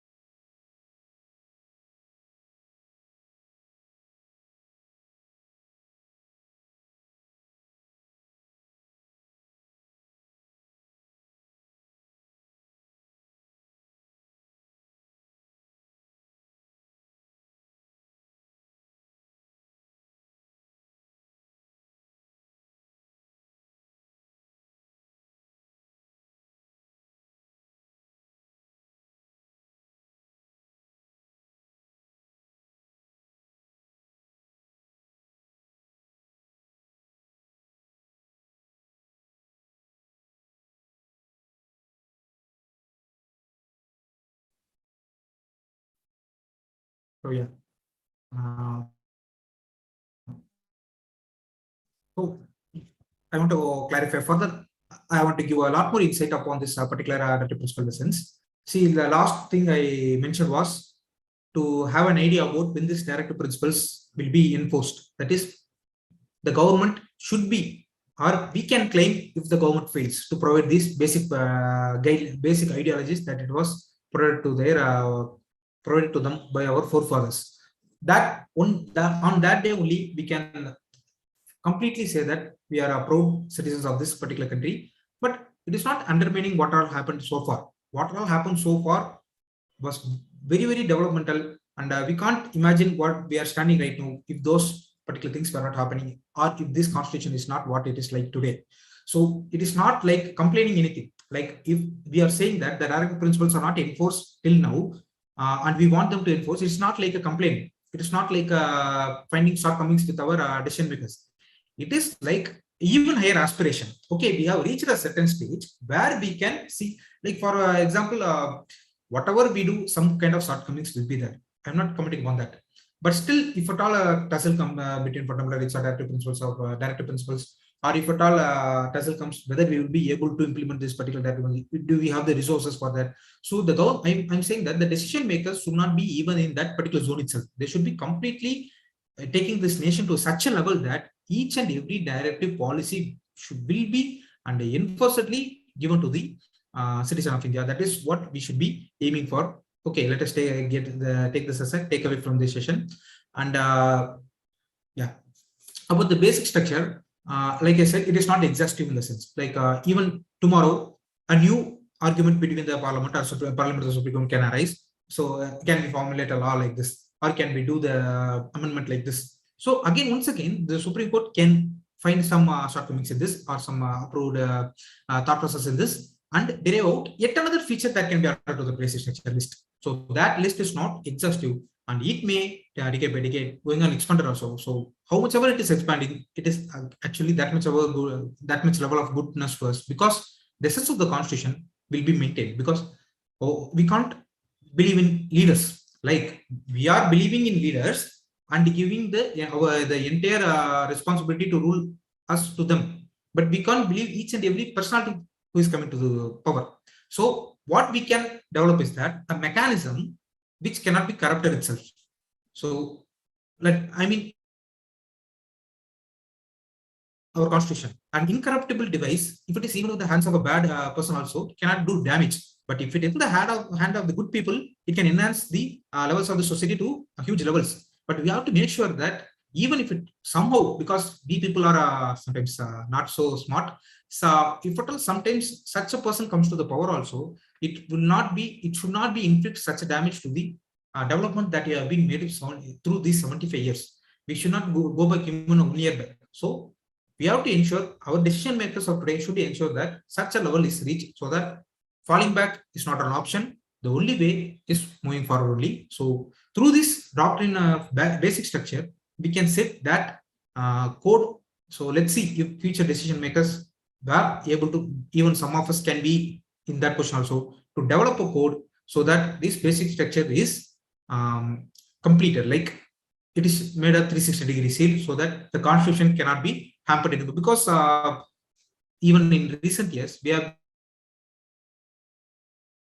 been facing some news like, is our constitution in that essence, or is it being built in a wrong way? So all these things we are hearing. Of course, legally it is being verified and properly the judgments have been made, but still the doubt is being seeing some of the recent developments. So in order to erase the complete iota of doubt itself, our basic structure should be tuned at such a level that no other penetration into the constitution is possible regarding the soul, but the limbs, all other features needed to be changed based on the time basis, current scenario, but the soul should not be affected. So this should be from our side, from the citizen of India, we both should be providing the responsibility to the government and also taking self-responsibility that we have to develop to a stage where our directive principles must be an enforced one. At the same time, our basic structure should be a well-acquainted one, so that no more denting of the constitution is possible itself.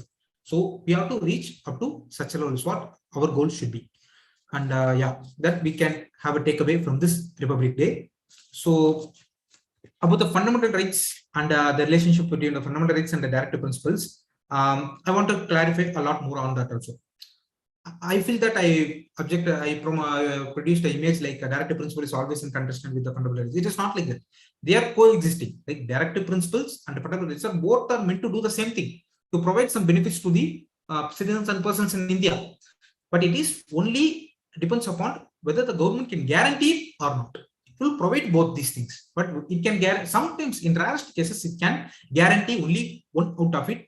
In those conditions only, it should follow a particular order of precedence. That is what we discussed in earlier phase. Like for example, it should give importance to the Article 4919 at the first place, and then the directive principles of 39B and C should be considered. Then all of the fundamental rights, then only the other laws. So this order of precedence doesn't mean that all this should be in conflict with each other only. Sometimes, or most of the times, it is harmonious. Take any law, because being a welfare state. Because 75 years we are following this method, so we are at a, I mean, even more than half the states are becoming a completely welfare state. So all our policies of the government or all our laws of the parliament are completely going to be assuring either one of these only. Rarest of cases only such conflicts will be occurring. Even if such conflicts occur also, our decision makers, either be it in parliament or be it in the government or be it in the Supreme Court, should be able to be in with such capabilities that such hard situations are made as opportunity for the future. Like for example, Kesavananda Bharati case was a complicated period during a difficult period at that point of time, but it is made as an opportunity for today's decision makers. They can quote from this, okay, such things have been done. From that, we are taking essence and we can move forward. So what, even though if our constitution is like the most greatest thing that has ever happened to people of India, but even if at all it has some shortcomings also, we as today's decision makers and a responsible citizen should handle it in such a way that it can lead to some solution that may arise in future itself. So we have to develop to such a stage where this is possible. Okay, so yeah, that is what I wanted to say about directive principles in science. And yes, it is being Dr. Ambedkar very rightly said, the directive principles and fundamental rights are novel features of this constitution. They form the core of this constitution. They form the philosophy of the constitution, because it is very much in relation to what the basic structure deals with also. Because when Dr. Ambedkar, our father of our constitution, held in close particular to this particular sections, that is fundamental rights and directive principles, to be the philosophy of the constitution, what he means is that abducting them will largely not do any good. So you try to safeguard the philosophy as much as possible, but you can make some changes, but not change the entire philosophy. That is what he's trying to say. Through the words of philosophy, this is what I'm saying. Implicitly, all those have been said and written. Like when Dr. Ambedkar, when he mentioned the words of philosophy of the Constitution, he didn't mean that either this can change or it cannot be changed. Like he didn't go to the point, but he because being a genius like him, he would have predicted such situations, whether this will be contested or not. But he left it as okay, it is a philosophy. That is what I am intended to say, and that is how I want it to be. So as his disciples or as his future generation, what we can say is that, okay, by philosophy, he's meaning that some changes can be made in the philosophy, but the philosophy itself cannot be changed. That is what we have to take our it should be, the mentality should be cultivated. Like for example, he also said that democratic society cannot be made, it should be cultivated.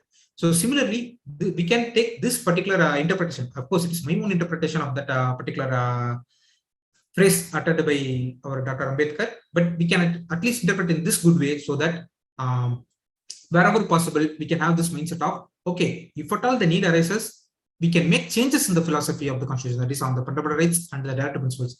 But we cannot change the philosophy on the whole itself, either the direct principle or the fundamental right.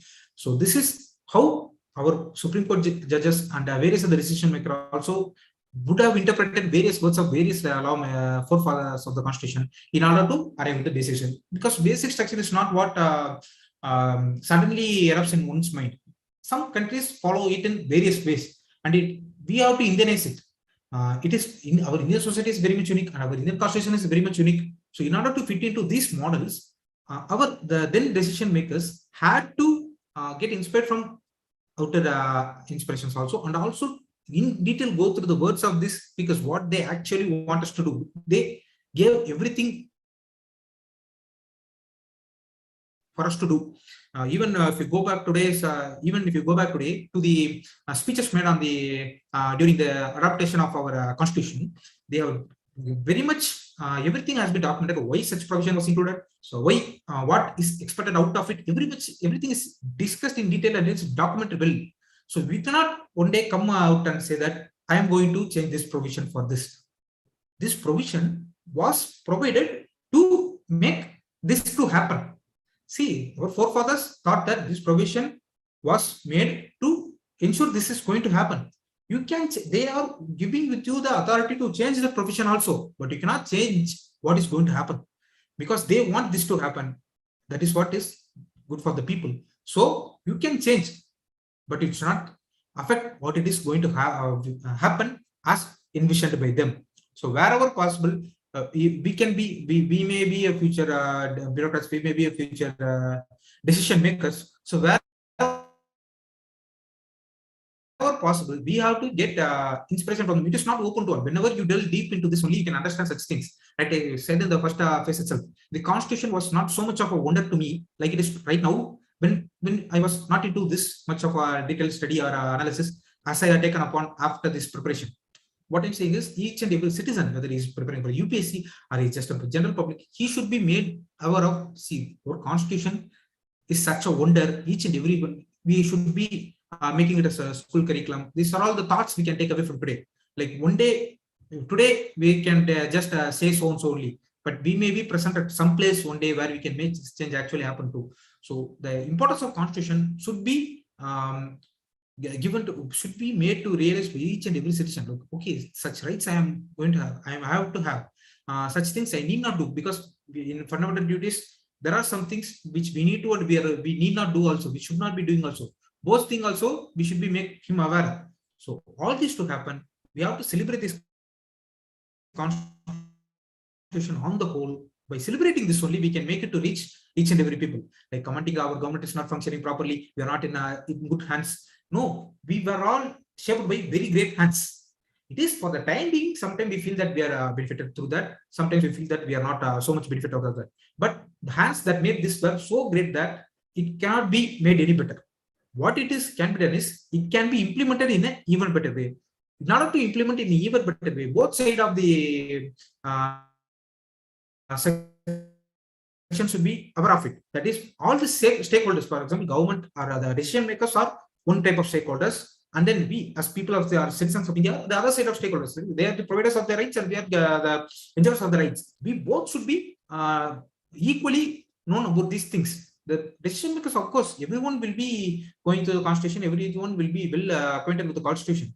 But what happens is every section of the society should also be made aware of each and every provision of the constitution in order to reach effective government and effective citizen. It should be on both sides. So that can be yet another takeaway. I'm giving. I myself feel a lot of takeaway because it is because on this day, because we can be talking about this topic on any other days also, but when on such auspicious days, when we take upon such passionate subjects to be discussed, each and every one can be learners. Like some of you people have read about these things a number of times, but still you can instill, at least you can take a feeling that this can be changed by us one day for the benefit of itself, right? So yeah, with this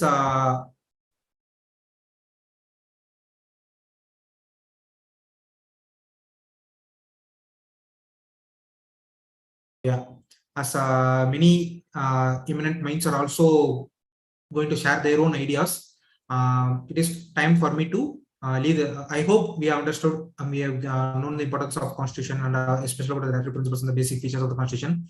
So now I leave the stage to yet another eminent mind, brilliant spokesperson, and yes, he will continue the session. Thank you and happy Republic Day. Jai Hind. Thank you, Bharath sir. So thank you for program, and I request Mr. Mahesh sir to join the program. Mr. Mahesh is the program coordinator of the Trichy branch of KingMakers IAS Academy. He is going to speak about Panchayat Raj, and I request students to share this link to your friends also. Thank you. And Mahesh sir, you can continue now, sir. Thank you very much, sir. Mahesh sir, I had made you as a co-host. Kindly, okay, sir, you can continue. Okay. Thank you, sir. Thank you. A warm good evening to everyone. I take this occasion as a great opportunity. I extend my gratitude to KingMakers Academy and our CEO, Mr.Boominathan sir, and all the dignitaries to present some of my views, and all the dignitaries to present some of my views on Panchayat Raj institutions. Their rhyme scheme goes here. It's our 73rd Republic Day, and let's hear more on 73rd Constitutional Amendment, which our forefathers of participative democracy had dreamt of. Actually, for 73rd, எனக்கு நேற்று சொல்லும் பொழுது நீங்க எந்த topic எடுக்கிறீங்கன்னு சொல்லும் போது constitutional ரிலேட்டடா பேசும்பொழுது நான் ஃபர்ஸ்ட் எடுத்தது பஞ்சாயத்து ராஜ் தான். பிகாஸ் இது 73rd ரிபப்ளிக் டே அப்படிங்கிறதுனால 73rd கான்ஸ்டியூஷனல் அமெண்ட்மெண்ட்டை பத்தி பேசும்பொழுது கொஞ்சம் நல்லா இருக்கும் அப்படின்னு எனக்கு தோணுச்சு. அதனாலதான் நான் வந்து உங்களுக்கு அந்த பஞ்சாயத்து ராஜ் சிஸ்டத்தை ஃபர்ஸ்ட் எடுத்தேன். Panchayat Raj system actually why we need to Panchayat Raj சிஸ்டம்னா, நம்ம எல்லாருக்குமே தெரியும் பஞ்சாயத்து ராஜ் சிஸ்டம் வந்து பாத்தீங்க அப்படின்னா நமக்கு வந்து கான்ஸ்டியூஷன் கிரியேட் பண்ணும் பொழுதே பஞ்சாயத்து ராஜ் சிஸ்டம் நம்ம கான்ஸ்டியூஷன்ல இல்லை. நம்ம 73rd அமெண்ட்மெண்ட் மூலியமா தான் 73rd and 74th அமெண்ட்மெண்ட் மூலியமா தான் பஞ்சாயத்து ராஜ் இன்ஸ்டிடியூஷன் அப்படிங்கிற ஒரு இதையே நம்ம வந்து கான்ஸ்டியூஷனுக்குள்ள கொண்டு வரோம். அதுக்கு முன்னாடி பஞ்சாயத்து ராஜ் அப்படிங்கிறது பாத்தீங்க அப்படின்னா உங்களுக்கு டிபிஎஸ்பிக்குள்ள மட்டும்தான் இங்க இருக்கும். ஏன் நம்ம ஃபர்ஸ்ட் ஸ்டார்டிங்லேயே பஞ்சாயத்து ராஜ் உள்ளுக்குள்ள கொண்டு வரல அப்படின்னா, அந்த at the time of independence, at the time of கான்ஸ்டியூஷனை நம்ம இம்ப்ளிமெண்ட் பண்ணும்போது we don't have that much of resources. ஒரு பர்டிகுலரான ஒரு செப்பரேட் ஒரு லோக்கல் கவர்மெண்ட் கிரியேட் பண்ணி ஒவ்வொரு பஞ்சாயத்துக்கும் ஒவ்வொரு முனிசிபாலிட்டிஸ்க்கும் ஒரு கவர்மெண்ட் கிரியேட் பண்ணி அவங்களே அந்த இதை வந்து ரூல் பண்றதுக்கு அவங்களுக்கான ப்ரொவிஷன்ஸ், அவங்களுக்கான ஃபினான்சியல் ரிசோர்ஸ் எல்லாம் கொடுக்குற அளவுக்கு நம்ம கிட்ட அப்போ வந்து நம்மளோட மொபைலைசேஷன், நம்மளோட ரிசோர்ஸ் மொபைலைசேஷன் அவங்களுக்கு கிடையாது. அதனால என்ன செஞ்சாங்க அப்படின்னா, நம்மளோட கான்ஸ்டியூஷனல் ஃபோர்ஃபாதர்ஸ் நம்மளோட பஞ்சாயத்து ராஜ் இன்ஸ்டிடியூஷன் சிஸ்டத்தை பஞ்சாயத்து ராஜ் இன்ஸ்டிடியூஷன் சிஸ்டத்தை ஆர்டிகல் 40 அப்படின்னு சொல்லிட்டு டிபிஎஸ்பியில வச்சிடறாங்க. யார் வந்து அப்பையிலேருந்தே வந்து இந்த மாதிரி பஞ்சாயத்து ராஜ் இன்ஸ்டிடியூஷன் வேண்டும் வேண்டும் அப்படின்னு சொல்லிட்டு சொல்லிக்கிட்டே இருப்பாங்க அப்படின்னா நம்மளோட காந்திஜி தான் சொல்லியிருப்பாங்க. ஏன் காந்திஜி சொல்லியிருப்பாங்க அப்படின்னா நம்மளோட இந்தியாவில் இருக்கிற எல்லாமே வந்து ஒவ்வொரு வில்லேஜும் செல்ஃப் கவர்னிங் இன்ஸ்டிடியூஷனா இருக்கணும் அப்படிங்கிறது நம்மளோட மகாத்மா காந்திஜியோட ட்ரீம். அவர் மகாத்மா காந்திக்கு ஏன் இந்த ஐடியா திடீர்னு வருது அப்படின்னு நம்ம பார்த்தோம் அப்படின்னா அவருக்கு சடனா வந்து தூங்கிட்டு இருக்கும் பொழுது இது மாதிரி திடீர்னு ஒரு ஐடியா வந்துச்சா அப்படின்னு கேட்டீங்க அப்படின்னா கிடையாது. ஆக்சுவலா அவரு நம்மளோட இந்தியன் சிஸ்டத்தை ஃப்ரம் த ஏன்ஷியன் பீரியட்ல இருந்து அவர் வாட்ச் பண்ணும் பொழுது அவருக்கு தெரியுது நம்மளோட இந்தியாவில் வந்து மற்ற கண்ட்ரி மாதிரி நமக்கு வந்து சென்ட்ரலைஸ்டு பவர் கொடுத்தோம் அப்படின்னா நம்மளால வந்து ரொம்ப நாள் வந்து நம்மளோட கண்ட்ரி வந்து கவர்ன் பண்ண முடியாது. அப்போ நமக்கு இந்தியாவில் பார்த்தீங்க அப்படின்னா நிறைய வில்லேஜஸ் இருக்கு. அப்போ ஒவ்வொரு வில்லேஜுக்கும் பர்டிகுலரா அவங்களே ரூல் பண்ற மாதிரி ஒரு சிஸ்டம் இருந்துச்சு அப்படின்னா அது அவங்களுக்கு ஈஸியா இருக்கும் அப்படின்னு சொல்லிட்டு அவருக்கு தோணுது.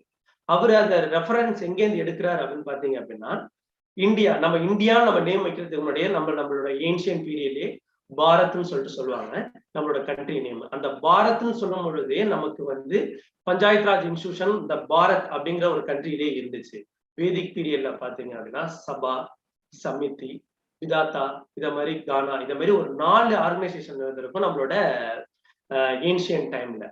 சபா, சமிதி, விதாத்தா அப்படிங்கிறதுலாம் என்ன அப்படின்னா ஒன்றும் இல்லை, நம்ம இப்ப இருக்கிற பஞ்சாயத்து ராஜ் சிஸ்டம் மாதிரியே அந்த காலத்துல வேதிக் பீரியட்ல ஒவ்வொரு வில்லேஜையும் ரூல் பண்றதுக்கு அவங்க ஒரு சிஸ்டம் வச்சிருந்தாங்க. ஒரு 4 பேர் 5 பேர் அந்தந்த ஊர்ல இருக்கிற ஒரு பெரியவங்க, அந்தந்த ஊர்ல இருக்கிற ஒரு கவர்மெண்ட்ல பொசிஷன்ல இருக்கிறவங்க, அவங்களே வந்து அவங்களுக்குள்ள ஒரு 4 பேர் சேர்ந்து நம்ம ஊருக்கு என்னென்ன தேவைகள், இப்ப நம்ம ஊருக்கு இப்ப அவங்க வந்து ஒரு பாண்ட் கிரியேட் பண்ணுமா, ஒரு லேக் கிரியேட் பண்ணணுமா, இல்ல டெம்பிள் வந்து பில்ட் பண்ணணுமா, இத மாதிரி டெசிஷன்ஸ் எல்லாமே அவங்கவுங்க லோக்கல் ஏரியாவுக்கு அவங்கவுங்களே டெசிஷன்ஸ் எடுத்துக்கலாம் அப்படிங்கிற மாதிரி அந்த ஏன்ஷியன் பீரியட்ல அந்த மாதிரி சிஸ்டம் இருந்துச்சு.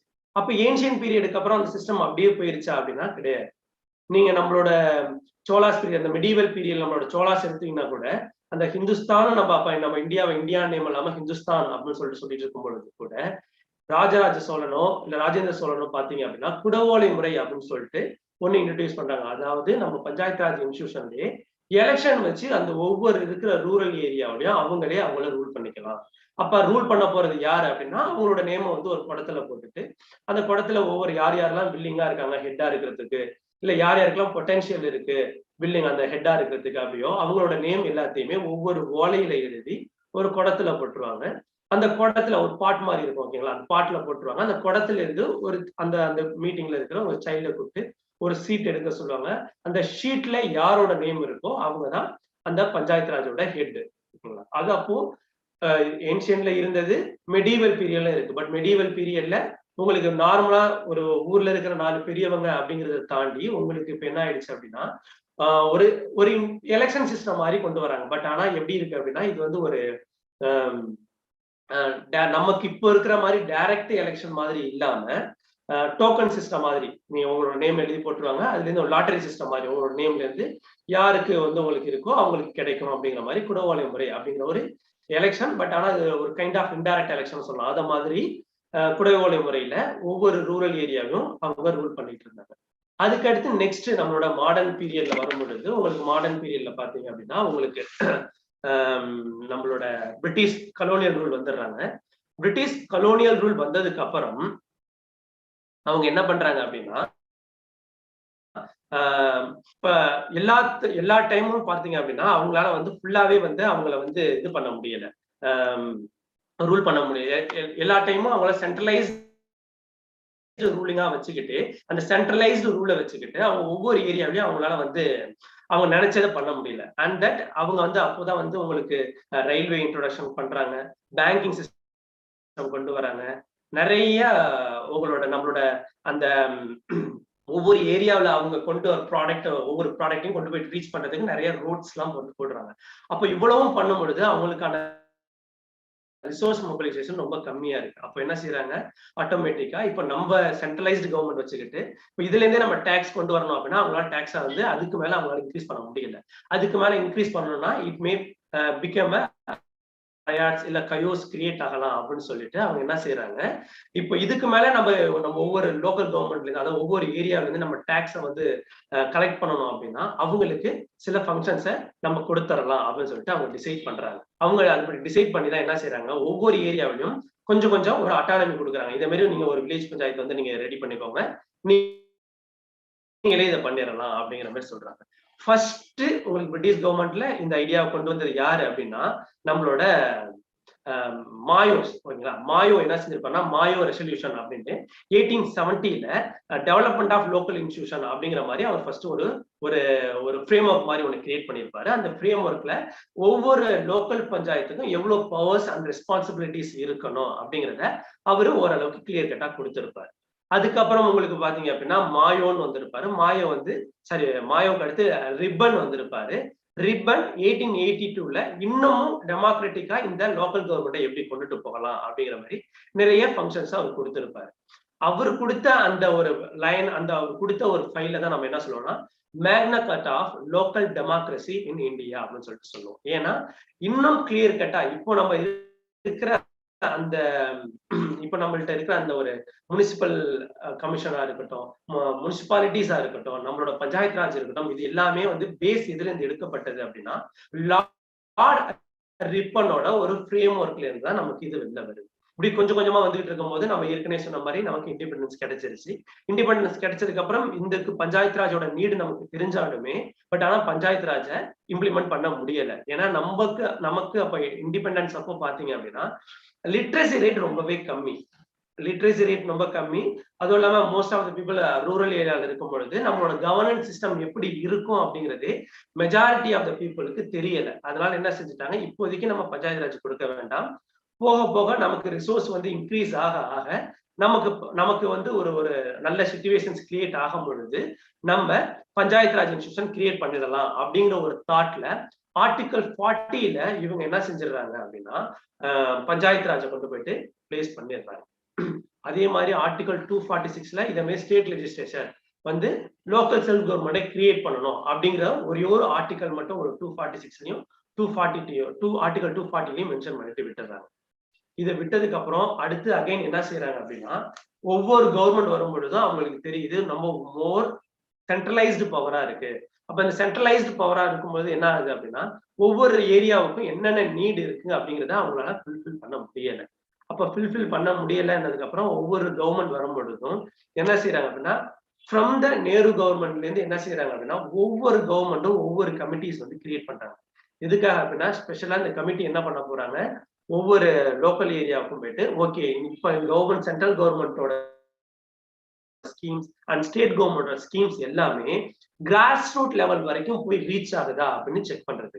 அப்படி அவங்கள போய் விடும் பொழுது நிறைய கமிட்டிஸ் கிரியேட் பண்றாங்க. கமிட்டி நீங்க பாத்தீங்கன்னா Balwant Rai committee, Ashok Mehta committee, and வந்து GVK. Ram committee, LM Singhvi committee, இப்படின்னு நிறைய கமிட்டிஸ் போடுறாங்க.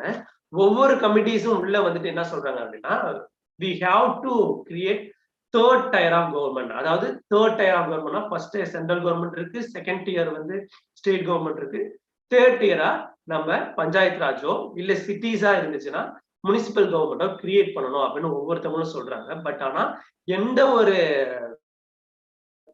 கவர்மெண்ட்டுக்கும் எந்த ஒரு சென்ட்ரல் கவர்மெண்ட்டுக்கும் யூனியன் கவர்மெண்ட்டுக்கும் கிரியேட் பண்ற அளவுக்கு அவங்களுக்கு பொலிட்டிக்கல் வில்லும் இல்லை, அவங்களுக்கு ரிசோர்ஸஸும் கம்மியா இருக்கு. அப்படியே போயிட்டு இருக்கும் பொழுதுதான் 1992ல 73rd அமெண்ட்மெண்ட்ல உங்களுக்கு 72nd and 73rd and 74th அமெண்ட்மெண்ட்ல பஞ்சாயத்து ராஜ் முனிசிபாலிட்டி கமிஷன் நமக்கு கிரியேட் பண்ணுவாங்க, முனிசிபாலிட்டிஸ் கிரியேட் பண்ணிடுறாங்க. இப்ப இந்த பஞ்சாயத்து ராஜ் முனிசிபாலிட்டிஸ் கிரியேட் பண்ணியாச்சு. இப்போ பஞ்சாயத்து ராஜ் அண்ட் முனிசிபாலிட்டிஸ் கிட்டத்தட்ட உங்களுக்கு வந்து 26 இயர்ஸ்க்கு மேல ஆயிருச்சு. இன்னமும் பாத்தீங்க அப்படின்னா நம்ம பஞ்சாயத்து ராஜ்லயும் நம்ம முனிசிபாலிட்டிஸ் நிறைய ப்ராப்ளம்ஸ் இருக்கு. இன்னும் ஃபுல்-ஃபிளெஜ்டா அவங்க வந்து அவங்களோட கவர்னன்ஸ் பண்ண முடியல. ஏன் இப்ப இவ்வளோ இம்பார்ட்டன்ஸ் நம்ம வந்து பஞ்சாயத்து ராஜுக்கு கொடுக்கணும்? ஏன் பஞ்சாயத்து ராஜ் இவ்வளோ இம்பார்ட்டன்ஸ் அப்படின்னா பஞ்சாயத்து ராஜ் இப்போ நம்ம ஜென்ரலா நீங்க எல்லா நியூஸ் பேப்பர்லயும் படிச்சிருப்பீங்க. நம்மளோட இந்தியாவோட கோல் வந்து பாத்தீங்க அப்படின்னா 2025ல 5 ட்ரில்லியன் எக்கானமியா இந்தியன் எக்கானமி டெவலப் ஆகணும் அப்படின்னு சொல்லிட்டு. அப்ப எக்கானமிக் 5 ட்ரில்லியன் எக்கானமி ஆகணும் அப்படின்னா என்ன செய்யணும், நிறைய நம்ம சிட்டிஸை டெவலப் பண்ணுவோம். ஏன்னா cities are economic engine of the nation அப்படின்னு சொல்லுவாங்க. சிட்டிஸ்ல தான் நிறைய வந்து ஃபேக்டரிஸ் கிரியேட் ஆகும். சிட்டிஸ்ல தான் உங்களுக்கு நிறைய அம்யூனிட்டிஸ் இருக்கும், உங்களுக்கு எஜுகேஷனும் அண்ட் வந்து உங்களுக்கு குழந்தை எஜுகேஷன், ஹெல்த், இது மாதிரி எல்லாமே கரெக்டா கிடைக்கும். அப்போ அங்க ஒரு கம்பெனி ஸ்டார்ட் பண்ணி ரன் பண்றது ரொம்ப ஈஸி, உங்களுக்கு எலக்ட்ரிசிட்டி எந்த ப்ராப்ளம் இருக்கு. பட் ஆனா வில்லேஜ் பஞ்சாயத்துல நீங்க கிரியேட் பண்றதுங்கிறது கொஞ்சம் டிஃபிகல்ட். அப்போ ஒரு சிட்டிஸ்க்கு, அப்ப சிட்டிஸ் தான் எக்கனாமிக், அந்த economic engine of the nation சொல்றதுக்கான காரணம் நிறைய இண்டஸ்ட்ரீஸ் சிட்டிஸ்ல வந்து விழுவதுதான். இப்ப சிட்டிஸ்ல எல்லாருமே போய் அந்த சிட்டிஸ்ல எல்லா இண்டஸ்ட்ரியும் போய் உட்கார்றதுனால என்ன ஆகுது அப்படின்னா, நம்ம ரூரல்ல படிச்சவங்க அண்ட் வந்து ஸ்கில்டு அன்ஸ்கில்டு பீப்புள் எல்லாருமே என்ன செய்யறாங்க, தன்னோட லைஃபை கொஞ்சம் இம்ப்ரூவ் பண்றதுக்காக என்ன செய்யறாங்க அப்படின்னா எல்லாருமே சிட்டியை நோக்கி மொபிலைஸ் பண்றாங்க. அப்ப சிட்டியை நோக்கி எல்லாருமே போகும்போது உங்களுக்கு என்ன ஆயிடுது, சிட்டில கன்ஜஸ்டட் என்விரான்மெண்ட் வந்துருது, சிட்டில நிறைய பொல்யூஷன் வர ஆரம்பிச்சது, நிறைய ஸ்லம் ஏரியாஸ் கிரியேட் ஆக ஆரம்பிச்சது. ஸ்டேட் கவர்மெண்டால ஸ்பெஷலா அந்த சிட்டிஸ்க்கு மட்டும் ஃபோக்கஸ் பண்ண முடியுமா அப்படின்னா எல்லா டைமும் பண்ண முடியாது. அவங்க ஏன்னா ஸ்டேட் கவர்மெண்ட்டுக்கு ஹோல் ஸ்டேட்டையுமே கவர்ன் பண்ற ஒரு ரெஸ்பான்சிபிலிட்டிஸ் அவங்களுக்கு இருக்கு. அப்ப என்ன செய்யலாம், அப்போ வந்து இது மாதிரி ஒரு முனிசிபாலிட்டிஸ் கிரியேட் பண்ணும்போது அவங்க ஸ்பெசிஃபிக்கா இந்த மாதிரி slum development board, electricity board, இதை மாதிரி ஒரு 8 இண்டிபெண்டன்ட் ஃபங்க்ஷனை கிரியேட் பண்ணிட்டு ஒவ்வொரு முனிசிபாலிட்டிஸும் பெஸ்டா டெவலப் பண்ணிடலாம் அப்படிங்கிற மாதிரி அவங்களுக்கு முனிசிபாலிட்டிஸ் கொடுத்துறாங்க. பட் என்ன ஆகுது, இன்னும் நமக்கு அந்த கொஞ்சம் கொஞ்சமா ஆக இந்த குளோபலைசேஷன் பீரியட் இன்க்ரீஸ் ஆக நம்மளோட பீப்புள் எல்லாருமே போயிட்டு அந்த சிட்டிஸ்குள்ள விழும் பொழுது என்ன ஆயிடுறாங்க, இண்டஸ்ட்ரி சிட்டிக்குள்ள வைக்கிறத விட சிட்டியோட பெரிஃபரல் ஏரியாவில் கொண்டு வைக்க ஆரம்பிச்சிடுறாங்க. அப்ப இண்டஸ்ட்ரீஸ் எங்க டெவலப் ஆகுது அப்படின்னா பெரிஃபரல் ஏரியாவில் இண்டஸ்ட்ரீஸ் டெவலப் ஆகுது. நீங்க டெல்லிக்கு எடுத்துட்டீங்கன்னா நொய்டாங்கிறது டெல்லியோட பெரிஃபரியா இருந்துச்சு, பாம்பேல இருந்து புனே பெரிஃபரியா இருந்துச்சு. நம்மளோட சென்னையில பாத்தீங்க அப்படின்னா இன்னும் ஸ்பெசிஃபிக்கா பாத்தீங்க அப்படின்னா செங்கல்பட்டு, அம்பத்தூர் இந்த மாதிரி ஏரியாவிலாம் பாத்தீங்கன்னா உங்களுக்கு இண்டஸ்ட்ரீஸ் டெவலப் ஆக ஆரம்பிச்சிருக்கு. அப்போ முனிசிபாலிட்டிஸும் பஞ்சாயத்து ராஜையும் தாண்டி அந்த பெரிய ஸ்டேட்டையும், அந்த பெரிய அர்பனைஸ்டு ஸ்டேட்டையும் நம்ம என்ன செய்ய வேண்டியதா இருக்கு அப்படின்னா அவங்களையும் நம்ம அந்த ஏரியாவுக்கும் நம்ம ஸ்பெஷலைஸ்டு கவர்னன்ஸ் கொடுக்க வேண்டிய ஒரு சிச்சுவேஷன்ஸ் கிரியேட் ஆயிடுது. அதனாலதான் நம்ம என்ன செய்யறோம் அப்படின்னா இந்த பஞ்சாயத்து ராஜ் முனிசிபாலிட்டிஸ்லயும் நம்ம நிறைய அந்த டிரான்சிஷன் ஏரியாவுக்கு எப்படி அங்க கவர்னன்ஸ் பண்றது, எப்படி அதை கவர்ன் பண்றதுங்கிறதுக்கு ஒரு சில செட் ஆஃப் ப்ரொசீஜர்ஸ் அவங்க கொடுத்துருப்பாங்க. பட் ஆனா இவ்வளவு கொடுத்திருந்தாலுமே அவங்களால ஃபுல் ஃபிளெஜ்ஜா ஒர்க் பண்ண முடிஞ்சிச்சா அப்படின்னு கேட்டா முடியல. அவங்க சில ப்ராப்ளம்ஸ் அவங்க ஃபேஸ் பண்றாங்க. அப்ப லோக்கல் கவர்னன்ஸ் ஃபர்ஸ்ட் கொண்டு வரும் பொழுது, அப்ப லோக்கல் கவர்னன்ஸ் எதுக்காக நம்ம கொண்டு வரோம் அப்படின்னா first core principles of local governance என்ன அப்படின்னா ஃபர்ஸ்ட் வந்து சப்சிடியாரிட்டி அப்படின்னு சொல்லலாம். சப்சிடியாரிட்டி அப்படின்னா ஒரு ஏற்கனவே ஒரு விஷயம் இருக்கு அப்படின்னா அதோட சப்சிடரியா இந்த விஷயத்தையும் கொண்டு போய் வைக்கிறது, இதுதான் ஃபர்ஸ்ட் சப்சிடியாரிட்டி அப்படின்னு நம்மளோட லோக்கல் கவர்னன்ஸ் கொண்டு வரதுக்கான ஃபர்ஸ்ட் பிரின்சிபல். ஏன் இந்த சப்சிடியாரிட்டி கொண்டு வராங்க அப்படின்னா ஃபர்ஸ்ட் என்ன சொல்லுவாங்க அப்படின்னா அந்த சப்சிடியாரிட்டி என்ன சொல்லுவாங்கன்னா a principle that a central authority should have a subsidiary function performing only those tasks which cannot be performed at a more local level. அப்படின்னா என்ன அர்த்தம் அப்படின்னா ஒரு சென்ட்ரல் கவர்மெண்ட் இருக்கு அப்படின்னா அந்த சென்ட்ரல் கவர்மெண்டால என்ன வேலை பார்க்க முடியுமோ அந்த வேலையை மட்டும் அவர்கள் பார்த்தால் போதும். ஒரு ஸ்டேட் கவர்மெண்டால என்னென்ன ஒர்க் பண்ண முடியுமோ, என்னென்ன ஃபங்க்ஷன்ஸ் அவங்களால பண்ண முடியுமோ அந்த ஃபங்க்ஷன்ஸ் எல்லாத்தையுமே அவங்களுக்கு டெவலப் பண்ணிடணும். அப்ப லோக்கல் கவர்னன்ஸ் பண்ணும்பொழுது என்ன ஆகுது அப்படின்னா யூனியன் கவர்மெண்ட் ஸ்டேட் கவர்மெண்ட் தாண்டி ஸ்டேட் கவர்மெண்ட்டுக்கு முடியாத சில விஷயங்களை லோக்கல் கவர்னன்ஸ்க்கு கொண்டு போய் கொடுத்தணும். இப்ப நம்ம சொல்லலைங்களா ஒரு ஸ்லம் டெவலப்மெண்ட் ஏரியா இருக்கு, ஒரு ஸ்லம் இப்போ உங்களுக்கு வந்து சென்னையில ஸ்லம் ஏரியா கிரியேட் ஆகுது, உங்களுக்கு திருச்சியில ஸ்லம் ஏரியா கிரியேட் ஆகுது, மதுரையில ஸ்லம் ஏரியா கிரியேட் ஆகும் பொழுது அங்க இருக்கிற ஒரு ஸ்டேட் கவர்மெண்டா இருக்கிற இப்ப நம்மளோட ஸ்டேட் கவர்மெண்ட் ரூலிங் பார்ட்டியால ஒவ்வொரு சிட்டியில இருக்கிற ஒரு முனிசிபாலிட்டிஸும் போய் தனியா ஃபோக்கஸ் பண்ண முடியாது. அப்ப அவங்க என்ன செய்யலாம், இத மாதிரி ஃபங்க்ஷனை இந்த இடத்துல யார் ஒழுங்கா பண்ண முடியுமோ அவங்களுக்கு அந்த பவரை டெவலப் பண்ணிடும்போது அவங்க அந்த ஒர்க்கை இன்னும் சூப்பரா பண்றதுக்கான பாசிபிலிட்டிஸ் அதிகம். ஏன் அப்படின்னா அவங்களோட ஒர்க் என்ன அப்படின்னா சின்னதா அந்த லோக்கல் ஏரியா மட்டும் கவர்ன் பண்றதுதான். அதனாலதான் சப்சிடியாரிட்டி தான் first core principle of local governance சொல்லுவாங்க. இப்ப இந்த சப்சிடியாரிட்டி கொடுக்கும் பொழுது என்ன ஆகும் அப்படின்னா அந்த லோக்கல் லெவல்ல செல்ஃப் ரிலையன்ஸ் இன்க்ரீஸ் ஆகும். செல்ஃப் ரிலையன்ஸ் அப்படின்னா இந்த காட்டேஜ் இண்டஸ்ட்ரி தான் சொல்லுவாங்க இல்ல. இப்போ உங்களுக்கு ஒரு ரூரல் ஏரியா இருக்கு அப்படின்னா சில ரூரல் ஏரியாவில் கோகனட் அதிகமா இருக்கும் பொழுது கோகனட் அதிகமா வந்து அவங்க ப்ரொடியூஸ் பண்ணும்போது அங்க நீங்க காயர் இண்டஸ்ட்ரி கொண்டு வரலாம். இத மாதிரி ஒவ்வொரு லோக்கல் லெவலையும் செல்ஃப் ரிலையன்ஸ் நீங்க இன்க்ரீஸ் பண்ணும்போது ஒவ்வொரு வில்லேஜ் பஞ்சாயத்தும் தனித்தனியா ஒவ்வொன்றும் தனித்தனியா ஒர்க் பண்ற மாதிரி கிரியேட் ஆயிடும். அப்போ அந்த சப்சிடியாரிட்டி கொடுக்கறது மூலியமா செல்ஃப் ரிலையன்ஸை நம்ம ப்ரமோட் பண்ண முடியும். செகண்ட் ஒன் பாத்தீங்க அப்படின்னா இந்த சப்சிடியாரிட்டி கொடுக்கறது மூலியமா லோக்கல் லெவல்ல டெசிஷன் மேக்கிங் பவரை டெசிஷன் மேக்கிங்கை வந்து எஃபிஷியண்டா நம்ம கொண்டு வர முடியும். இன்னமும் அவங்க எஃபிஷியண்டா ஒரு டெசிஷனை எடுக்கிற அளவுக்கு அவங்கள நம்ம வந்து டெவலப் பண்ண முடியும். அப்போ நம்ம என்ன செய்யணும், அவங்களுக்கு இன்னும் கொஞ்சம் பவர் கொடுக்கணும். அண்ட் செகண்ட் வந்து பாத்தீங்க அப்படின்னா டெமோக்ரஸி, அந்த சப்சிடியாரி கொடுக்கறதுக்கான இன்னொரு ரீசன் என்ன அப்படின்னா டெமோக்ரஸியோட மெயின் ஃபண்டமெண்டல் பிரின்சிபலே என்ன அப்படின்னா எல்லா சிட்டிசனையும் நம்ம ஈக்குவலா நம்ம அவங்கள ட்ரீட் பண்ண irrespective of their station and birth. அதாவது அவங்க எந்த ஸ்டேட்ல பிறந்திருக்காங்க, எந்த இடத்துல பிறந்திருக்காங்கிறத தாண்டி எல்லாருக்குமே ஈக்குவலான ஒரு பவர் கொடுக்கணும். செகண்ட் ஒன் பாத்தீங்க அப்படின்னா சிட்டிசன் தான் வந்து டெமோக்ரஸியோட அல்டிமேட் சாவரன். தேர்ட் ஒன் பாத்தீங்க அப்படின்னா சிட்டிசன் வந்து ஒரு சிட்டிசன் வந்து அவங்களோட கவர்மெண்ட்டுக்கு இல்ல அவங்களோட ஏரியாவுக்கு எது பெட்டரா இருக்கும் அப்படின்னு அவங்களே சூஸ் பண்ணிக்கிற ஒரு கெப்பாசிட்டி இருக்கும். இது மூணு தான் வந்து ஒரு டெமோக்ரஸிய லாங் ரன்னுக்கு வந்து ஃபங்க்ஷன் ஆகிறதுக்கு மெயின் வைட்டல் ஃபேக்டர்ஸ். ஓகேங்களா? இப்ப இந்த மூணுத்தையும் நம்ம ஈஸியா ஃபுல்ஃபில் பண்ணிடலாம். எப்படி அப்படின்னா சப்சிடியாரிட்டி பவர் வந்து நம்ம லோக்கல் கவர்மெண்ட் கொடுக்குறது, சாரி சப்சிடியாரிட்டியா லோக்கல் கவர்னன்ஸை கிரியேட் பண்றது மூலியமா. அதே மாதிரி அவங்களுக்கு என்ன தெரியணும் அப்படின்னா ஒரு டெசிஷன் மேக்கிங் கிரியேட் பண்ணும் பொழுது அதோட ஒரு கான்சிக்வன்சஸ் வந்து எப்படி கிரியேட் ஆகுது அப்படின்னா ஒரு டெசிஷன் மேக்கிங் தான். இப்போ நம்ம எல்லாருமே வந்து இப்ப யூபிஎஸ்சி ப்ரிப்பரேஷனுக்கு வந்திருக்கோம் அப்படின்னா நம்ம நம்மளோட ஜாபை விட்டு இருப்போம், இல்ல நம்ம எஜுகேஷன் முடிச்சதுக்கு அப்புறம் ஜாபுக்கு போகாம இருப்போம், வீட்டுல நிறைய ப்ராப்ளம் இருக்கும். இது எல்லாத்துக்குமே யார் ஃபேஸ் பண்ணணும், நம்ம ப்ரிப்பேர் பண்ணணும் அப்படின்னு முடிவு பண்ண நம்ம தான் அது எல்லாத்தையுமே ஃபேஸ் பண்ணணும். ஏன் இந்த ப்ரிப்பரேஷன் பண்ணணுங்கிற டெசிஷன் எடுத்தது நாம. அப்போ ஒரு டெசிஷன் யார் நம்ம எடுக்கும் பொழுது அதற்கான கான்சிக்வன்சஸை ஃபேஸ் பண்ண வேண்டிய பொறுப்பு, ரெஸ்பான்சிபிலிட்டிஸ் யாருக்கு இருக்கு அப்படின்னா அது நமக்கு இருக்கு. அப்போ என்ன ஆயிடுது அப்படின்னா அப்போ இந்த டெசிஷன் மேக்கிங் பவரை நம்ம லோக்கல் லெவலுக்கு கொண்டு போய் கொடுக்கும் பொழுது அப்ப அவங்களுக்கு தெரியுது, ஓஹோ அப்ப தப்பான டெசிஷன் எடுத்தோம் அப்படின்னா அப்போ நெகட்டிவ் கான்சிக்வன்சஸ் வரும் பொழுது அதை ஃபேஸ் பண்ண வேண்டிய சிச்சுவேஷன்ஸுக்கு அவங்களே தள்ளப்படும் பொழுது அவங்களுக்கு என்ன ஆயிடுது அப்படின்னா கிரேட்டர் ரெஸ்பான்சிபிலிட்டி ப்ரொமோட் பண்ணப்படுது. அதனால அவங்க என்ன செய்யறாங்க, அப்போ அவங்க திங்க் பண்ணி டெசிஷன் எடுக்கிற ஒரு இதுக்கு கொண்டு வரப்பட ஒரு டெசிஷன் மேக்கிங் வந்து சும்மா ஏனோ தானோன்னு எடுக்காம திங்க் பண்ணி எடுக்கிற ஒரு கேரக்டர் அவங்களுக்கு பில்ட் ஆகுது. அப்ப சப்சிடியாரிட்டி கொடுக்கறது மூலியமா நம்ம ஈஸியா இதை அச்சீவ் பண்ணிடலாம்.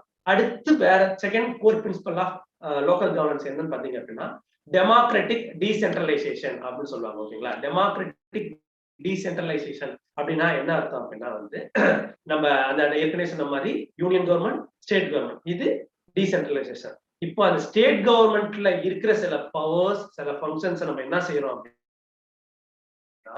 லோக்கல் கவர்மெண்ட்டுக்கு நம்ம கொண்டு போய் கொடுக்கும் பொழுது என்ன ஆகுது அப்படின்னா அந்த டீசென்ட்ரலைசேஷன் இன்னும் ஃபர்தரா இன்னொரு லெவல் கீழே போகுது.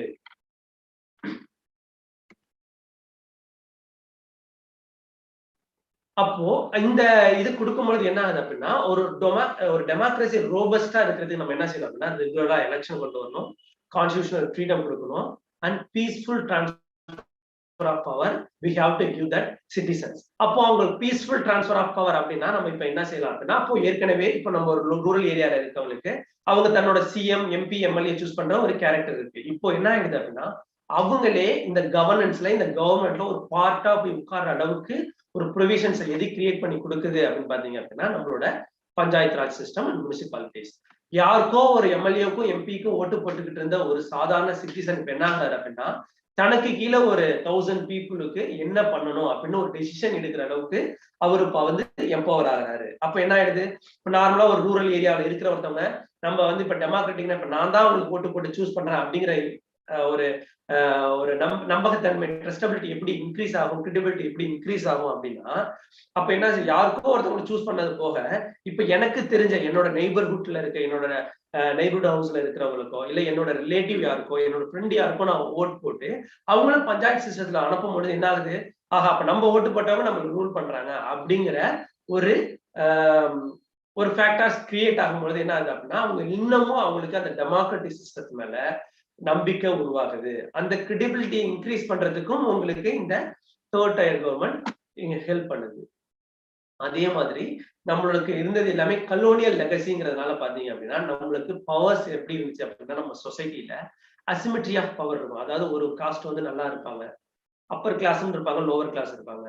அதே மாதிரி அப்பர் காஸ்ட் லோவர் காஸ்ட் இருக்கும். இதே மாதிரி அசிமெட்ரி பவர் இருக்கும் பொழுது இந்த பவர் எல்லாமே வந்து இந்த அசிமெட்ரியை வந்து சிமெட்ரிக்கா மாத்தணும் அப்படிங்கும் போது இந்த இம்பேலன்ஸ் வந்து பேலன்ஸா மாற்றும் பொழுது நமக்கு அந்த டயத்துல எந்த டூல் ஹெல்ப் பண்ணுது அப்படின்னா 73rd டூல் நமக்கு ஹெல்ப் பண்ணுது. 73rd அமெண்ட்மெண்ட் ஹெல்ப் பண்ணுது.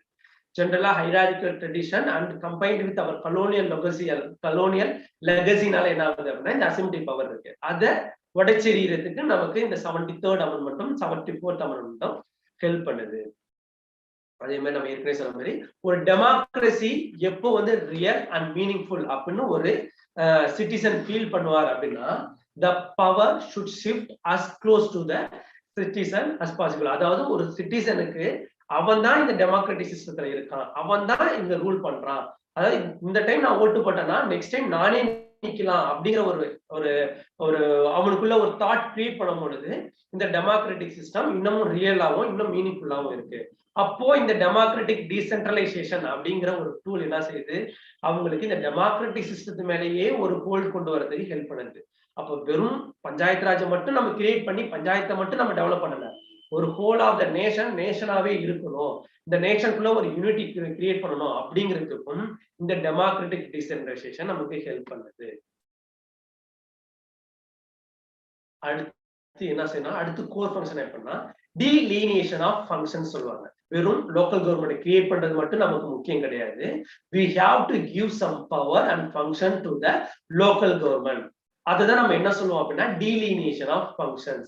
Without providing adequate functions or adequate power, நம்ம என்ன செய்ய முடியாது, அவங்கள்ட்ட இருந்து அக்கௌண்டபிலிட்டி நம்ம எதிர்பார்க்க முடியாது. வெறும் கவர்மெண்ட் கிரியேட் பண்ணிட்டு ஒரு லோக்கல் கவர்மெண்ட் கிரியேட் பண்ணிட்டு இங்க ஒருத்தர் பஞ்சாயத்து லீடரா இருப்பார்னு சொன்னா மட்டும் பத்தாது. அந்த பஞ்சாயத்து லீடருக்கு என்னென்ன ஒர்க் இருக்கு, என்னென்ன ஃபங்க்ஷன்ஸ் இருக்கு, அந்த ஒர்க் பண்றதுக்கு அவருக்கு ரிசோர்ஸ் கிரியேட் பண்றது எல்லாமே நம்ம ப்ராப்பரா கொடுக்கணும். ப்ராப்பரா கொடுக்கும் பொழுதுதான் என்ன ஆகுது, நமக்கு அந்த தேர்ட் டயர் ஆஃப் கவர்மெண்ட் வந்து ரியலா நம்ம எல்லாருமே நம்ம வந்து ஃபேஸ் பண்ற அளவுக்கு ரியலா எல்லாருக்கும் போய் சேருது. இப்போ எக்ஸாம்பிள் அப்ப டீலினியேஷன் ஆஃப் ஃபங்க்ஷன் எப்படி கொடுக்கலாம் அப்படின்னா, இப்போ ஒரு ஸ்கூல் எடுத்துக்கிறோம், ஒரு ஸ்கூல் எஜுகேஷன் இருக்கு அப்படின்னா அந்த ஸ்கூலுக்கு என்னென்ன நீடு, ஸ்கூலுக்கு வந்து we need curriculum and we need some standards to conduct an examination and we need some infrastructure and we see some management protocol. அப்போ இந்த டைத்துல நம்ம எது எதெல்லாம் ஸ்டேட் கவர்மெண்ட் கொடுக்கலாம், எது எதெல்லாம் லோக்கல் கவர்மெண்ட் கொடுக்கணும் அப்படிங்கிறத நம்ம டாப்ல இருந்து we have to think and we have to delineate the power between state government and local government. அப்பதான் என்ன ஆகும், ரெண்டு பேருக்கும் இடையில ஒரு கான்ட்ராடிக்ஷன் வராது. இப்ப நம்ம ஸ்கூல் எஜுகேஷன் எடுத்துக்கிட்டோம் அப்படின்னா நம்ம என்ன செய்யலாம், ஒரு ஸ்டேட்டுக்கு என்னென்ன கொடுக்கலாம் அப்படின்னா ஒரு கரிக்குலம் ஃப்ரேம் பண்ற அந்த ஃபங்க்ஷனை கொடுக்கலாம். ஏன் அப்படின்னா ஒரு ஸ்டேட் இருக்கு. இப்ப நம்ம ஸ்டேட் போர்டுன்னு ஒண்ணு படிக்கிறோம், நேஷனலுக்கு சிபிஎஸ்இ படிக்கிறோம். இப்போ ஒரு ஸ்டேட்டுக்கும் மொத்த ஸ்டேட்டுக்கும் ஒரே கரிக்குலம் இருக்கும் பொழுது ஒரு எக்ஸாம் கண்டக்ட் பண்ணும் பொழுதோ இல்ல ஃபர்தரா அவங்க வந்து ஹையர் எஜுகேஷன் பண்ணும் போதோ அது ஈஸியா இருக்கும். இப்போ ஒரு ஸ்கூல் எஜுகேஷன்ல இருந்து அடுத்து காலேஜ் எஜுகேஷன் போகும்போது ஸ்டேட் லெவல்ல சேம் கரிக்குலம் இருக்கும் பொழுது அவங்களுக்கு அந்த டிரான்சிஷன் வந்து கொஞ்சம் ஈஸியா இருக்கும். அப்படி டிரான்சிஷன் பண்றதுக்கு ஈஸியா இல்லாம நம்ம என்ன செய்யறோம், இப்போ வந்து ஒருவேளை இந்த கரிக்குலம் கிரியேட் பண்ற பவரை ஒவ்வொரு வில்லேஜ் பஞ்சாயத்துக்கும் ஒவ்வொரு முனிசிபாலிட்டிஸ் கொடுக்கும்போது என்ன ஆகும், இங்க ஒரு மாதிரி கரிக்குலம் இருக்கும், அங்க ஒரு மாதிரி கரிக்குலம் இருக்கும். எக்ஸாம்பிள் சொல்லணும் அப்படின்னா இப்போ நம்ம இங்க வந்து ஒரு ஜான்சி ராணியை பத்தி பயங்கரமா படிக்கணும் அப்படின்னா பக்கத்துல இருக்கிற ஒரு வில்லேஜ் என்ன செய்வாங்க அப்படின்னா வேலுநாச்சியாரை பத்தி பயங்கரமா படிச்சுட்டு இருப்பாங்க. வேலுநாச்சியாருக்கு ரொம்ப இம்பார்ட்டன்ஸ் கொடுத்துருப்பாங்க. இப்போ நம்ம வந்து ஜென்ரலா வந்து நம்ம ஃபர்தரா நம்ம காலேஜ் எஜுகேஷன் போகும்போது என்ன ஆகுது அப்படின்னா சில கான்ட்ராடிக்ஷன் வருது. அப்போ என்ன செய்யலாம், அப்போ ஒரு ஸ்டேட்டுக்கு எதெல்லாம் ஒரு காமனான ஃபேக்டர்ஸ் இருக்கோ அந்த ஸ்கூல் எஜுகேஷன்ல அதெல்லாம் நம்ம என்ன செய்யலாம், ஸ்டேட் பர்வியூக்குள்ள கொண்டு போயிடலாம். எதெல்லாம் இன் பர்டிகுலர் வில்லேஜ் பஞ்சாயத்து வந்து இன்க்ளூட் ஆனா வந்து அந்த ஸ்கூலோட பெர்ஃபார்மன்ஸ் இம்ப்ரூவ் ஆகுமோ அதெல்லாம் we can give to that and to the village panchayat. For example, நம்ம சொன்ன மாதிரி curriculum, framing of curriculum, setting of standards, conduct of common examination, இதெல்லாம் நம்ம ஸ்டேட் பர்வியூக்குள்ள கொண்டு போய் கொடுக்கலாம். இதே வில்லேஜ் பஞ்சாயத்து அப்படின்னா ஸ்கூல் மேனேஜ்மெண்ட் பண்றது, ஸ்கூல்ல இன்ஃப்ராஸ்ட்ரக்சர் பண்ணும்பொழுது எந்த இடத்துல வந்து என்ன பில்டிங் வரணும் அந்த மாதிரி விஷயங்கள் எல்லாமே நம்ம என்ன செய்யலாம், லோக்கல் கவர்மெண்ட் கொடுக்கலாம். அப்ப என்ன ஆகுது, அவங்களோட ஒர்க்கை எல்லாம் அவங்க பண்ணிடுவாங்க, இவங்களோட ஒர்க்கை அந்த வில்லேஜ் பஞ்சாயத்தோட ஒர்க்கை வில்லேஜ் பஞ்சாயத்து பண்ணிடுவாங்க. இப்போ வில்லேஜ் பஞ்சாயத்து ஒரு ஸ்கூல் இருக்கு, அந்த இடத்துல ஸ்கூல்ல ஒரு டாய்லெட்ரி வேணும், இல்ல அந்த ஸ்கூல்ல ஒரு காமன் டேப் வேணும் அப்படின்னா நம்ம எல்லாத்துக்கும் ஸ்டேட் கவர்மெண்ட் போகணும்னு அவசியம் இல்லை. ஒரு வில்லேஜ் பஞ்சாயத்து கொடுத்துட்டு அவங்களுக்கு சில பவர், சில மணிஸ் கொடுக்கும், சில அமௌண்ட் ஆஃப் ரிசோர்சஸ் கொடுக்கும் பொழுது அவங்களே அதை ஈஸியா முடிச்சிருவாங்க. அப்ப ஸ்டேட் கவர்மெண்ட் என்ன பண்ணலாம், அவங்க வேற ஒரு இம்பார்ட்டன்டான ஒரு வேற ஏதாவது ஒரு விஷயத்துல அவங்களோட வேலிட் டைமை அவங்க ஸ்பெண்ட் பண்ணலாம்.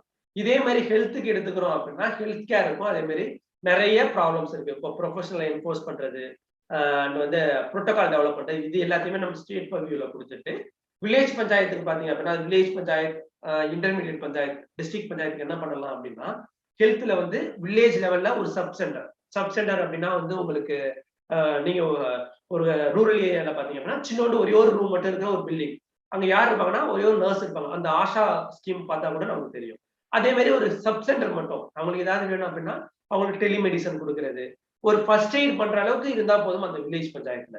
அதுக்கப்புறம் என்ன செய்யலாம், பிரைமரி ஹெல்த் சென்டர்னு சொல்லிட்டு ஒரு இன்டர்மீடியட் பஞ்சாயத்து லெவலில் கொண்டு போய் வச்சிடணும்.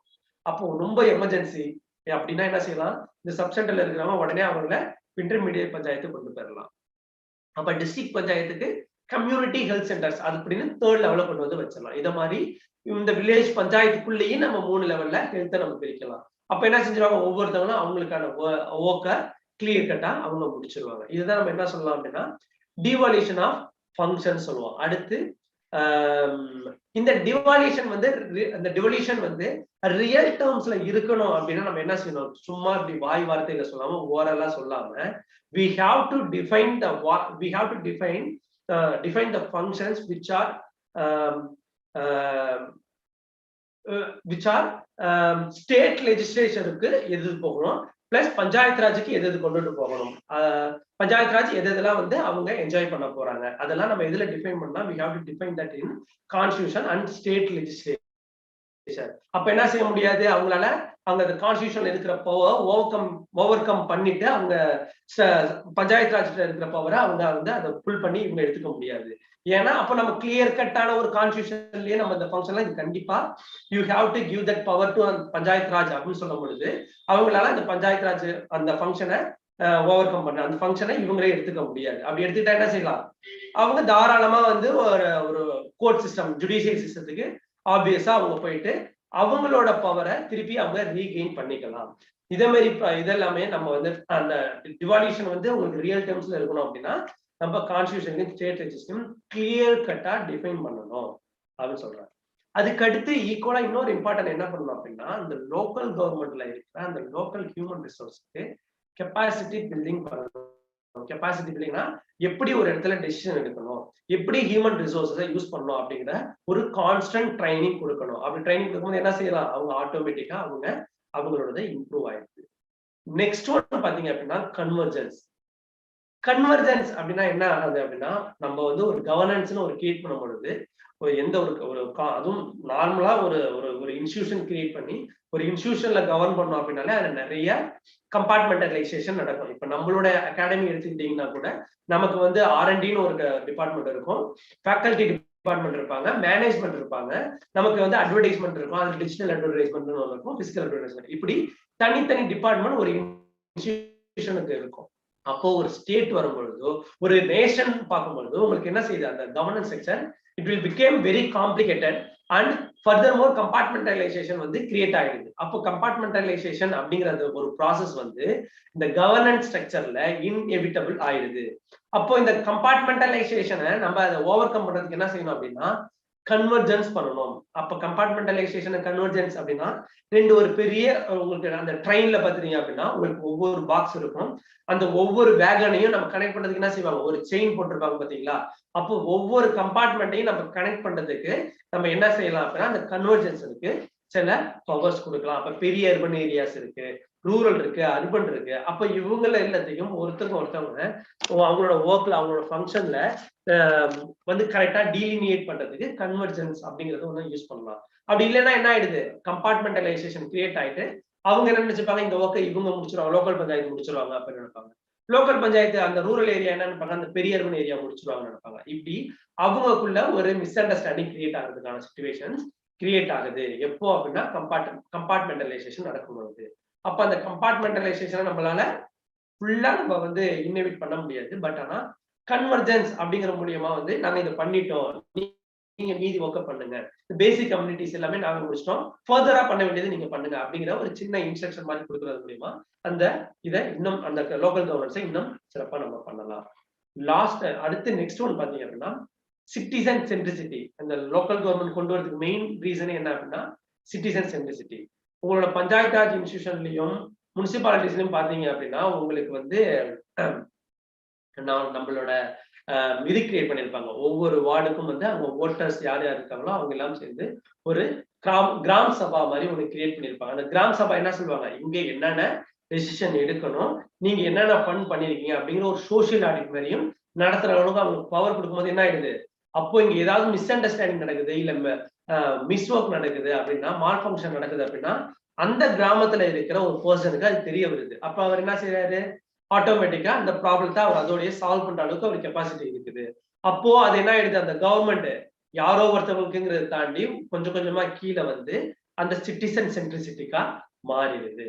அதான் நம்ம என்ன சொல்லுவோம் அப்படின்னா ரெப்ரசன்டேட்டிவ் டெமோக்ரஸின்னு சொல்லுவோம். ஓகேங்களா, எந்த அளவு நம்மளோட சிட்டிசனை வந்து ரெப்ரசென்ட் பண்ண வைக்கிறோமோ, அந்த கவர்னன்ஸ் ரெப்ரசென்ட் பண்ண வைக்கிறோமோ, அந்த அளவுக்கு இந்த டெமோக்ராட்டிக் கண்ட்ரில இருக்க அந்த டெமோக்ரஸி வந்து வையபிளா இருக்கும் அப்படின்னு சொல்லுவாங்க. அதனாலதான் நிறைய பீப்புளை உள்ள கொண்டு வரணும் அப்படின்னு சொல்லிட்டு நம்ம கவர்மெண்ட் வந்து சிட்டிசன் சென்ட்ரிக்கா இருக்கணும் அப்படிங்கிறதுக்காக தேர்ட் டயரை கிரியேட் பண்றாங்க. சரிங்களா, ஒரு கவர்மெண்ட்டை கிரியேட் பண்றதுக்கு என்னென்ன அந்த லோக்கல் கவர்னன்ஸை உருவாக்குறதுக்கு மெயின் ரீசன்ஸ் என்னென்ன அப்படின்னா சப்சிடியாரிட்டி, டெமோக்ராட்டிக் டீசென்ட்ரலைசேஷன் அண்ட் வந்து delineation of functions, devolution in real terms, convergence, citizen centricity. இது எல்லாமே உங்களுக்கு எதுக்குள்ள வருது, இது எல்லாமே வந்து உங்களுக்கு core principle of local governance.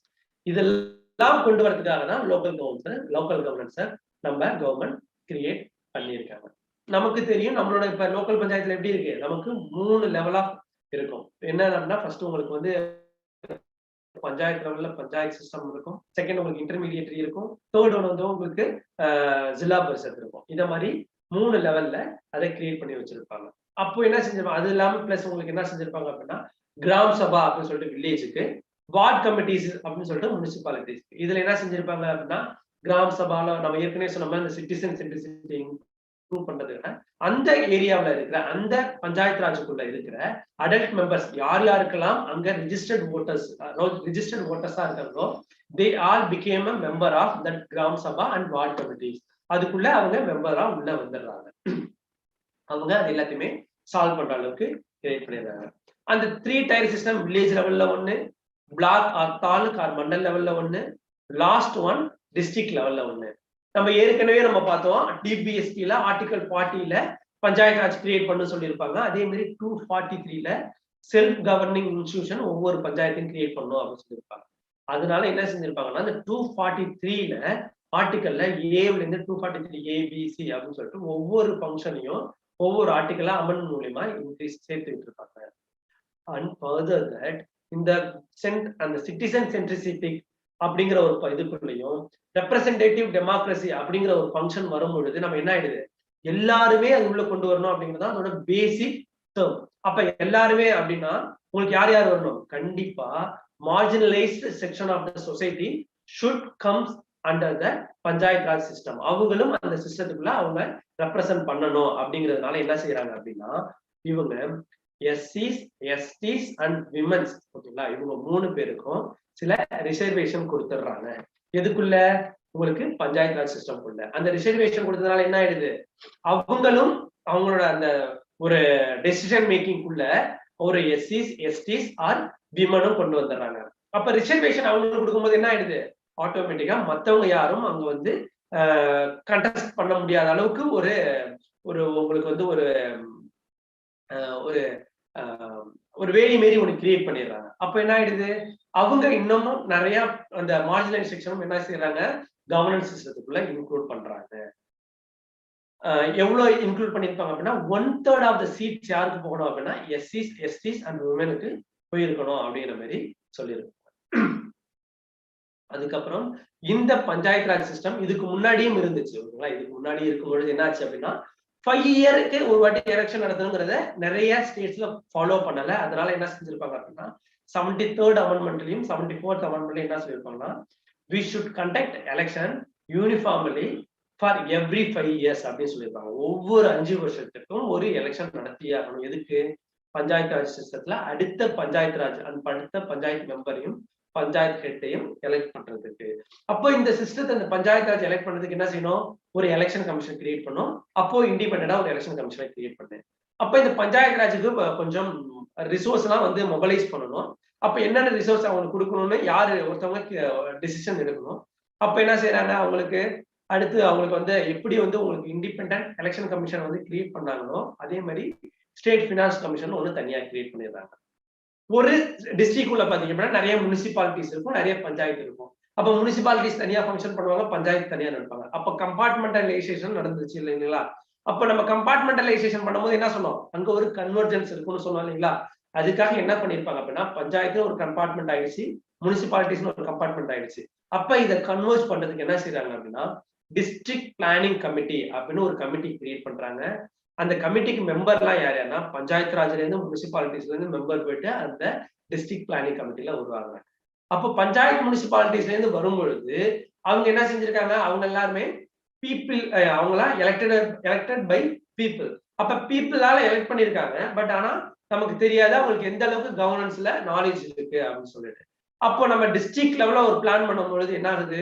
எந்த அளவுக்கு எலெக்டட் மெம்பர்ஸ் வந்து இம்பார்ட்டன்ஸ் தேவைப்படுதோ அந்த அளவுக்கு அந்த ஃபீல்டுல கொஞ்சம் நாலேஜ் இருக்கிற expertise person we have to include them அப்படிங்கிறதுனால டிஸ்ட்ரிக்ட் பிளானிங் கமிட்டியில panchayat elected members of panchayat municipalities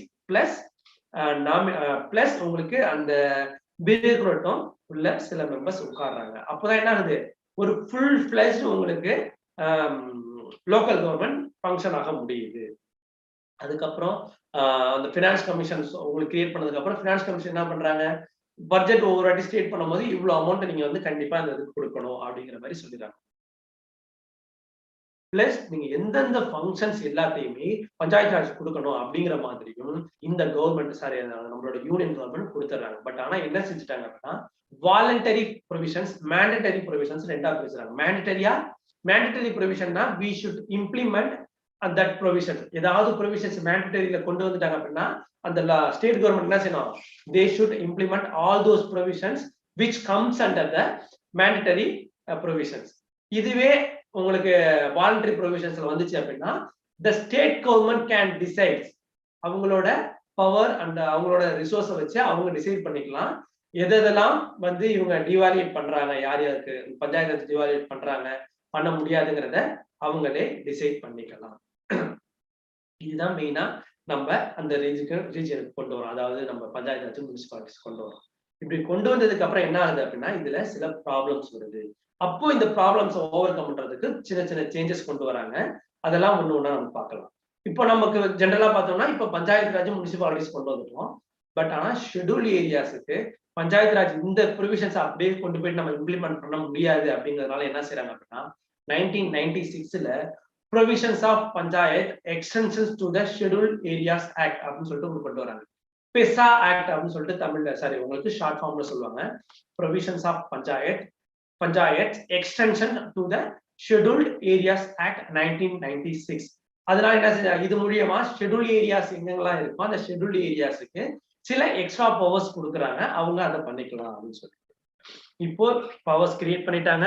ஏன் லோக்கல் பஞ்சாயத்து எப்படி வந்துச்சு, லோக்கல் பஞ்சாயத்து ஏன் காந்தி திங்க் பண்ணாரு, அதுக்கப்புறம் எப்படி எப்படிலாம் ஏன்ஷியன்ல இருந்துச்சு, மெடிவல்ல இருந்துச்சு, இப்போ நம்மளோட கரண்ட் ரீஜன்ல இருந்துச்சு, அதுக்கப்புறம் அந்த 73rd அமெண்ட்மெண்ட்ல என்னென்ன ப்ரொவிஷன்ஸ் இருந்துச்சு, இது எல்லாம் பார்த்தோம். இப்போ பஞ்சாயத்து ராஜ் இன்ஸ்டிடியூஷன்ஸ்ல என்னென்ன நல்லது நடந்திருக்கு, அது ப்ராப்ளம் இருக்கு அப்படிங்கிறத நம்ம இப்போ பார்க்கலாம்.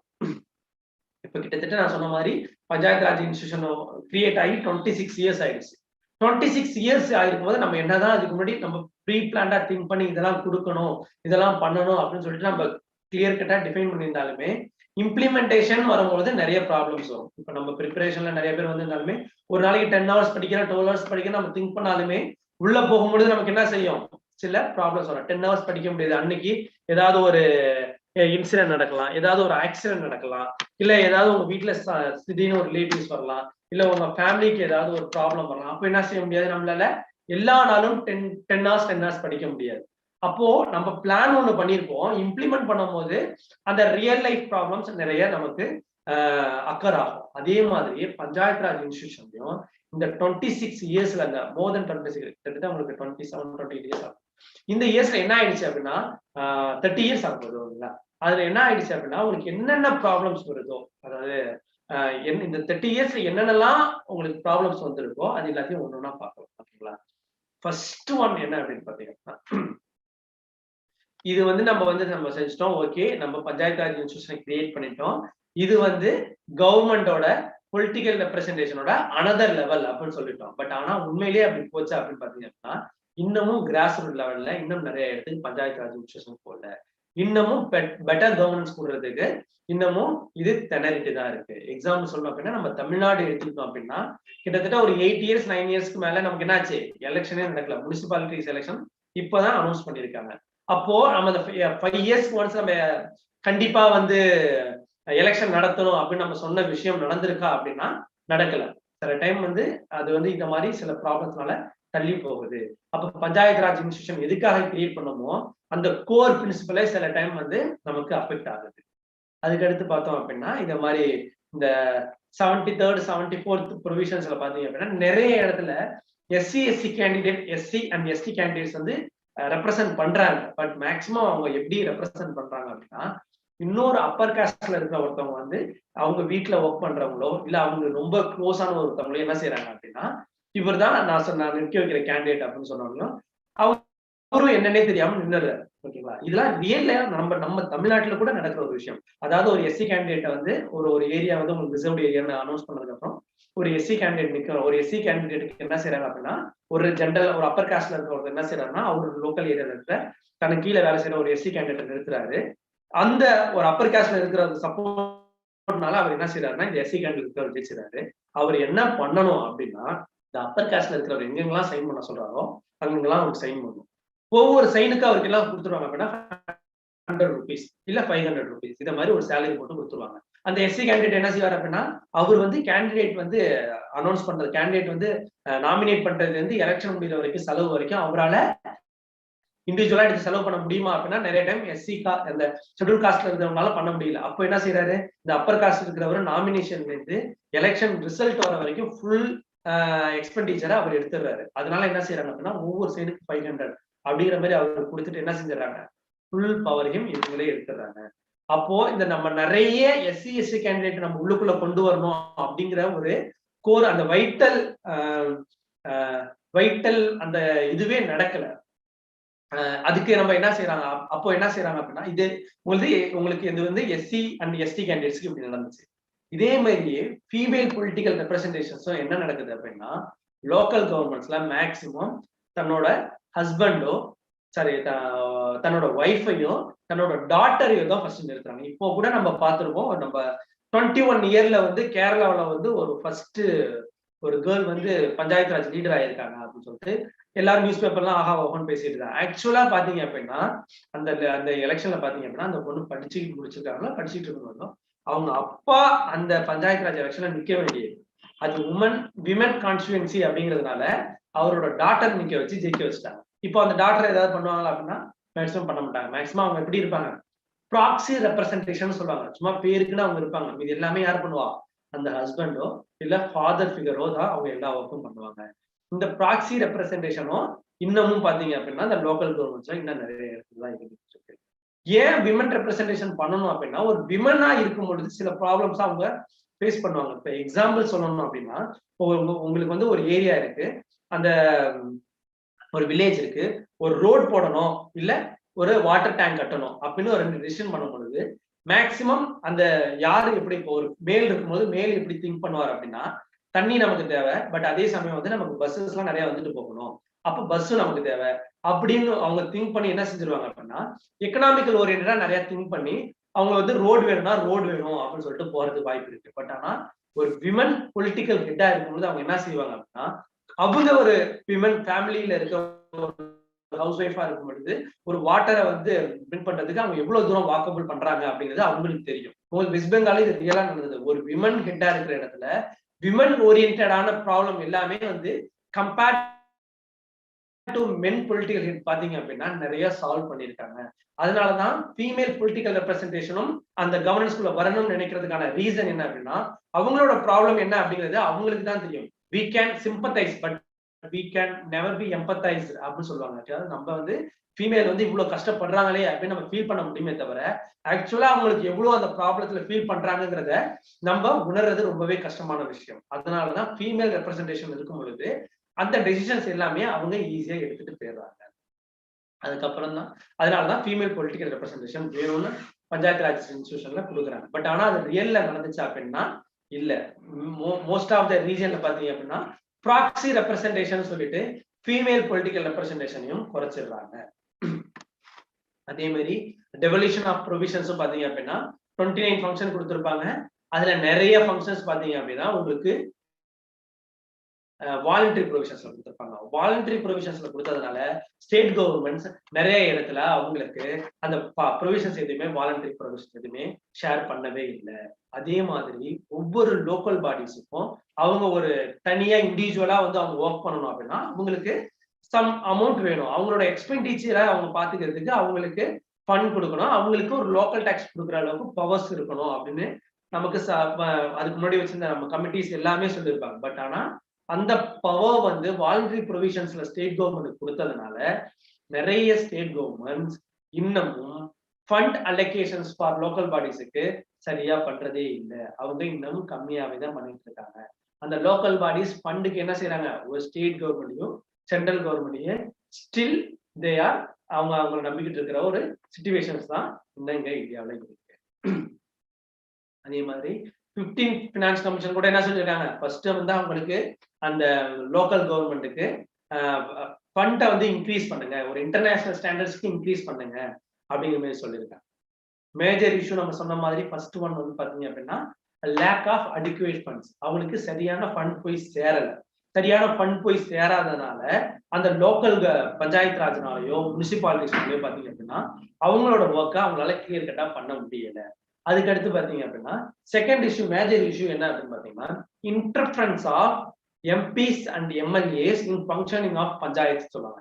என்னன்னா பஞ்சாயத்துல இருக்கிற அந்த ஒரு பஞ்சாயத்து ஒரு டிஸ்ட்ரிக்ட் பிளானிங் கமிட்டியில அந்த இதுக்குள்ள யார் யார் எம்பிஸ் வராங்களோ எம்எல்ஏஸ் வராங்களோ அவங்க உள்ளுக்குள்ள இன்டர்ஃபர் ஆகும்போது என்ன செய்யுது, அவங்க வந்து ஹைராரிக்கில பாத்தீங்க அப்படின்னா பொலிட்டிக்கலா ஒரு பஞ்சாயத்து ராஜ் இன்ஸ்டிடியூஷன்ல எலெக்ட் ஆனவங்களோட அவங்க அப்பர் லெவல்ல இருக்கும் பொழுது அவங்களோட இன்டர்ஃபரன்ஸ் என்ன செய்யுது, பஞ்சாயத்து ராஜ் சிஸ்டத்துல அது அவங்களோட ஃபங்க்ஷன் வந்து அந்த அளவு எஃபிஷியண்டா பண்ண முடியல. அது அவங்கள கொஞ்சம் அட்வர்ஸா அஃபெக்ட் பண்ணதுன்னு தான் சொல்லணும். ஓகேங்களா.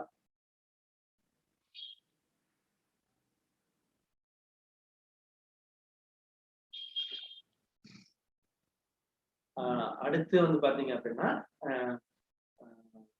ஸ்ட்ரக்சரல் டெபிஷியன்சி இருக்கு. இன்னும் பாத்தீங்க அப்படின்னா நிறைய லோக்கல் கவர்மெண்ட்டுக்கு வந்து அவங்களுக்கான ஒரு ஒரு லீடர், அவங்களுக்கான ஒரு பியூரோக்ராட்ஸை சூஸ் பண்ற அளவுக்கு நிறைய கவர்மெண்ட்ல கிடையாது. இப்போ கர்நாடகாவில் பாத்தீங்க அப்படின்னா ஒவ்வொரு லோக்கல் பஞ்சாயத்துக்கும் தனித்தனியான ஒரு பியூரோக்ராட்டிக் செட்டப் மாதிரி அவங்க வச்சுக்கலாம் அப்படிங்கிற மாதிரி ஒரு ப்ரொவிஷன்ஸ் கொடுத்துருப்பாங்க கர்நாடகாவில். அதனால என்ன செய்யறாங்க அப்படின்னா அவங்களுக்கு ஏதாவது ஒரு ஹியூமன் ரிசோர்ஸ் தேவை அப்படின்னா உடனே அவங்க லோக்கல்ல இருந்து எடுத்துக்கிறாங்க, தேவையில்லை அப்படின்னா விட்டுறாங்க. பட் நம்மளோட சிஸ்டத்துல பாத்தீங்க அப்படின்னா ஒவ்வொரு டைமும் நம்ம வந்து ஸ்டேட் கவர்மெண்ட்டை வந்து நம்ம வந்து நாடி இருக்கும் பொழுது அவங்களோட கன்சர்ன்ல தான் நம்ம வந்து அந்த ஒரு பியூரோக்ராட்டியை அப்பாயிண்ட் பண்றோம். அப்போ இத மாதிரி ஸ்ட்ரக்சரல் டெபிஷியன்சி எல்லாம் நிறைய இடத்துல இருக்கு.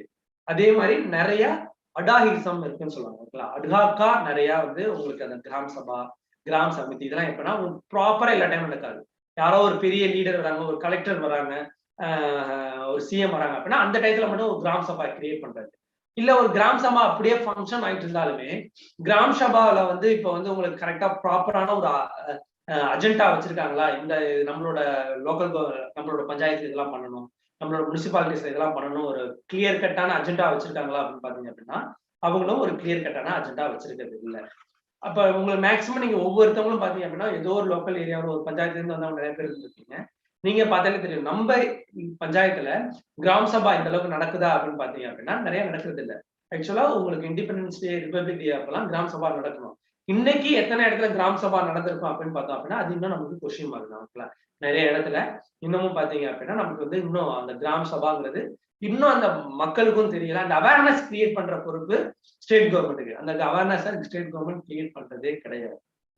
அவங்க கிரியேட் பண்ணாதானே அவங்க கொஸ்டின் கேட்க முடியும். அப்போ எல்லாமே எப்படி இருக்கு அப்படின்னா அந்த அந்த ஒரு பவர்ஸ் எல்லாமே நிறைய விஷயம் உங்களுக்கு பேப்பர்ல இருக்கு, நாட் இன் பிராக்டிக்கல் அப்படின்னு சொல்லிட்டு சொல்லலாம்.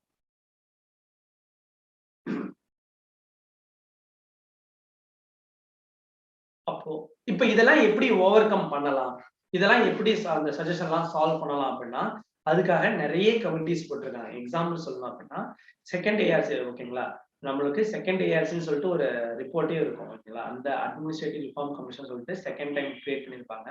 அவங்க இதுல local governance and inspiring journey into the future அப்படின்னு சொல்லிட்டு ஒரு தனியா ஒரு ஒரு டாபிக்ல ஒரு ஹெட்ல அவங்க செகண்ட் ஏஆர்சி ஒன்று ரிலீஸ் பண்ணியிருப்பாங்க. ஏன்னா நீங்க ரிஃபார்ம் பண்ணணும், அட்மினிஸ்ட்ரேட்டிவ் ரிஃபார்ம் பண்ணணும் அப்படின்னா எப்படி உங்களுக்கு இ கவர்னன்ஸ் எலெக்ஷனுக்குலாம் உங்களுக்கு இம்ப்ரூவ்மெண்ட் கொடுக்கணுமோ அந்த அளவுக்கு லோக்கல் கவர்னன்ஸ்க்கும் நம்ம இம்பார்ட்டன்ஸ் கொடுக்கணும் அப்படின்னு அவங்க முடிவு பண்ணதுனால லோக்கல் கவர்னன்ஸுக்குன்னு சொல்லிட்டு ஒரு தனி ஹெட் கிரியேட் பண்ணி தனியா ரெக்கமெண்டேஷன் கொடுத்துருப்பாங்க. கிளியர் கட் டெமார்கேஷன் ஆஃப் ஃபங்க்ஷன், ஒவ்வொரு டயருக்கும் கரெக்டான ஒரு பிசிக்கல் ஃபெடரலிசம் கொடுக்கணும், அவங்களுக்கான டாக்ஸ் அவங்களே போட்டுக்கிற அளவுக்கு அவங்களுக்கு ஃபங்க்ஷன் கொடுக்கணும். இல்ல சில எலெக்ஷன்ஸ்ல இப்போ எஸ்சி எஸ்டிஸ்க்கு அவங்களால தானே ப்ராப்பரா எலெக்ஷன் வந்து மணி ஸ்பெண்ட் பண்ண முடியல. அப்போ கவர்மெண்டே வந்து ஒரு மினிமம் அமௌண்ட் இவ்வளவுதான் ஸ்பெண்ட் பண்ணணும் அப்படிங்கிற ஒரு கிளியர் கட்டான அது கொடுக்கணும்.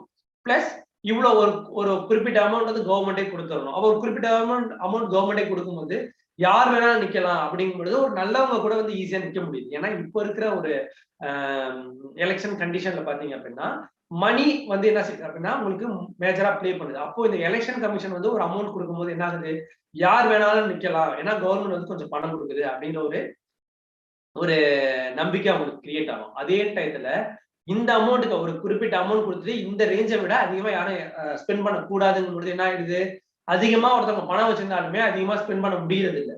அப்ப என்ன ஆயிடும், எல்லாருமே கிட்டத்தட்ட ஈக்குவலா மணி ஸ்பெண்ட் பண்ண மாதிரி ஆயிடும். அதனால பீப்புள் எப்படி சூஸ் பண்ணுவாங்க அப்படின்னா யாரு நல்லவன், யார் நமக்கு நல்ல விஷயங்கள் பண்ணுவாங்க, யார் வந்து ப்ராப்பரா கவர்னன்ஸ் பண்ணுவாங்க, யார் வந்து அக்கௌண்டபிளா இருப்பாங்க, யார் ரெஸ்பான்சிபிளா இருப்பாங்க, யார் நம்மளோட ப்ராப்ளத்தை எம்பத்தைஸ் பண்ணுவாங்க அப்படிங்கிற மாதிரி திங்க் பண்ணி ஓட்டு போறதுக்கான சான்சஸ் இருக்கு அப்படிங்கிற மாதிரி நமக்கு செகண்ட் ஏஆர்சி ரிப்போர்ட்ல சொல்லியிருப்பாங்க. இப்படி செகண்ட் ஏஆர்சி ரிப்போர்ட்ல உங்களுக்கு நம்மளோட அந்த கவர்னன்ஸ்ல இம்ப்ரூவ் பண்றதுக்கு நிறைய சொல்யூஷன் சொல்லியிருப்பாங்க. அதே மாதிரி கெப்பாசிட்டி பில்டிங் இன்க்ரீஸ் பண்ணணும். ஒருத்தர் பஞ்சாயத்து ராஜ் இன்ஸ்டிடியூஷன் வர்றாங்க அப்படின்னா அவங்களோட டெசிஷன் மேக்கிங்க்கு அவங்களுக்கு ஒரு ஹெல்ப் பண்ணணும். பிளஸ் ஏதாவது ஒருத்தவங்க ஒர்க் பண்றாங்க அப்படின்னா அவங்களோட இன்ஃபர்மேஷன் வந்து மற்றவங்களுக்கு ஷேர் பண்ணணும். இந்த மாதிரி உங்களுக்கு ஒவ்வொரு டிஸ்ட்ரிக்ட் லெவல்ல ஒரு ஸ்டேட் லெவல்ல பண்ணும்பொழுது உங்களுக்கு நல்லா இருக்கும். இப்போயே பாத்தீங்க அப்படின்னா ஒவ்வொரு பஞ்சாயத்துலையும் ஒரு நல்ல ஹெட்டா ஒருத்தவங்க இருக்காங்க அப்படின்னா ஒவ்வொரு ஸ்டேட்டும் ஒரு குறிப்பிட்ட பேரை சூஸ் பண்ணி நமக்கு வந்து நம்மளோட பிரசிடென்ட் வந்து நம்மளோட இந்தியாவோட பிரசிடென்ட் வந்து அவங்களுக்கு வந்து ஒரு அவார்டு மாதிரி கொடுப்பாங்க ஓகேங்களா. ஒவ்வொரு இதுலயும் பாத்தீங்க அப்படின்னா பஞ்சாயத்து இந்த மாதிரி நம்மளோட பிரசிடென்ட் அவார்டுக்கு நம்ம பஞ்சாயத்து லீடர் வந்து சூஸ் பண்ணியிருக்காங்க அப்படின்ட்டு. அப்ப என்ன ஆகுது அப்படின்னா அது இன்னொருத்தவங்களுக்கு மற்றவங்களுக்கு என்ன செய்யணும், பூஸ்ட் பண்ணுங்க, நம்மளும் அப்ப அந்த மாதிரி பண்ணணும் அப்படிங்கிற மாதிரி ஒரு பூஸ்ட் பண்ணணும்.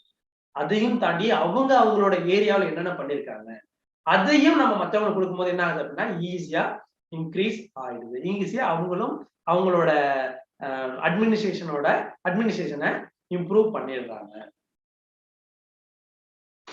இதுல உங்களுக்கு அந்த லோக்கல் பஞ்சாயத்துல சூப்பரா பண்ணிட்டு இருக்குது யாரு அப்படின்னா கர்நாடகாவும் கேரளாவும். நம்ம ஏற்கனவே சொன்ன மாதிரி கர்நாடகாவில separate bureaucratic cadre for panchayat அப்படின்னு சொல்லிட்டு தனியாவே ஒன்று கிரியேட் பண்ணியிருப்பாங்க ஓகேங்களா. அதனால என்ன செய்வாங்க அப்படின்னா இந்த எலெக்டட் ரெப்ரசன்டேட்டிவ்ஸ்க்கு ஏதாவது உங்களுக்கு அங்க அந்த லோக்கல் கவர்மெண்ட்டுக்கு லோக்கல் கவர்னன்ஸுக்கு ஏதாவது தேவைப்பட்டுச்சு அப்படின்னா ஈஸியா அவங்க ரெக்ரூட் பண்ணிப்பாங்க. பிளஸ் வந்து அவேர்னஸ் கிரியேட் பண்ணணும். ஒவ்வொரு பஞ்சாயத்துக்கும் அந்த பீப்புளுக்கு ஓட் பண்ணும்போது கிராம சபான்னு ஒண்ணு இருக்கு, கிராம சபா நீங்க வந்து வி ஹாவ் டு கண்டக்ட் கிராம சபா அப்படிங்கறத அவங்களுக்கு வந்து நம்ம வந்து எம்பசைஸ் பண்ணணும். அப்போதான் வந்து அவங்களுக்கான பவர் என்னன்னு தெரிய பொழுதுதான் அவங்க அதை கொஸ்டின் கேட்பாங்க ஓகேங்களா. அதனாலதான் வந்து அதுவும் அந்த அவேர்னஸ் கிரியேஷன் ஆஃப் அவேர்னஸும் ஒரு இம்பார்ட்டன்டான suggestion.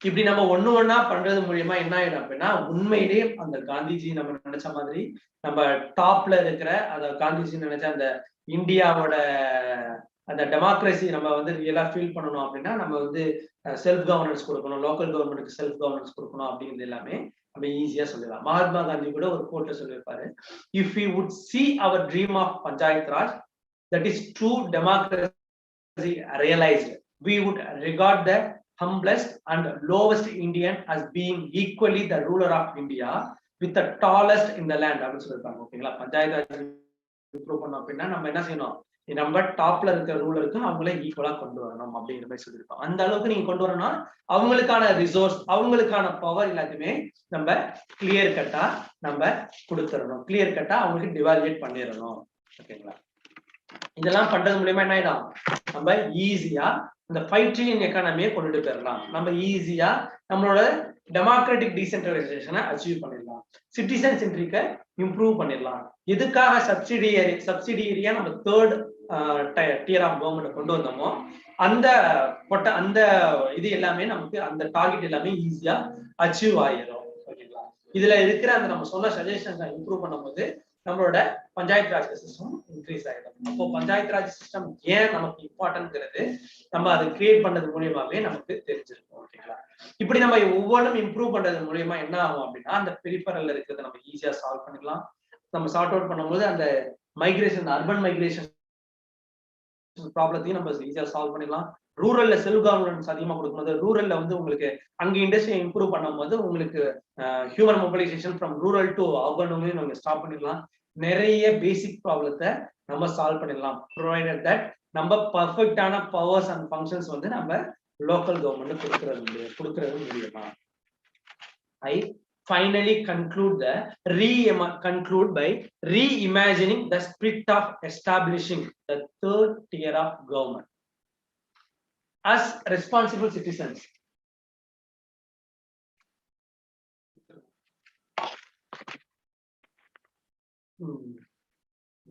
As a responsible citizen, let's take oath on this great day to participate in this constitutional recognition, to better articulate our needs, and better articulate our needs at the local level and go global. That every other nation looks up to Indian model with a greater accountability and transparency. Thank you, gentlemen, for the moment.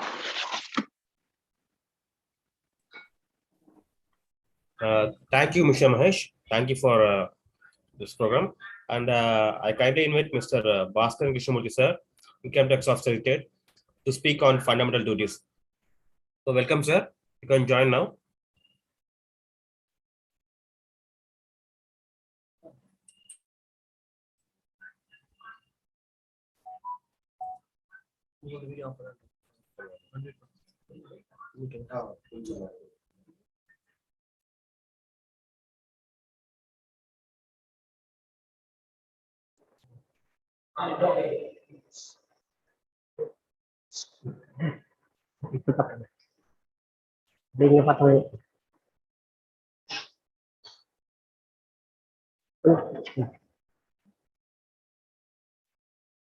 சரியா இருக்கு.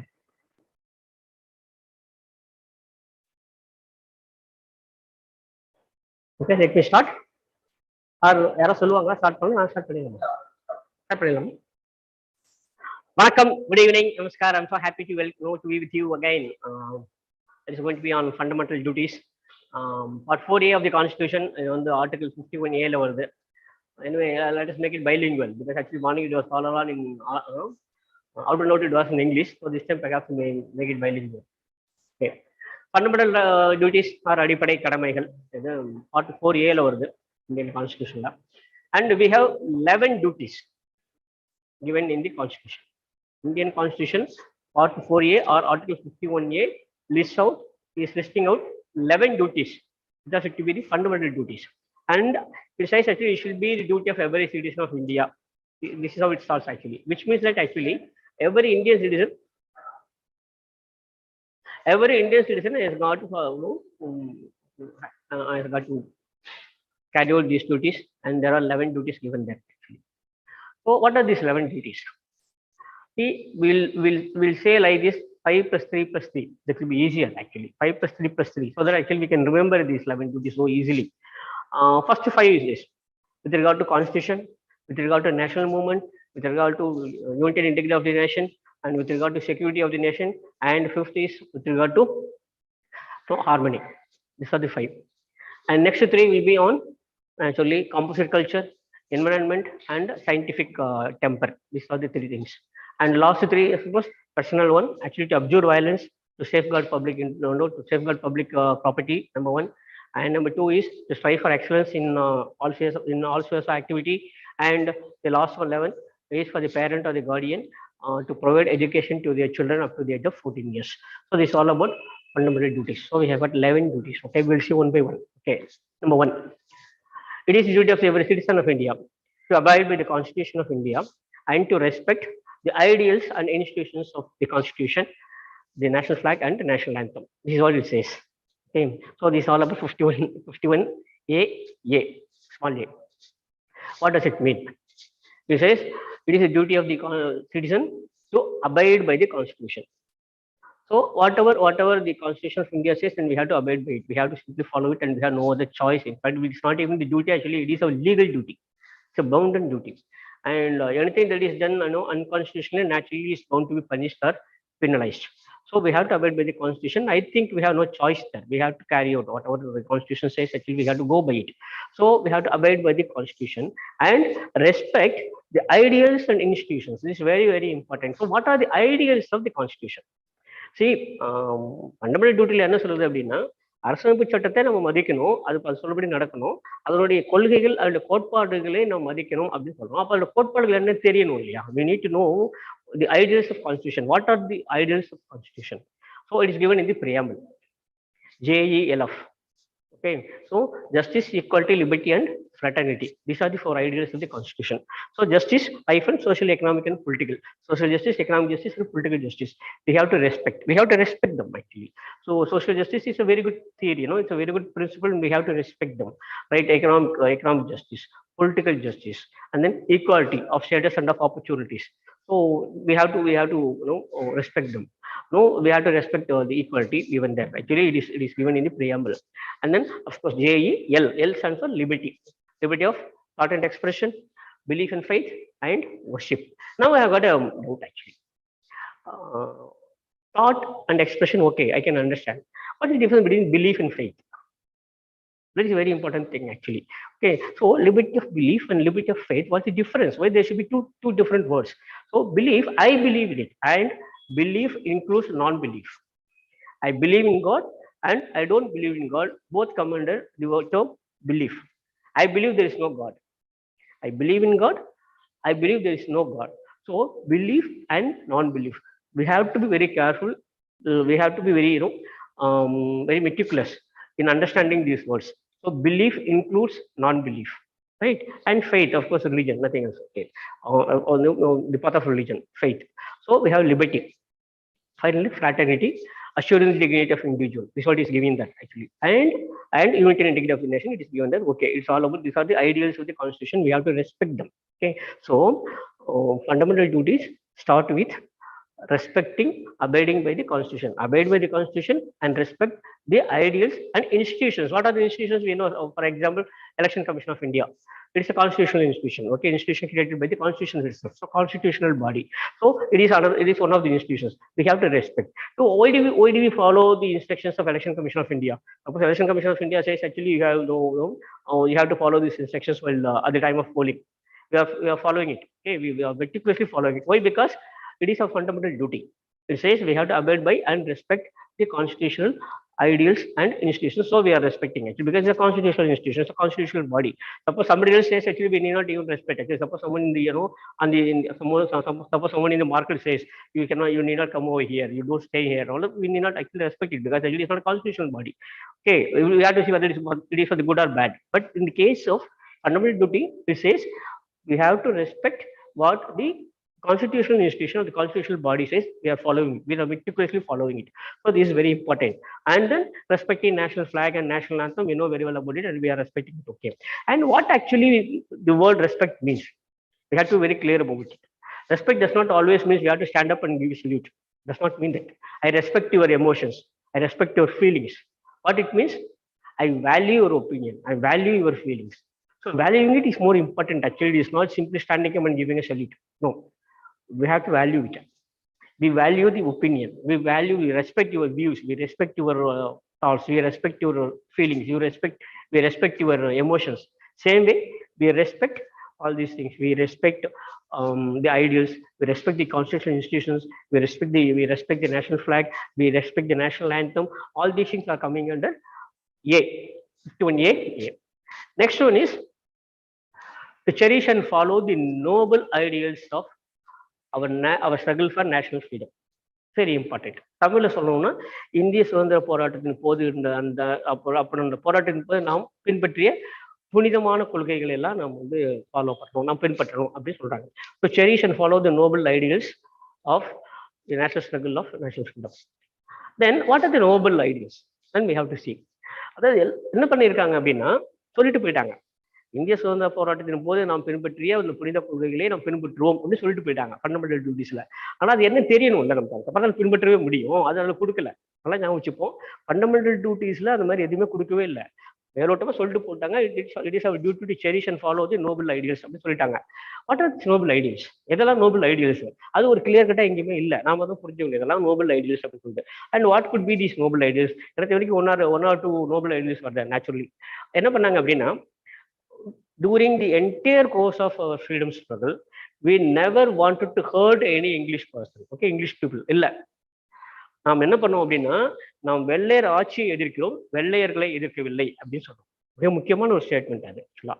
We are fighting against the British rule. We are not fighting against British people. We are not against British. As a fellow human being, we respect them. Actually, we respect every British person. But when it comes to the ruling, actually, our country must be ruled by our own people. So we are fighting against the rule of the British. We are not fighting against the British people as such. So this is noble ideal, which means that actually, quite often than not, we are coming in contact with so many people with whom actually we are not in agreement. We can fight against them. We are not fighting against the individual. We are fighting against the stand of the individual. We are fighting against the, the philosophy of the individual. So it is a clash between ideals. It is a clash between ideologies. It is a clash between philosophies, and it is not a clash between two individuals. And it's a beautiful, noble ideal actually put forward by our national struggle. So for freedom, it's a very good idea. And second one, of course, we know very well about actually taking, what Mahatma Gandhi said. Actually, for us, both ends and means are important. It is not actually the destination. It's not simply the goal that is important. Even the ways that we are going to adopt to reach the goal, actually, that is also more important. நமக்கு வந்து இலக்கு மட்டுமே இல்ல, வழிமுறையும் நமக்கு மிக முக்கியமானது அப்படி சொல்லிட்டு மகாத்மா காந்தி சொன்னார். அது is a noble ideal. And of course, we followed the path of non-violence. It is against a noble ideal. இந்த மாதிரி noble ideals பார்க்க போனா நிறைய இருக்கு. இந்த noble ideals எல்லாத்தையும் we have to cherish and follow அப்படிங்கிறது தான் ஃபண்டமெண்டல் டியூட்டி சொல்லக்கூடியது. சரிங்களா? அது ரெண்டு முடிஞ்சது. அப்புறம் என்ன, to uphold and protect the unity and integrity of nation, the unity and integrity of India அப்படின்னு அதில் போட்டிருக்காங்க. அப்போ இந்தியாவுடைய ஒருமைப்பாட்டையும் அதனுடைய ஒற்றுமையும் நாம் பாதுகாக்க வேண்டும் அப்படிங்கிறது naturally we are going to do that. அதுக்கடுத்து என்ன சொல்லியிருக்காங்க, it is our duty to defend our country and whenever called upon, so we should render national service. ரெண்டு கொடுத்துருக்காங்க, ஒன்று to defend our country and then to render national justice when called upon to do so. அது நார்மலா வரவே வராதுங்க, ரெண்டாவது இருக்கு வரவே வராது. ஏன்னா நிறைய பேருக்கு என்ன வச்சிருக்காங்க அப்படின்னா, actually when it is said actually in the constitution, in the fundamental duties, and it is our duty to render our service, national service, whenever called upon to do so. Many people believe that actually as if we are going to take part in military activities. ஏதோ ஒரு attack வரப்போது, நம்ம கூப்பிட்டு ஏதோ பண்ண சொல்ல போறாங்க, நம்ம போகணும், அப்படி இல்லை. Okay, so it means something else. It means something else actually. This is most important actually.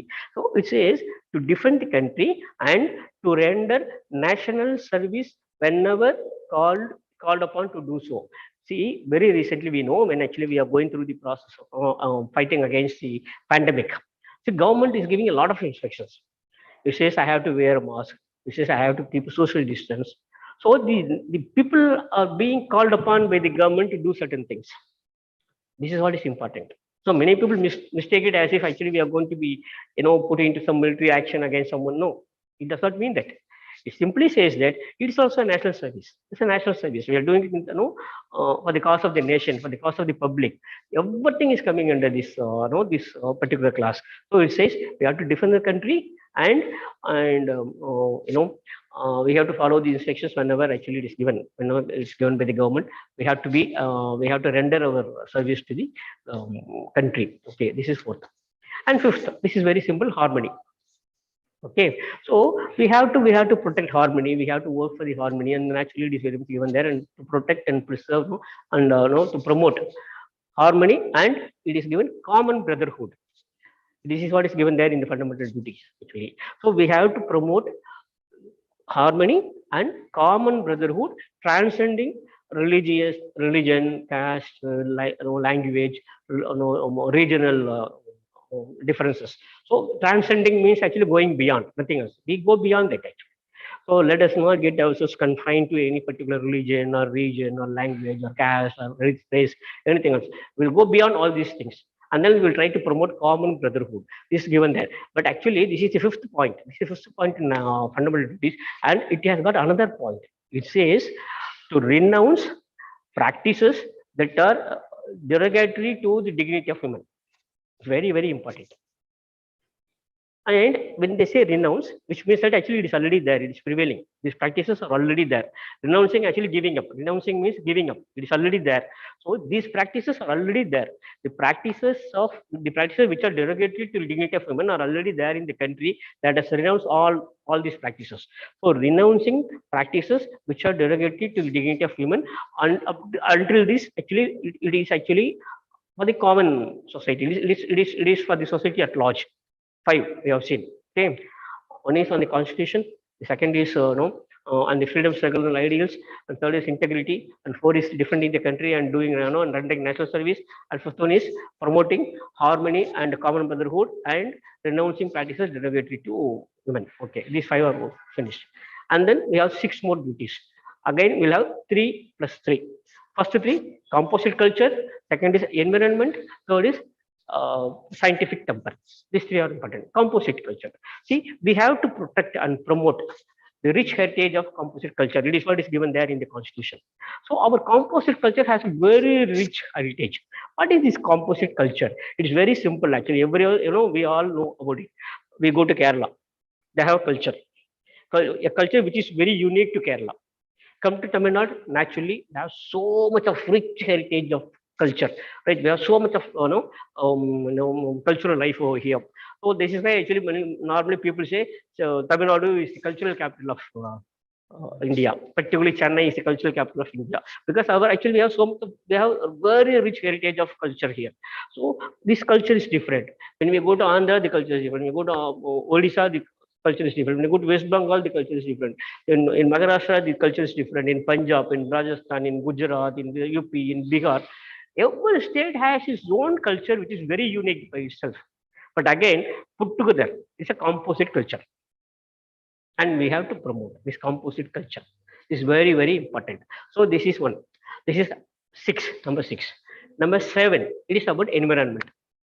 To protect and promote, we have to strengthen. We have to strengthen the environment, which is about promoting forests, wildlife, water bodies like rivers, lakes, and other things, and also protecting other animals, living creatures. It's all coming there actually. So it is all about environment. We have to protect. We have to protect this environment. This is number 2, and number 3. Overall, it is number 8. It is about developing scientific temper. It is our duty to develop scientific temper, and also a thought of inquiry and reform is very important actually. So it is like developing inquisitive knowledge, nothing else actually. So this is not inquiry, this is inquiry. INQUIRY, inquiry. So this is some sort of developing inquisitive knowledge among the people. It is my duty actually to develop scientific temper, and with an open mind and with an inquisitive mind, we have to do it. Okay, this is all about it. This is all over environment, and of course Other things are very, very simple things. It's not a very big duty and all actually.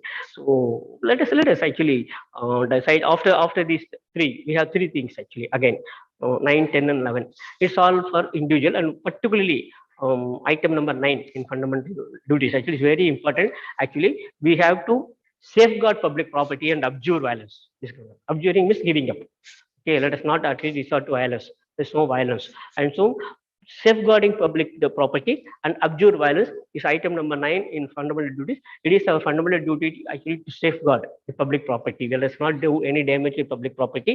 It's not only not doing damage to public property, it is our duty to safeguard public property. It's most important. It is not simply not doing damage to public property. It's not that actually. So fundamental duty always means that actually we have to safeguard public property and we have to abjure violence. We have to go against violence actually. Violence just cannot be our way of doing things. So this is all over. And of course, 10 and 11 is very simple. So strive for excellence in all spheres of activities, so that actually we are raising the levels of our economy. So it's very simple actually, nothing to do with nothing to do with in fact the constitution. It says actually we have to strive for excellence. Actually, everybody will do. Suppose I reach a position, naturally I will strive. I will try hard to reach a higher position. So we'll be going there. Actually, it's very much. It is quite common with everyone. So we have to strive for excellence. And number 11 is very important for all the the parents or guardian of children to provide them education till the age of 14, from 6 to 14. It is given that in fundamental duty. So these are the 11 fundamental duties. Don't think actually it is over. It is not over. Because many people think actually, oh, fundamental duties just 10 minutes, 5 minutes. No, because fundamental duties part 4 should always be read with part 4. It's very important. Part 4, directive principles of state policy. So Tamil very, very important. Part 4. So part 4 starts immediately after part 3. Part 3 fundamental rights, actually starts from 12 and goes up to Article 35. So part 4 starts from 36. It goes up to 51. So these are the things very important from 36 to 51. It's very, very important. Some section articles are there, and then 51A or part 4A is actual fundamental duties that we have seen just now. But directive principle of state policy, I'm very, very particular about this section. Actually. But what is the the saddest part of it is that actually it is not enforceable in a court of law. We'll see that actually. So directive principle of state policies or part 4 starts from Article 36. 36 again says actually the meaning of state. It says the meaning of state is as it is given in part 3. Already we have seen, right? We have seen already. And if I write Article 12, Article 12, it's an inclusive definition. I have already dealt with it this morning. It says actually state includes government and politics of government and parliament of India, and then government and legislature of every state, and then local bodies and others. We have seen already. All these things are coming under the term state. So the same thing applies over here also. The same explanation is holding good here for part 4 for directive principle of state policy. அதாவது எங்கெல்லாம் ஸ்டேட்னு சொல்றோமோ அது வந்து ஸ்டேட்ல நம்ம எல்லாரும் மாநிலம் எடுத்துக்க வேண்டாம். ஸ்டேட் இங்க என்னெல்லாம் சொல்றோமோ அது மத்திய அரசு, மாநில அரசு, உள்ளாட்சி அமைப்புகள் எல்லாம் சேர்ந்ததுதான் ஸ்டேட். இந்த பாட்டு பொறுத்த வரைக்கும் அப்படியே சொல்லுது. அவ்வளவுதான். சரிங்களா? Directive principal state policy. சரி, அப்புறம் 37 இது ரொம்ப இம்பார்ட்டன்ட். 37ல என்ன சொல்லியிருக்காங்கன்னா, the provisions contained in this part shall not be enforceable by any court. It's very simple. என்ன சொல்லியிருக்கா அப்படின்னா, டைரக்டிவ் பிரின்சிபல்ஸ்ல இருக்கு, பட் அது எங்கேயுமே வந்து சரியா நடைபெறல வச்சுங்களேன், நீங்க கோர்ட்ல போய் கேஸ் போட்டுலாம் ஒன்றும் பண்ணவே முடியாது. It is not enforceable by any court. This is the weakest part of this part. This is weakest part. So we have so many directive principles which are really very lofty ideals, in fact I could say, which are to be actually done which are to be scrupulously followed by any government while enacting any laws. But again, the constitution says that nothing in this part actually, all provisions actually, the provisions in this part shall not be enforceable in any court.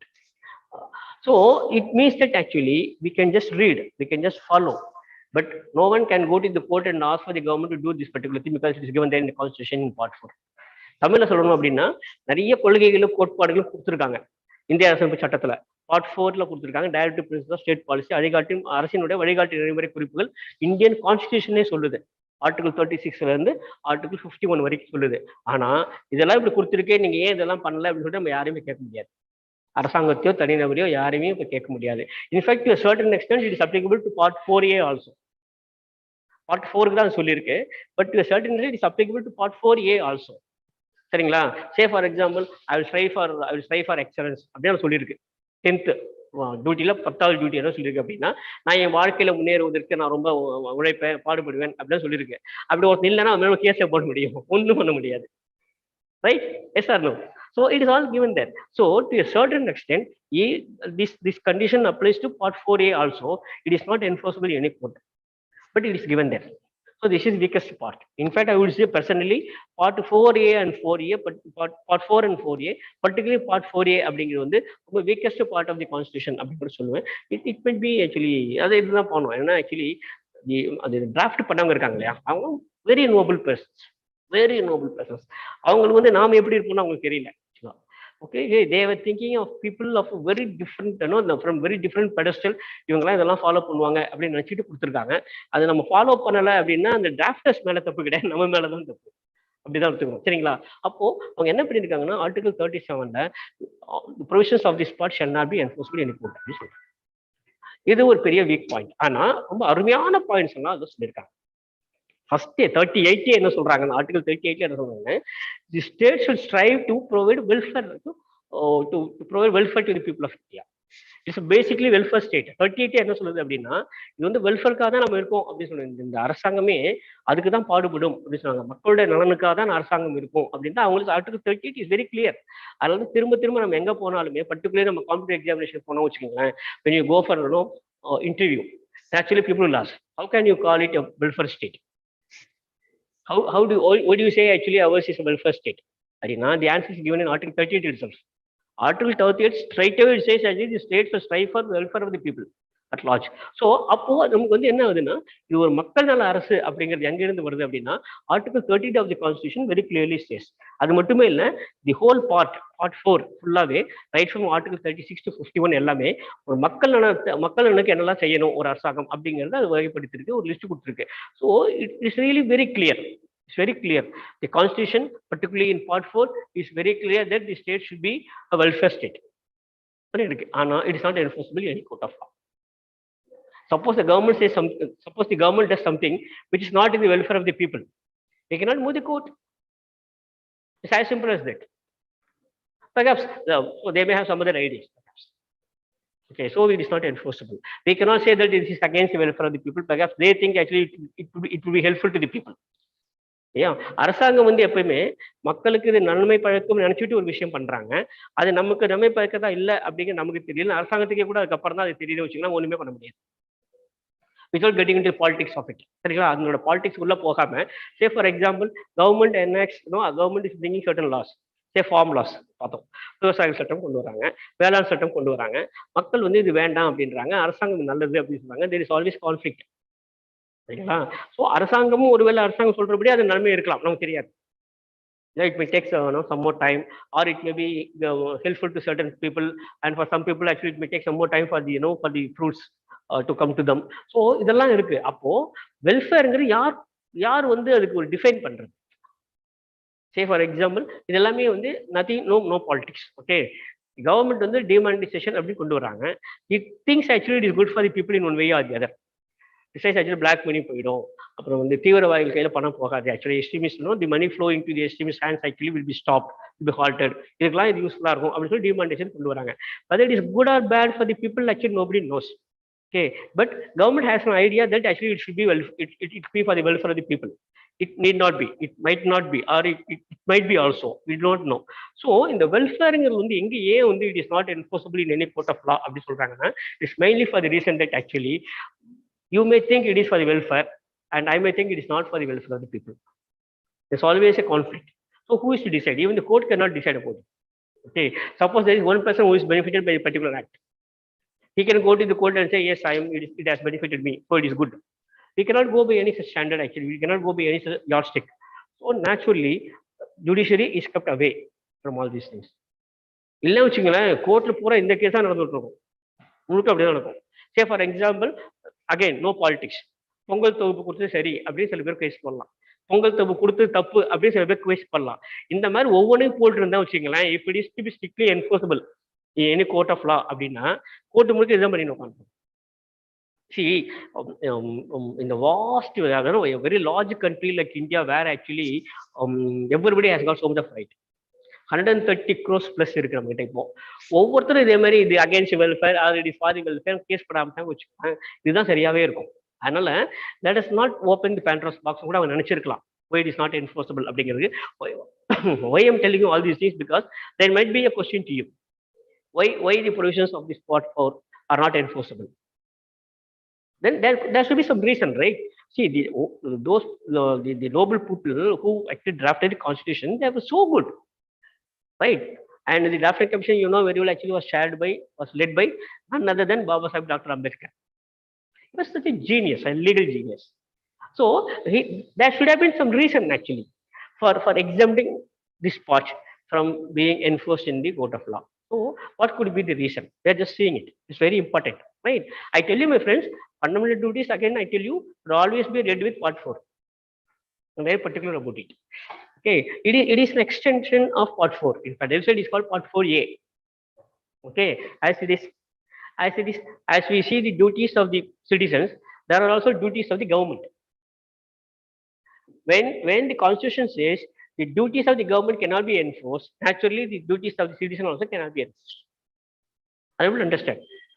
அரசாங்கத்துக்கு சில கடமைகள் இருக்கு. இந்த கடமைகள்லாம் கொடுத்துட்டு இதெல்லாம் நீங்க வந்து செய்யல அப்படின்னு நீங்க கோர்ட்ல போய் கேஸ் போட முடியாது அப்படின்னு சொன்னா, சிட்டிசனுக்கு சில கடமை இருக்கு. நீங்க ஏன் இது பண்ணலாம், கோர்ட்ல போய் கேஸ் போட முடியுமா அப்படின்னா அநேகம் முடியல. லாஜிக்கலி தப்பு. ஆனா there are certain things we have to abide by the constitution. அரசாங்கம் என்ன சொல்லுதோ அதை நான் வந்து கட்டுப்பட்டு தான் ஆகணும் அரசாங்க சட்டத்துக்கு. அது இல்லைன்னா I can be punished, I can be finished ஒத்துக்கிறேன், சரிங்களா? அதே மாதிரி எல்லாத்துக்குமே கொண்டு வர முடியுமா அப்படின்னு தெரியாது. It is my duty to develop scientific temper அப்படின்னு கொடுத்துருக்காங்க அதுல, சரிங்களா? இப்போ சயின்டிஃபிக் டெம்பரை நான் டெவலப் பண்ணிருக்கலாம் இல்லையா அப்படிங்கிறது அது வந்து eighth item.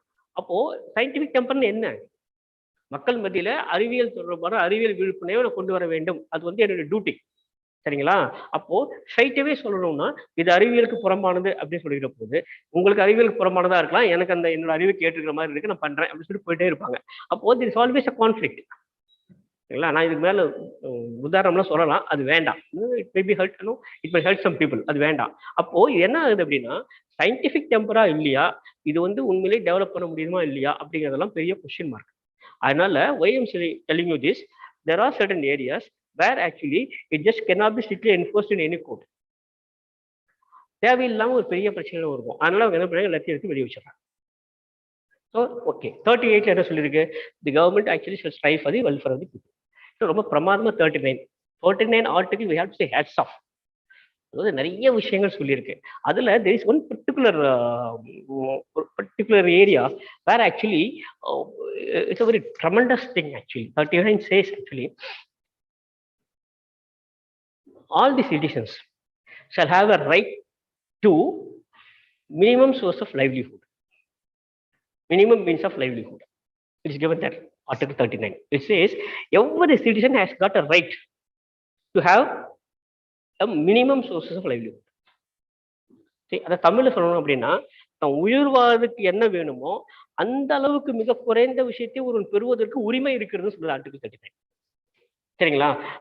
I have to say really hats off. மொத்த கான்ஸ்டிடியூஷன்லயும் எனக்கு ரொம்ப பிடிச்சது அதுதான். ஒருத்தரோட லைவ்லிஹுடுக்கு இது இருந்தாதான் என்னால உயிர் வாழ முடியுங்கிற மாதிரி ஒரு நிலைமையில இருக்கும்போது அதை பெறுவதற்கு அவனுக்கு உரிமை இருக்குதுன்னு சொல்லுது ஆர்டிகல் 39. ஆனா இது வந்து எந்த கோர்ட்லயும் போய் நம்ம என்ஃபோர்ஸ் பண்ண முடியாது, சரிங்களா? Now let us have a cinematic example, truly cinematic example. Someone is starving for food. He does not have money, he is broke, he does not have even a single paisa with him, but he has gone without food for one hour. He is going without food for a day, for 2 days, for 3 days. So now he is actually, he wants something to eat, otherwise he will die. He goes somewhere, he goes to the market, he's seeing the shop over there and he is stealing a bread piece. Okay. Immediately people catch hold of him, he is handed over to the police, and he is taken to court and he is remanded to custody. I am giving a cinematic example, but it may be happening everywhere in some form or the other. Okay. What is happening here? Stealing is punishable by law. Okay, but right to his livelihood is very much there in the constitution, but it's not enforceable. தமிழ்ல சொல்லணும்னா, bread எடுத்துட்டா அது வந்து திருட்டுக்கு வந்து தண்டனை இருக்கு. ஆனா அவன் உயிர் வாழ்வுக்கு தேவையான குறைந்தபட்ச தேவையை அவனுக்கு எடுத்துக்கிறது அவனுக்கு ரைட் இருக்குன்னு சொல்லுது. ஆனா அது சட்டத்துல எங்கேயும் கொண்டு போக முடியாது, கோர்ட்ல கொண்டு போய் வாதாட முடியாது. இதுதான் ரொம்ப ஒரு விந்தையான ஒரு வித்தியாசம் ஆக்சுவலா. ஆனா இந்த கான்ஸ்டிடியூஷனல் ப்ரொவிஷன் வந்து extraordinarily good, right? But where it is given, is given in part 4, not in part 4A.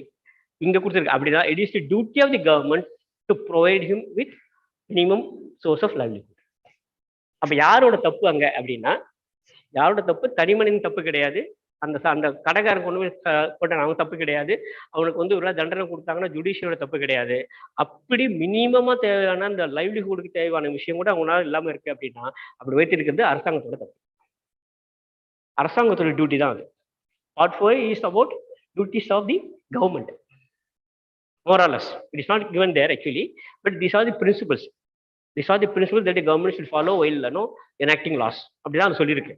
அவங்க என்ன சொல்றாங்க பார்ட் 4ல, இந்த கொள்கைகள்லாம் நீங்க வச்சுக்கீங்க, நீங்கள் வந்து கொள்கையில வகுக்கிற போது இதெல்லாம் மனசுல வச்சுக்கிட்டு நீங்க பண்ணுங்க அப்படின்னு சொல்லிக்கிற போது அதுல முக்கியமான ஒரு ப்ரொவிஷன் என்ன சொல்றாங்க அப்படின்னா, எல்லாருக்கும் தன் உயிர் வாழ்வுக்கு தேவையான அளவுக்கு குறைந்தபட்ச சோர்சஸ் இருக்கணும், அதை உறுதி செய்ய வேண்டும், அதுக்கான ரைட் அவங்களுக்கு இருக்கு, அவங்க உரிமை அப்படி இருக்கு அப்படிங்கும் போது இதுதான் அரசாங்கத்தின் மீது கொடுக்கப்பட்டிருக்க ஒரு மிகப்பெரிய ஒரு பொறுப்பு நான் பாக்குறேன்.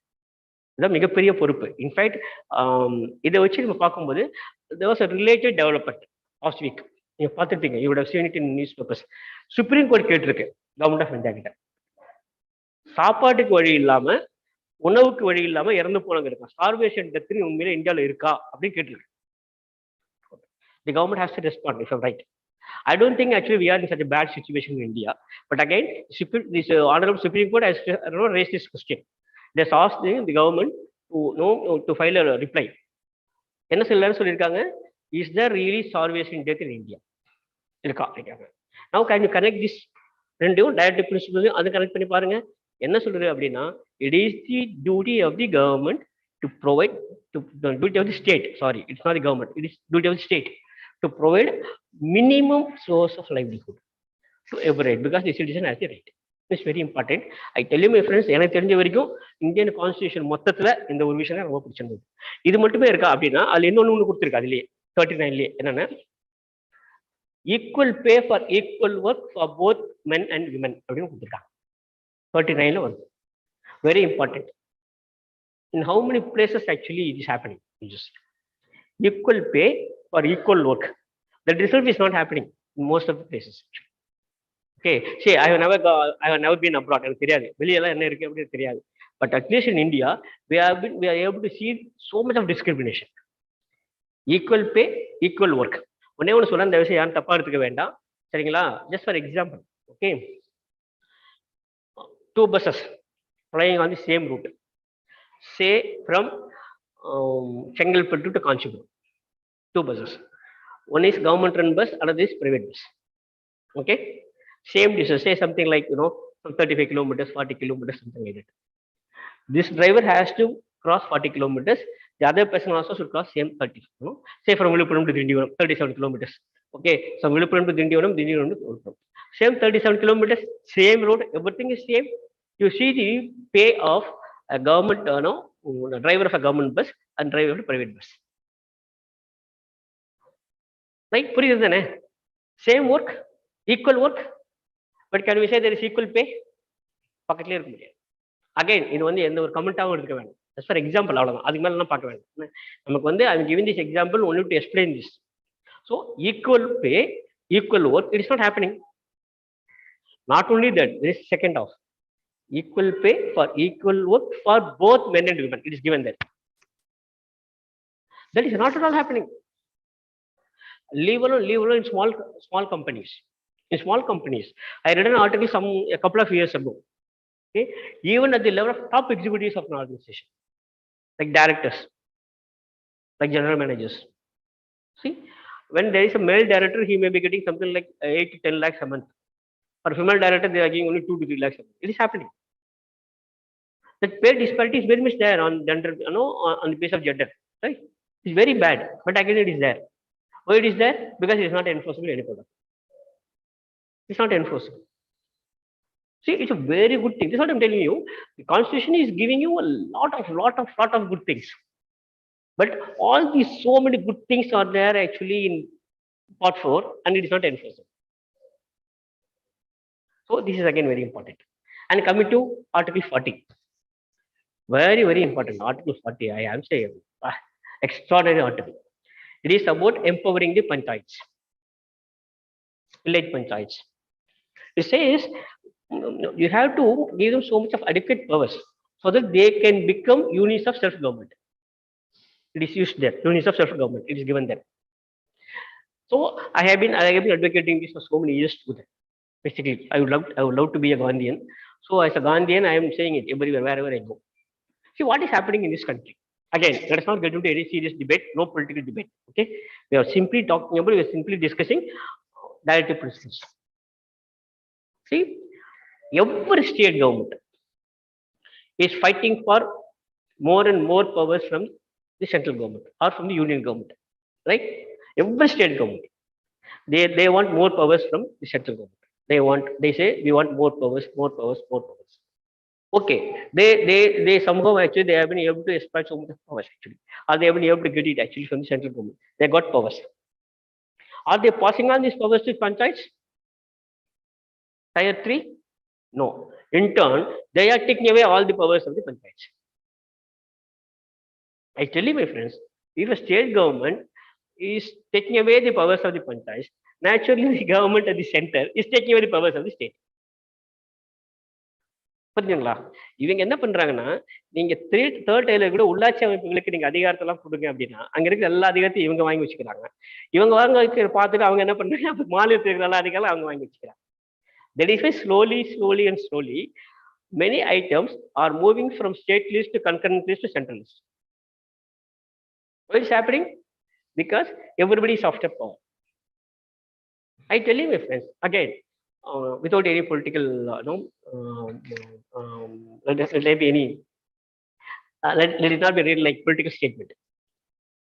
See, in India, over the past 75 years or so, even our leaders are becoming less and less democratic in their approach.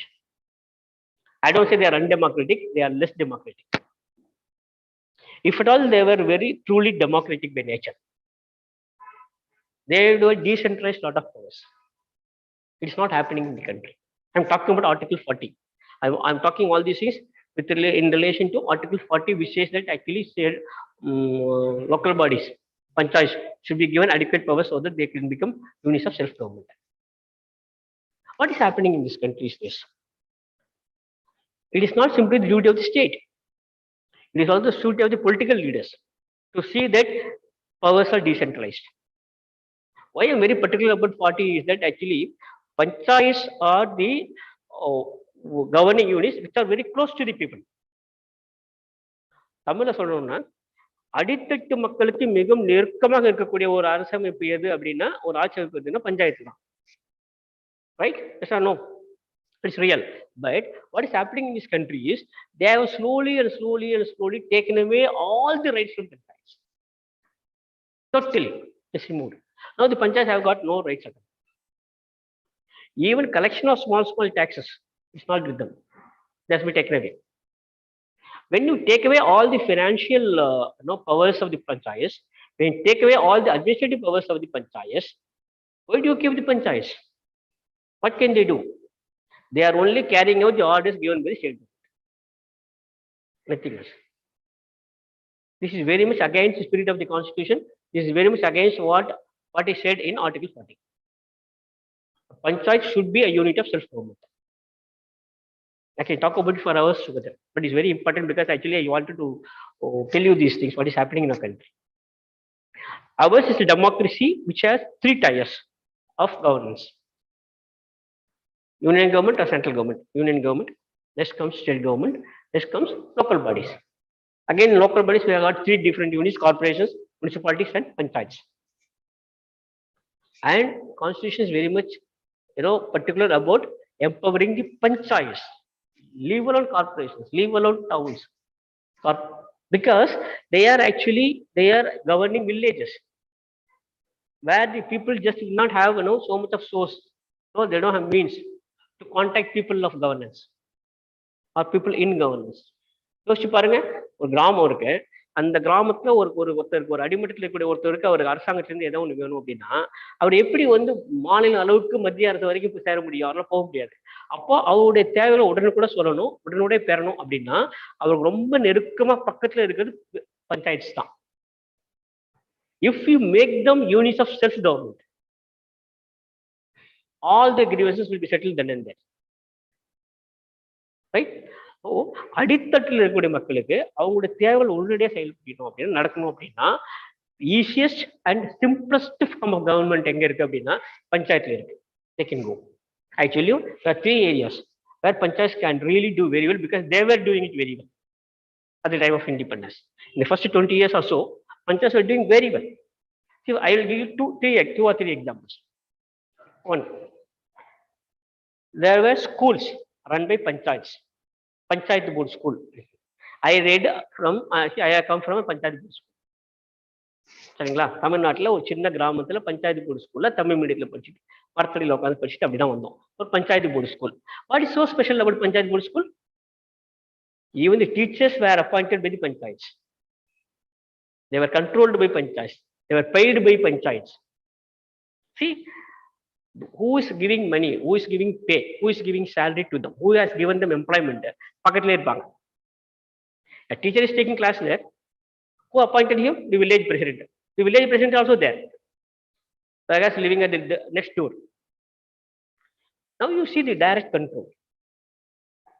See, leave alone the teachers those days were so dedicated. Actually, they were so dedicated. But again, where it all came from? Because the people who employed them were living nearby. But what is happening now? Teachers are being appointed by state government. They do not even know the face of them. Somebody is appointing somewhere from Chennai. And this teacher is, this poor teacher is going to work somewhere in Canara district. Some 600, 700 kilometers away from Chennai. You see the accountability factor. But it is not so. Some 50 years ago or 60 years ago. What happened? Panchayats, they appointed teachers. புரியுதுங்களா? அப்ப என்ன வித்தியாசம் இருக்கு? Local self கவர்மெண்ட்டுக்கு நீங்க power கொடுத்தீங்கன்னா அவங்க ஒருத்தர் எம்ப்ளாய் பண்ணாங்கன்னா நீங்க போய் இன்ஸ்பெக்ஷனே தேவையில்லை.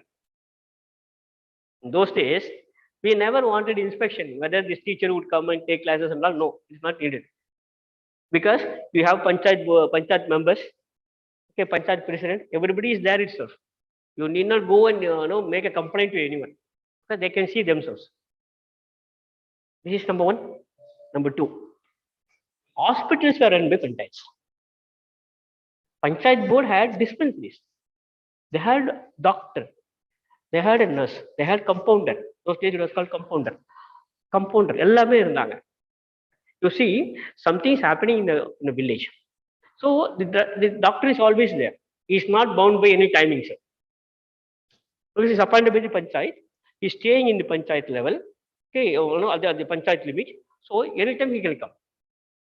Those days, no doctor used to refuse to attend to the patient at any point of time, day or night. Because they are appointed by panchayat and panchayat people are very much there. I don't understand how important it is. And three, most important, I think it is still there with the panchayats, maintenance of water bodies.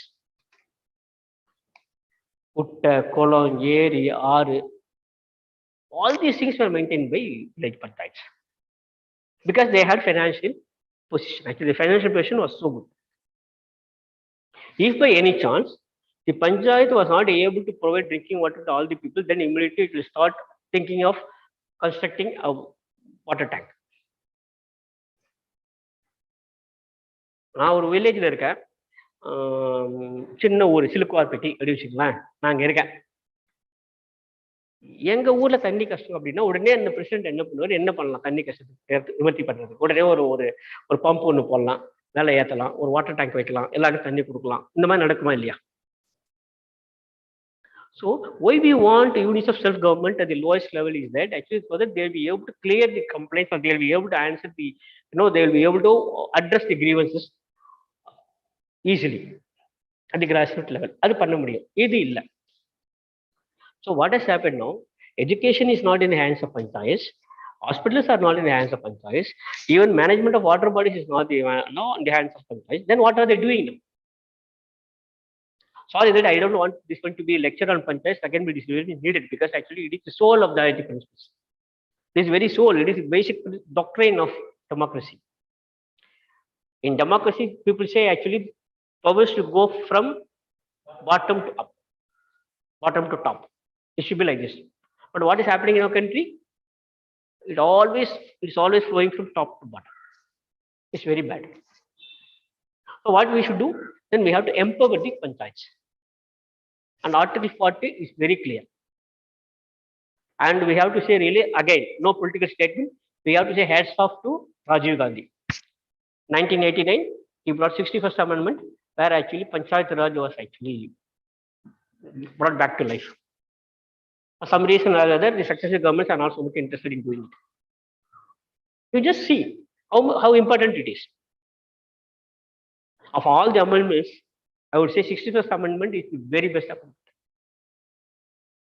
Not only as a Gandhian, I tell you, in every sense, as a normal citizen of this country, I would say 61st Amendment is the best one. It's giving so much of powers to panchayats. To give them powers, then people living around there, living in the same locality, they have got every right to question. Just for example, I tell you, my friends. Suppose a village panchayat is not doing well. Suppose it is not properly managed. Then naturally people will go to the village panchayat office and then they will start shouting. Is it possible they can come all the way to Chennai and fight? They can do dharna in front of the secretariat? I don't want them to. I'm just telling you. What is happening now? You just go and ask them, the government is the order. For every single grievance, you go and talk to someone, they will say, no, I have not received any order from the government. Now, actually, our democracy is in danger. Because the powers are getting more and more concentrated with state government and central government. We are not against leaders. We are not against any particular party or anything. So long as we are not ready to decentralize powers, so long as we are not ready to empower the panchayats to become units of self-government, it is going to be in danger. But it is not to be. That is why I say part 4 of Constitution of India is very weak. They have got noble ideas, extraordinary ideas. Why I am actually claiming it with part 4A, now you would have understood. Because the very first part, the very first point, fundamental duties, the first part, 51A, to abide by the Constitution and respect the ideals and institutions. These are ideals. When the people in power themselves are not ready to respect the ideals of the Constitution, who will do it? Just think about it. Yaar panano. You say it is the duty of the citizen. Fundamental duty, it is the duty of every citizen to. This is how it starts. To abide by and respect. Okay, right? It is my duty to respect the noble ideals of the Constitution. But is it not the duty of the state to abide by and respect the ideals of the Constitution? Government if it is duty of the government to abide by, to respect the ideals of the Constitution, what it should have done? It should have already empowered the panchayats. It's very much there. It's not there. I tell you, my friends, out of 15 or 16 or 17 directive principles given there in part 4, not even a single principle is scrupulously followed by the state. Sorry to say. I'm not the one to speak anything against the state. I'm always for the state, for the government. I'm always pro-government. But when we come to discuss part 4 and part 4A, I can tell you with fair amount of authority, almost all of us know about it, that when it comes to fundamental duties, our people have miserably failed. We don't worry too much about it. We don't care so much about fundamental duties. It is about part 4A. Equally, when it comes to part 4, the successive states, successive governments have miserably failed to give importance to part 4. So people have failed, even the state have failed. This is the current position with regard to part 4 and part 4A. It has got extraordinarily good ideas. Part 4. It says even social empowerment, economic empowerment, strengthening the village panchayats, and equal pay for equal work, equal pay for equal work for both men and women. You just see that, and giving the right to minimum source of livelihood to every citizen. Extraordinary thing. If I can tell you in Tamil, I tell you, ஒவ்வொரு மனுஷனும் வாழ்றதுக்கு தேவையான அடிப்படையான தேவையை அதை நான் கொடுக்கணும். அதை சொல்லுது. ஒரே வேலைக்கு ஒரே அளவு தான் சம்பளம் இருக்கணும், அது வித்தியாசம் இருக்கக்கூடாது, ஆணுக்கும் பெண்ணுக்கும் வித்தியாசம் இருக்கக்கூடாது, அது சொல்லுது. வில்லேஜ் பஞ்சாயத்தை நீங்க ஸ்ட்ரென்தன் பண்ணுங்க, அது சொல்லுது. எவ்வளவு விஷயம் சொல்லிட்டு போகுது தெரியுமா? அது பார்க்கும்போது அருமையா இருக்கு. ஆனா இது எதுவுமே நம்மளால இம்ப்ளிமெண்ட் பண்ண முடியல, நம்ம கேள்வி கேட்க முடியும். This is the saddest part of the constitution. When we are talking about fundamental rights, it's beautifully drafted, and we have got so much of right. Actually, we can move the court, we can argue, we can even argue the case against the governments. But an individual can move the court and argue the case against the government. So powerful. Part 3. அப்படியே part 4 வந்தீங்கன்னா அப்படியே opposite is very weak, very weak. So there's so much of difference between part 3 and 4, because the original drafters of the constitution, they never thought actually our state would go so low. Actually, they thought actually people will be they'll be good. See, when Dr. Ambedkar was there as chief of the drafting committee, who were the leaders then? Mahatma Gandhi, Jawaharlal Nehru, okay, here Kamaraj, some Nijalingappa. So he was saying, okay, so see, I can see the society only with the people around me. Yes or no? See, I am drafting it. I'm seeing so many advocates, so many doctors, so many leaders. I'm seeing them. Okay, they are all fine.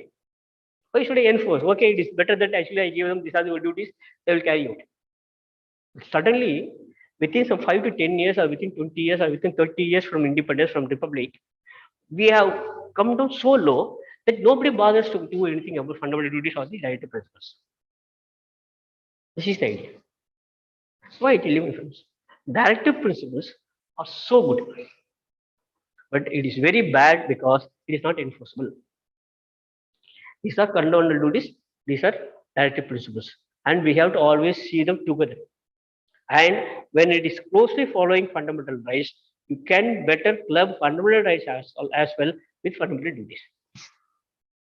Fundamental duties, fundamental rights, fundamental duties, in between we have the state.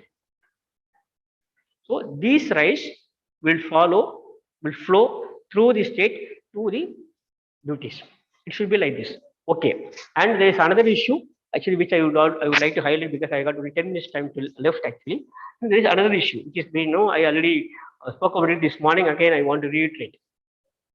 There are so many things that are not there in fundamental rights. There are so many things which are not there in fundamental rights as fundamental duties as well. It is not there in directive principles also. Say for example, voting. I want to vote in a general election. Okay. What it says, once you complete 18 years of age, you have got right to vote. You have got right to vote. Where is it given in the constitution? Article 326. Okay, you can see. But it is not a fundamental right. It's not a fundamental right. And it is not a fundamental duty as well. Many people say actually, people say it's a democratic right. You see the advertisements at the time of public election. It is a democratic, it is a democratic right. It is a democratic duty to do so. There is nothing called democratic right or democratic duty. It should be either fundamental duty or fundamental right. தமிழ்ல என்ன போடுவாங்கன்னா, இது உங்க ஜனநாயக கடமை அப்படின்னு போடுவாங்க. தேர்தலில் தவறாத வாக்களியுங்கள், இது உங்களுக்கு ஜனநாயக கடமை. This is for democratic duty. There is nothing like democratic duty anywhere. Can you find anywhere in any book that it is a democratic? No. It should be fundamental duty. Or it should be fundamental right. It is neither here nor there. That is why I tell you, we need to really go a long way. We need to really go a long way. Because I tell you, 1949 it was adapted, and we have taken time. 1949 November 23 it was over. That time perhaps the drafters did not think that actually it would either be a right nor would be a duty, because actually that time actually even elections are not held. Elections are held first time in 1951-52. It started sometime in September, October 1951. It went up to February 1952. That was the first general election. Please. At the time itself, actually they should have included. See, even after some really 110 or 110 plus amendments, they are not brought this amendment, where actually we can say this is your fundamental right. We can say right to education brought. We have brought 21. We have introduced 21A, right to education. Same way, right to vote in election could have been there. This is number one. And number two, many people, again, slightly I'm deviating. Again, I thought actually I could share this with you. Again, many people are talking so many nonsense things about voting. They say there should be compulsory voting, because national average is around 67% in any general election, which means that 1/3 of the people do not vote.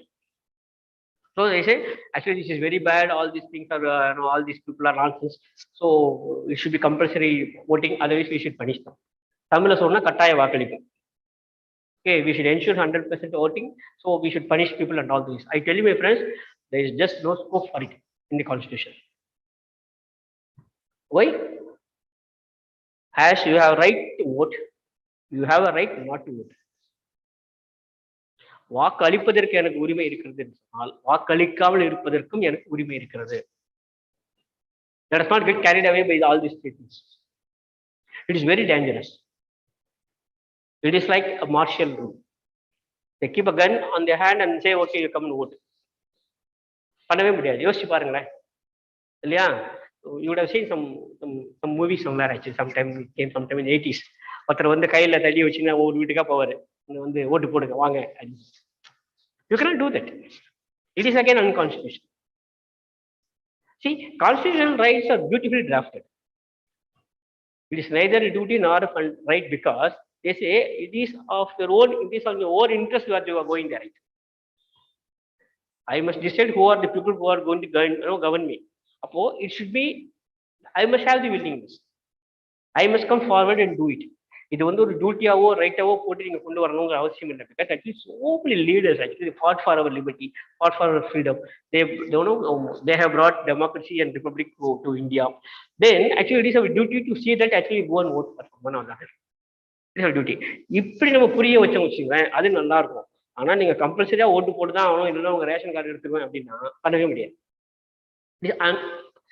See, let us not get carried away with good thoughts. நல்ல எண்ணம் தான், எல்லாரும் ஓட்டு போடணும் அப்படின்னு நினைக்கிறாங்க. அதுக்காக நம்ம கான்ஸ்டியூஷன் கொடுத்தது வந்து நம்ம மாற்ற முடியாது. Constitution is supreme. எல்லாத்தையும் விட எனக்கு நல்ல எண்ணம் தான், நல்ல நோக்கத்துக்காக தான் பண்றேன். நான் வந்து என்ன பண்ண, எல்லாரும் ஓட்டு போட்டா ஐயா வந்துடுவாங்க, யாரோ ஒருத்தர் வந்துருவாங்க, இவங்க வந்துருவாங்க, எல்லாரும் ஓட்டு போட்டா வந்துருவாங்க. நம்ம அதுக்காக கான்ஸ்டியூஷன்ல இல்லாத ஒரு ரைட்டை எடுக்க முடியாது. எல்லாரும் ஓட்டு தான் போட்டு கம்பல்சரியா கொண்டு வர முடியும். So this is very important.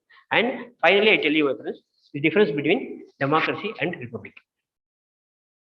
It's again very important. What's the difference between democracy and a republic? Democracy means the power of the people to elect their representatives. Okay, they elect people who will be their representatives, who will be governing the country or the state or the local bodies. So this is the power. மக்களுடைய பிரதிநிதிகள் அங்க வருவாங்க. So the country or the state or the local bodies shall be run by representatives of people, and people have the right to elect their representatives. This system is democracy. What is republic then? What is republic then? Republic means rule of law. These two are totally different things. Because today is Republic Day, I want to tell you this. Rule of law, which means that I have elected people. Elected representatives are there. But they cannot run the country or the state as they wish. நான் ஓட்டு போட்டு கொண்டு வந்து உட்கார வச்சுட்டேன், மக்கள் தான் தேர்ந்தெடுத்தாங்கன்னு சொல்லிட்டு அவங்க நினைச்சபடிலாம் பண்ண முடியாது. They have to abide by the law. They cannot go against the law. Ultimately, the law is supreme. It is called rule of law. Republic means rule of law. When we say abide by the constitution, it always means that the state also should abide by the constitution, should abide by the law. Another republic only. Say for example, if there is at least one person who is above law, then it is not republic. In England, they say it is democratic country, it's not republic country. Because the British Queen is above law. If there is at least one person who is above law, then actually it's not republic. But in India, even the Honorable President of India is bound by law. Just because he thinks actually he cannot take someone to detention. I'm the president, I don't like him, so take him to prison. No, it cannot be done. Law will take its own course in India. That is why it is republic. Right? So it's very important. And finally, before I conclude, I tell you, my friends, we elect people. We elect MLAs, we elect MPs. I tell you, they are not our bosses. At the same time, they are not our servants as well. I want to make it very clearly. நான் ஓட்டு போட்டு போனவன் தானே மக்களுடைய சேவகன் மக்களுடைய வேலைக்காரன் அப்படிங்கலாம் bullshit. It is nonsense. They are not servants of people, they are representatives of people. Let us be very clear. An MLA is not my servant. He is not the servant of the people of the constituency. MP is not the servant of the people of the constituency. He is a representative. He is neither the boss nor a servant. See, I have to attend a marriage. Okay, I am not able to attend. Then I ask somebody else, you please go and attend on my behalf. Can I say he is my servant? No. Can I say he is my boss? No. He is representative. Likewise, since all the people cannot enter into the assembly and speak, they send a representative. So this is one thing, because we think very cinematically. It's very wrong. நான் ஓட்டு போட்டவன், நான் ஓட்டு போட்டலாம் பண்ணணும், என்னோட சேவகன் தானே இங்க வா. No. He is also at par with us. எனக்கு இருக்கிற அதே அளவு கௌரவம் அவருக்கும் என்ன அவர் ரெப்ரசன்டேட்டிவ். நான் இங்க இருந்து ஃபோன் பண்ணி சத்தம் போட்டேன் வச்சுக்கோங்களேன், என்ன மேரேஜுக்கு போனேன் அனுப்ப என்ன பண்றாங்க அப்படி சத்தம் போட போய் வேணும்னு போயிட்டே இருப்பாங்க. Of course, our politicians will not do that. That is different. But again, they are our representatives. Kindly keep it in mind, my friends. We elect representatives. We do not elect servants, and they are not our bosses. They are, so we have to keep it in mind. So on this day, this is the message that I want to tell you actually. Because when it is republic, when it comes to republic, actually it is all about the rule of law. The supreme authority is the law. And for all the laws, actually, there is mother of law. It is the Constitution of India. And for the Constitution of India, I tell you, the soul of the Constitution is fundamental rights, part 3. Equally, I tell you, if that is the soul, this is the real life, fundamental duties and directive principles. But we have made it lifeless. We have a lifeless body with the soul inside. So the soul is strong, the fundamental rights, that portion is very strong, whereas the part 4 and part 4A put together, very, very weak. So it is our duty to see that it is really implemented in true letter and spirit. I'm talking about directive principles, and I'm talking about practicing the fundamental duties ourselves. So with this, I tell you, this is all about part 3, part 4, and part 4A. Again and again, I reiterate this. There is nothing like the Constitution of India, which has given an inherent right to exercise our right to freedom. Let us be free, and let us be true and loyal to the Constitution of India. Thank you so much. Thank you. Now we'll pick up.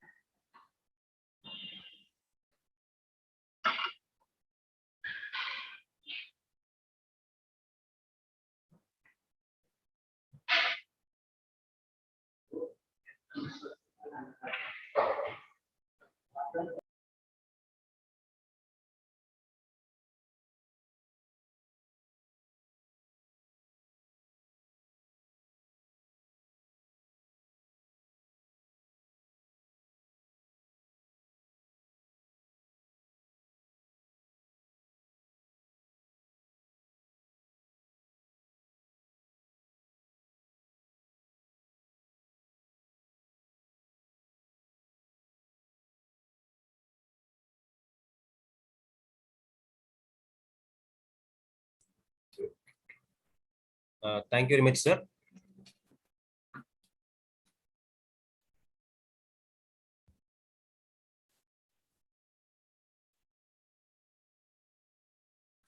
Thank you very much, sir. Now I will kindly request Mr.Adil Baig, Senior Faculty of KingMakers IAS Academy, to join, and he will speak regarding landmark amendments of Constitution. Adil, sir, you can join now, sir.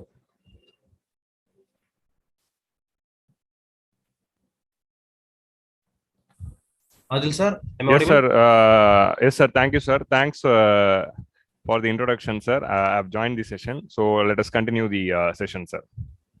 Okay, sir. Okay.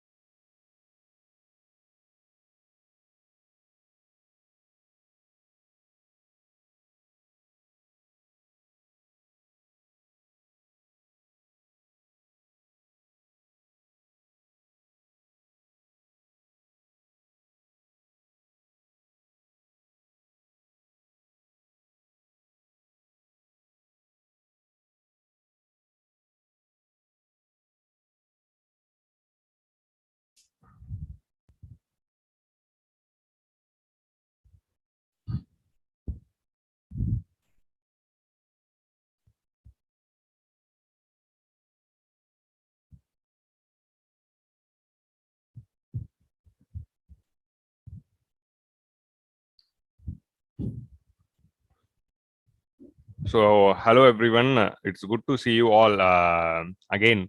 So, morning we started this session at 10 a.m. and it is being successfully going on for the past 8 hours. So, we have successfully completed the 8 hours of continuous discussion. So, only 4 hours to go. So, from 6 to 10. From 6 to 7, me, Adil Baig, I will be discussing about the landmark amendments of the Constitution. From 7 o'clock, Mrs.Madhavi, Madam, Senior Faculty of KingMakers, she will be discussing about the institutions in the Constitution. Next at 8 o'clock, we are having a special session that is aspirants' view of India's Constitution. So students of KingMakers IAS Academy will share their views. And at 9 p.m., we are having our CMD, Mr.M.Boominathan, who will be joining us and he will be discussing about why we need to celebrate the Constitution. And the session will be over by 10 p.m. So this is the agenda for the rest of the 4 hours. So now we'll start our session of landmark amendments to the India's Constitution. So morning already I was discussing mainly about one important feature, that is Constitution. Our Constitution of India is having a right blend of both flexibility and rigidity. So this was the topic which was going on in the morning. So while we are discussing, we were discussing a lot of features about when we are discussing all these features. I also discussed about this one particular feature in specific. So amendments of the constitution itself and amending power and the nature of amending power itself is a very important reason why our constitution is one of the most successful constitution. Because if we so constitution is nothing but a book. It is just a book. This book is providing the basic essence of the governance. It is providing the political administrative structure of the nation. It is identifying the rights of the citizens. It is identifying the duties of the citizen. It is identifying the duties of the government. It is listing the provisions of power of state government, union government, and all the levels of the government. And mainly, it also enshrines the ideals which this constitution which is going to follow. So all these things are mentioned by the constitution. So it is a book. So based on book, we are running our nation. So, but this book was written in 1949. So 1949 means it is almost 73 years ago. So none of the ideals and none of the values or none of the culture is always constant. Change is inevitable. மாற்றம் ஒன்றே மாறாதது. So மாற்றம் வந்துகிட்டே தான் இருக்கும். So when time moves, when time progresses, automatically there is also a necessity for the changes in the values. So changes in the system, changes in the structure, changes in the technology. So there is a lot of changes in technology which is coming. There is a lot of advancement in the economy we are seeing. So with all these changes, our constitution also should change, because it should not be rigid. If it is rigid, it will be fossilized in history. So it will be fossilized in history. So any book, be it which we are practicing for the life, it should not be rigid. It should be flexible to adopt with time. Adopting with time is very important for anything to succeed. If anything is not adopting with time, it won't succeed. It will be irrelevant, and it will be backward. It will be regressive. So anything, any ideals, any concept should adopt with time. So that adaptability with time is enshrined by our constitution by Article 368. This 368 article of the constitution is very important article, which enhanced the longevity of the constitution. Because whenever there is a problem, whenever there is a need for a change, we are having three set of principles to adopt it. Like for example, in Article 368, we are having three amending powers. That is, a few amendments can be done by simple majority of majority of the members present and voting. Like what kind of these amendments? Like amendments like changing the name of the states, languages, number of judges in the Supreme Court. In the மாதிரி குட்டி குட்டி விஷயங்கள் எல்லாம் easily we can amend. So அதுக்கு ஒரு difficult procedure இல்ல. But there are certain provisions which can be changed only with the special majority, like fundamental rights, DPSP, or any other provision which is not there in the provision 1 and 3. So these provisions can be amended only when the 2/3 of members present and voting are approving, and majority of the total membership of the house. Both the conditions should satisfy. 50% மேல people vote பண்ணிருக்கணும். 2/3 of the member also should be present, should be approving it. So this is special majority. And there is third provisions. There are certain provisions of the constitution which is relating to federation. So India's federation and federal features, like Schedule 7. Like we are having powers of high court, powers of legislature, and powers of judiciary, high court, and there are many other provisions with respect to taxation and center state relation which can be changed only with the ratification. So not only by special majority, after special majority in Lok Sabha and Rajya Sabha, it should also be approved by 50% of the states. So this is one important feature of the constitution. So in the mari, a blend of rigidity and flexibility had made sure that our constitution is surviving for so long. So that has made our constitution a most successful constitution. If you ask what is the secret of this our constitution, it is the amending powers. So that is the one main thing. These amending powers sometime gave unbridled powers to the parliament. So we saw, like for example, there was many amendments between 25th Amendment to 42nd Amendment, where the Parliament got unbridled power and it started amending a lot of things in the Constitution in a much controversial way. And we had the president rule, we had the emergency and all these things, which created a huge controversy. At the same time, this amendments made was again corrected in 44th Amendment. So that is the beauty of our constitution. So it was corrected in the 44th Amendment, and when Parliament was exceeding its amending power, at the right time, we had a beautiful judgment in Kesavananda Bharati case in 1973, where 13 members judges, 13-member bench of Supreme Court said that amending power of the Parliament under Article 368 is restricted. Parliament can amend any provisions of the Constitution and it should not accept the basic structure of the Constitution. So this basic structure doctrine, which is acting as a limitation to the amendment power, itself is a beautiful judgment which enhanced the longevity of the Constitution for another 50 years. That is what we are discussing today morning. So next year is going to be 50th year of Kesavan and the Bharathi case. So that is a very crucial landmark moment in the Constitution, which also restricted the power. So our Constitution is having so many checks and balance and safeguards, which ensures that it is being surviving. So that is the secret of our Constitution. So now in this session, we will discuss crucial amendments in the India's Constitution. So India's Constitution had at present 105 amendments. So in the past 72 years, we are having 105 amendments. So in this 105 amendments, various parts of the Constitution underwent changes. Like for example, there were many frivolous amendments and there were many serious amendments too. Frivolous amendments means like 32 amendments of the Constitution deals only with the reorganization of territory, acquisition of territory, creating new states, all these things. So these kind of territory and state-based provisions are amounting to 32 amendments, not 32nd amendment. 32 number of amendments are related to adjustment of territories. And another 12 amendments is the procedural thing, that is the extension of reservation given to SC, ST and Anglo-Indians. It was extended. So initially the reservation in the Legislative Assembly and Parliament was only restricted to 10 years of the Constitution, but it is being extended every 10 years. So this reservation provision in the Legislative Assembly and the Parliament for the SC, ST and Anglo-Indian is being extended every 10 years. So this extension amounted to 12 times. So this is another important thing. So in the Mari reservation related extensions on the procedural thing, which is not significant.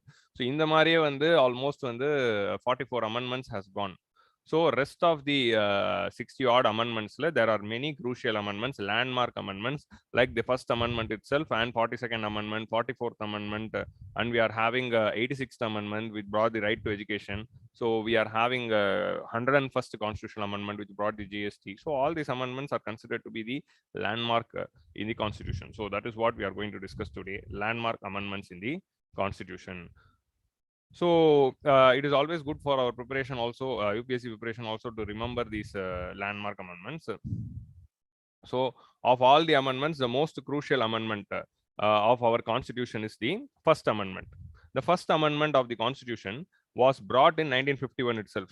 So this First Amendment of the Constitution was brought by Nehru government, and it brought in many crucial features. A few was very important, that is to implement the land reform. So when we got independence, one of our aim is to ensure the distributive justice and welfare. So we brought this land reform. So when we were bringing in this land reforms, we had government abolished the zamindari system and it brought the land ceiling acts and it confiscated the land. But land right to property is considered to be the fundamental right at that point of time. Since it was considered fundamental right, a lot of writ petitions were filed in the first year of the Constitution's existence itself to protect their land from the ceiling of the government. So the First Amendment to the Constitution was brought, which provided 9th schedule of the Constitution. So initially the Constitution had only eight schedules. So 9th schedule of the Constitution was added in the First Amendment, which said that any act placed in this particular 9th schedule will be exempted from judicial review. So what does it mean?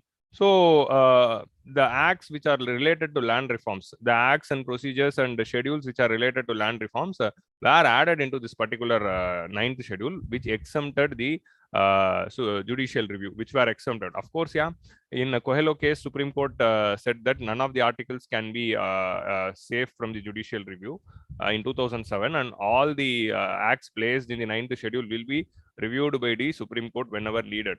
So even though it was nullified in the Coelho case, but in 1951, it was a very crucial moment where 9th schedule was introduced and acts related to land reforms were kept out of the judicial review. The second important provision is reservation. So Article 341 was amended and it empowered the state to make special provisions for the advancement of socially and economically backward classes. So there was some alteration in DPSP and in 341 of the Constitution, which enabled the provisions to provide reservations to the people belonging to socially and educationally backward classes. So socially educationally backward classes people were provided education, were provided reservations only based on the amendments which were brought in the first amendment. So that's why first amendment is historic, because that laid the path for the reservations in the government employment, and that laid the path for the reservations in the constitution. So that is one crucial amendment. The next important thing is, of course, that is the controversial thing which was brought by the Nehru. At that point of time, one particular press of Madras, it wrote a controversial article regarding the government's functioning and the constitution itself. So that article was it was writing against the constitution. So at that point of time, that person was arrested and that publication was stopped. So it was considered to be breaching the press freedom. So that was created a huge furore, and at that point only we realized that Article 19 freedom of expression cannot be without any restriction. So when we are giving freedom of expression, there should be reasonable restrictions. So that's why reasonable restrictions were added, like public order, friendly relations with foreign states, and incitement to an offense. If you are inciting an offense, friendly relations with foreign state, and public order, these three words were added in Article 19 to restrict the freedom of expression in First Amendment only. After that, Thapar case. So Thapar case of 1951. Okay. So these are all the crucial amendments which were brought, adding the 9th schedule and providing the reservation, enabling the reservation, and to implement the land reforms and reasonable restriction in speech. Like just now we saw, right of one person is restricted when it is affecting the right of another person, and if it is creating the public order disturbances. So First Amendment is a crucial amendment of all, which provided the three important provisions of reservation, 9th schedule, land reforms, and reasonable restriction on the right to freedom of expression. So after this First Amendment, we had many other amendments, but they were not landmark ones. So what we are going to discuss in this session is landmark amendments, which propelled the course of the constitution, that led to the evolution of constitution, that enriched the constitution, or that affected the course of the constitutional journey. So these kind of landmark amendments only we are going to discuss. So adala most important amendment which everyone should know is First Amendment itself, which was brought in 1951. So next important amendment. So after that, we Article 31A, 31B. So Fourth Amendment, we add this 31A, and 31B and C was brought in, and then there was certain amendments to extend the union list provisions. So all these things was there. Next crucial amendment is Seventh Amendment. Seventh Amendment of Constitution is considered to be a landmark amendment because it was about the reorganization of states. So when the Constitution was brought, we classified the states into Part A, Part B, Part C, Part D. So we classified the states into 4. In Part A, it had the British India provinces. Part B and C. Part B had the provinces of princely states. Part C had the chief commissioners provinces, and Part D is about the Andaman and Nicobar. So this distinction among the states was removed, and states were reorganized based on 4 principles as recommended by the most important committee. So JVP committee. So not JVP committee, Fasal Ali committee. So this committee recommended 4 important reasons under which these states can be created. That is for administrative and administrative convenience, and linguistic and cultural homogeneity, for providing the economic benefits. So these are all the conditions for providing economic benefit and implementation of schemes and policies, and for the integration of the nation, unity and integrity of the nation. So these were all the conditions based on which the new states can be created. So this provision was added in the 7th as per the Fasal Ali committee. So after the Fasal Ali committee's recommendation in 1953, we had the protest of Potti Sriramalu, who demanded for separate state of Andhra Pradesh. So all these things led to reorganization or state reorganizations in 7th Amendment, along with the State Reorganizations Act, where we removed the Part A, Part B, Part C, Part D classification, and we brought 14 states and 6 union territories. At present, we are having 28 states and 8 union territories. At that point of time, we had only 14 states and 6 union territories. And it extended the jurisdiction of one high court to cover many states. That is one important thing. Then high court of a state can have jurisdiction on the adjacent union territory, and one common high court for more than one states, like Punjab and Haryana having common high court. In the many provisions were brought in, and provided the appointment of additional and ad hoc judges. Additional and ad hoc judges, Article 224 and 223 and 224. Appointing the additional and ad hoc judges, acting judges for the High Court, and the provision also was added. Suddenly, when new states were created, the High Court demanded a lot of work burden. So on the work burden, they brought in a additional and acting judges provisions for High Court. So 14 states were created, and over the period of time. And why this 7th Amendment is landmark? Because it opened up a space for creating linguistic states. So I already said in the morning, creation of linguistic state is a landmark moment, because if the government, because linguistic allegiance to linguism is higher than any other sentimental allegiance. So person alliances with the linguism is very strong. If the linguistic self-determination is not provided to a particular population, then that will lead to unrest, as we saw in Bangladesh, where the Bengali language versus Urdu language created a new country called Bangladesh, like we saw in Sri Lanka, where Sinhali and Tamil clash was there, that led to a civil war, brutal civil war. So linguistic identity is a very important identity. So creation of linguistic states led to the self-determination of the linguistic groups. So this also opened up for creation. Like at 1956, we had only a few linguistic states, and then we created Gujarat, and then we created Punjab. So these kind of linguistic states followed the course of action over the period of time.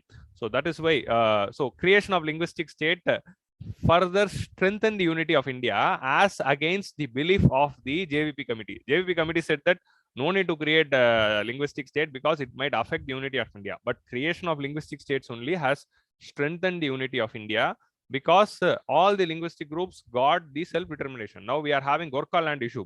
Gorkha land, the group of people in Gorkha land region of West Bengal, they are demanding the separate state because of Bengali imposition on the Gorkha people who are having Nepali as their mother tongue.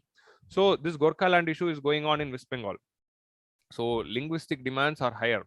And we all know language issue is a very sentimental issue in India. So that is the main landmark amendment, is 7th Amendment. So after 1 and 7, the next crucial amendment to the Constitution is 15th Constitutional Amendment. So because in between all the amendments between 7th and 15th are all related to territorial reorganization and creation of new states and all these things. Like 11th Amendment would have altered the procedure for appointment of Vice President. Vice President appointment with the 11th Amendment. So I request all the aspirants to note down. அதாவது நீங்க வந்து இந்த நம்பரை மட்டும் note பண்ணிக்கோங்க. 1 next வந்து 7, அப்புறமா நீங்க என்ன பண்ணுங்க, அந்த நம்பருக்கான அமெண்ட்மெண்ட் போய் டீடைல்டா படிங்க. So number 1 is the crucial amendment, next number 7 தான். நம்பர் 7க்கு அப்புறமா நம்பர் 15. ஸோ இந்த மாதிரி நம்பர் மட்டும் நோட் பண்ணிக்கிட்டு அப்புறம் லக்ஷ்மிகாந்தோ இல்லை எனி அதர் சோர்ஸோ எடுத்து you just study. Okay. So next is 15th Amendment. 15th Amendment is a crucial amendment because it provided the power to High Court to issue writs to any person beyond the territorial jurisdiction of the state. State வெளியில இருக்கிற ஒரு person கூட வந்து they can impose the writ. So in the statement was also a question in the preliminary. So adanala that is very important thing. It increased the retirement age of the High Court judges from 60 to 62, and also it provided for the appointment of retired judges. So இதுக்கு முன்னாடி வந்து 7th Amendmentல acting ஜட்ஜஸ்க்காக பார்த்தோம். Retired judges வந்து டெம்பரரியா வந்து they can be appointed as High Court judges. So that provision also was added in the 15th Amendment. ஏன்னா like it altered the High Court judges power. So இந்த மாதிரி வந்து ஒரு சில amendments are brought in the 15. So after 1-7 it is 15 is the considered to be a very crucial amendment to the Constitution. So next important amendment after 15th Amendment is considered. So after the 15th Amendment, a lot of amendments were brought in which dealt with a lot of trivial provisions, not very crucial ones. Like 21st Amendment added Sindhi as a official language, because in the 8th schedule we had only 14 languages, and Sindhi was added as a 15th language in 21st Amendment. About languages I will talk separately at the end. So after 15, the next crucial amendment is 24th and 25th Amendment. So 24th and 25th Amendment are considered to be crucial. So why they are considered to be crucial? Because that 24th and 25th Amendment only led to the famous Kesavananda Bharathi case, about which we are talking over the period of time.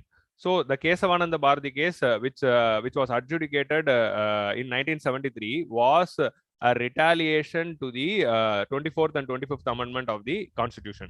So that's why it is crucial. So 24th Amendment, what it brought? So 24th Amendment said that Parliament can amend any part of the Constitution. So Parliament can amend any part of the Constitution. It gave unbridled power to the Parliament to amend any part. So அதனால வந்து Parliament started amending many crucial provisions and it created a lot of controversy.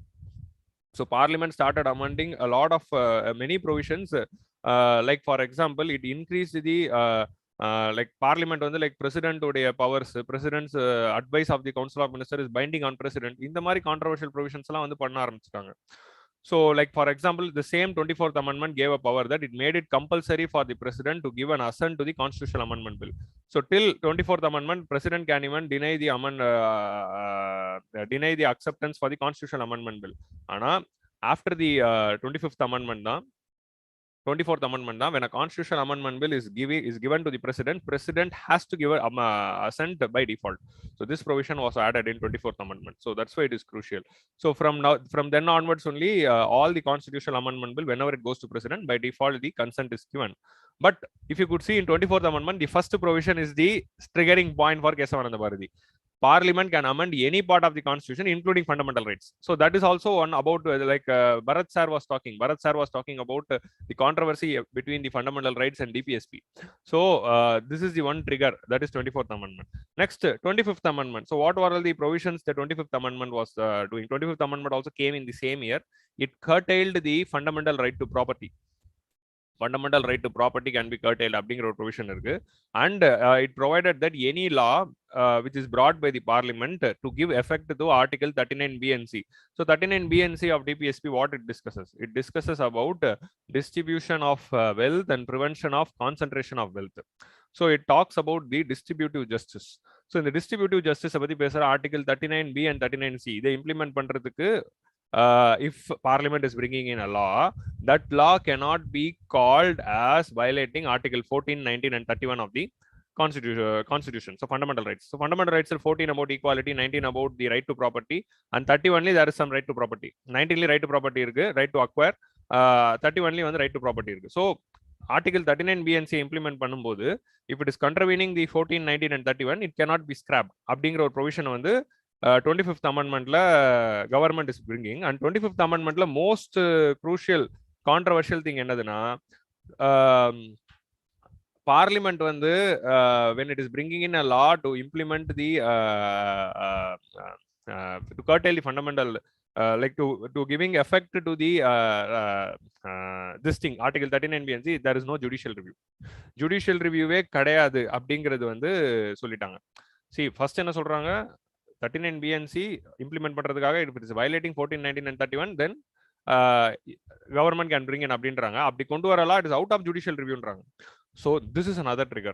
Out of judicial review னு சொன்னது it's another trigger. So இது எல்லாமே நடந்துட்டு கேசவானந்த பாரதி அப்படிங்கிற ஒரு religious denomination உடைய land was taken by the government. So அதனால he filed a case and that became a constitutional case.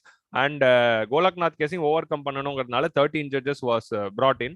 So அந்த 13 judges case உடைய judgmentல 7-6 அப்படிங்கிற இதுல வந்து they provided a historic judgment which said that 24th Amendment there is one thing, Parliament can amend any part of the Constitution. அது unconstitutional அப்படின்ட்டாங்க. Any partலாம் கிடையாதுப்பா, Parliament can amend any part, ஆனா you cannot amend the basic structure அப்படின்னு சொல்லிடுறாங்க. You cannot amend the basic structure of the Constitution. So basic structure doctrine was born on April 24th, 1973 as a reply to 24th Amendment and 25th Amendment. Next வந்து president வந்து constitution amendment bill போனா கண்டிப்பா ஒத்துக்கணும்னா ஆமா அது ஒத்துக்கலாம் அப்படிங்கறது அதை வந்து எதுவுமே டச் பண்ணல. And then it curtailed அதே மாதிரி வந்து it also upheld the Article 39B and C in order to ensure the redistributive justice if Parliament is bringing in a law, if that law is contravening the Article 14, 19 and 31 of the fundamental rights, then that law is valid. So Article 14, Article 19 and Article 31 can be curtailed to implement Article 39B and C. So B and C பண்றதுக்காக you can violate even the fundamental rights. So இந்த ரெண்டு DPSP மட்டும் they are above fundamental rights அப்படிங்கிற மாதிரி ஒரு situation வந்து கேசவானந்த பாரதி கேஸ்ல they are upholding. So இப்படி upholding பண்ண உடனே என்ன ஆயிடுச்சு, so Kesavananda Bharati case came and it's 50 years now. இப்படி வந்து என்ன பண்ணிட்டாங்க, சுப்ரீம் கோர்ட்டே வந்து 39B and C இம்ப்ளிமெண்ட் பண்றதுக்காக ஃபண்டமெண்டல் ரைட்ஸை கர்டைல் பண்ணலாம் அப்படிங்கிற ஒரு ப்ரொவிஷன் கொடுத்த உடனே நம்ம பார்லிமெண்ட்டுக்கு ஜாலி ஆயிடுச்சு. ஸோ இந்திரா காந்தி என்ன பண்ணாங்க, வாவ் அப்படியா, நான் அப்ப என்ன டிபிஎஸ்பி இம்ப்ளிமெண்ட் பண்ணாலும் இனிமேல் நீ கேட்கக்கூடாது அப்படின்னு வந்து என்ன பண்றாங்க, 42nd அமெண்ட்மெண்ட்ல ஒரு ப்ரொவிஷனை கொண்டு வராங்க. And that led to another tussle in the Minerva Mills case. So 24th and 25th amendment are very crucial. We'll discuss about the continuity of this particular issue in the 42nd amendment also. Okay, so இதுதான் வந்து 24 and 25, they are very crucial part. So அதே வந்து நம்ம வந்து note பண்ணிக்கணும். So 24, 25. So after 24 and 25, next crucial amendment to the constitution is 33rd amendment. அதுக்கு நடுவுல வந்து நிறைய சின்ன சின்ன lot of small amendments were made, which is regarding the territory and which is regarding the Lok Sabha seats. In case 31st amendment of the constitution இருக்குல்ல, till 31st amendment of the constitution of 1972, we had only 525 seats in Lok Sabha. It was increased to present number of 545 in 31st amendment. 31st amendment it was made into present number of 545. So next important amendment is 33rd amendment. 33rd amendment is a crucial amendment because it brought in a provision that if at all an MP is resigning from the post, if or MP if they are resigning from the post, they have to provide the resignation letter to the speaker and chairman. So the speaker and chairman கிட்ட resignation கொடுத்தாலே அவங்க வந்து resign பண்ணிடலாம் அப்படிங்கிறதா இருந்தது. But 33rd amendmentலாம் it brought என்னதுன்னா, only if the speaker is satisfied, only if the chairman is satisfied that resignation is genuine, then only they can be resigned. இப்போ just like that ஒரு MP வந்து they are writing resignation letter, our resignation letter எழுதி கொடுத்துட்டதுனாலே வந்து that doesn't mean that they can be they are no more MP. Resignation letter வந்து speaker or chairman accept பண்ணாதான் they are considered to be resigned. அப்படிங்கிற provision was brought in 33rd. So why I am telling this provision is crucial, ஏன் அதை நான் சொல்றேன்னா, many MPs will be forced by their political parties or their political bosses to resign.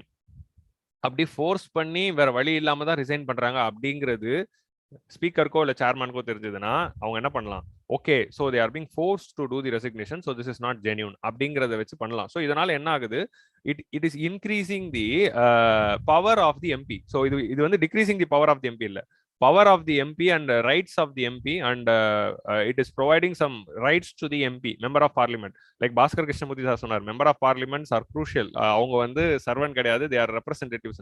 அந்த representatives உடைய பவரை வந்து it is extending. Okay, so that's why 33rd amendment is considered to be crucial, which ensured that satisfaction of the chairman. Like in our example சொல்றேன் பாருங்க, so example குள்ள போனா நிறைய கதை வரும். So 33rd amendment மட்டும் ஞாபகம் வச்சுக்கணும். நிறைய ரெசிக்னேஷன்ஸ் வந்து ஸ்பீக்கர் அக்செப்ட் பண்ணல. லைக் ரீசெண்டா நீங்க பார்த்திருப்பீங்க, ஆன்டி டிஃபெக்ஷன் லா கேஸா இருக்கட்டும், R many president rule cases were going on in a lot of states like Madhya Pradesh resignation accept பண்ணல. You know the controversy. அதனால தான். So that is 33rd amendment. So after 33rd amendment, another crucial amendment is of course, which is also called as 42nd amendment. எனக்கு இன்னொரு பேர் இருக்கு, பாஷா அப்படி மாதிரி. So then came the 42nd amendment. அதுக்கு இன்னொரு பேர் தான் என்னது, mini constitution. So 42nd amendment is also called as mini constitution because it brought in a lot of provision. ஏகப்பட்ட ப்ரொவிஷன் வந்து கான்ஸ்டியூஷன்ல வந்து அது கொண்டு வந்துச்சு. அதனாலே it is considered to be a mini constitution. ஏகப்பட்ட சேஞ்சஸ். ஸோ யூ சா, இப்போ நம்ம வந்து அங்கேருந்து கண்டினியூ பண்ணலாம். என்ன ஒரு கண்டினியூட்டினா, like in 25th amendment Kesavananda பாரதியில சுப்ரீம் கோர்ட் என்ன சொல்றாங்க, you can amend the fundamental rights in order to ensure 39BNC. So 39BNC implement பண்றதுக்காக நீங்க வந்து அமெண்ட் பண்ணலாம் அப்படின்னு சொன்ன உடனே பார்லிமெண்ட் குஷி ஆகி என்ன பண்றாங்க, அப்படியா இனிமேல் நான் எந்த டிபிஎஸ்பி இம்ப்ளிமெண்ட் பண்ணாலும் I can violate the fundamental rights. 39BNC இல்ல, if parliament is implementing a law to ensure DPSP, even if it violates any fundamental rights, then that should not be called on for judicial review or strike down அப்படிங்கிற மாதிரி அதை extend பண்ணிக்கிறாங்க. So இதுதான் வந்து 42nd amendmentல வந்து கொண்டு வந்த முதல் ப்ரொவிஷன். இதான் வந்து மினர்வா மில்ஸ் கேஸ்ல supreme court, I gave you power only to implement 39BNC. ஒரு சின்ன பவர் கொடுத்தா நீ என்னென்ன பண்றேன்னு சொல்லி தான் மினர்வா மில்ஸ் கேஸ்ல அதெல்லாம் கிடையாது, 39BNC. அண்ட் அப்பதான் என்ன சொல்றாங்க, மினர்வா மில்ஸ் கேஸ்ல தான் they are telling that the balance between the fundamental rights and DPSP, the harmony and balance between the fundamental right and DPSP is a basic structure of the constitution அப்படின்னு Minerva mill கேஸ்ல they upheld. So that's why இது நம்ம விஜய் காமெடியில வர மாதிரி தான், வடிவேல் வந்து அவரோட ஊர்க்காரர்னு சாப்பிட கூப்பிடுவார் பகவதி படத்துல. 2 பேர்னு சொன்னேன், ஒரு கிராமமே சாப்பிட்டுக்கிட்டு இருக்கு. அந்த மாதிரிதான் இந்திரா காந்தி கவர்மெண்ட் கிட்ட உனக்கு 39BNCன்னு 2 ஆர்டிகல் சொன்னேன், பட் நீ என்டையர் டிபிஎஸ்பி எக்ஸ்டெண்ட் பண்ணிக்கிட்ட அப்படின்னு சொல்லி தான் மினர்வா மில் கேஸ்ல வந்து they would have restricted the இது அதெல்லாம் கிடையாதுன்னு, உனக்கு அடுத்த வருஷம் சம்பளமே இல்லைங்கிற மாதிரி. So jokes apart, so that is the first amendment which was brought in 42nd. 42nd கொண்டு வந்த ஒரு முக்கியமான விஷயம் என்னது, this extension which was scrapped. Actually 42nd amendment கொண்டு வந்தது almost 90% it is scrapped தான் by 44th amendment, but still we'll discuss all the amendments, controversial amendments. So one crucial amendment which 42nd amendment brought was in the preamble itself. They added two new words called socialist and secular, and they also added another word called integrity under fraternity. Fraternity in subheading they added this word called integrity, of the unity and integrity of the nation. So on the example is that is very crucial amendment which is existing till present day. So India is a secular nation, and India is considered to be socialist, not in the economic per se, but India வந்து நம்ம socialist ன்னு how we can say socialist னா like yeah, we opened up the economy, LPG reformலாம் வந்துருச்சு, இன்னும் socialist சொல்லலாமா அப்படின்னு பார்த்தா சொல்லலாம். ஏன் socialist ன்னு சொல்லலாம்னா still we are ensuring a lot of welfare, government is implementing a lot of welfare scheme, government is running PDS. அம்மா உணவகம்லாம் என்னது socialist தானே, principles தானே. So still we can say because providing welfare, PDS, subsidy, MSP இது எல்லாமே socialist principles தான். So அதனால வந்து providing welfare is part of socialistங்கிறதுனால we can accept the word called socialist also in the preamble. And India is of course a secular nation. கண்டிப்பா we have to triple times we can underline and say that India is a secular nation. So these amendments are present till today, and it added another important thing about which Baskaran Krishnamoorthy sir was discussing earlier, that is fundamental duties. The fundamental duties were brought. When citizens are given rights, they should also keep in mind that they are also having duties. So duties ஞாபகம் வச்சுட்டு அதையும் பண்ணுங்க அப்படிங்கிற the crucial 10 duties were brought, and of course 11th duty was added in 86 Constitutional Amendment Act with respect to education. So fundamental duties were brought in. Next வந்து made president bound. So 42nd amendmentல என்னதுன்னா, if council of ministers, நான் 42nd மட்டும் கொஞ்சம் டீடைலா சொல்றேன். If council of ministers are advising the president is bound by the advice. Bound by the adviceனா என்ன, கண்டிப்பா advice கேட்டு தான் ஆகணும் அப்படிங்கிற மாதிரி சொல்றாங்க. இதை தான் 44th amendmentல என்ன பண்ணிருப்பாங்க, president can send back the advice, but if the council of ministers are sending the same advice again, then president should accept. இது வந்து qualified veto அப்படிங்கிற இந்த suspensive veto அப்படிங்கிற இந்த கான்செப்ட் வந்து கொண்டு வராங்க. not qualified veto, suspensive veto. suspensive veto-னா என்ன, president கிட்ட ஒரு பில் போச்சுன்னா அவர் திருப்பி அனுப்பலாம், திருப்பி வந்து சேம் பில் அனுப்புனாங்கன்னா then they should accept. So அந்த மாதிரி வந்து they are sending this even for the advice for council of ministers. So council of ministers திருப்பி அதே advice கொடுக்கலாமே அப்படின்னு you can think, but council of ministers if president is sending back a recommendation, then that will create a nationwide news, and that will act as a deterrent for the government to not to give the same advice to the president again. So that is one thing, but it was first one the president is bound அப்படின்ட்டாங்க. no in 44th amendment they changed that into suspensive veto. That is president can send back and reconsideration க்கு, and then second advice அப்பதான் they have to accept. So அதே மாதிரி வந்து tribunals, administrative tribunals, part 14 of the constitution administrative tribunals were brought, and which is existing till today. Administrative tribunal government servants appointments la வந்து if there is a problem, the case will go to administrative tribunal, which is existing till today. So that is one important amendment. Again வந்து another crucial thing na, they froze the number of seats. ஏன்னா number of seats வந்து 545 in Lok Sabha. Number of seats in Lok Sabha itself is a very big politics. Or சில states are having a lot of seats, like UP is having 70 seats, Tamil Nadu is having 39 seats.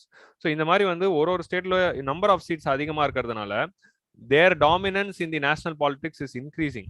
So one state is dominating the national politics. So these kind of issues are coming. So it is very important to fix it. ஏன்னா எல்லா ஸ்டேட்டும் started demanding increase the seat. So அதனால what they decided, we are going to fix the number of seats. Tamil Nadu 39, UP 70. There is not going to be any change, so there is not going to be any further increase. So this is fixed. So other one they are deciding in the 42nd amendment, and that they fixed it only to 2001 தான். So 2001 வரைக்கும் fix பண்றாங்க. அதே மாதிரி they made constitutional amendments beyond judicial review. Constitutional அமெண்ட்மெண்ட்டே judicial review கிடையாதுன்றாங்களா. So அதுக்கு தான் article 13ல கான்ஸ்டிடியூஷன் சுப்ரீம் கோர்ட் இருக்கிறதே கான்ஸ்டிடியூஷனல் அமெண்ட்மெண்ட்டை பார்க்கறதுக்கு தான். ஸோ கான்ஸ்டிடியூஷனல் அமெண்ட்மெண்ட்ஸே பியாண்ட் ஜுடிஷியல் ரிவ்யூ அப்படின்ட்டாங்க. அதுதான் அந்த பகவதி காமெடி. 2 பேர்னு சொன்னா ஒரு ஊரே கூட்டிட்டு வந்துட்டேன்தாங்கிற அந்த ஊரே கூட்டிட்டு வந்தது தான் வந்து 42nd amendment. So made constitutional amendments beyond judicial review. So this was again removed. Curtail the power of judicial review. This is one important thing. அதே மாதிரி another important provision which was brought is crucial decision which was brought by 42nd DPSP. DPSP they brought that there should be free legal aid for poor. Free legal எய்ட்னா poor பீப்புளுக்கு they cannot afford lawyer, அவங்களுக்கு free legal aid வரணும். So this was a very important provision which was ordered. Then வந்து participation of the worker in the management of industry, and then protection of environment and forest and wildlife. So environment related provisions were brought under the DPSP, and there is also one fundamental duty regarding environment, and it was brought under 42nd Amendment. So it facilitated proclamation of national emergency in particular part of territory. Munadi national emergency full India illa, or particular territory also we can bring in the national emergency. So this was one important features. Next வந்து it shifted 5 important subjects from the concurrent list, state list to concurrent list. That is education, forest, protection of wild animals, அதுக்கப்புறமா வந்து and administration of justice. All these things were moved from concurrent list to state list to concurrent list. So this survived. இது எந்த change வரல. இன்னொரு முக்கியமான comedy என்னதுன்னா it did away the quorum.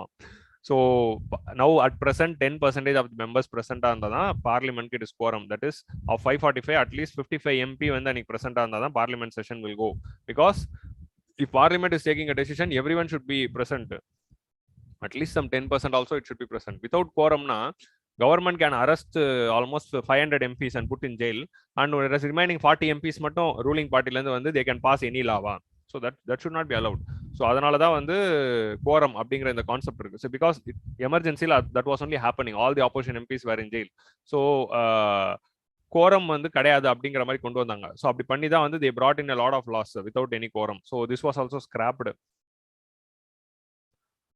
So அதே மாதிரி all India judicial service was brought, which is still now it is continuing. So that is very important important amendment which was brought.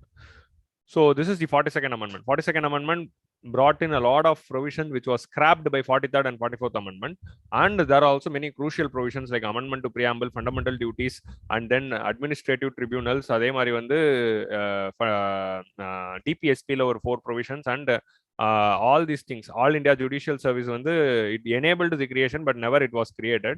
So இதெல்லாம் வந்து very crucial part of the 42nd Amendment which is surviving till today. So next, after emergency, the new government came, Janata government came, and they brought in 43rd and 44th Amendment to reverse the draconian changes made by the 42nd Amendment. So those draconian changes now, like 42nd Amendment, there was not any important provisions. Like 43rd Amendment, or important provision, it restored the power of judicial review to the Supreme Court. Supreme Court judicial review power it restored, and that is one important thing. But 44th Amendment is considered to be a amendment to the mini constitution. So Vijay வந்து வடிவேலுக்கு வந்து சம்பளமே கிடையாதுன்னு சொன்னதுதான் வந்து 44th Amendment. உனக்கு இனிமேல் வந்தது எல்லாமே போயிடுச்சு. So it restored the Lok Sabha term was increased to 6 years and 7 years. So that was made again 5 years. Next one, the quorum provision, it was brought again. Quorum is very important. It was brought again. அதே மாதிரி வந்து parliamentary privilegesல we had this word called all the privileges which were provided to British Parliament, MPs of the British Parliament is also there for the parliamentary privilege பத்தி define பண்றப்போ ஒரு சோம்பேறித்தனமான ஒரு line they wrote. என்னதுன்னா British parliament எம்பிஸ்க்கு என்னென்னலாம் privilege இருக்கோ அதெல்லாம் India பார்லிமெண்ட்டுக்கு இருக்கு அப்படிங்கிற மாதிரி they just like that they used this word. So இந்த மாதிரி வந்து இருக்கக்கூடாது. பிரிட்டிஷ் பார்லிமெண்ட்டுங்கிற அந்த ரெஃபரன்ஸ் இருக்கு. So they removed the word called British Parliament, and that removed the reference, colonial reference it removed. That is very important thing. அதே மாதிரி வந்து news paper can publish the proceedings of the assembly. முன்னாடி assembly and பார்லிமெண்டோட ப்ரொசீடிங்ஸை news paper publish பண்ணா there is a possibility for bringing in privilege notice by the legislature. So அதெல்லாம் கிடையாது, நீங்க கொண்டு வரலாம் அப்படிங்கிற மாதிரி they brought.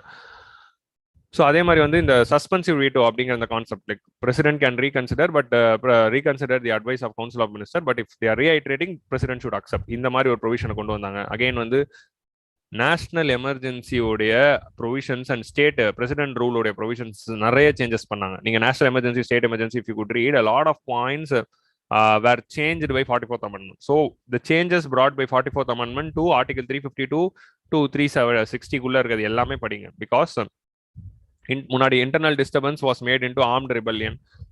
Only internal disturbance இருந்தாலே national emergency we can bring அப்படின்றது. No, only if armed rebellion is there we have to bring. அதே மாதிரி வந்து national emergency can require declared only with the recommendation of the cabinet, and it has to be approved within 1 month of bringing in by both the house of the parliament. Again இந்த மாதிரி ஒரு விஷயத்தை கொண்டு வந்தாங்க. Again Lok Sabha can revoke the national emergency whenever it wants. இந்த மாதிரி விஷயம் எல்லாம் வந்து it was changed. So study about the emergency ல பண்ண changes by 44th amendment.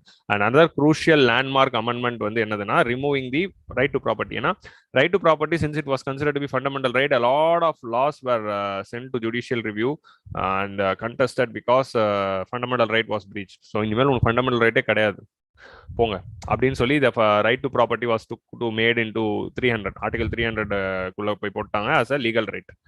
Again, so fundamental rights guaranteed under article 20 and 21 cannot be suspended during national emergency. So this is another crucial amendment. Fundamental rights will go during national emergency, but article 20 and 21 will not go. So rights of the person for detention and at the same time rights of the accused and the right to life, either end and it will not go even during the national emergency. So that is very important provision which was brought by the 44th amendment. So 44th amendment made a lot of crucial changes and it also removed the right to property. So that is the crucial thing. Study 42 and 44 in detail. Okay. So after 42 and 44, actually 40th amendment la ஒரே ஒரு சின்ன விஷயம் இருக்கு. என்னன்னா 40 I missed out. 40th amendment la there would have been a provision regarding exclusive economic zone. In the United Nations Convention on Law of Sea would have been passed. So in order to implement the provisions of United Nations Convention of Law of Sea, which determined the territorial waters, contiguous waters and exclusive economic zone and high sea, and the demarcation வந்து UN convention unclass பண்ணிருப்பாங்க. So in order to give the legal validity for the UNCLOS provision, in the territorial waters and exclusive economic zone were demarcated in the constitution itself by bringing in the 40th amendment. So 40 is about exclusive economic zone and maritime zones. You remember that. Okay. So 40 also you can add in the list. 40, 42 and 43 and 44. So after 44th Amendment Act, there were many other acts again. Trivial acts வந்து நிறைய இருந்தது and அதுக்கப்புறம் முக்கியமான act வந்து 52nd Amendment Act. So 52nd Amendment Act which discussed about the anti-defection law is a crucial thing. ஏன்னா வந்து ஆயாரம் காயாரம் culture, MPs were getting money and changing. So 52nd Amendment Act is a crucial act which prosecuted the MPs. ஆனா the same anti-defection law is again weakened. Anti-defection law வந்து எது கொண்டு வந்தாங்கன்னா MPs were immoral. MLAs were immorally and they were accepting money from the opposition party and they were switching the party. So in the mari political representatives becoming immoral is a joke on the representative democracy. So that's why anti-defection law was brought, so that these people are not defecting. If you are defecting, then you will be punished. Ana this anti-defection law over the period of time, so after 30 years, 35 years, now it is being almost 35 years since anti-defection law came in 52nd Amendment Act in 1985. So now anti-defection law itself is being misused, loophole. Enadana anti-defection law nala intra-party democracy is lost and right to dissent of an MP is being lost. Genuinely, if an MP want to do the dissent, that power of the MP to dissent against its own party is being lost. So always MP should follow அப்படிங்கிற மாதிரி ஆயிடுச்சு. So this should be reversed. So this is 52nd Amendment Act regarding the anti-defection law. So 52nd is the next important amendment. ஏன்னா இந்த political immorality was checked with the anti-defection law. Anti-defection law was needed, but it has after 35 years it has created problems. So அப்படின்னு சொல்லலாம். But here we need to balance. At one side we need to curtail the defection. On the other side we need certain reforms. So after 52nd Amendment Act, the next crucial amendment is 61st. 61st Amendment Act வந்து என்ன பண்ணுதுன்னா வந்து it increased the age of the voting. Voting power was voting rights came only in 25 and 21 years. So Rajiv Gandhi government decided in 21 years na illa, when you are becoming 18 itself you can vote. அப்படிங்கிற provision வந்து they brought in 61st Constitutional Amendment Act. So that is very crucial Amendment Act. ஏன்னா it widened the youth. It empowered the youth. ஏன்னா India was entering into demographic dividend. So on the demographic dividend வந்து இன்னொரு 10 yearsல வரும்போது it empowered the youth to decide the fate of their nation. So அதனால வந்து 61st Amendment Act is a crucial one.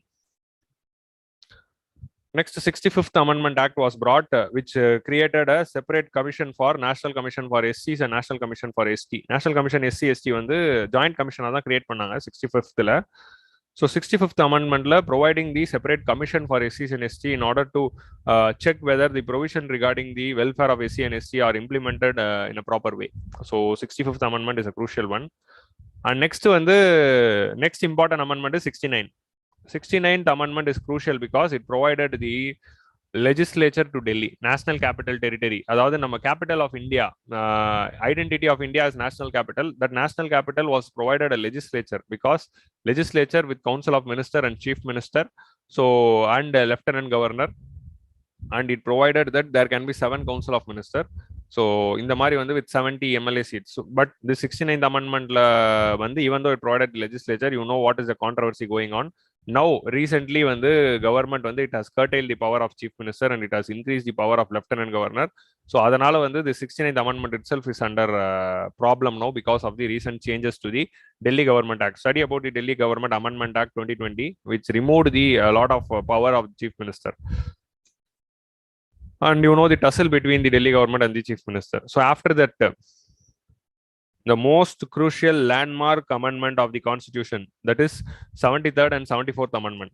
73rd and 74th amendment of constitution are considered to be the landmark milestone in our constitutional journey because our constitution was brought with 2-tier government, that is union government and state government. In the mari 2-tier government we brought our constitution. This 2-tier government poi 3-tier government marudu. Our federation got a progression.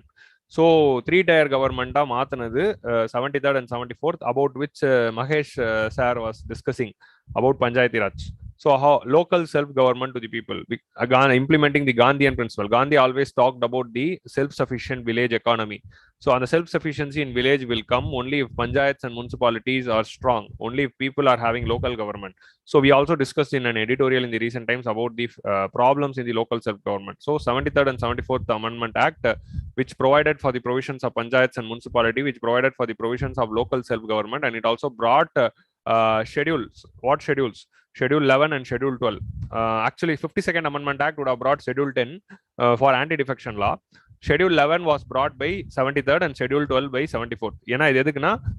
Like we are having Schedule 7, which provides union list, state list, concurrent list. So division of power between union and state. Adhe mari Schedule 11 and Schedule 12 talks about the division of power between the state government and panchayats. What are all the powers which the panchayat should get? But it wasn't not mandatory. Like Schedule 7 is mandatory, but Schedule 11 and 12 was not made mandatory, and it was made a voluntary provision. So adanal state governments are not devoluting the powers. So that is the problem there. So 73rd and 74th amendments are crucial landmark. Next this is not very important at the national. Yeah, it is important now. 76th amendment. Why I have added 76th amendment as important? Because it is very important with respect to our own state of Tamil Nadu. Because our Tamil Nadu Reservation Act of 1994, which provided 69% reservation for other backward classes, and it increased the reservation for the other backward classes and increased the total reservation to 69%. In Indira Shani case, it was fixed that it should be at 50% only, but nammaldu 69 aana piragu. So this Tamil Nadu Reservation Act of 1994 was added in the 9th schedule by 76th amendment. So adanala da Tamil Nadu la we widened the reservation. So this is a very crucial moment. Tamil Nadu is having a larger proportion of OBC population than compared to rest of the India.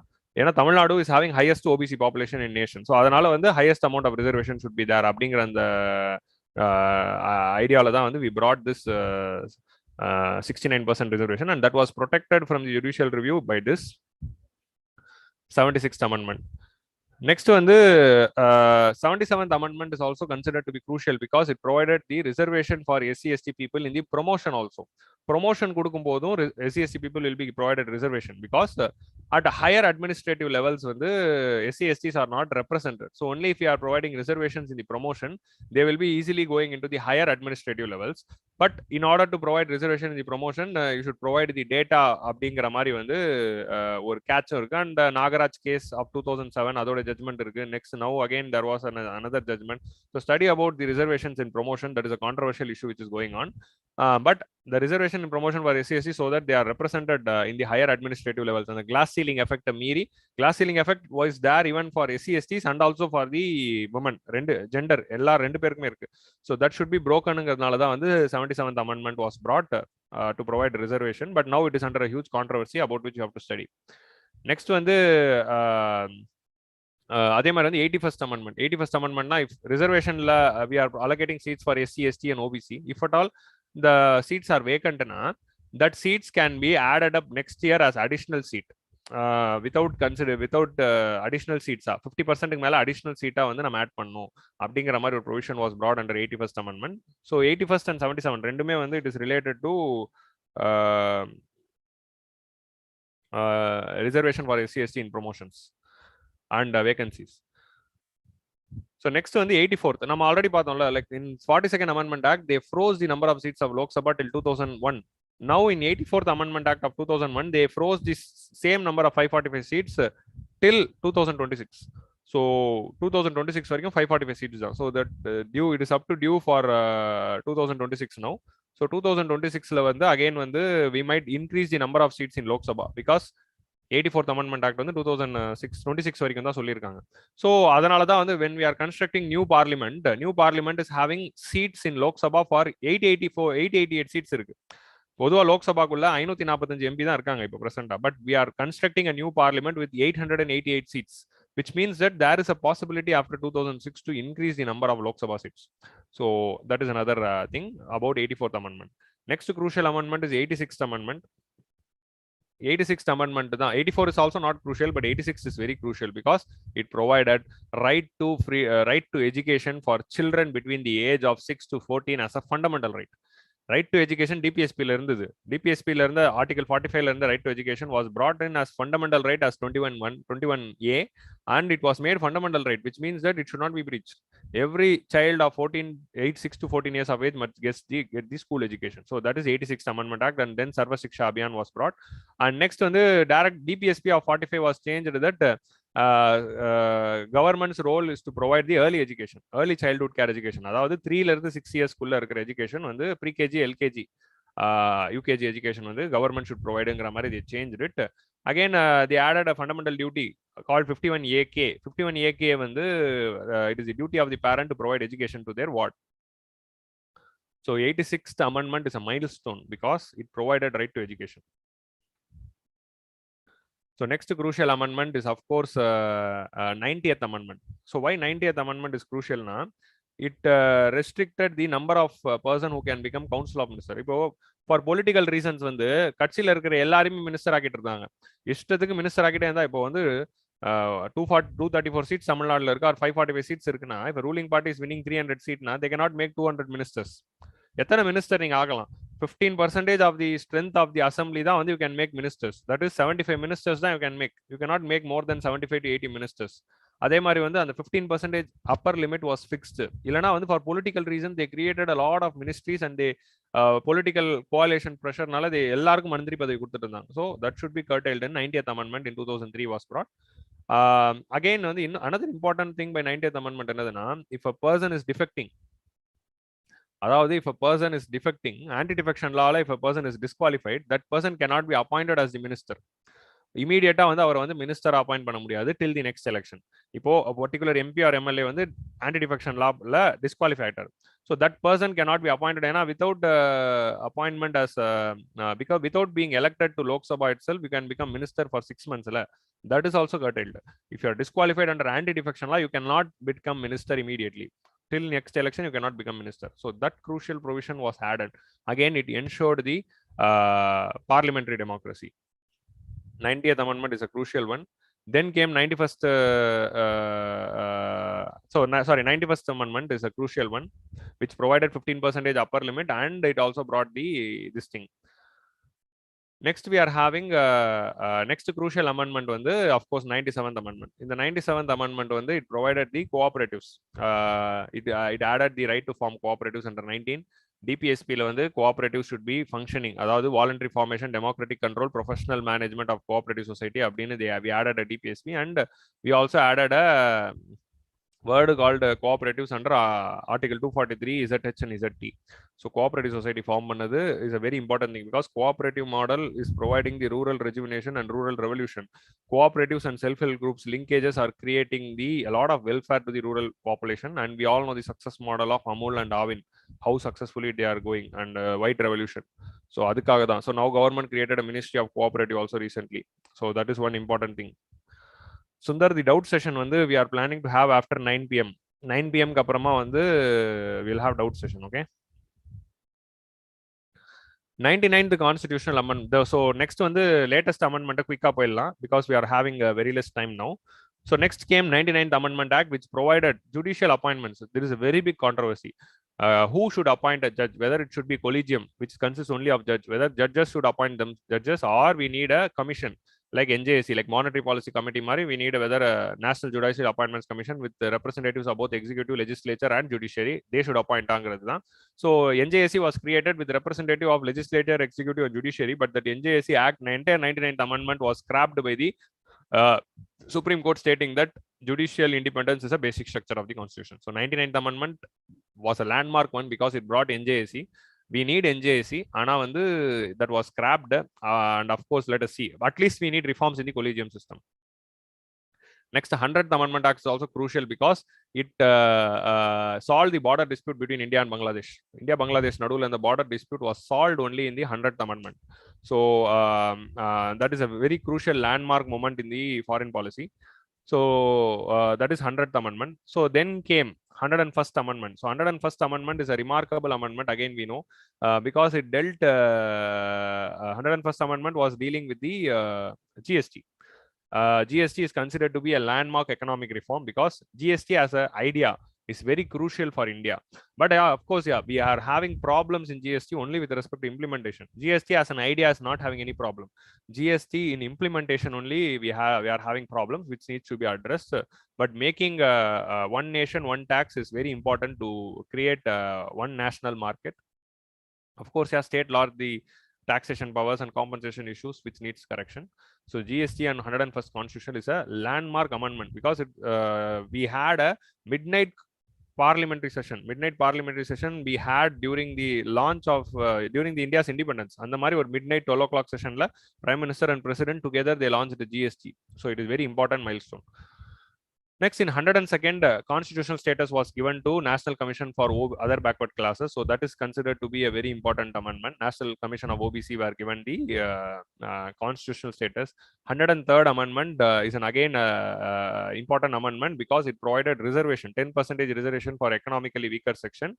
So providing reservation to economically weaker section is under judicial review now. So the judgment is awaited. So we cannot discuss further on that topic, but still, providing reservation for economically weaker sections in the unreserved community was provided under 103rd Amendment Act.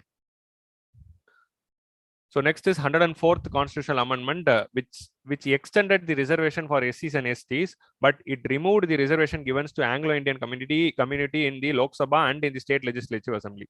So in Lok Sabha 2 seats, and in State Legislative Assembly 1 seat is reserved for Anglo-Indian community, but that provision of reservation was removed after 104th Constitutional Amendment.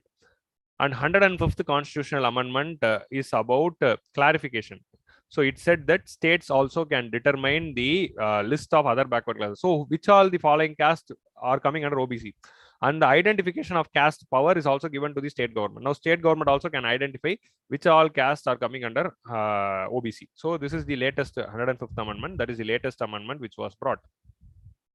So these are all the crucial amendments, guys. These amendments are the landmark one. I'll just re-say the numbers. Number 1, 7, 15, 24, 25, 33, 42, 43, 44, 52, 61, 65, 69, 73, 74, 77, then 81, 86, then 97, and from 99 onwards study everything. So in the amendment வந்து brief and ஞாபகம் for answer writing purposes you can quote in the answers also. So remember all these numbers. If you want to know the numbers again, இதை வந்து replay பண்ணி பாருங்க, you will get the numbers. So at the end of the session, I would like to talk about amendments which are needed in the constitution. So constitution needs a lot of amendments more. இதுக்கு அப்புறமா amendment தேவையானா at this juncture, excuse me, Madhavi madam, I'll just extend for another 5 minutes and I'll wind up the session, ma'am. 5 to 6 minutes extend பண்ணிட்டு I'll wind up. So what are all the amendments needed now? After 72 years, we also need a lot of amendments. Like we need certain amendments with respect to President rule as proposed by Bommai case judgment regarding the rights when the President rule can be implemented. Again, Sarkaria Commission also and Punchi Commission also gave recommendation with respect to President rule which should be implemented. ஏன்னா President rule வந்து implement பண்றப்போ whether the state legislature can be dissolved or whether the Council of Ministers can be resolved, இதை பத்தி தான் வந்து we have to know. 90th amendment is also crucial, about which I said. So this is what was discussed in the President rule. Next வந்து powers of the governor. Powers of the governor la வந்து again there is a lot of changes which is needed in the power of the governor. Okay, 90th and 91st ரெண்டுமே வந்து கொண்டு வரணும். Powers of the government வந்து Sundar refer லக்ஷ்மிகாந்த்லயே இருக்கே, why you need a separate PDF. Next வந்து powers of the governorல governor should be a politically neutral person. He should be outside the state. அதே மாதிரி governor should be appointed after the consultation with the chief minister. அதே மாதிரி governor should have 5 years term. It should not be removed. Governor should take a decision immediately with regarding the referring the bill to the president. Okay, governor வந்து if it is referring the bill to the president, the decision should be taken immediately. And we need to fix the upper limit. ஏன்னா US parliament is having upper limit. என்னதுன்னா president should make a decision within 14 days. 14 நாளுக்குள்ள decision எடுக்கணும். But we are not having any upper limit. President can pocket veto. அதே மாதிரி இந்தியால கூட வந்து we are having this pocket veto. So we need to fix this upper limit. So that is one amendment which is needed as provided in the Punchi Commission. Next வந்து National Committee for Working of the Constitution, Venkatachalaya Committee கொடுத்த recommendation, a lot thing can be considered. Again on the official languages, Article 351 with respect to official language, that needs change, and all the 22 languages in the 7th schedule can be recognized as official language. Of the 8th schedule can be recognized as official language. Next, power of the speaker with respect to anti-defection law and money bill, adhilime வந்து we need changes because that is being misused a lot, and anti-defection law itself needs an amendment because anti-defection law la enna or provision தேவைனா it should be applicable only for crucial decision like vote of confidence or budget passing, vote of confidence, இந்த மாதிரி வந்து crucial decision, no confidence motion timeல தான் வந்து it should be applicable, not for the passing of bill எல்லாம். Bill passing லலாம் வந்து whip should not have power and anti-defection law should not come into force. So this amendment is needed. And another important thing is election commission's appointment. The election commission should, members of the election commission should be appointed by a committee consisting of legislature, executive and judiciary, prime minister, leader of opposition, chief justice of India. Okay, இவங்க மூணு பேர் இருக்கிற committee தான் should appoint, not the appointments committee of cabinet. So this is one amendment which is needed. Then a lot of fundamental rights should not be scrapped even during the emergency, like Article 17, Article 25, Article 24, Article 23 and Article 32. In the article also should not be curtailed during the emergency. This is a crucial amendment. And last amendment which I am suggesting, Constitution is having a lot of word called he. எங்கெங்கெல்லாம் கான்ஸ்டியூஷன்ல ஹீன்னு இருக்கோ it should be made he or she, or a gender neutral term should be brought. ஏன்னா our constitution should be politically correct, it should have gender neutral terms. So எங்கெங்கெல்லாம் he இருக்கோ it should be he and she. So this is another amendment which I suggest personally to the Parliament of India to consider. So these are all the amendments which I am suggesting. So with this note, and இன்னொரு முக்கியமான crucial amendments என்னதுன்னா 21st amendment which brought Sindhi language, 71st amendment which brought Konkani, Manipuri, Nepali. அதே மாதிரி 92nd amendment which brought Bodo, Dogri, Maithali, Santali. இதெல்லாம் வந்து tribal rights கொடுத்த amendments, recognize the languages, increase the scope of 8th schedule. So these are all the crucial amendments. So with this note, I would like to wind up my session regarding the landmark amendments in the constitution. So thanks KingMakers IAS Academy for conducting such a marathon event. So thank you all. If you're having any doubts, join us again at 9 after 9 PM. We might have the doubt session. So thank you. So now I call upon Madhavi Madam, who's a senior faculty of KingMakers IAS Academy, and she's teaching geography in KingMakers IAS Academy. So to speak regarding the most important topic called institutions in the Parliament. Over to you, Madhavi Ma'am. Thank you, Adil. It was a wonderful session. I'm really honored. Adil, keekada? Yes, ma'am, you can go ahead. Yes. Adil, it's a wonderful session. Romba thanks. I'm very honored. Happy Republic Day to everyone here. So actually, I always pronounce this public as public. So in our school, kindle panvanga because my pronunciation was not that good. Now, first in our school, I joined in ICSE school. So in our English language, kindle panvanga. So I thought I should be learning. I should be having this English accent. Because of the effort, I was practicing English language. So, Republic Day. pronounce the mistake. So, Happy Republic Day. Hesitation.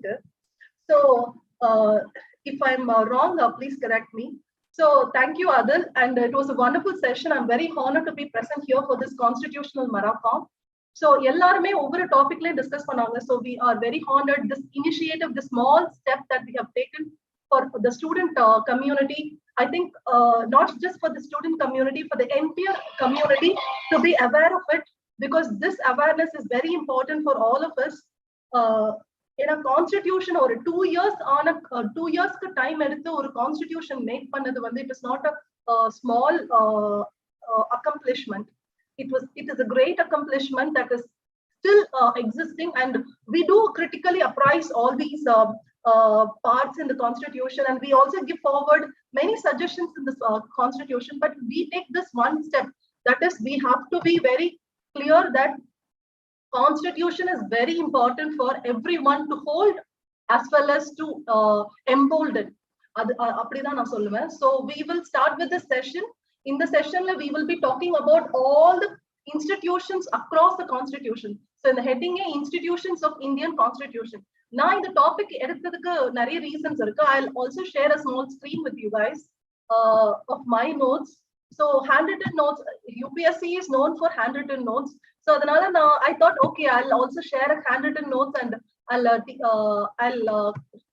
take this seminar with this handwritten notes. So why I chose this topic? So scope of the discussion is this: why I chose this topic, what is an institution, why you need to talk about it, what constitution have, what is the scope of each institution, what we need to learn, and the critical appraisal. As Adil sir ended the session with some suggestions for the amendment itself. So ellarume vandu constitution critically analyze பண்ணும்போது we always suggest இன்னும் நல்லா India develop ஆகணும், இன்னும் India வந்து there are lots of miles to go and be a better Indian அப்படின்ற மாதிரி நம்ம எல்லாருமே way forward சொல்லிட்டு தான் முடிக்கிறோம். So I will also end up with some critical appraisal and some way forward as well. So this is my scope of the discussion here. So why I chose this topic? Nathan actually ஒரு newspaperல ஒரு article படிச்சேன். So what it was saying that I think there was it was a sad news only. A particular medical graduate or medical aspirant who was in Philippines died because of drowning in drowning. So அந்த ஒரு incident நடக்கும்போது the Tamil Nadu government actually gave reimbursed all the cost. அவங்க அந்த person அந்த யூத்த வந்து பிலிப்பைன்ல இருந்து அவங்களோட பாடியை வந்து இங்க கொண்டு வரதுக்கு எல்லா காஸ்டையும் வந்து தமிழ்நாடு கவர்மெண்ட் பேர் பண்ணுச்சு. So இந்த இது வந்து it might be a normal incident and you may forget in a short term, but the thing is அங்க வந்து ஒரு important point சொல்லியிருந்தாங்க, opposition. தமிழ்நாடு அப்படின்னு எடுத்துக்கிட்டீங்கன்னா the opposition is very strong. So Tamil Nadu டெவலப்மெண்ட்டுக்கு நான் ஒன் ஆஃப் த ரீசன் என்ன சொல்லுவேன்னா opposition strong ஆனது. எங்க அப்பா எல்லாம் சொல்லுவாரு 10 வருஷத்துக்கு அப்புறம் வந்து there is always a change of government அப்படின்னு இருக்கு. அது நிச்சயமா தேவை, தமிழ்நாடுக்கு வந்து ரொம்ப தேவை அப்படின்னு சொல்லும் போது I was actually analyzing, yes, opposition is very important. இப்போ வந்து நம்மளோட Indian government okay it is going in a good way, but still it would have been better if we have a good opposition in both the times of Congress as well as in the times of the current government. So opposition as an institution ரொம்ப important அப்படின்றது நம்ம தெரிஞ்சுக்கணும். So இன்ஸ்டிடியூஷன்னா நம்ம வந்து இன்ஸ்டிடியூஷனா okay ஒரு செட்டப்ல வந்து post office இல்லைன்னா ஒரு பேங்க் இதுதான் இன்ஸ்டிடியூஷன் நம்ம நினைச்சிருப்போம். But that is not just an institution. Institution can be a formation which you might forget or overlook. So opposition in Tamil Nadu, I will call it as an institution which has strengthened the development. அது DMK கவர்மெண்டா இருந்தாலும் பரவாயில்ல, AIDMK கவர்மெண்டா இருந்தாலும் பரவாயில்ல. So இது மாத்தி மாத்தி நடந்துகிட்டே தான் இருக்கு. So I will call this opposition as an institution which has strengthened the development. So இதுக்கு முன்னாடி opposition ஸ்ட்ராங்கா இருக்கும்போது டெவலப்மெண்ட் நல்லா இருந்தது. இந்த வருஷமும் opposition ஸ்ட்ராங்கா இருக்கிறதுனால டெவலப்மெண்ட் நல்லா இருக்கு. So we have to call this opposition as an institution. எப்பயுமே வந்து there is always Hindu editorials talking about the opposition is not strong, so there is a problem in development. So you have to tell this opposition has to be institutionalized. So institutionalized அப்படின்ற ஒரு கான்செப்டை வந்து நம்ம எப்பயுமே உள்ள கொண்டு வரணும். So அந்த இன்ஸ்டிடியூஷனை பத்தி தான் இந்த பர்டிகுலர் இதுல பேச போறோம். எப்பயுமே வே ஃபார்வர்ட்ல வந்து நான் என்ன சொல்வேன்னா மெயின்ஸ் ஆன்சர்ல எழுதும் போது இன்ஸ்டிடியூஷனலைசேஷன் ஆஃப் நிறைய ப்ரொவிஷன்ஸ் இப்ப பாத்தீங்கன்னா போலீஸ் இன்ஸ்டிடியூஷன் நம்மளுக்கு தெரியும். ஆனா கம்யூனிட்டியா ஒரு போலீசிங் பண்ணலாம் அப்படின்றத இன்ஸ்டிடியூஷனலைஸ் பண்ணாதான் அது வந்து ஒர்க் அவுட் ஆகும். இப்ப சே ஃபார் எக்ஸாம்பிள் ஒரு கேமரா நம்ம சிசிடிவி கேமரா வந்து பிக்ஸ் பண்றோம். There are some girls who are being molested or she's frightened to come into that particular road because அங்க வந்து ஸ்ட்ரீட் லைட் இல்ல அப்படின்னு வச்சுக்கோங்க. சிசிடிவி கேமராஸ் போட்டாலும் ஸ்ட்ரீட் லைட்ஸ் இல்லைன்னா வந்து she cannot go to that particular go or walk in that particular road. So street lights இல்ல, இதுவும் இல்ல. Say for example CCTV cameras இல்ல.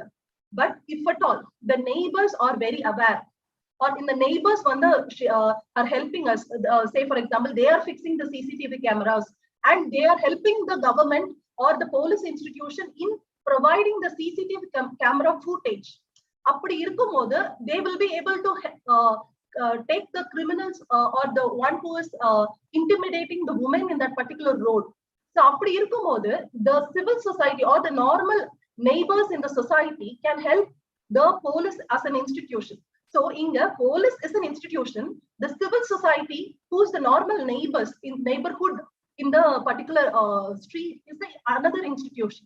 So இந்த ரெண்டு இன்ஸ்டிடியூஷனும் கோஆபரேட் பண்ணும்போது தான் the people or the women will feel secure. So இந்த மாதிரி நெய்பர்ஹுட் ஒரு இன்ஸ்டிடியூஷன் தான். It is called as civil society. போலீஸும் ஒரு இன்ஸ்டிடியூஷன் தான். So இந்த மாதிரி இன்ஸ்டிடியூஷன்லாம் கோஆபரேட் பண்ணும்போது we have a proper a strong society அப்படின்னு நம்ம சொல்லுவோம். So இது எல்லாமே இன்ஸ்டிடியூஷன் தான். So இன்ஸ்டிடியூஷன் வந்து ரொம்ப கன்ஃபைன்டா நம்ம நேரோவா யோசிக்காம we have to be very having a very big picture of what is an institution. So அதனால தான் I chose this topic as what is this institution. ஏன்னா நான் நிறைய ஆன்சர்ஸ்ல வந்து institutionalization of opposition, institutionalization of say for example we have this marriage.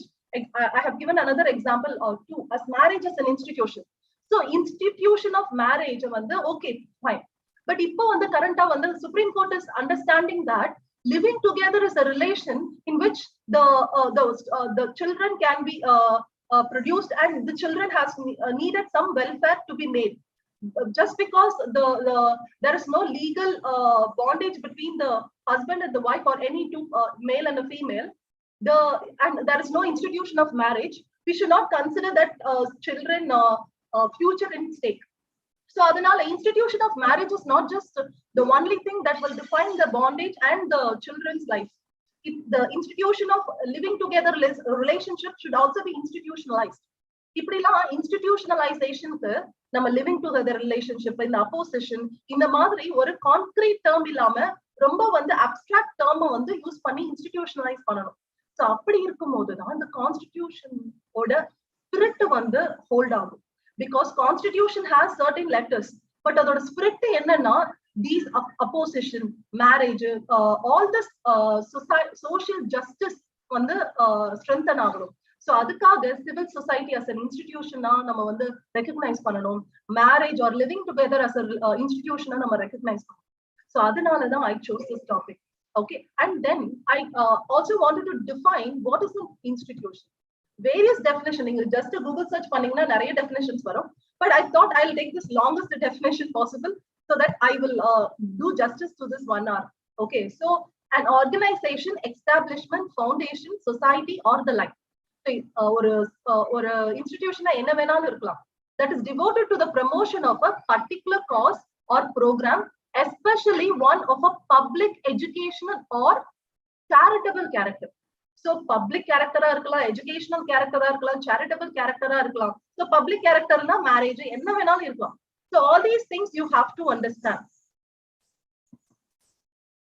Why we need to talk about it? So institution எதனால நம்ம பேசணும் அப்படின்னா, ஒரு இன்ஸ்டிடியூஷன் அப்படின்னா நம்ம வந்து நான் சொன்னேன் இப்போ அப்போசிஷன்ன்றது வந்து நம்ம இன்ஸ்டிடியூஷனலைஸ் வந்து இன்னும் பண்ணல. ஓகே, சோ அந்த மாதிரி இன்ஸ்டிடியூஷனலைஸ் பண்ணாத விஷயத்துக்கு எப்படி இன்ஸ்டிடியூஷனலைஸ் பண்ணலாம் அப்படின்னா, it needs a formation in which the appointment has to be defined and the removal procedure has to be defined, and then we have the structure. We need to have a structure. In the structure we need to have the composition, hierarchy, the tenure. Tenure na எத்தனை வருஷம் அந்த institution irukku. Say for example, we have election commission, it has a tenure of 5 years. So we have finance commission which have a tenure of 5 years. So 6 year or 3 year or something like that. So role, it needs role to be defined, functions to be defined, responsibilities to be defined, and the powers to be defined. And it also does perform. So the performance have to be evaluated and the outcome has to be evaluated. So these critical appraisal have to be also done. So this formation, structure, role, performance is all is a part of the institution. Or institution அப்படினு சொல்லிட்டு நான் வந்து as a policy maker இல்லனா ஒரு bureaucrat வந்து நான் வந்து note pen வச்சு எழுத ஆரம்பிச்சேனா, I just have to define all these features as an institution. So these are very important for you to study in an institution.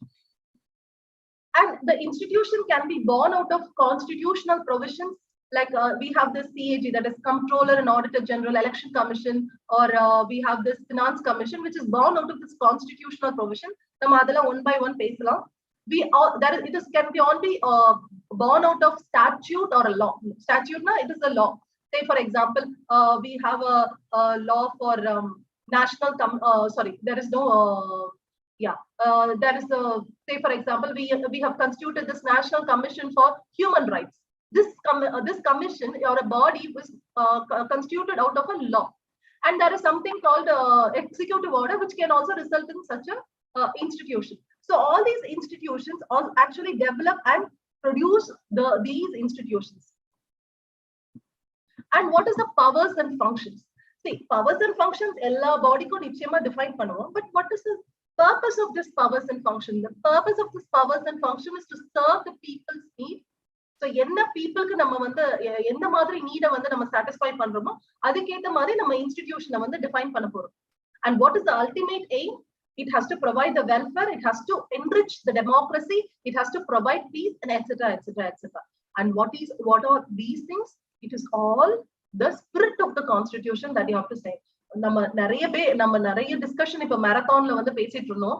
நம்ம வெறும் லெட்டர் மட்டும் பேசாம வந்து we all talked about the spirit of the constitution. So அந்த ஒரு enthusiasmலே தெரியும். இந்த 12 hours ஒவ்வொரு ஸ்பீக்கர் நாங்க இருந்தாலும் full 12 hours உட்கார்ற உங்க ஸ்டூடெண்ட் கம்யூனிட்டி தான், I will thank them.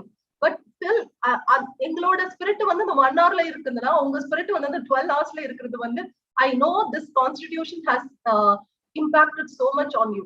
So and the spirit da in the bodies வந்து satisfy பண்ணும், or these institutions will satisfy. Then we have what constitution have. In the constitution institutions irukku. So institutions of Indian constitution ennala irukku.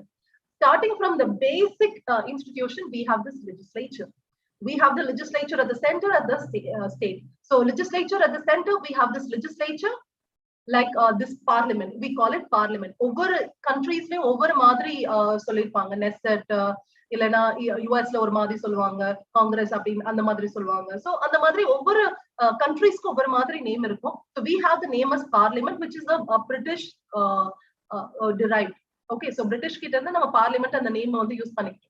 So this legislature is at the center and the state and has a function like it performs, it creates law or it enacts law, okay, and it also brings the accountability of the government and it inquires the functioning of the government. So in the mother roles when the legislature play panel, but whether they are performing it right, இதுதான் நம்மளோட யூபிஎஸ்சில வந்து நம்ம கிரிட்டிக்கலா apprise பண்ணுவோம். நிறைய delays இருக்கு, நிறைய இன்எஃபிஷியன்சிஸ் இருக்கு, நிறைய தப்பு பண்றாங்க. Like they do see the lawmakers becomes lawbreakers, okay, sometimes. So நிறைய unparliamentary languages use பண்றது, unparliamentary behaviors இது பண்றது, இதனால வந்து delays, inefficiencies, parliament is inadequate in meeting the demands of the people. So the மாதிரி நிறைய deficiencies வந்து நம்ம பார்லிமெண்ட்ல இருக்கு. So we will be talking about the functions and the deficiencies in the legislature and what is the way forward in these institutions. So அது மாதிரி நம்ம legislature வந்து critically appraise பண்ணும். Then we have the executive, which is again an institution. Executive la வந்து prime minister, president, attorney general, இது நம்ம council of ministers பேரு, அதாவது ஒரு பர்சனை நம்ம சொன்னாலுமே it is again an institution. President is an institution, prime minister and the council of ministers together is an institution, and we have this civil servants is an institution. So we have this executive, though it is considered as a person, they are an institution. They work in the purpose of the constitution. So we have political and permanent executive, prime minister and council of ministers and president, and many other executives as well, which I'll discuss later. And then we have the another primary institution, which is judiciary. In the judiciary, we have an independent and integrated judiciary. இது வந்து எல்லாருமே பேசிக்கா நம்ம UPSC ல படிச்சிருப்போம். So this I wanted to highlight here. So இதுதான் basic institutions. So legislature, we have parliament, we have bicameral legislature, Rajya Sabha, Lok Sabha, state legislature, legislative assembly, legislative council. We don't have legislative council in all the states, but in only some of the states. And executives, we have this president, vice president, prime minister and council of ministers, attorney general of India, and correspondingly we have it in the state like governor, we have chief minister and so on and so forth.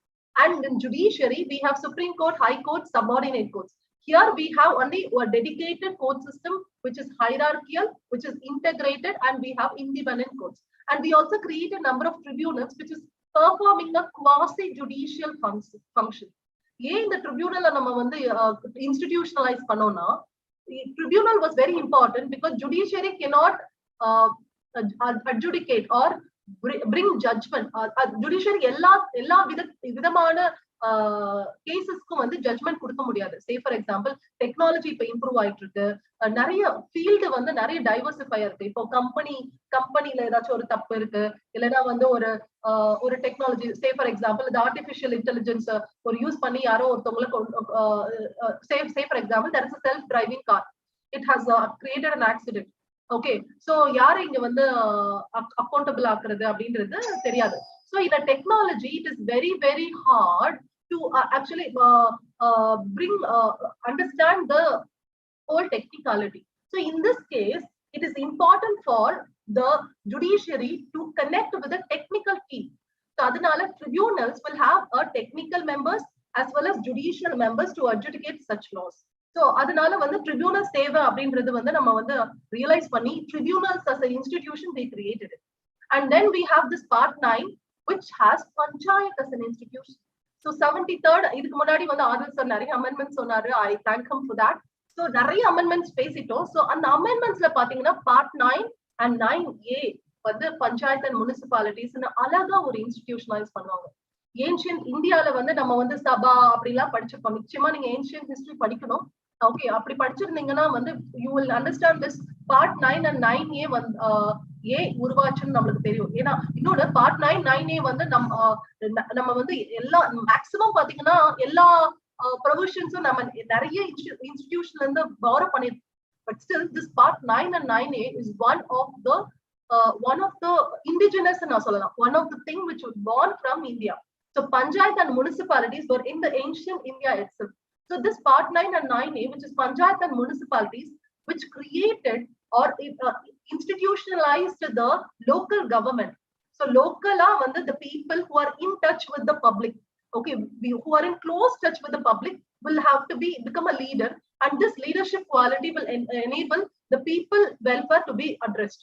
So adanala vanda we have created this panchayat and municipalities, and we have institutionalized something called as Gram Sabha and Gram Panchayat, Zilla Parishad, Panchayat Samiti, and so on and so forth.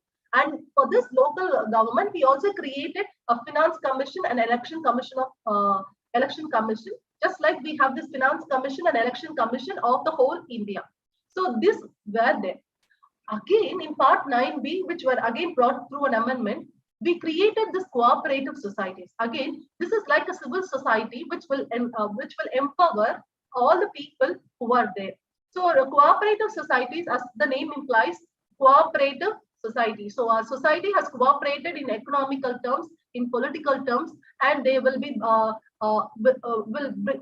a social capital for sharing the welfare and enriching themselves. So அந்த மாதிரி ஒரு cooperative societies வந்து develop ஆகும். So அதுக்கு வந்து institutionalise பண்றது வந்து part 9B வந்து இன்ஸ்டிடியூஷனலைஸ் பண்ணிருக்கோம். அது மாதிரி நிறைய அமெண்ட்மெண்ட்ஸ் மூலமாவும் நிறைய இன்ஸ்டிடியூஷன்ஸ் வந்து கிரியேட் பண்ணதுனால we were one of the best constitution which has நிறைய டர்புலன்ஸை வந்து தாண்டி வந்திருக்கும். ஓகே, நிறைய வந்து நான்லாம் வந்து சில பேர் சொல்லுவாங்க, நான்லாம் எவ்வளவு பார்த்திருக்கேன் அப்படின்னு சொல்ல, நாங்கெல்லாம் எவ்வளவு பார்த்திருக்கோம் அப்படின்ற மாதிரி நம்ம கான்ஸ்டிடியூஷன் நிறைய பார்த்துட்டு வந்துருச்சு, தாண்டி எல்லாத்தையும் வந்துருச்சு. ஏன்னா இந்த மாதிரி நிறைய விஷயங்கள் வந்து யோசிச்சு நம்மளோட ஏன்ஷியன்ட் டைம்ல நம்ம நிறைய நல்லது பண்ணதுல இருந்து learn பண்ணி it started institutionalizing just like this panchayat and municipalities and cooperative societies. And then we have this the articles which I will be listing and telling you which are the important institutions that you have to learn. Okay, so across the constitution now and the PM Bakshi editor, I started looking at it, though I have read this Bakshi book for a lot of times because the interest constitution வந்து see UPSC aspirants அவ்வளவு படிக்கணும்னு அவசியம் இல்ல, but as a lover of constitution நான் வந்து நிறைய படிச்சிருக்கேன் அதுல. Okay, and also I taught polity for previous year batch students, so adanal I loved this polity book and I started reading all this articles in the Bakshi book. Adanal வந்து எனக்கு தெரியும். இன்னொரு வந்து for the people who know in the institutions la நிச்சயமா உங்களுக்கு தெரிய வேண்டிய institution, you have to remember that. So the any questions are asked, CAG கேட்டாங்களா பரவாயில்ல, அட்டார்னி ஜெனரல் கேக்குறாங்களா பரவாயில்ல, interstate council கேக்குறாங்களா பரவாயில்ல, GST council கேக்குறாங்களா பரவாயில்ல, எப்பயுமே start your answer with this article. So this article is very very important. டக்கு டக்குனு திருக்குறள்ல வந்து ஒவ்வொரு பேரும் வந்து திருக்குறள் தான் படிச்சிருப்பாங்க. லைக் 1230 குறள் என்ன அப்படின்னு சொன்னா டகடகடன்னு சொல்ற மாதிரி நீங்க வந்து ஒரு UPSC ஆஸ்பிரண்டா இந்த மாதிரி ஒரு ஆர்டிகல் 140 என்னன்னு சொல்லும் போது டக்குன்னு CAG அப்படின்னு நீங்க சொல்லணும். So அந்த மாதிரி திருக்குறள் படிக்கிற மாதிரி this institution has to be in minds of every people in the society, not just this UPSC community or the student community. I will always in the தமிழன் படத்துல வந்து அடிப்படை சட்டத்தை வந்து புக் எல்லா எஜுகேஷன் சிஸ்டம்ல வரணும் அப்படின்ற மாதிரி சொல்லுவாங்கல்ல. சோ அந்த மாதிரி வந்து I will recommend all these things. So article 148 we had this Comptroller and Auditor General of India, so CAG. This is very important institution which is the protector of the public purse. So நம்மளோட budget, நம்மளோட spending, நம்மளோட revenue எல்லாத்தையும் வந்து check பண்றது இந்த CAG தான்.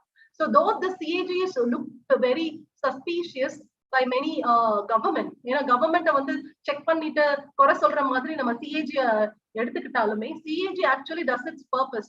Okay, see, கவர்மெண்ட்டையும் தப்பு சொல்ல முடியாது, CAG-யும் தப்பு சொல்ல முடியாது, because government does wrongs.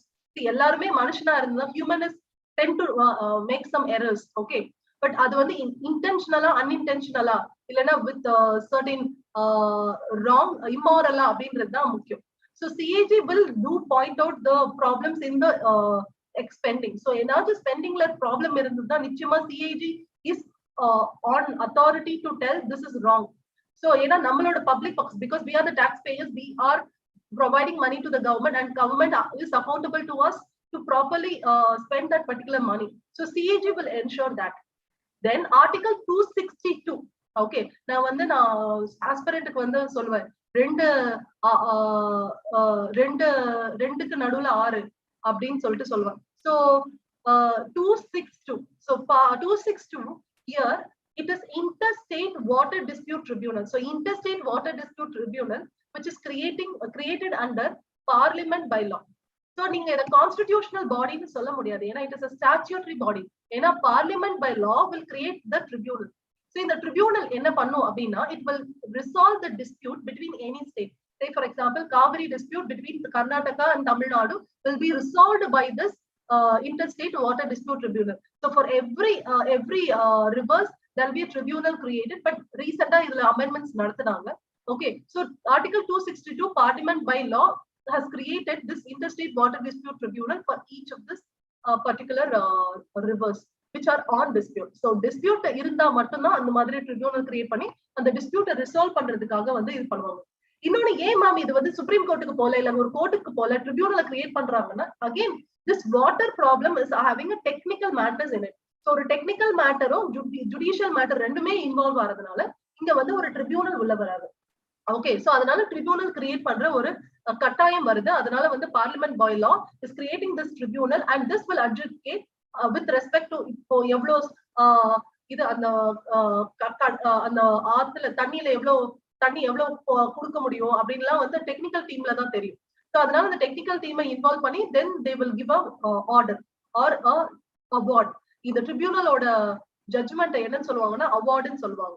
Okay, then we have this article 263 which is president by order. So this president by order will provide this interstate council. So இந்த interstate council ஒண்ணும் பண்ண மாட்டாங்க. பெருசா பண்றது என்னன்னா ரெண்டு சென்டருக்கும் ஸ்டேட்டுக்கும் ஏதாச்சும் பிரச்சனைனா ரிசால்வ் பண்ணுவாங்க. பட் இந்த இன்டர்ஸ்டேட் கவுன்சில் வந்து ரொம்ப அதிகமா வந்து ஃபார்ம் பண்றது இல்லைன்றது ஒரு பெரிய ப்ராப்ளமா இருக்கு. ஓகே, சோ இன்டர்ஸ்டேட் கவுன்சில் நிறைய கமிஷன் பாத்தீங்கன்னா இன்டர்ஸ்டேட் கவுன்சில் வந்து பெர்மனண்டா மாத்தணும் அப்படின்னு சொல்லிட்டு ரெக்கமெண்டேஷன் கொடுத்திருப்பாங்க. ஏன்னா தேவைப்பட்டா மட்டும் தான் இந்த இன்டர்ஸ்டேட் கவுன்சில் வந்து ஃபார்ம் பண்ணுவாங்க. So this article 263 talks about interstate council. Then we have this very important and very recent addition, that is article 279A, which is including this goods and services tax council. So this goods and services tax council actually will be having the finance commissions of the finance ministers of state and center. So again interstate council மாதிரி ஸ்டேட்டுக்கும் சென்டருக்கும் என்ன மாதிரி goods and services taxல வந்து என்ன மாதிரி laws கொண்டு வரலாம், என்ன மாதிரி rules கொண்டு வரலாம்னு கன்சல்ட் பண்ணி டிஸ்கஸ் பண்ணி ஒரு ஆர்டர் கொண்டு வரது இந்த GST council will be. And also they will determine what is the taxation should be put for, like ஒரு காஃபி மங்குக்கு என்ன மாதிரி taxation போடணும் அப்படின்றது ஸ்டேட் அண்ட் சென்டரோட concerned state finance ministers will discuss and will conclude. Okay, then we have this article 280 which is again creating a finance commission by president by order. So this 280 president by order will create this finance commission. So 218 get a finance commission டக்குன்னு அடிக்கிறோம். So அந்த மாதிரி finance commission is provided. Again this finance commission will devolve the funds between the center and the state and between the states. Okay, that is done by this finance commission. Then one not very known article is this article 307. So either நிறைய பேர் அவேரா இருக்க மாட்டீங்க, but this is also again important. Article 307 இதுல வந்து என்னன்னா parliament by law will create a commission which will adjudicate or it will resolve all the matters relating to trade, commerce and intercourse. Okay, so trade, commerce and intercourse. So article 312 parliament by law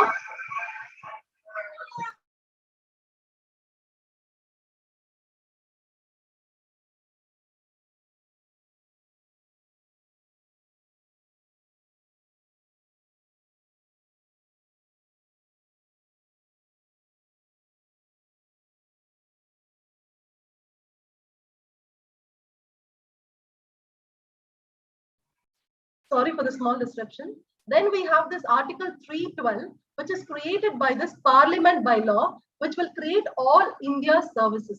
And then we have this article 315 which will create public service commissions. So this public service commission and all India services is all you know. So all India services வந்து நம்மளோட important நீங்க அதுக்கு தான் aspire பண்ணிட்டு இருக்கீங்கன்னு நினைக்கிறேன். So then we have this article 315 which will create this public service commission. And then we have this parliament by law Joint Public Service Commission. So though we have this Public Service Commission at the center and the state level, we have this Joint Public Service Commission created by law. Okay, so whenever it is needed, the Parliament by law will create it. Okay, so this you have to understand.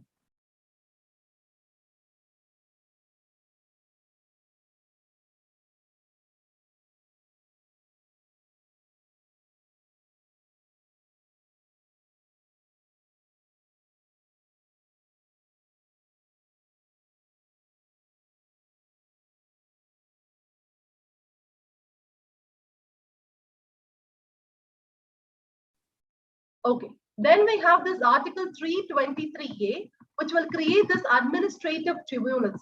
So this Article 323A, which will create this administrative tribunal by the law. So Parliament by law create under administrative tribunal will never be a constitutional body, rather it will be a statutory body that you have to understand. So though 323A has provided provision for the Parliament to create such administrative tribunals. Again, in the mother tribunal again it is having certain administrative matters and judicial matters. So adanala rendu perum converge aradanaala tribunal ku poranga. So what administrative tribunal actually does is this. That is, they will adjudicate all the disputes which the All India Service aspirants have. Okay, so All India Service officers have. Okay, so aspirants and officers in okay, then we have this Article 323B. So 323B is again creating tribunals similar to this administrative tribunals, but here this is created for other matters like election tribunal or kalam, e-commerce or tribunal create panalam, social media or tribunal create panalam. So any tribunal can be created by the legislature, by the respective legislature, whether it can be state legislature or central legislature. Or jurisdiction center state state tribunal create center tribunal create the matter. Okay, then we have this Article 324, which is creating this Election Commission of India. So as you know, I need not explain too much on Election Commission of India. It will do the superintendence and the control and all the proceedings of this elections in the center as well as in the state, but not for the local government. Local government ku thaniya Article 243 la namakku thaniya and part 9 la 9A la thaniya irukku. Okay, so Election Commission for Panchayat and this municipalities, we have a separate thing. But this Election Commission of India will conduct elections for President, Vice President, then the Parliament as well as for the legislature in the state.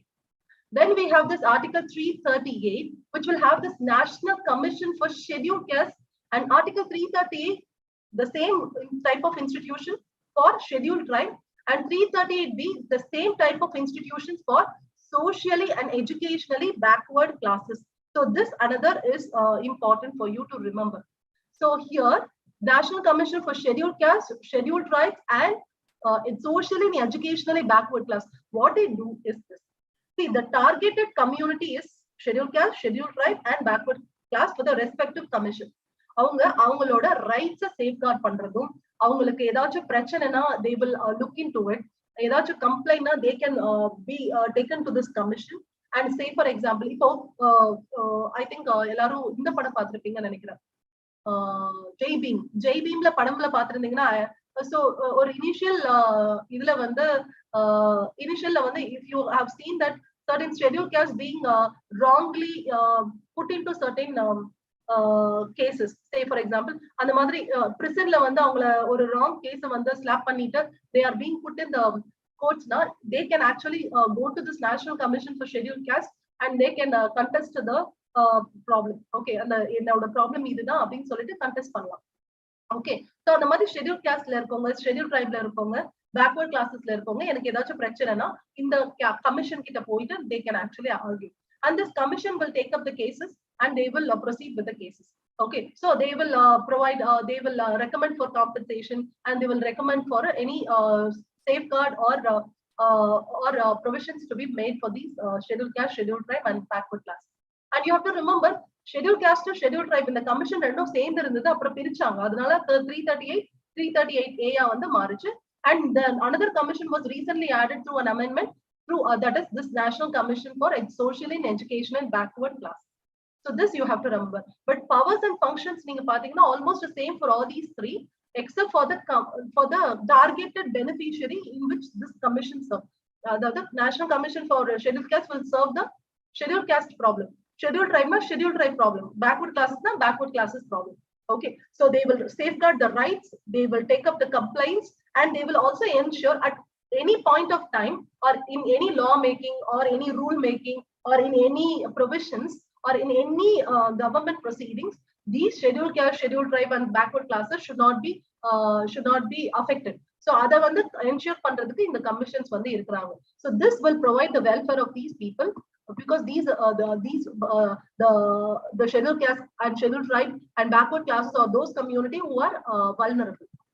So then we have this Article 340 in which the president by order will actually tell who will become who are the one who has to be included in the scheduled caste. But in this Article 340, president by order will constitute a commission and understand in the society என்ன மாதிரி backward classesல இருக்காங்க, யாரெல்லாம் backward classesல இருக்காங்க அப்படின்றதுக்கு ஒரு கமிஷனை வந்து form பண்ணுவாங்க. அதுக்கு பேர் தான் backward class commission. அப்படி ஒரு ஃபார்ம் பண்ண கமிஷன் தான் okay fine, it is Mandal Commission recent வந்து ஃபார்ம் பண்ணுது. So Article 340 president by order la வந்து we have this backward class commission. And then in Article 344 we have this committee and commission on official languages. This is constituted by president by order. So again 344 is for linguistic minorities. So in the president by order will form a committee and commission on official language. Idu vandu they will look into the languages which can be recognized as the official language. So this will promote the development of such a language. Okay, scheduled language la almost ipo or 22 to 24 irukku. In the language la vandu promote aayittu irukku. There are around 1,000 more languages in India. Okay, so we know the linguistic diversity in India. So the linguistic diversity irukradanaala this commission will look into the languages which are there in official languages and which are not, and if need to be included, they will include it. Okay, and you have to understand the difference between official language, scheduled language. Official language வந்து இப்போதைக்கு வந்து நமக்கு வந்து இங்கிலீஷும் ஹிந்தியும் தான் இருக்கு. Okay, but official language for the state வந்து ஒவ்வொரு ஸ்டேட்டுக்கும் ஒவ்வொரு மாதிரி. But we have to understand that we don't have any national language. Hindi வந்து we have not created as a lingua franca, okay, of whole India. So this we have the scheduled language 22. The English and Hindi is the one which is official language, which is used okay, because of certain controversies we don't have a one national language, that you have to remember, because of the diversity. To have to understand and accommodate all the diversity, we don't have a national language, we only have an official language. Okay, and the scheduled language is one which is there in the schedule. Okay, and fifth is, what is the scope of each institution? In institution, ipo or CAG padikringa illana or GST council padikringa appadina, you need to know the powers, functions, roles, tenure, independence. Okay, these are defined in the constitution or rules or conventions. Sometimes enna constitution la vandu vero some functions la solluvaanga, micha functions sollama vitruvaanga. And the functions vandu parliament by a law will create and include. So அந்த மாதிரி வந்து the constitution will be providing an open space for the parliament to create more functions for such an institution. இப்போ finance commission எடுத்துக்கிட்டீங்கன்னா ஒரு 3 functions சொல்லிருப்பாங்க. 4வது function president by president may அப்படினு சொல்லிட்டு விட்டுருவாங்க. So president can add function to the finance commission. So அந்த மாதிரி ஒவ்வொரு வருஷத்துலயும் ஒவ்வொரு 5 yearsலயும் வந்து finance commission க்கு ஏதாச்சும் ஒரு function, additional function வந்து president வந்து கொடுக்கலாம். ஏதாச்சும் any number of functions and any functions. So this you have to remember. Okay, and then what we need to learn, இது வந்து UPSC aspirant க்கு நான் அதுக்கு முன்னாடி சொன்னது எல்லாத்துக்கும் காமன் ஆனது. இப்போ வந்து UPSC aspirant க்கு what is the article, who are the members, the composition, qualification, and who provides the qualification, appointment procedure, removal procedure, the term or the tenure, the report யாருக்கு அந்த report வந்து submit பண்ணுவாங்கன்றது, functions, roles, responsibilities of each of this institution, அவங்களோட independence provisions. So independence provision காமனா வந்து நான் அந்த இடத்துல போட்டிருக்கேன். Okay, இந்த இடத்துல வந்து அப்பாயின்மெண்ட் எப்படி இருக்கு, அவங்கள வந்து ஒரு கொலீஜியம் வச்சு அப்பாயிண்ட் பண்றாங்களா இல்லைன்னா சிங்குலர் பிரைம் மினிஸ்டர் இல்ல பிரசிடென்ட் வந்து அப்பாயிண்ட் பண்றாங்களா அப்படின்றதுல. குவாலிஃபிகேஷன் என்ன மாதிரி குவாலிஃபிகேஷன், ரிமூவல் ஏதாச்சும் செக்யூரிட்டி ஆஃப் டென்யூர் இருக்கா, இப்ப 5 வருஷம் உங்களுக்கு வந்து சாலிடா கொடுக்குறாங்களா இல்ல அவங்களுக்கு செக்யூரிட்டி ஆஃப் டென்யூரே இல்லையா, அப்படி செக்யூரிட்டி ஆஃப் டென்யூர் இல்லைன்னா வந்து அவங்களுக்கு இண்டிபெண்டன்ஸ் இருக்காது. So then condition of services, who are there to remove them, okay, who will determine the transfer, who will determine the salary. So these are condition of services. So whether it is independent, whether the expenditure is charged expenditure, now the expenditure will not be voted by the parliament. So say for example the judiciary is independent of the parliament because their expenditure are charged, which means parliament cannot reduce or modify the expenditure which is set for the judiciary. So this will enable the judiciary to remain independent from the parliament. So it is called charged expenditure. And ban on practice after retirement. So retirement kapra, they should not be appointed in any of the government offices. So that this will ensure that they are not serving the government or the political parties' needs. So they will remain independent. And number of tenures, ban on paid employment outside. So that will also affect their independence. And appointment of staff, avungalukku vandu and autonomy irukka அப்படின்றது இருக்கு. Then regulating its own procedures. So இதெல்லாம் autonomy இருக்கா, அதாவது independence இருக்கா அப்படின்றது வந்து you should study. Okay, and if not, then you have to say இந்த மாதிரி இருந்ததா எலெக்ஷன் கமிஷன் நல்லா இருந்திருக்கும், இல்ல இந்த மாதிரி இருந்தா எலெக்ஷன் கமிஷன் நல்லா இருந்திருக்கும்னு அப்புறம் சொல்லலாம். ஓகே, ஏன்னா இருக்கா அப்படின்னு பார்க்கணும், இல்லைன்னா இதுதான் வே ஃபார்வர்டுன்னு சொல்லிட்டு முடிச்சிடணும். So UPSC aspirant has to be very smart enough to tell that. Okay, and then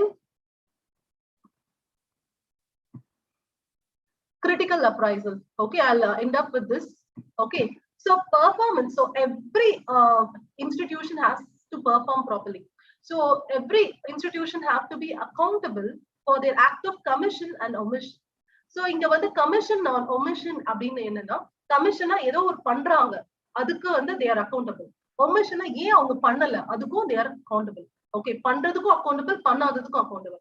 பண்றதுலயே நல்லதா பண்ணலாம், கெட்டதா பண்ணலாம். பண்ணாததுல வந்து ஏன் பண்ணாம விட்டுட்டாங்கன்றதுல ரீசன் இருக்கணும். Okay, பண்ணாததுக்கு நல்ல காரணமும் இருக்கும், கெட்ட காரணமும் இருக்கும். So all these things they are accountable. And what are the issues usually you will see in news? Out of excess of power வந்து மிஸ்யூஸ் பண்ணலாம், இல்லைன்னா அவங்களோட லாலயே வந்து கிளியரா ப்ரொவிஷன்ஸ் இருக்காது.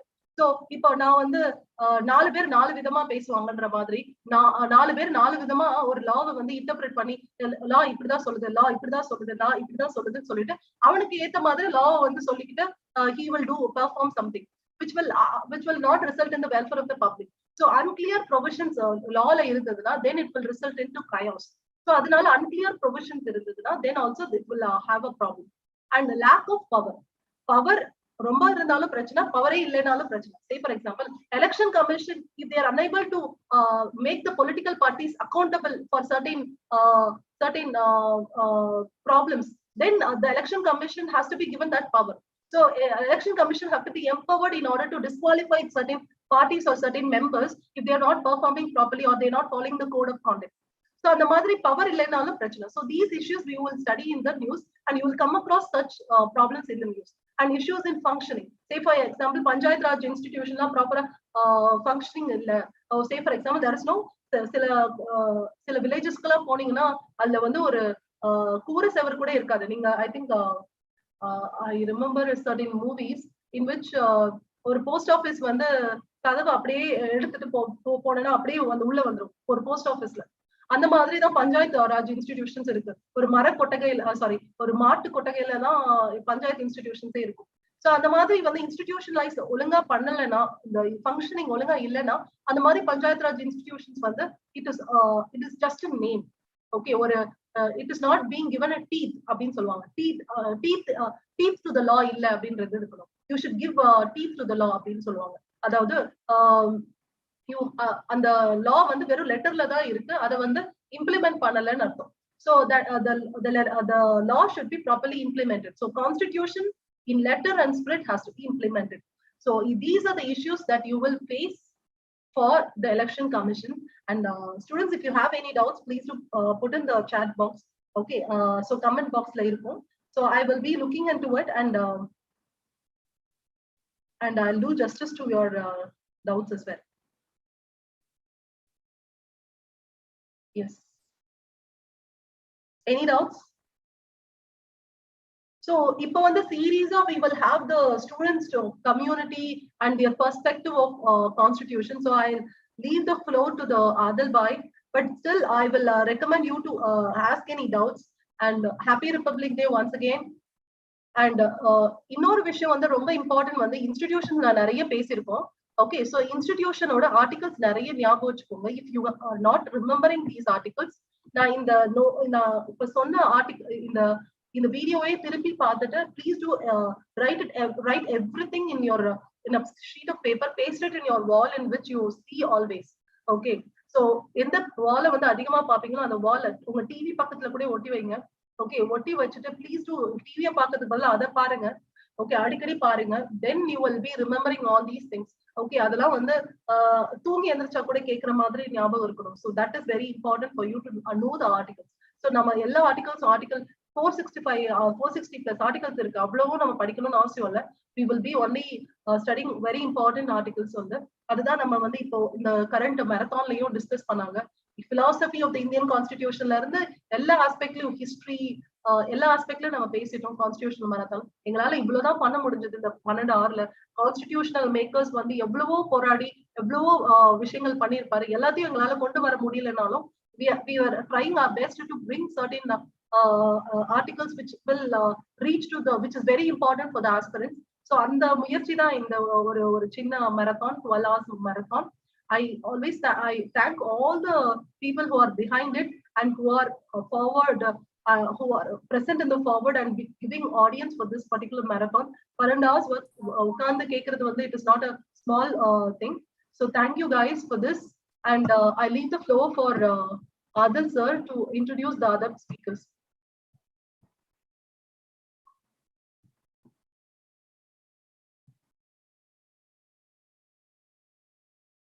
Okay, till now Adil sir varadhukku munadi I also wanted to tell a few words with on this aspect. See, one thing is in the UPSC or constitution படிக்கிறது வந்து ரொம்ப ரொம்ப எஃபர்ட்டா நீங்க எடுத்துக்காதீங்க. Okay, don't try very hard to think. இதை வந்து love பண்ண ஆரம்பிச்சிட்டீங்கனாலே you will actually go through all these. PM Bakshi இவ்வளவு குட்டி புக் கூட இருக்கு. அந்த புக்கை வந்து பாத்தீங்கனாலே போதும். It is very very superb book to read. Okay, இன்னொன்னு நிறைய லாஸ் மூலமா நிறைய ஜட்ஜ்மெண்ட் மூலமா நிறைய விஷயங்கள் ஆட் பண்ணிருக்காங்க. say for example doctrine of judicial review or doctrine of constitutional morality அப்படி நிறைய doctrines இருக்கு. wherein these doctrines are used to adjudicate the matters in the judicial system from the constitution. So doctrine of judicial review ன்னு சொல்லிட்டு நம்ம நிறைய படிச்சிருக்கோம். doctrine of fifth and substances, doctrine of colorable legislation, doctrine of constitutional morality, இப்படி நிறைய விஷயங்கள் இருக்கு. இன்னொரு நிறைய கேசஸ் வந்து நம்ம படிச்சிருக்கோம் நியூஸ் பேப்பர்ல, அண்ட் நிறைய ஆர்டிகல்ஸ் வந்து நியூஸ் பேப்பர்ல படிச்சிருக்கோம். So it is important for you to go through all these things, and we will take efforts to also bring into your awareness of these particular constitutions in this particular marathon and in the days forward. So that we will also provide from KingMakers, and I thank KingMakers team for making this wonderful event, constitutional marathon. Okay, I hope this initiative is being recognized and being liked and forwarded and shared. Okay, thank you. Adil bhai, please. So thanks a lot, ma'am, for your wonderful speech. So the session was so energetic. So ma'am வந்து she even shared her own notes. அவங்க வந்து இந்த institutions பத்தி அவங்க எழுதின நோட்ஸே வந்து she shared. So that is a very good thing, ma'am. Ma'am, if possible அதோட PDF முடிஞ்சா அனுப்புங்க, ஸ்டூடெண்ட்ஸ் போட்டுடலாம். So thanks a lot, ma'am, for the wonderful speech. That was a powerful special session.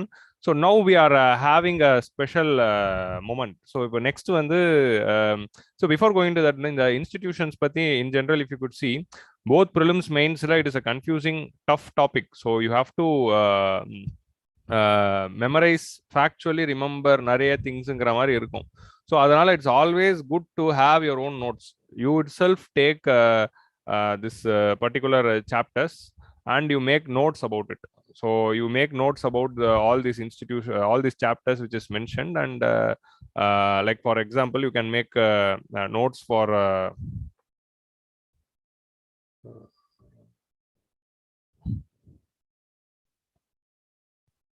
yeah. So you can make your own notes with respect to these institutions which is mentioned in the constitution. எப்படின்னா, like note down the articles, note down who is having the power to appoint.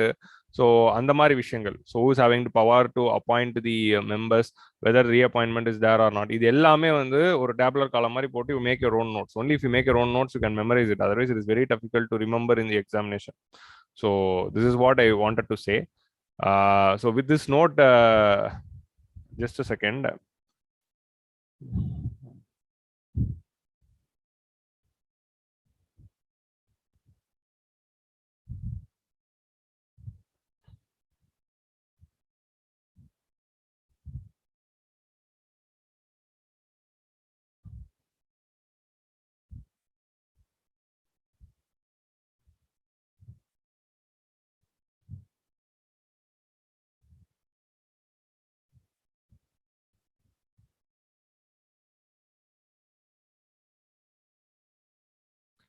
So with this note, we are concluding the discussion session. So now we are having a special session by the KingMakers students. So the aspirant community of KingMakers IAS Academy, the civil services aspirant, so they are going to join us now live, and they are going to discuss their own opinion and their insights about the constitutions of India.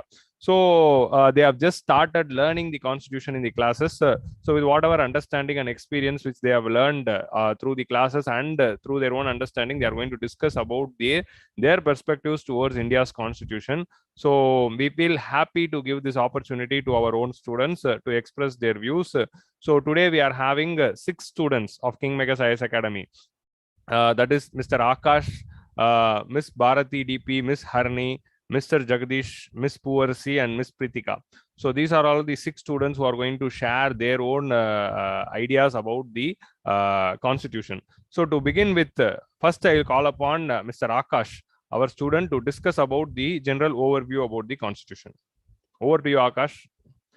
Akash, switch on the video and mic and talk. Sir, can you hear me, sir? Yes, Akash. Yeah, my name is Akash. First of all, a very big thanks to KingMakers IAS Academy for giving me this great opportunity to give a brief overview about our Indian Constitution as an aspirant. Next, we'll go into our speech. First of all, why do we need a constitution, or what is the purpose for a constitution adapted for a country? There are 4 or 5 needs are there. The first one is to provide a set of basic rules that allow for minimal coordination for the people of the society.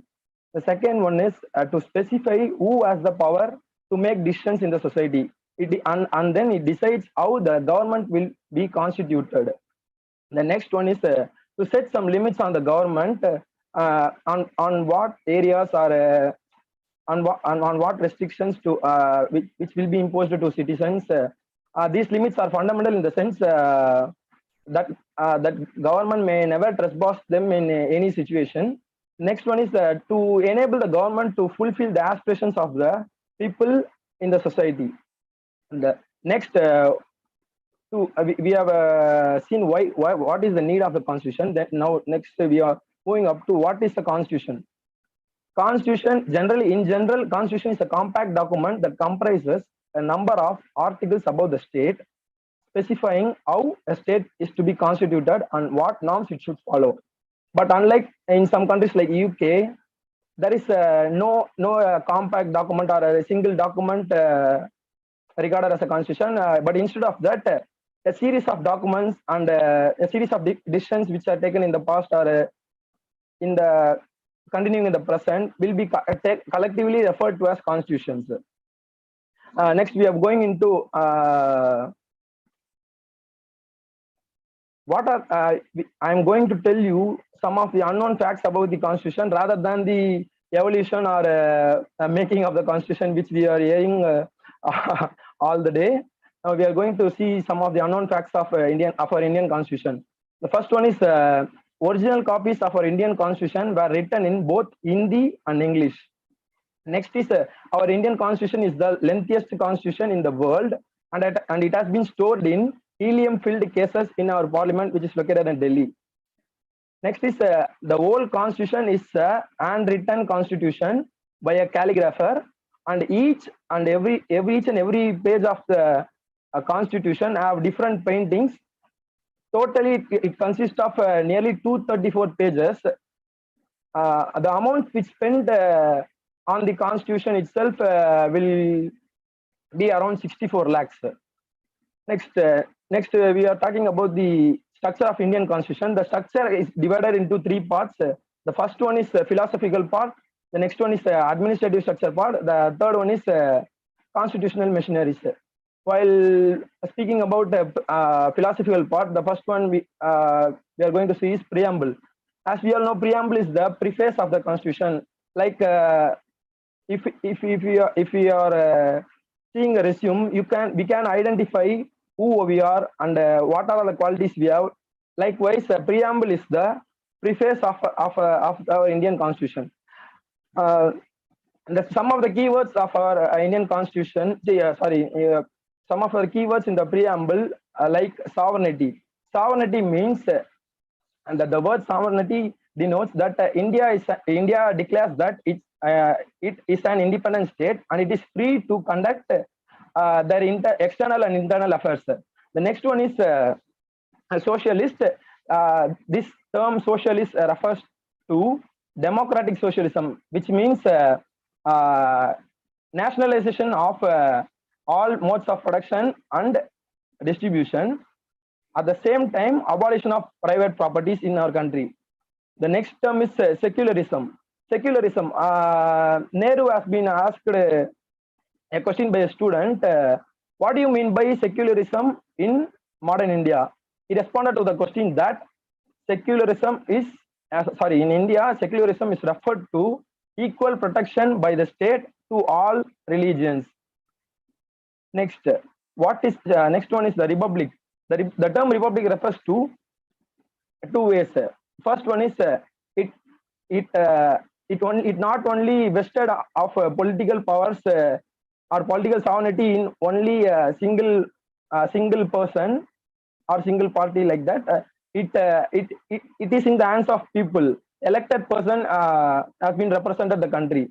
Next one is the public offices are open to all citizens of India without any discrimination.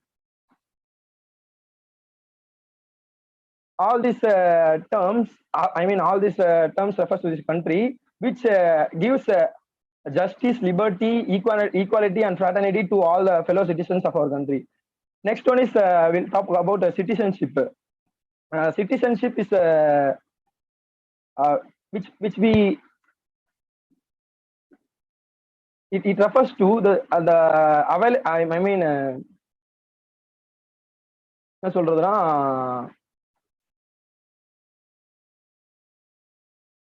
what criteria we are giving citizenship to our country.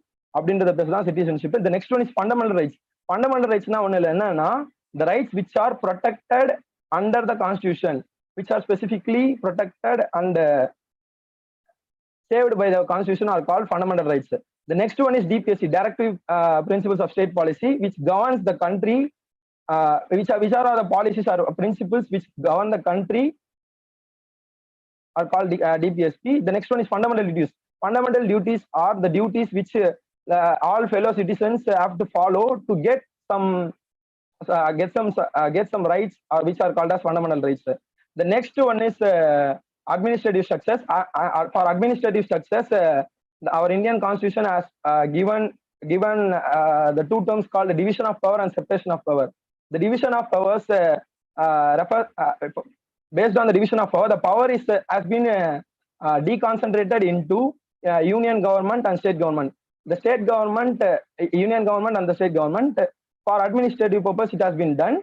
The next one is separation of power. Separation of power means legislative and executive and judiciary. Legislative is a lawmaking body. Executive is to look upon the lawmaking process, and the judiciary is to provide checks and balance or the problems which are breaches or problems which have been done. To solve the problems, judiciary has been there. The next one is constitutional missionaries. Constitutional missionaries have been divided into two: constitutional body and non-constitutional bodies. The constitutional bodies are which are listed in the constitution are called as constitutional body. For example, UPSC, CAG kind of that. Non-constitutional body which are not listed in the constitution, like election commission, like that. Next, we are going to see the salient features of our Indian constitution. First one is blend of rigidity and flexibility. While talking about this term blend of rigidity and flexibility, that our amendment procedure will come to our mind. Our amendment procedures is a blend of rigidity and flexibility. That procedures are not so rigid as well as it has been not so flexible. It is a blend of both. Next, silent feature is federal system with unitary basis. Though we are a federal system, I mean we have been biased with the unitary. Next one is parliamentary form of government. Parliamentary form of government is nothing but elected people. I mean two heads will be there: elected head and nominal head. Nominal head will be that is president. Elected head will be the prime minister, who will be take day-to-day affairs. The next one is integrated and independent judiciary. At this point of time, integrated and independent judiciary is need of the day. Integrated judiciary means if the Supreme Court, the state, the hierarchy of the court, the Supreme Court, High Court, as well as the district courts, this hierarchy has been integrated for any problems. The integrated judiciary and independent judiciary is to solve any problems without any bias kind of synthesis of parliamentary sovereignty and judicial supremacy. Here also we have taken a blend of both parliament sovereignty and judicial supremacy, which has been followed by USA and UK. Parliamentary, the country which follows parliamentary sovereignty will be the parliament will be superior to the country. The next, judicial supremacy means the judicial will take over advantage of the power. The next one is DPSP. DPSP and fundamental rights are to be considered, according to Ambedkar. DPSP and fundamental rights have been considered as the soul of the constitutions. The next one is secular state. Secular state is also one of the most important different features in our country. Next one is universal adult franchise. Universal adult franchise is nothing but we are giving a right to vote to citizens who are above the age of 18 without any discrimination. This UAF will be considered as one of the milestone in our constitution. The next one is single citizenship. Single citizenship means though we are federal, we are having a union and state government, but we are having only one citizenship. That is also considered to be a good feature of our constitution. Independent bodies like UPSC, which are considering All India Services exam. Likewise, CAG, which is which will be responsible for audits of the government, as well as ECI, Election Commission of India, which conduct the free and fair elections. These are also the salient features of our Indian constitution. Next is three-tier government. Three-tier government means first the union government, next the state government. The third one is local self-government. This also to be considered as one of the important feature of our constitution. The next, we are going to see the criticism of the constitution. The first criticism is our Indian constitution is considered to be the paradise of lawyers, since it has been it has many legal terms which normal people can't understand. So it has been considered as a paradise of lawyers. The next one is elephant and size. Since our Indian constitution is too bulky and it has a n number of articles, it has been considered as a elephant and size. The next one is borrowed constitution. This is the term which we very oftenly will be hearing from while speaking about the constitution. But Ambedkar itself accepted this in a quote that our Indian constitution is a ransacking of the constitution around us, but it modified. It has been modified according to our style. That is the beauty of our constitution. The next one is a carbon copy of the 1935 Act. Many critics have been told that Indian constitution has been considered as a carbon copy of 1935 Act. The next one of the most important criticism is our constitution is considered to be un-Gandhian constitution since it has no Gandhian principles or his approaches, though he has been considered as the father of our constitution. Though all these criticisms has been made against our Indian constitution, we stood strong, we stood strong without changing our old constitution, not even for a single time throughout these 72 years, as like our neighboring countries, which has been frequently changing their constitution. I hereby conclude my speech with two quotes of my favorite personality and an inspiration to millions of people around the world, who is the father of our Indian constitution, Dr. Ambedkar, has said that I don't know how many people can have this much of guts to quote this. Our Indian constitution is either good or bad, is upon the people who implementing it. The first one is this. The second one is, if our Indian constitution has been misused, I will be the first person to burn it. This was the quote said by our father of Indian constitution, Ambedkar. I hereby conclude my speech. Thank you for this opportunity, sir.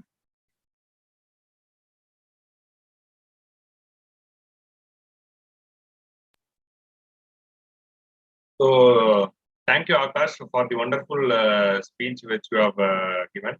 So that was a very happy moment for us as faculty to see the students who are giving the speeches. So thank you. So now I call upon our second student to give the speech.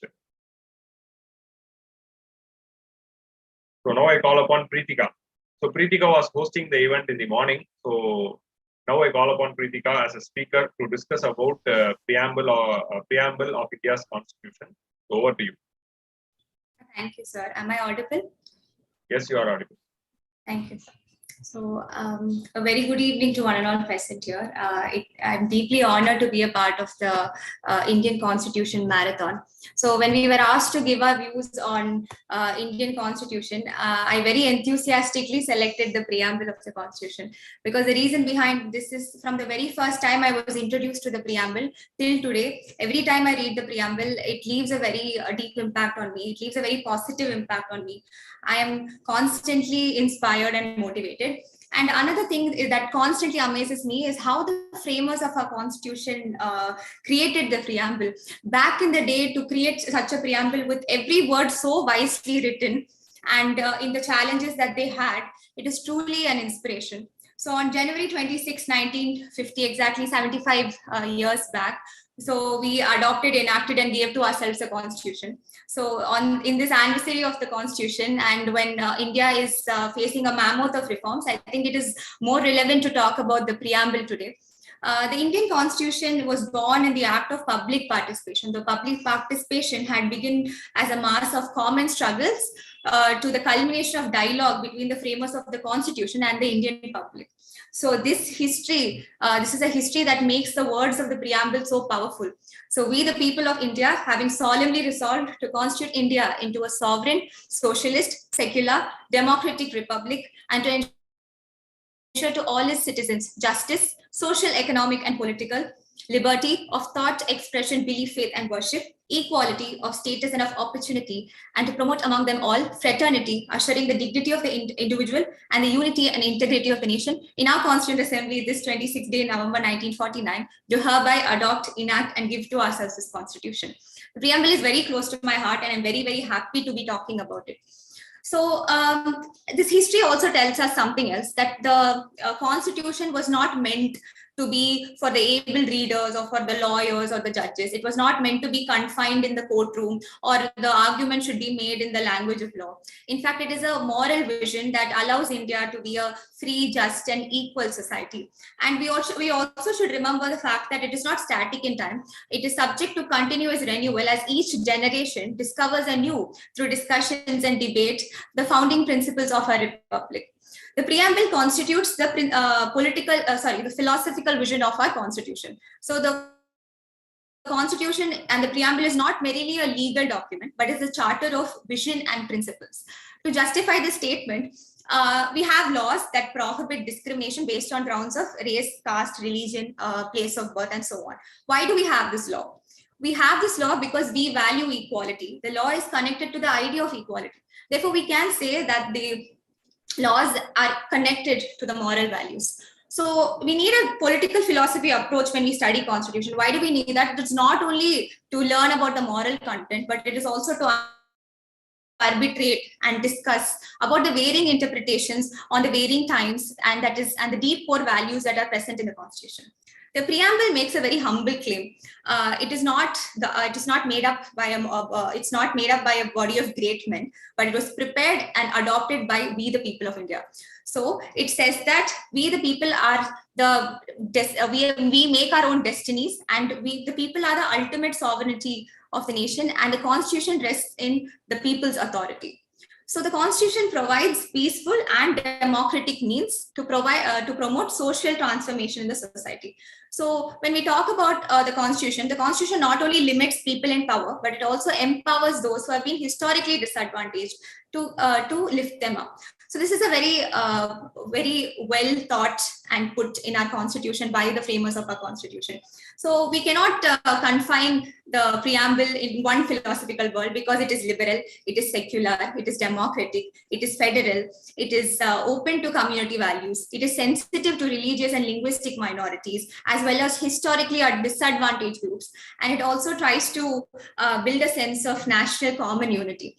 So when we read the preamble, we have a set of ideals and we have a set of objectives. So according to the ideals, India is declared to be a state of sovereign, socialist, secular, democratic republic, and it ensures justice, liberty, equality, and fraternity. So when we're talking about sovereignty, it is the independent authority of the state. So citizens of India have the right to make their decisions on internal as well as external matters. Nobody can dictate what the government of India has to do. So we as a nation have the power to legislate on any matter, and we are not subject to any external control or interference. So I think this is very important considering the history of our nation before independence. Sovereignty of the state is ensured.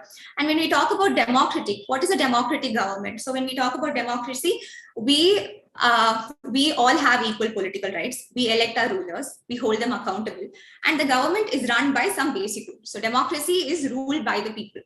So democracy, we ensure political democracy, we ensure social democracy, we ensure economic democracy. So this very famous speech of Dr. B.R. Ambedkar in his closing speech on November 25, 1949, he had said that political democracy is meaningless unless social and economic democracy gets ensured. So the democracy that is envisaged in the constitution is not only talking about political democracy, but is also talking about social democracy, which is also interlinked with justice, liberty, equality, and fraternity.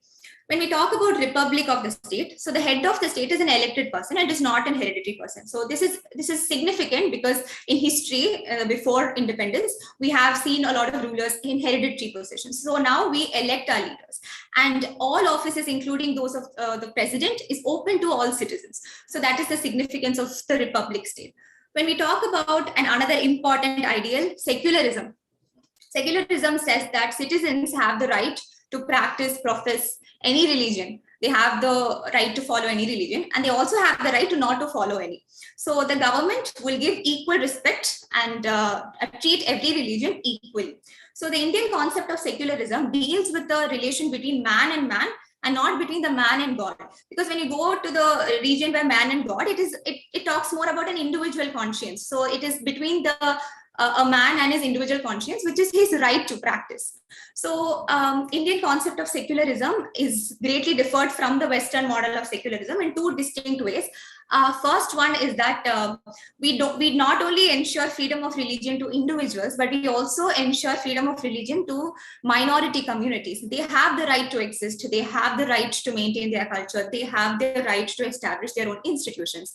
Second is that the government maintains a principled distance from all religions and intervenes when necessary. It also helps and it also hinders. When I say hinder, what I mean is that, there are certain derogatory practices in certain religious customs like untouchability or child marriage, which denies the individual of their basic rights and basic dignity. So during this time, the government will intervene and this is something that is amendable, because when people know this, it is going to give them the power that, when the government is fighting against injustice. So this is about secularism. When I talk about socialist, this term secular and the socialist was added in the 42nd Amendment Act of 1976. Like I said, the preamble is not static and it is subject to continuous renewal. And during the time, our constitution makers did not want to add socialism or capitalism as an economic doctrine, but they upheld values like economic justice. They had said equal status of opportunity among all. But they didn't adopt socialism or capitalism. So this was added here. When I talk about socialist, I'm talking about a welfare state here. And when I say, although India has moved to liberalization, privatization, and globalization, we do have some socialist principles like health for all, housing for all, education for all, and so on. Next one, we talk about the aspirations. So this is very interesting and a very important part. The objectives of the preamble, which is justice. So when we read the word justice, social, economic, and political, it symbolizes the commitment of the framers of our constitution to reduce the status of inequalities and change from fundamental wrongs to fundamental rights. So I would like to quote what a German philosopher, Immanuel Kant, had said.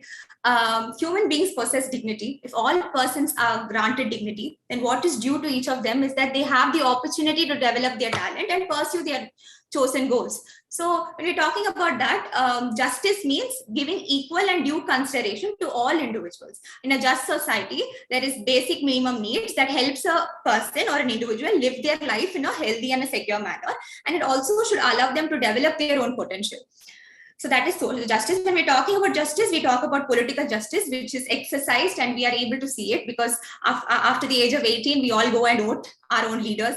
And irrespective of caste, creed, religion, educational qualification, property rights, irrespective of all that, every citizen gets to vote. And this was actually made fun of. Many people thought this wouldn't last, but here we are successfully continuing it. And another fact is that the principle of one man and one vote was almost passed uncontested in the Constituent Assembly. So that is something we can be very proud of. And next, when I talk about social justice, what is social justice? Social justice is the fundamental rights that is given to us. So social justice is treating equals equally, and no arbitrary discrimination, and giving opportunities to all of them devoid of discrimination is social justice, which is enshrined in the fundamental rights in our constitution.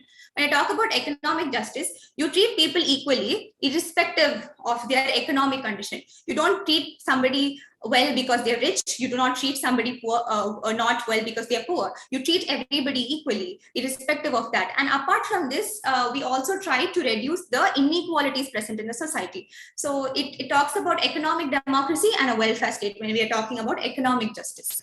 And next is liberty. So liberty is freedom or liberty. It is so there are not unreasonable restrictions on people on what they think, how they wish to express it, and the thought and the action that follow up with it.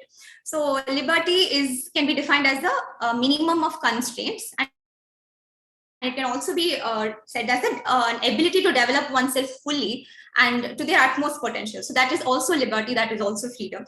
So as Kriplani remarked, liberty of expression, belief, faith, thought, and worship can only be given on the basis if there is non-violence and mutual respect for another. So I like to say here that we're all individuals. So we have our likes, we have a certain type of food we like, we want to pursue a certain type of career, we want to choose the career, and we want the freedom to do it. Similarly, another individual has their own set of likes and they want to pursue a certain career. So when you realize that if you have the freedom to do it, they have the freedom to do it too, and we respect the individual for their likes, and you start to respect the differences, then the society will experience liberty in the fullest form. And the very important objective is equality. So all are equal before the law. And when we talk about equality, one concept of equality is a very basic concept that we treat everybody equally just because we belong to a common humanity. Just because we are human beings, we have to treat people equally, not based on anything else. You don't have to think about anything else before you treat somebody equally. They are a human being and they are an individual, so you treat them equally. And here we can talk about treating people equally and treating equals equally, and not discriminating anybody on the basis of race, religion, caste, sex, or place of birth.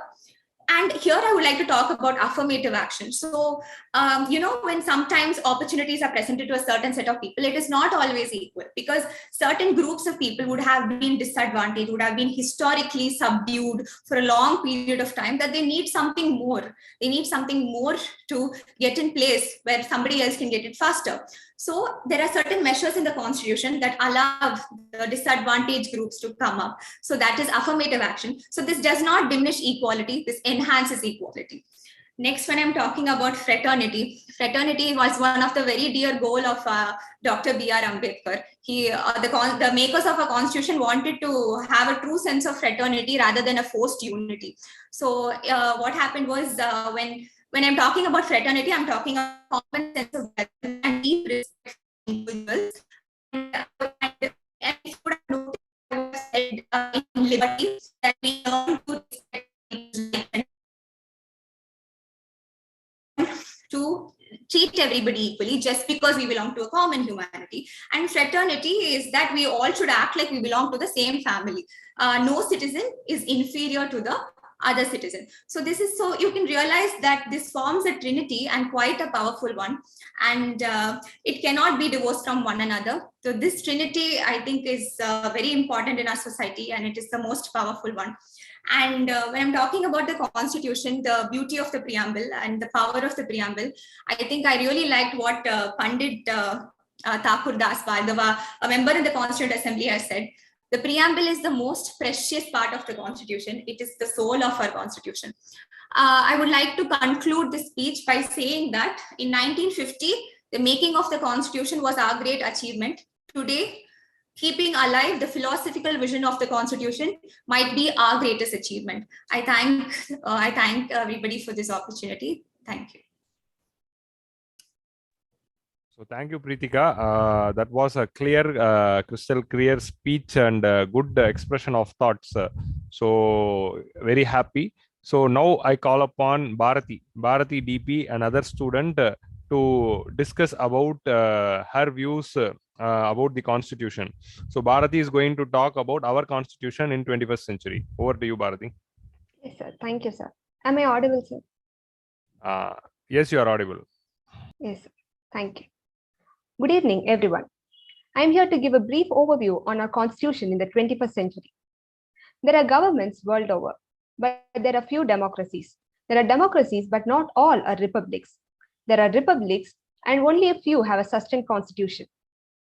There is no surprise that American Constitution stands still over 200 years because they had something in common. They had a common religion. Majority of the Americans had a common religion, and majority had a common language. The real surprise and pride lies in our Indian Constitution and democracy, which was predicted that will not last long, because it was said that we people Indians do not have many things in common, but we had a lot of diversities to disrupt the unity. We are different in caste, race, and all these things. But it was said that we will not stand for long. But even today, our Constitution, crossing 73 years, stays firm. We all know how our Constitution was made. It was not that simple. There was partition, the problem of uniting the princely states, and widespread poverty. Despite our constitution makers have given us a large, a widespread in scope and a visionary and a far-sighted constitution. We can see that roughly before 2000s, the constitutional amendments that were made were largely aimed at bringing stability and restructuring the political structure of a country. But the constitutional amendments after the 2000s, that is in the 21st century, have gone a step ahead. The society has been dynamically changing. We had a lot of changes in the social, political, economic, and cultural spheres that are happening at a much faster rate, aided by industrialization, urbanization, and most important, the technology. And our constitution too has become dynamic, and it has adopted a far-sighted approach of the rights-based approach. We could see this in the following things. Like firstly, the Article 21, right to life and personal liberty. In this, the set of rights under these articles are ever expanding. And secondly, right to privacy has been given the status of fundamental rights. And thirdly, and the most important, the 86th Constitutional Amendment, that is the right to education. It shows that a deep focus on how much we give importance to the socio-economic development of the people. In addition to this, we also have a lot of statutory provisions like the right to information and many more, which have given a lot of rights to the citizens.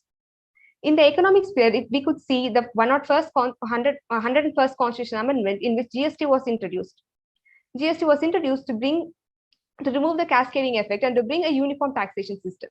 And in India, we could see in the recent times, almost all the diversities in our country are coupled with class. There is no diversity which is independent of class. So the 103rd Constitutional Amendment, which gave 10% reservation to the economically weaker sections, has become more significant. All these changes are more significant in developing the economic and social base of a country, which will pave the path for development, that is inclusive growth for all.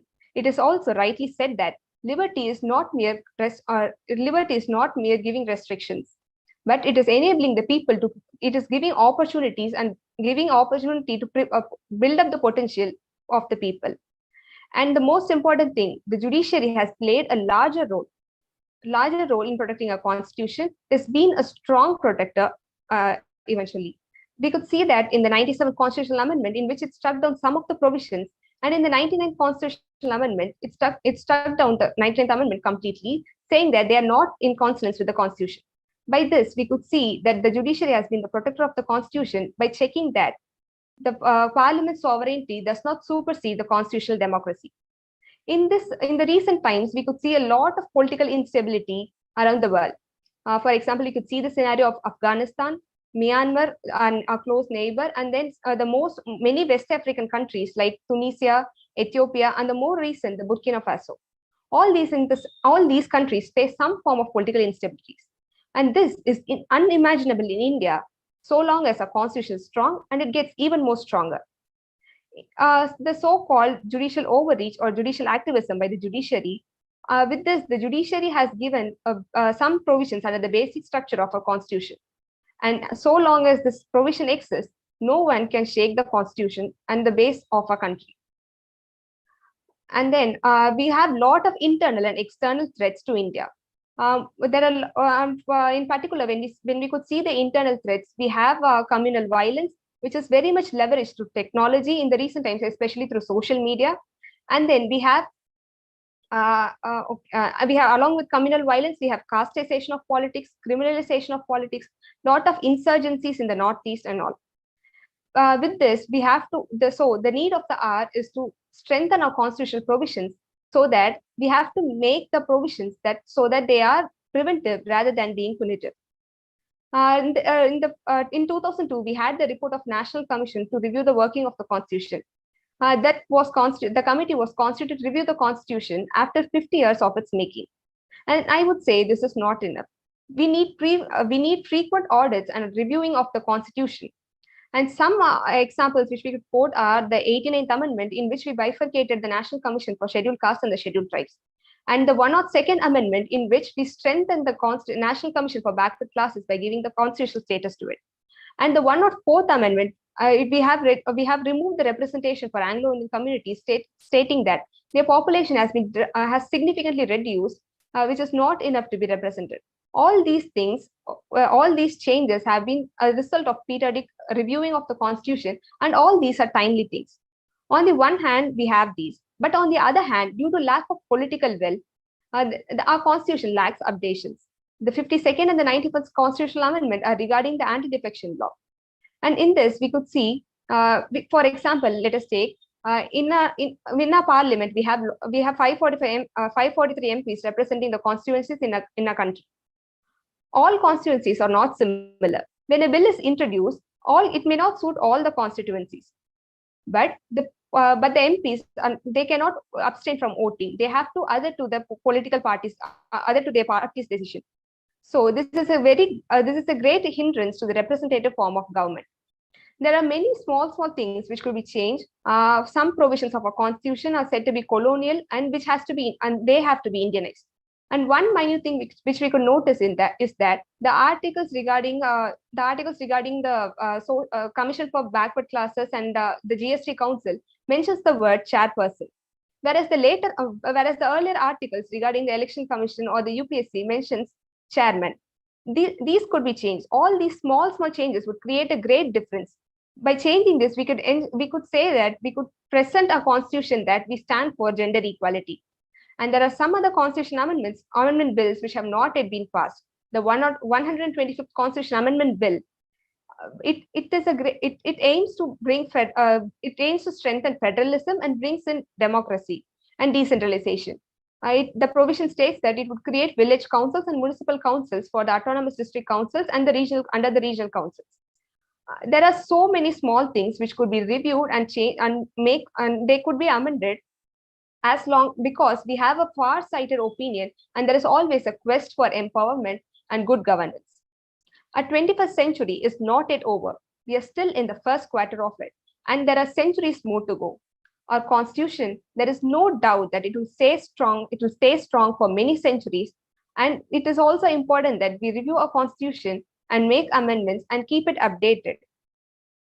Our Indian democracy, India stands as an island amidst the state. It stands as an island of stable democracy amidst anarchical and unstable governments, which are our neighbors, and even worldwide we could face the situation now. When our constitution becomes more stronger, wider in its scope, and it could inspire a lot of countries, and in the coming years, we might be able to see, or there are greater chances to see, that the world becomes an archipelago of democracy. Our constitution, we can say it is a marvel, and it becomes marvelous only when we begin to interpret it. Only when our constitution is also said that it is a paradise of lawyers. And so we can also say that since it is a paradise of lawyers, we have a lot more to interpret, and it is not it. We have only interpreted a small part. We have to interpret a lot to widen the scope of we have to widen the scope, which is set to widen the principles in the preamble. And then 12 hours of this session, 12 hours of this is not complete. It's not enough to completely interpret our constitution. But this great initiative of our academy is really great, and it is very helpful in taking the constitution and its ideas to the masses, which is more important in the 21st century. Lastly, I'd like to conclude by saying that whenever I study the constitution, after I came to the preparation, whenever I study the constitution, I rejoice every time. Not only because of the provisions in the constitution, I always inspire the constitution's ideals and the making of the constitution and the persons who are involved in the constitution. So I'd like to quote the words of Ambedkar, B.R. Ambedkar, which is being repeated often in the present scenario. This is my favorite line. I do not want that our loyalty as Indians should be the slightest way affected by any competitive loyalty, whether that loyalty arises out of our culture or out of our language. I want all people to be Indians first, Indians last, and nothing else but Indians. So let us always take pride in being Indian and rejoice our constitution. Thank you. Thank you so much for the opportunity. Thank you, Bharathi. So Bharati's speech was having a lot of analysis, and she was also giving a lot of her own insights rather than studying and just repeating the points. She even gave a lot of suggestions for the amendments too, which is a very good signs from UPSC aspirants. So that was an inspiring speech. So next, I call upon Poovarasi. So Poovarasi is going to discuss about the Panchayat Raj and municipalities. So, Poovarasi, are you there? Yes, sir. Yeah, you can start your speech, Poovarasi. Yeah, thank you. Over to you. Okay, sir. Thank you, sir. A warm good evening to one and all who are presented in this meeting, and my dear friends. I'm so grateful for allowing me for this wonderful opportunity. It's also my immense pleasure to deliver my speech on our 73rd Republic Day. So you might be wonder why she chose panchayats and municipalities. It's nothing but panchayat and municipalities came into an effect on 73rd Amendment Act. So I choose upon the topic the local government. And India gained independence. India gained independence from the British Raj in 1947. It wasn't until January 26, 1950, that the Indian Constitution came into effect, and India became a sovereign state and declaring it as a republic. Dr. B.R. Ambedkar headed the drafting committee of the Indian Constitution. Additionally, Constitution Day is celebrated on 26th November of each year in representation of adoption of the Constitution on November 26, 1949. In a democracy, it's not sufficient to have an elected government at the center and state level. It's also necessary even at the local level to look after the local affairs. I would like to remind a person, Lord Ripon, who is father of our local self-government. He passed a resolution of local self-government which lead the democratic forms of municipal governance in India. There are two forms of local government, that is panchayats and municipalities. Panchayat Raj in India suggests the system of rural local self-government. It has been established in all the states of India by the acts of the state legislatures to build democracy at the grassroots level. The aim of Panchayat Raj is to develop local self-government in district zones and villages panchayats. It was constitutionalized through the 73rd Constitutional Amendment Act of 1992. The salient features of the act are as follows: to process the three-tier system of Panchayat Raj of all the states, and to hold the Panchayat elections for every 5 years, to provide reservations of seats for scheduled tribes, scheduled caste, and women, but not less than 33%. To provide, to appoint the Finance Commission and to make the recommendations regarding financial power of the panchayats, to constitute district planning committee to prepare draft development plan for the district as a whole. The importance of a Panchayat Raj plays a significant role in the development of villages, especially in areas like primary education, health sector, agriculture development, women and child development, and women participation in local government. Reservation. Now we might come to the reservation categories. Some seats in panchayat shall be reserved for the scheduled caste, scheduled tribes, and women. The number of reserved seats for scheduled caste and scheduled tribes will be proportionate to the ratio of population of scheduled caste and scheduled tribes to the total population of the panchayat area. 1/3 of the total population, 1/3 of the seat will be reserved for women. You might wonder, so all the schemes are provided by government. So why still the panchayats are lacking behind in the well development? So here comes the reason for the ineffective performance: lack of inadequate evaluation and excesses of control of bureaucracy and status of Gram Sabha. Gram Sabha is not mostly conducted. Lack of awareness between the people. So awareness should be created, and also reluctance of fiscal power and poor infrastructure. Panchayat have two main responsibilities: to plan for economic development, to implement these plans. And we can approach, in my opinion, I'll explain some way forward how to develop a Panchayat Raj. The need of the hour is to bring about a holistic change in the villages, in the lives of beneficiaries among the villages, by uplifting their socio-economic status and health status through effective linkages through community, government, and other developmental agencies. Government should take remedial action in the interest of democracy, social inclusion, and cooperative federalism. It's important to have clarifying in the assignment should have clear and independent source of finance. Awareness should be created among women to participate in the local government. If we would see our dream of Panchayat Raj, that true democracy realized we would regard the humblest and lower Indian as being equally the ruler of India with the tallest in the land. The wonderful quote said by Mahatma Gandhi. He is one of the prominent leader who also supported for the establishment of our local government. And now we come about topic municipalities. The system of municipalities of urban local governments was constitutionalized through the 74th Amendment Act of 1992. The provisions in the amendment are included in Part 9A, which came into force on June 1, 1993. Some of the provisions are similar to those contained in Part 9. Example, reservation of seats and finance commission, conduction of elections. And this part gives birth to two types of bodies, that is institutions of self-government, institutions for planning. So here comes, what are the responsibilities and powers of municipalities they have to take? That's, let me come into a point. Urban planning, including town planning. A well-developed urban needs a good plans of urban and town planning and regulations of land use and construction of buildings, planning for economic and social development.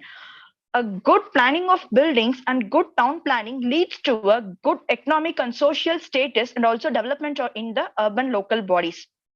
And roads and bridges. Water supply for domestic purpose.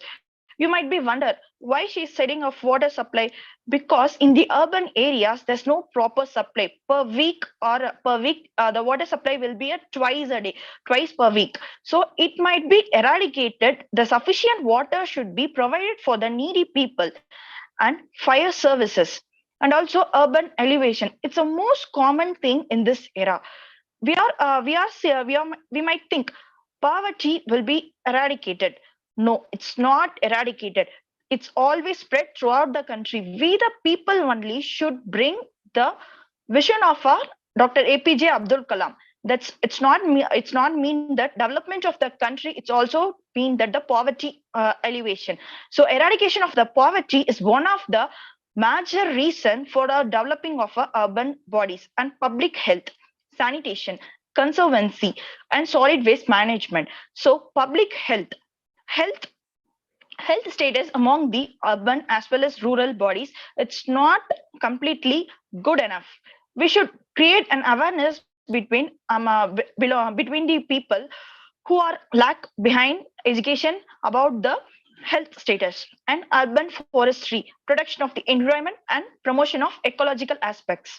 So we might wonder, in the urban local bodies, we are expressing of CO2 like air pollution. So we might reduce that. We must eradicate by planting some saplings on in an occasion. So we must eradicate the air pollution. So urban forestry plays an important prominent role to developing a good urban social environment. And public amenities. Public amenities should be maintained clearly. So why I took this topic on local government. As a citizen of India, I had responsibility to ensure a good governance at the local level. Local government is the key for the development of our country. Both rural and urban bodies composition is most prominent for a well-developed or developing country. Starting from rural to urban, there's gender barrier is still existing.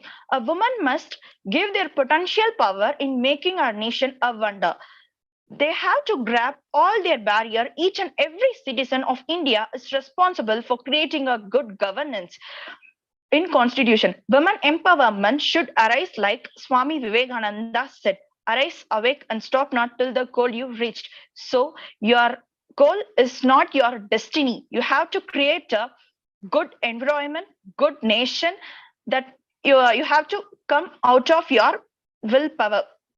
You must put all your potential and bring your empowerment in this society. And giving more power to local government means that we should prepare for real decentralization of power. In my opinion, the powers and fiscals are distributed on the requirement basis of each body, then there will be a well-developed nation. So I here conclude with a quote. No nation is perfect. It needs to be made perfect. One nation, one vision, one identity. That's our India. We should be proud that we are Indian, because those who are born in our country is truly blessed. Thousands of salutes for our brave heroes waged a valiant struggle for years that the future generations could lives with their freedom. And today we celebrate Republic Day. So I wish all of them a happy Republic Day. Thank you for this wonderful opportunity. Thank you, sir. Jai Hind.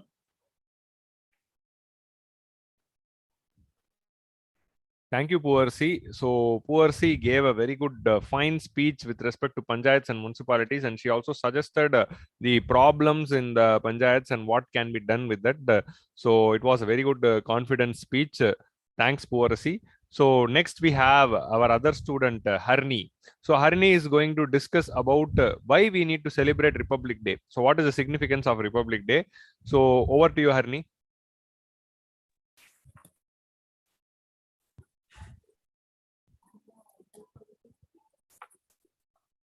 Harni, are you there? Yes, sir. Okay, you're audible and you can start, and there is this wire obstructing your camera. Okay, you can start now. A very warm welcome to everyone present. So I'm Harni and I'm here to speak about the significance of Republic Day. What is it? So we have now an open conspiracy to free this country from foreign rule, and you, comrades, and all our countrymen and women are invited to join in. These were the extracts from the presidential address of Pandit Jawaharlal Nehru, who popularized the concept of Purna Swaraj. Republic Day invokes a spirit of sovereignty as envisaged by Subhash Chandra Bose and Jawaharlal Nehru, who did not settle for a nation which is not only dominion, but also aspired for a nation independent in its decision-making, in its true form and essence, devoid of any restraints of the British control on India. The term republic signifies that the head of the state and elected representative, as opposed to the hereditary position called monarchy. On this date, 26th of January, the most marvelous and the futuristic document of India, the Constitution of India, was enforced. But why do we call it Republic Day when no government is formed or no election of any powerful ruler occurs? Don't you find it contradictory enough? Now let's try to understand. India is regarded as the sovereign, socialist, secular, democratic, and republic, as laid down in the preamble. An elected representative would ensure democracy. But what would happen when the aspect of republic is not present? The elected representative would wield unlimited power, exploit its power to its maximum without any limits and restrictions.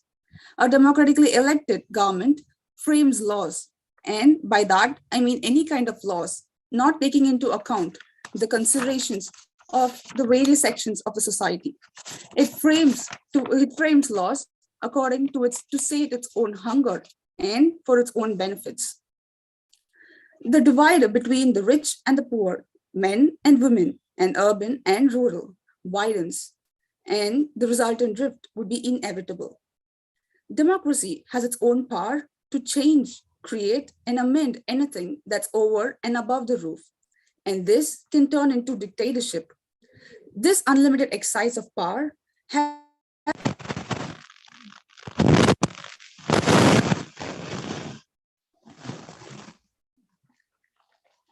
Harni, you are not audible. Check your mic. Harni, you are not audible. Check your mic.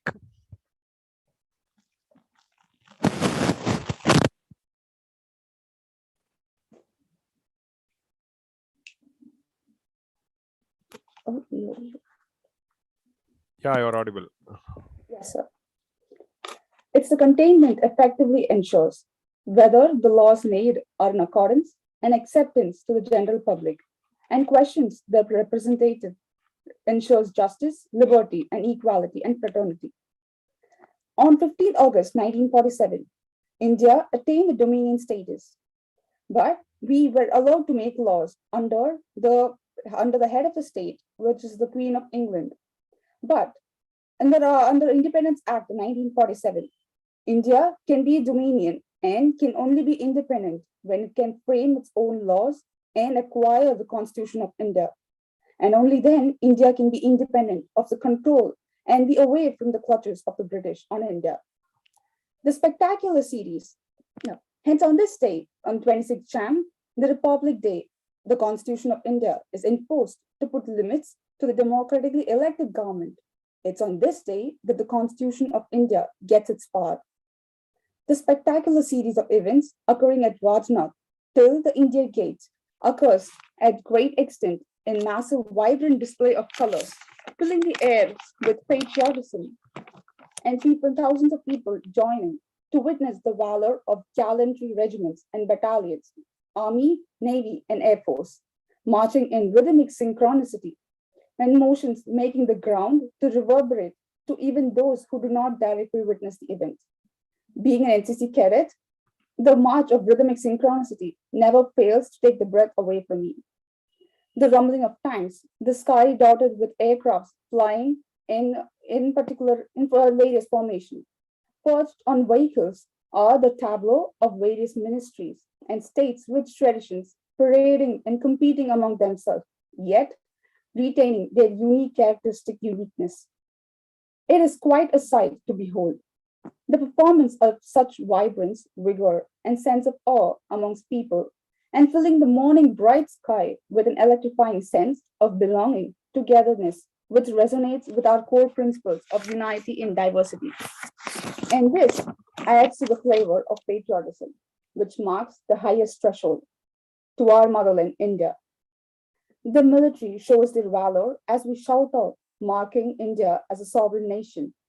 The Constitution of India, the law of the land that governs us, all to ensure justice, liberty, and fraternity and equality to unmark India into a sovereign, socialist, democratic, and republic. The Constitution of India is the most powerful entity and is not faltered by wealth, status, and not by influences of individuals. And hence, on this day, no one is above the Constitution of India, and all bow together in its presence, which has stood through time and test.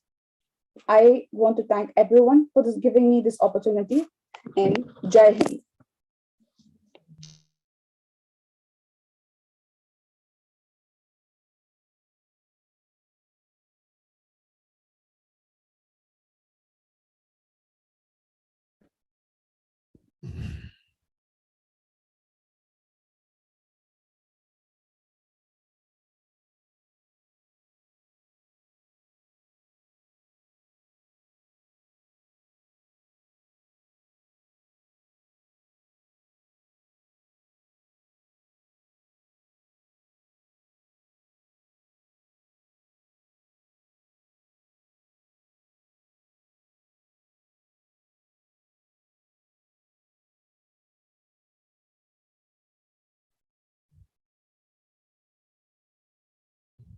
So thank you, Harni. Harni discussed about the importance of Republic Day.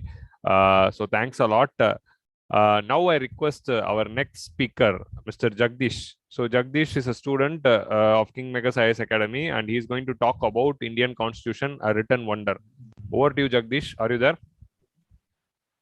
Yes, sir. Am I audible, sir? Yeah, you are audible. You can talk. What about your video, Jagdish? Yes, sir. I have said some. Yeah, that's not an issue. You can talk. Yeah. Yeah. Good evening, everyone. First, I would like to thank KingMakers Academy and Boominathan sir for this wonderful initiative of 12 hours marathon on Indian Constitution. And it's really a very good initiative because the day was full of things about the Constitution from the scratch, and the guest lecturers and our mentors especially. And the open thing which I want to tell is that I was feeling very nervous when I was starting to read polity. So I was thinking what is going to happen, because I get nightmares when I think of Lakshmikant book, and I spoke with my mentors, and they said that they gave me many homeworks to do. So I started learning polity daily, and now it has completely changed that even if I skip current affairs on newspaper, I won't mind, but I won't skip reading polity, not even one day. So it has changed completely, and now I completely love the subject, and it's going good. So why I chose the topic Indian Constitution, a written wonder. When I read about Indian Constitution for the first time, I was not able to understand anything. Much like it was like too much of history and political terms, and I could not get at anything. But when I started reading more and more, and I could get some knowledge about it, and when based on the classes of our mentors, I got to get it. So why I termed it as a written wonder is a sculptor sculpture very carefully. He uses chisels, and he does minute detailings very well.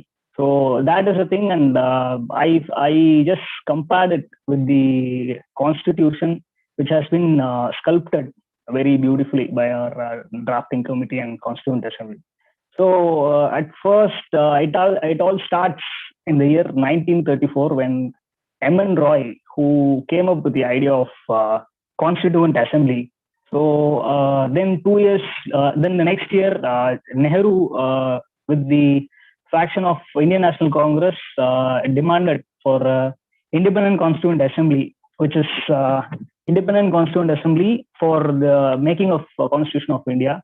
And he openly declared that the Constitution of India will be made completely by Indians without any influence or interference of British government.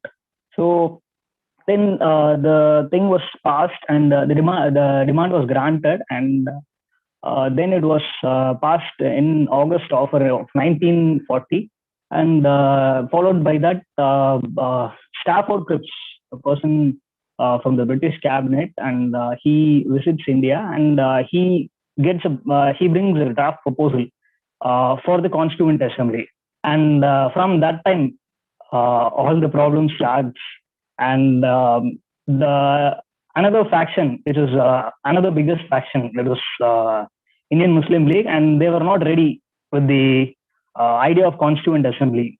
They wanted a separate Constituent Assembly for a separate one for India and Pakistan. So it was rejected, and it was finalized with only one Constituent Assembly.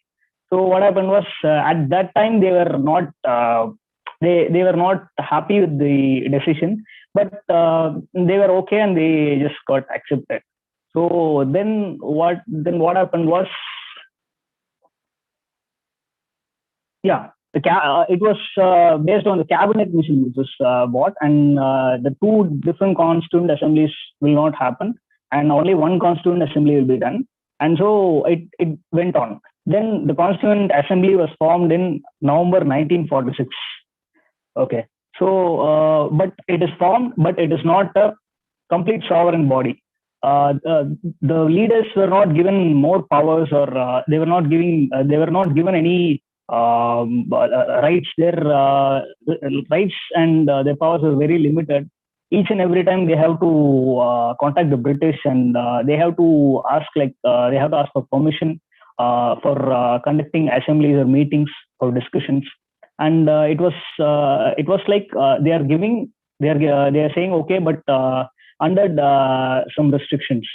So it was like that, and that was also a very tough time, because we have given a chance to work on our constitution, but still we are restricted. They are holding our hands. So then it went on like that, and the Constituent Assembly had 389 seats, with 296 for the British India and 93 for the provincial states. So princely states, sorry.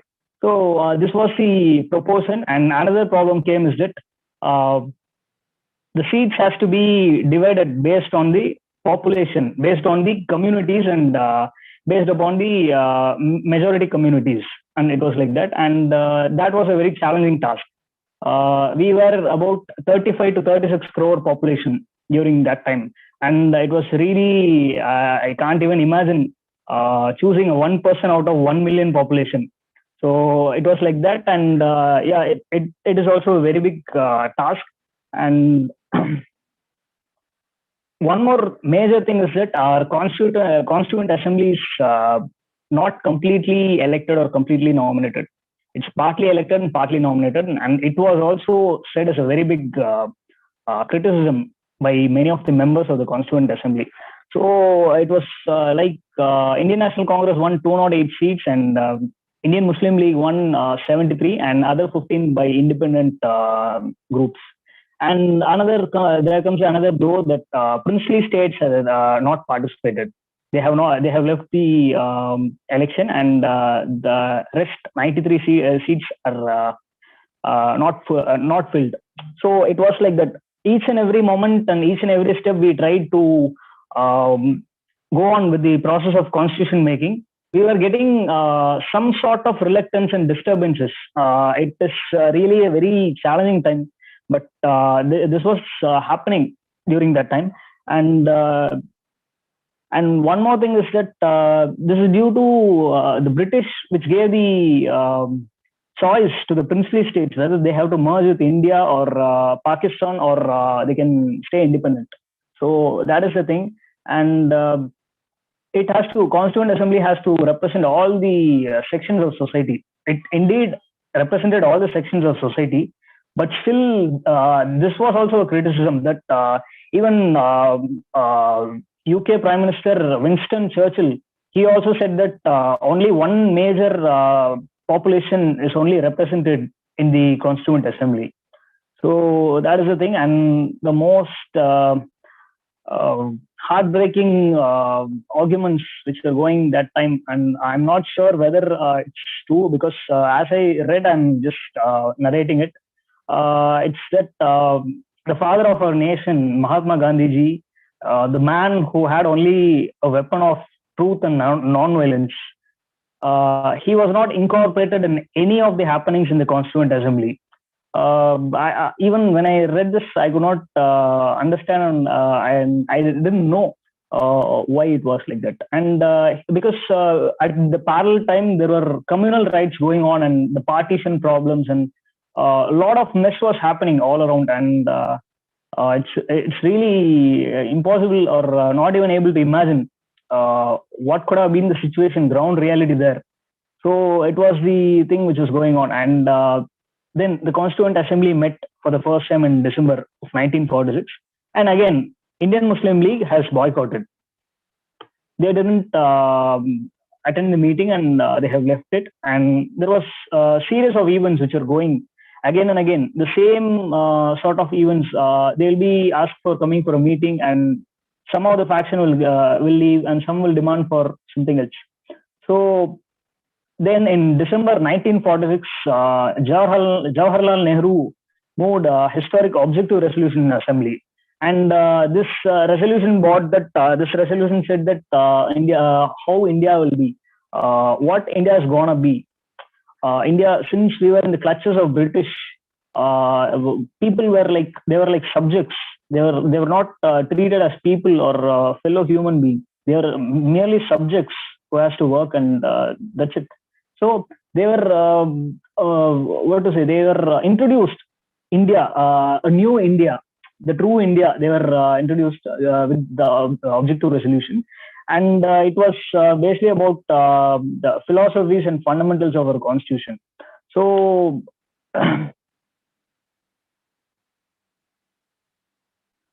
yeah. Then the striking feature is that the resolution was unanimously passed by the Constituent Assembly, and there were a few changes in the Independence Act, and the representative of princely states joined again. Those who were absent and who bunked the assembly has joined again, and they were there for giving representation. And what happened was, now finally, for the first time in history, India has India's the Constituent Assembly has been a fully sovereign body, fully independent, and we need not have to ask anyone for any permission or grants or anything. And we are completely free. Like we can choose what we are going to do with our country. So the next thing was the Constituent Assembly. The Constituent Assembly had 8 major committees and 13 minor committees.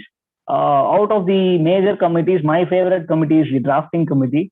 So there were about 11 sessions, hardly 11 sessions, and it took about 2 years, 11 months, and 18 days to draft the constitution, and by the Constituent Assembly. And our constitution builders were very talented, very much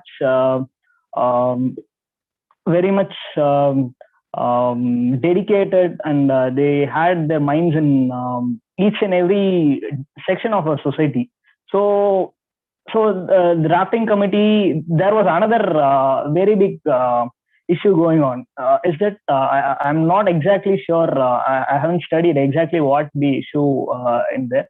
But for this speech, what I read was there was a very big tussle between Dr. Ambedkar and the Indian National Congress, because Ambedkar was very clear that he has to raise his voice for the he has to be a voice for the underdeveloped people, for the people who are treated in the lowest bottom of the society. So he was in this motive, but history had other plans, and or Indian National Congress had other plans. And I also read that it was Gandhi who insisted Nehru to appoint Ambedkar as chairman of drafting committee. I don't know whether this is true, this is factual or exaggerated, but if it is so, I hope Adil sir, you will correct it in the end of the session. So that's the thing. And drafting committee, it was going, and there were many criticisms on drafting committee. One person in the Constituent Assembly openly said that this is not drafting committee, this is the drifting committee, because it is keeping on drifting the process and it is very time consuming, and we are not able to see any output from the drafting committee, and there were many criticisms on that. And one more surprising story I read recently is that in the drafting committee, all were well equipped. All were very much focused what the constitution should be. So I read about Aladi Krishnaswamy Iyer. He is from Madras province, and he is a lawyer, and he was also a member of drafting committee. And this was the exact thing which Ambedkar said by himself, that he quoted that Iyer is more better, bigger, and more competent than myself. This was the thing Ambedkar has quoted upon Mr. Aladi Krishnaswamy Iyer. So that's the thing. We all celebrate Ambedkar like anything, because he's a hero of our aspirants. He's hero of downtrodden people. But just imagine, he has himself quoted that someone else is better than him. Then that's what Mr. Iyer, he hadn't he was not very much popular. He's not a very open-spoken person also, and he's of a reserved type, and that's it. It was the info about him. But that's what even Ambedkar felt grateful when even he said that there were many potential and capable persons in the Constituent Assembly than Ambedkar. But he was given the chairmanship of the drafting committee. So these are the beautiful things which, because in the age or in the period of we live in the era of ego and misunderstandings and difference of opinions. All these existed during that time also, but still they are beautifully working for the building of the Indian Constitution. So they just left everything aside, and their ultimate was to create the Constitution. So that is the most beautiful thing in our constitution and democracy. And I would like to go fast a little bit. Yeah. Yeah, and one more thing is that in every stage there was some problem. During the submission of first draft, it was discussed for about 8 months, and during the second draft, it took about 1 year, and it took about 11 months. And the final draft, in the final draft, it had about 7,650 amendments, which was proposed and raised, and 2,470 amendments which were discussed. So just now at present till day, we are having 105 amendments, and 105 times we have amended the constitution. But just imagine 7,650 amendments has been discussed and proposed, and on that 2,400 has been discussed in the assembly. So it's like I'm not able to even explain. I'm not able even to tell it. So the second reading was very much peculiar. It was clause by clause. The entire constitution will be read by the drafting committee person, clause by clause. So it's a very tedious process, and it takes a lot of time. So finally, it had 395 articles of 22 parts and 8 schedules, and it was signed with a motion by Dr. Ambedkar, and it was passed by a motion by Dr. Ambedkar, and it was signed by all the members of the Constituent Assembly, and it came to force on November 26, 1949. And 2 months later, the Constitution came to effect. The Constitution was adopted on November 26, and on Jan 26, 1950, it came to effect, which is commemorated as Republic Day. And this was the thing. And there were, I would like to say, the criticisms which our Constitution and Constituent Assembly faced. And now at present, we have about 470 articles and 25 parts with 12 schedules. In the 42nd Amendment in 1976, 3 words were added. Now we have sovereign, socialist, secular, democratic republic, and integrity was also added in it. And so the most powerful feature of our constitution is the amendment, the rigidity and flexibility. Both, it's like our father, when we are children, we are playing in tides. So he doesn't hold us tight, and he doesn't hold us very loose. So that's it. And the criticisms mainly said, they said that it is not a representative body. It is not a sovereign body. And one person said that, one person from the Constituent Assembly itself said that we asked for a music of Veena and Sitar.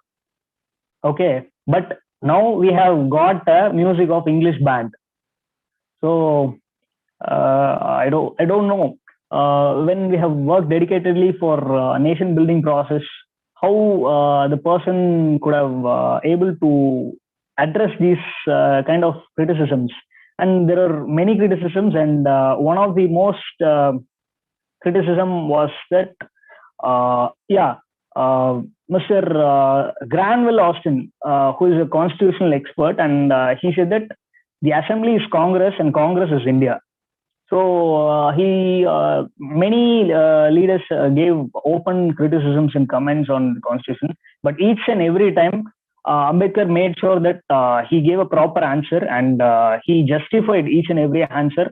And he himself says that this Constitution is ransacked and ransacked of all the documents of the other Constitution.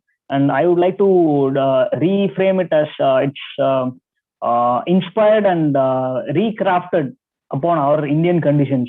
So that's it. I would like to conclude that, these are the things, because there are many striking features of Indian Constitution. Like we have fundamental rights, which is the Magna Carta of our Constitution. And we have our Constitution even has her own heart and soul. So I consider that our constitution is definitely a living document. I consider constitution as a living person.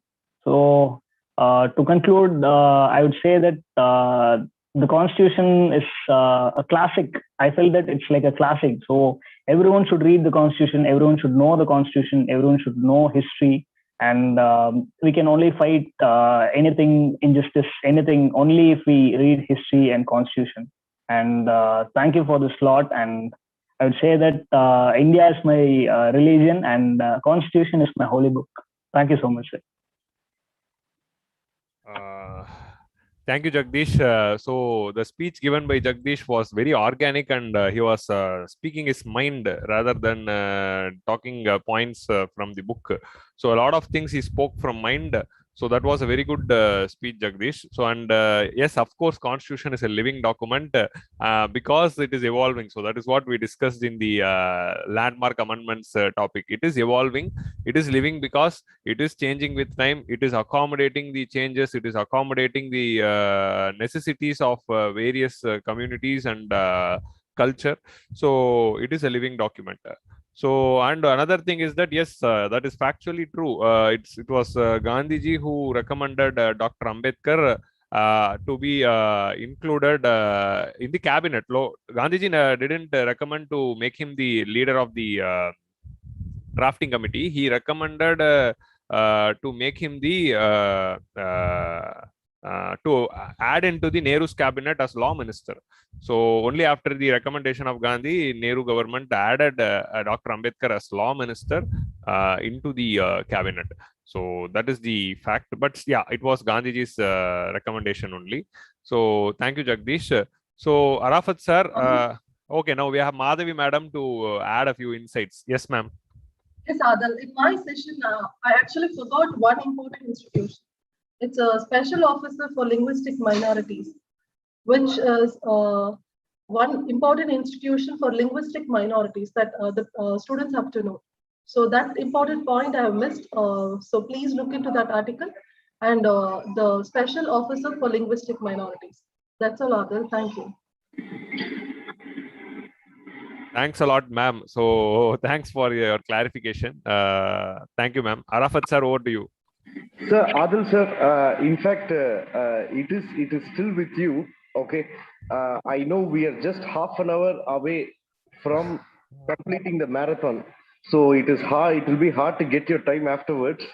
So I really want to, for the benefit of the audience, for the concerned audience who value the Indian Constitution so much, on this wonderful day where we are celebrating the Indian Constitution, I just want to ask as a layman a couple of questions because you have studied Constitution so much. Okay, now my first question is, am I audible, sir? Yes, sir, you are audible. Yeah, so my first question is, how do we make the Indian Constitution?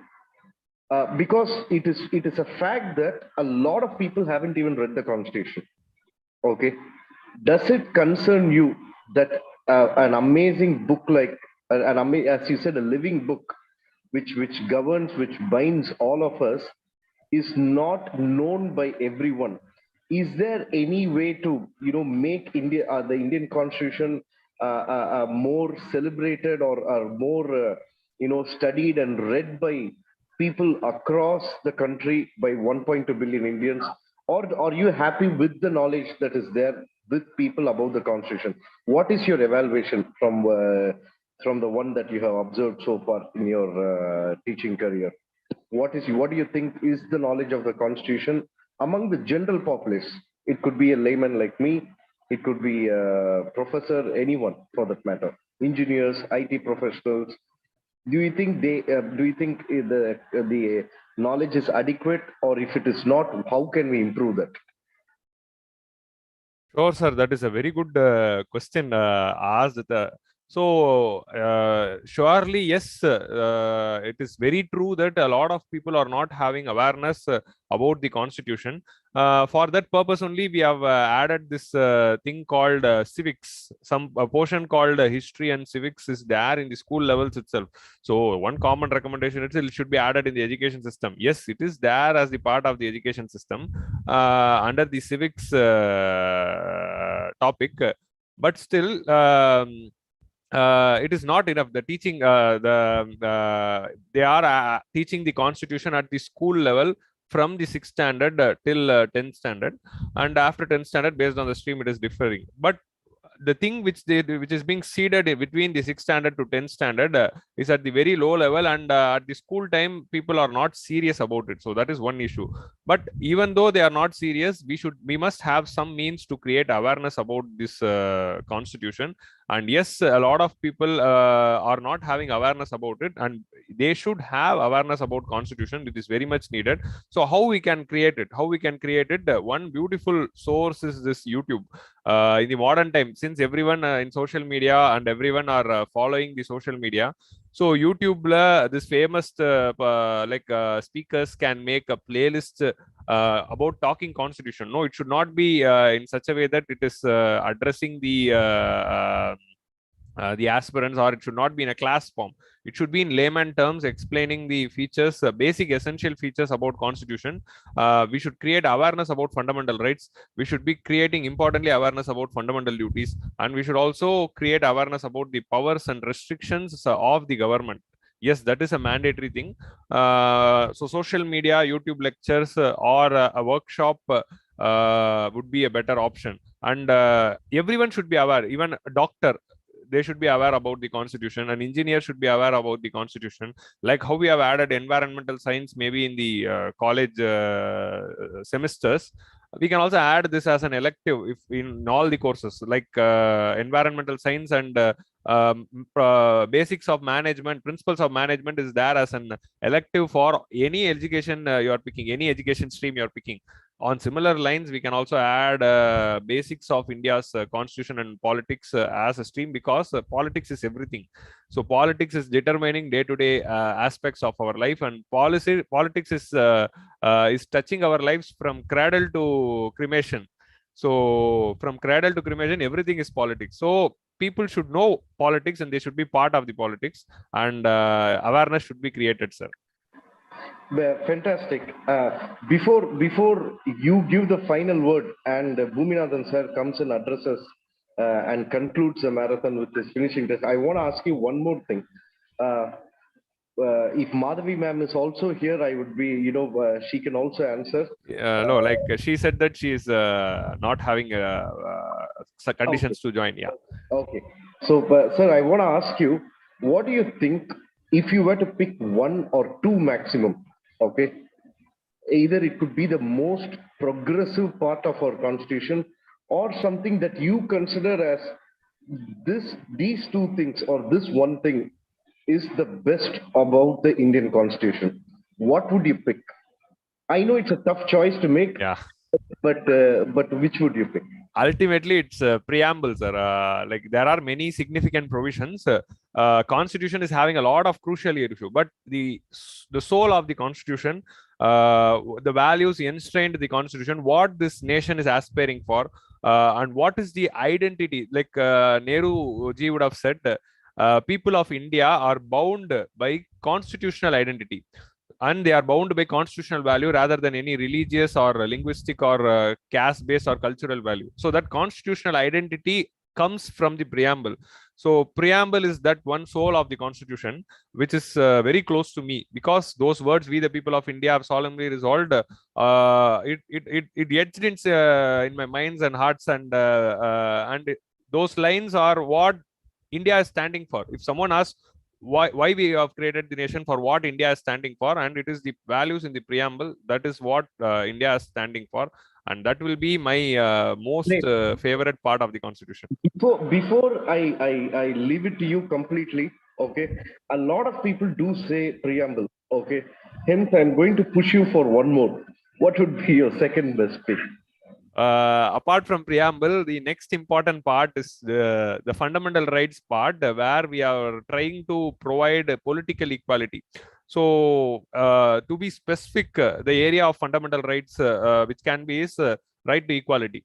So, right to equality is the next most crucial part of the constitution, because India had this stratified hierarchy of inequality. Stratified hierarchy of inequality. This is what the word Ambedkar used when he described about the caste system in India. So this stratified hierarchy of inequality with rigid compartmentalization was existing in India for thousands of years. So it became part of the society. It got entrenched into the society. So we were in the situation when we are making the constitution, our ultimate aim was to create one human, one value. So that one human, one value was created through this provision called right to equality between Article 14, 15, 16, and 17, most importantly, abolition of untouchability in any form as practiced earlier in India. So these right to equality part is the second most crucial part. And if you ask me third, I'll also give the third important feature, that is secularism.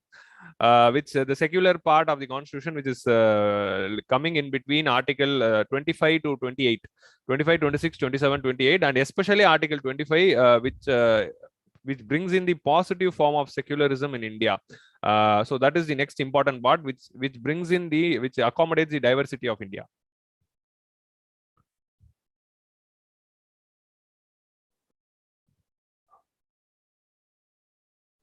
Sir, thank you so much. Thank you so much. It was really amazing.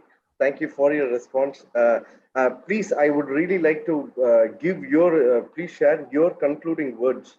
Boominathan sir will be joining us in another 10 minutes. I think so. Sir has joined. There is an account. Sir, have you joined, sir? Yes, I am available. Oh, yes. fantastic. Yeah, okay. Sir has joined. Sir has joined. Sir, over yes, to you, sir. Before going to sir, I would like to give a brief concluding thing from my point of view. One second. I'll yes, sir, just sir. wear my stick. Yeah, okay. One sir. second.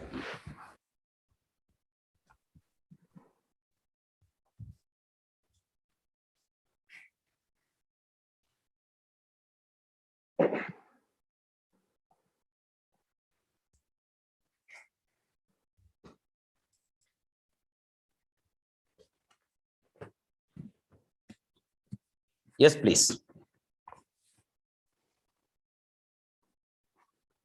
Adil, you can go ahead. Yes, sir. Yes, sir. I'll go ahead, sir. So I welcome our CMD, Mr.Boominathan, sir, who is the person who is behind conceiving such an event called Indian Constitution Marathon on the eve of Republic Day. So we planned to create an awareness about India's constitution by doing this marathon event.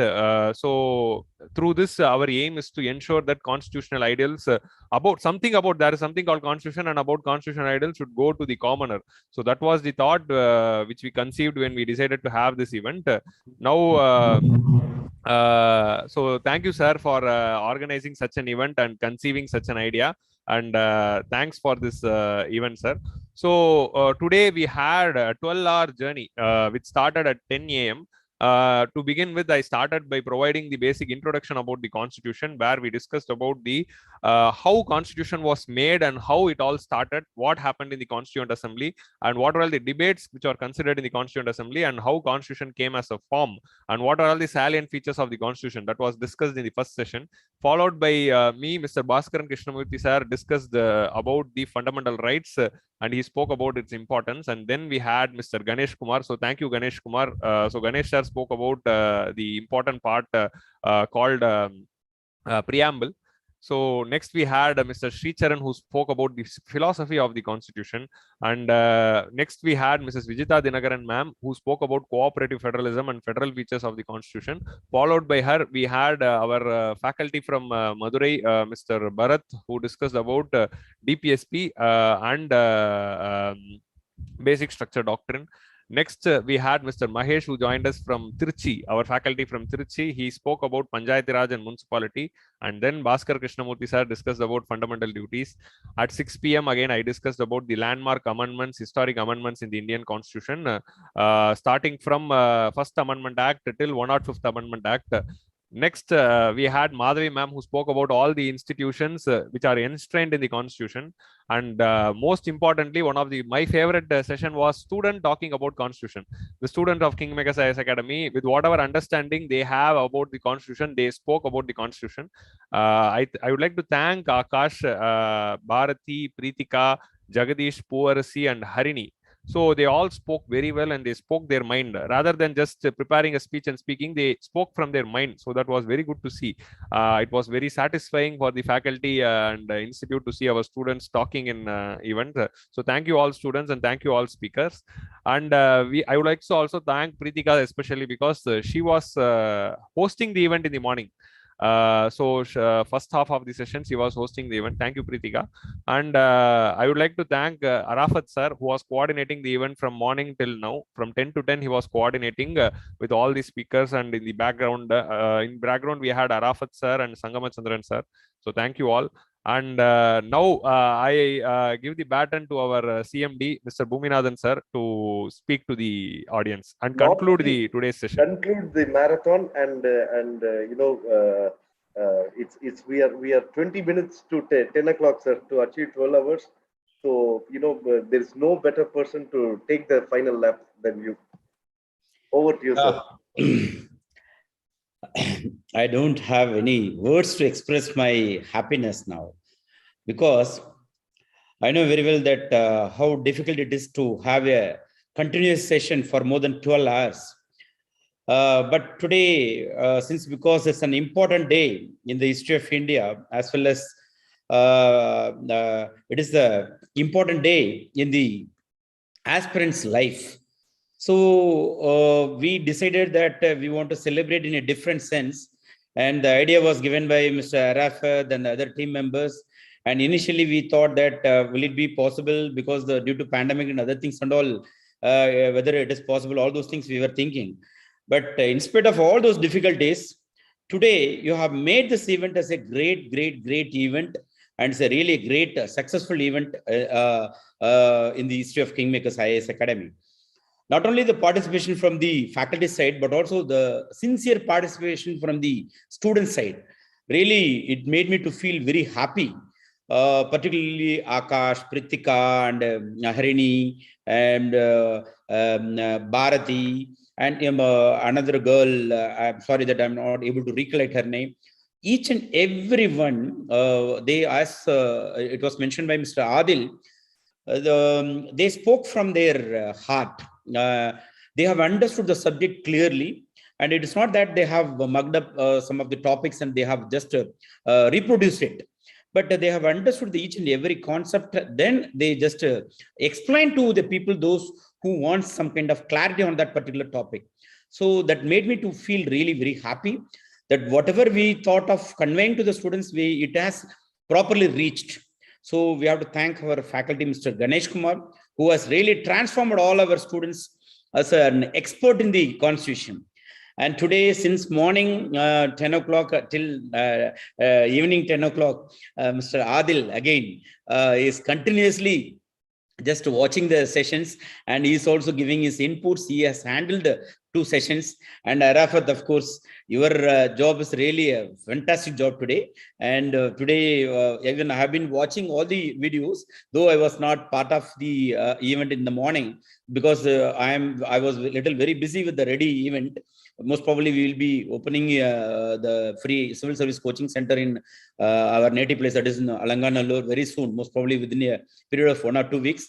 Coming Sunday, our district collector is going to address all of our students on the strategies one has to possess to clear the civil service examination, and followed by that 2-3 civil servants are also going to join for this program.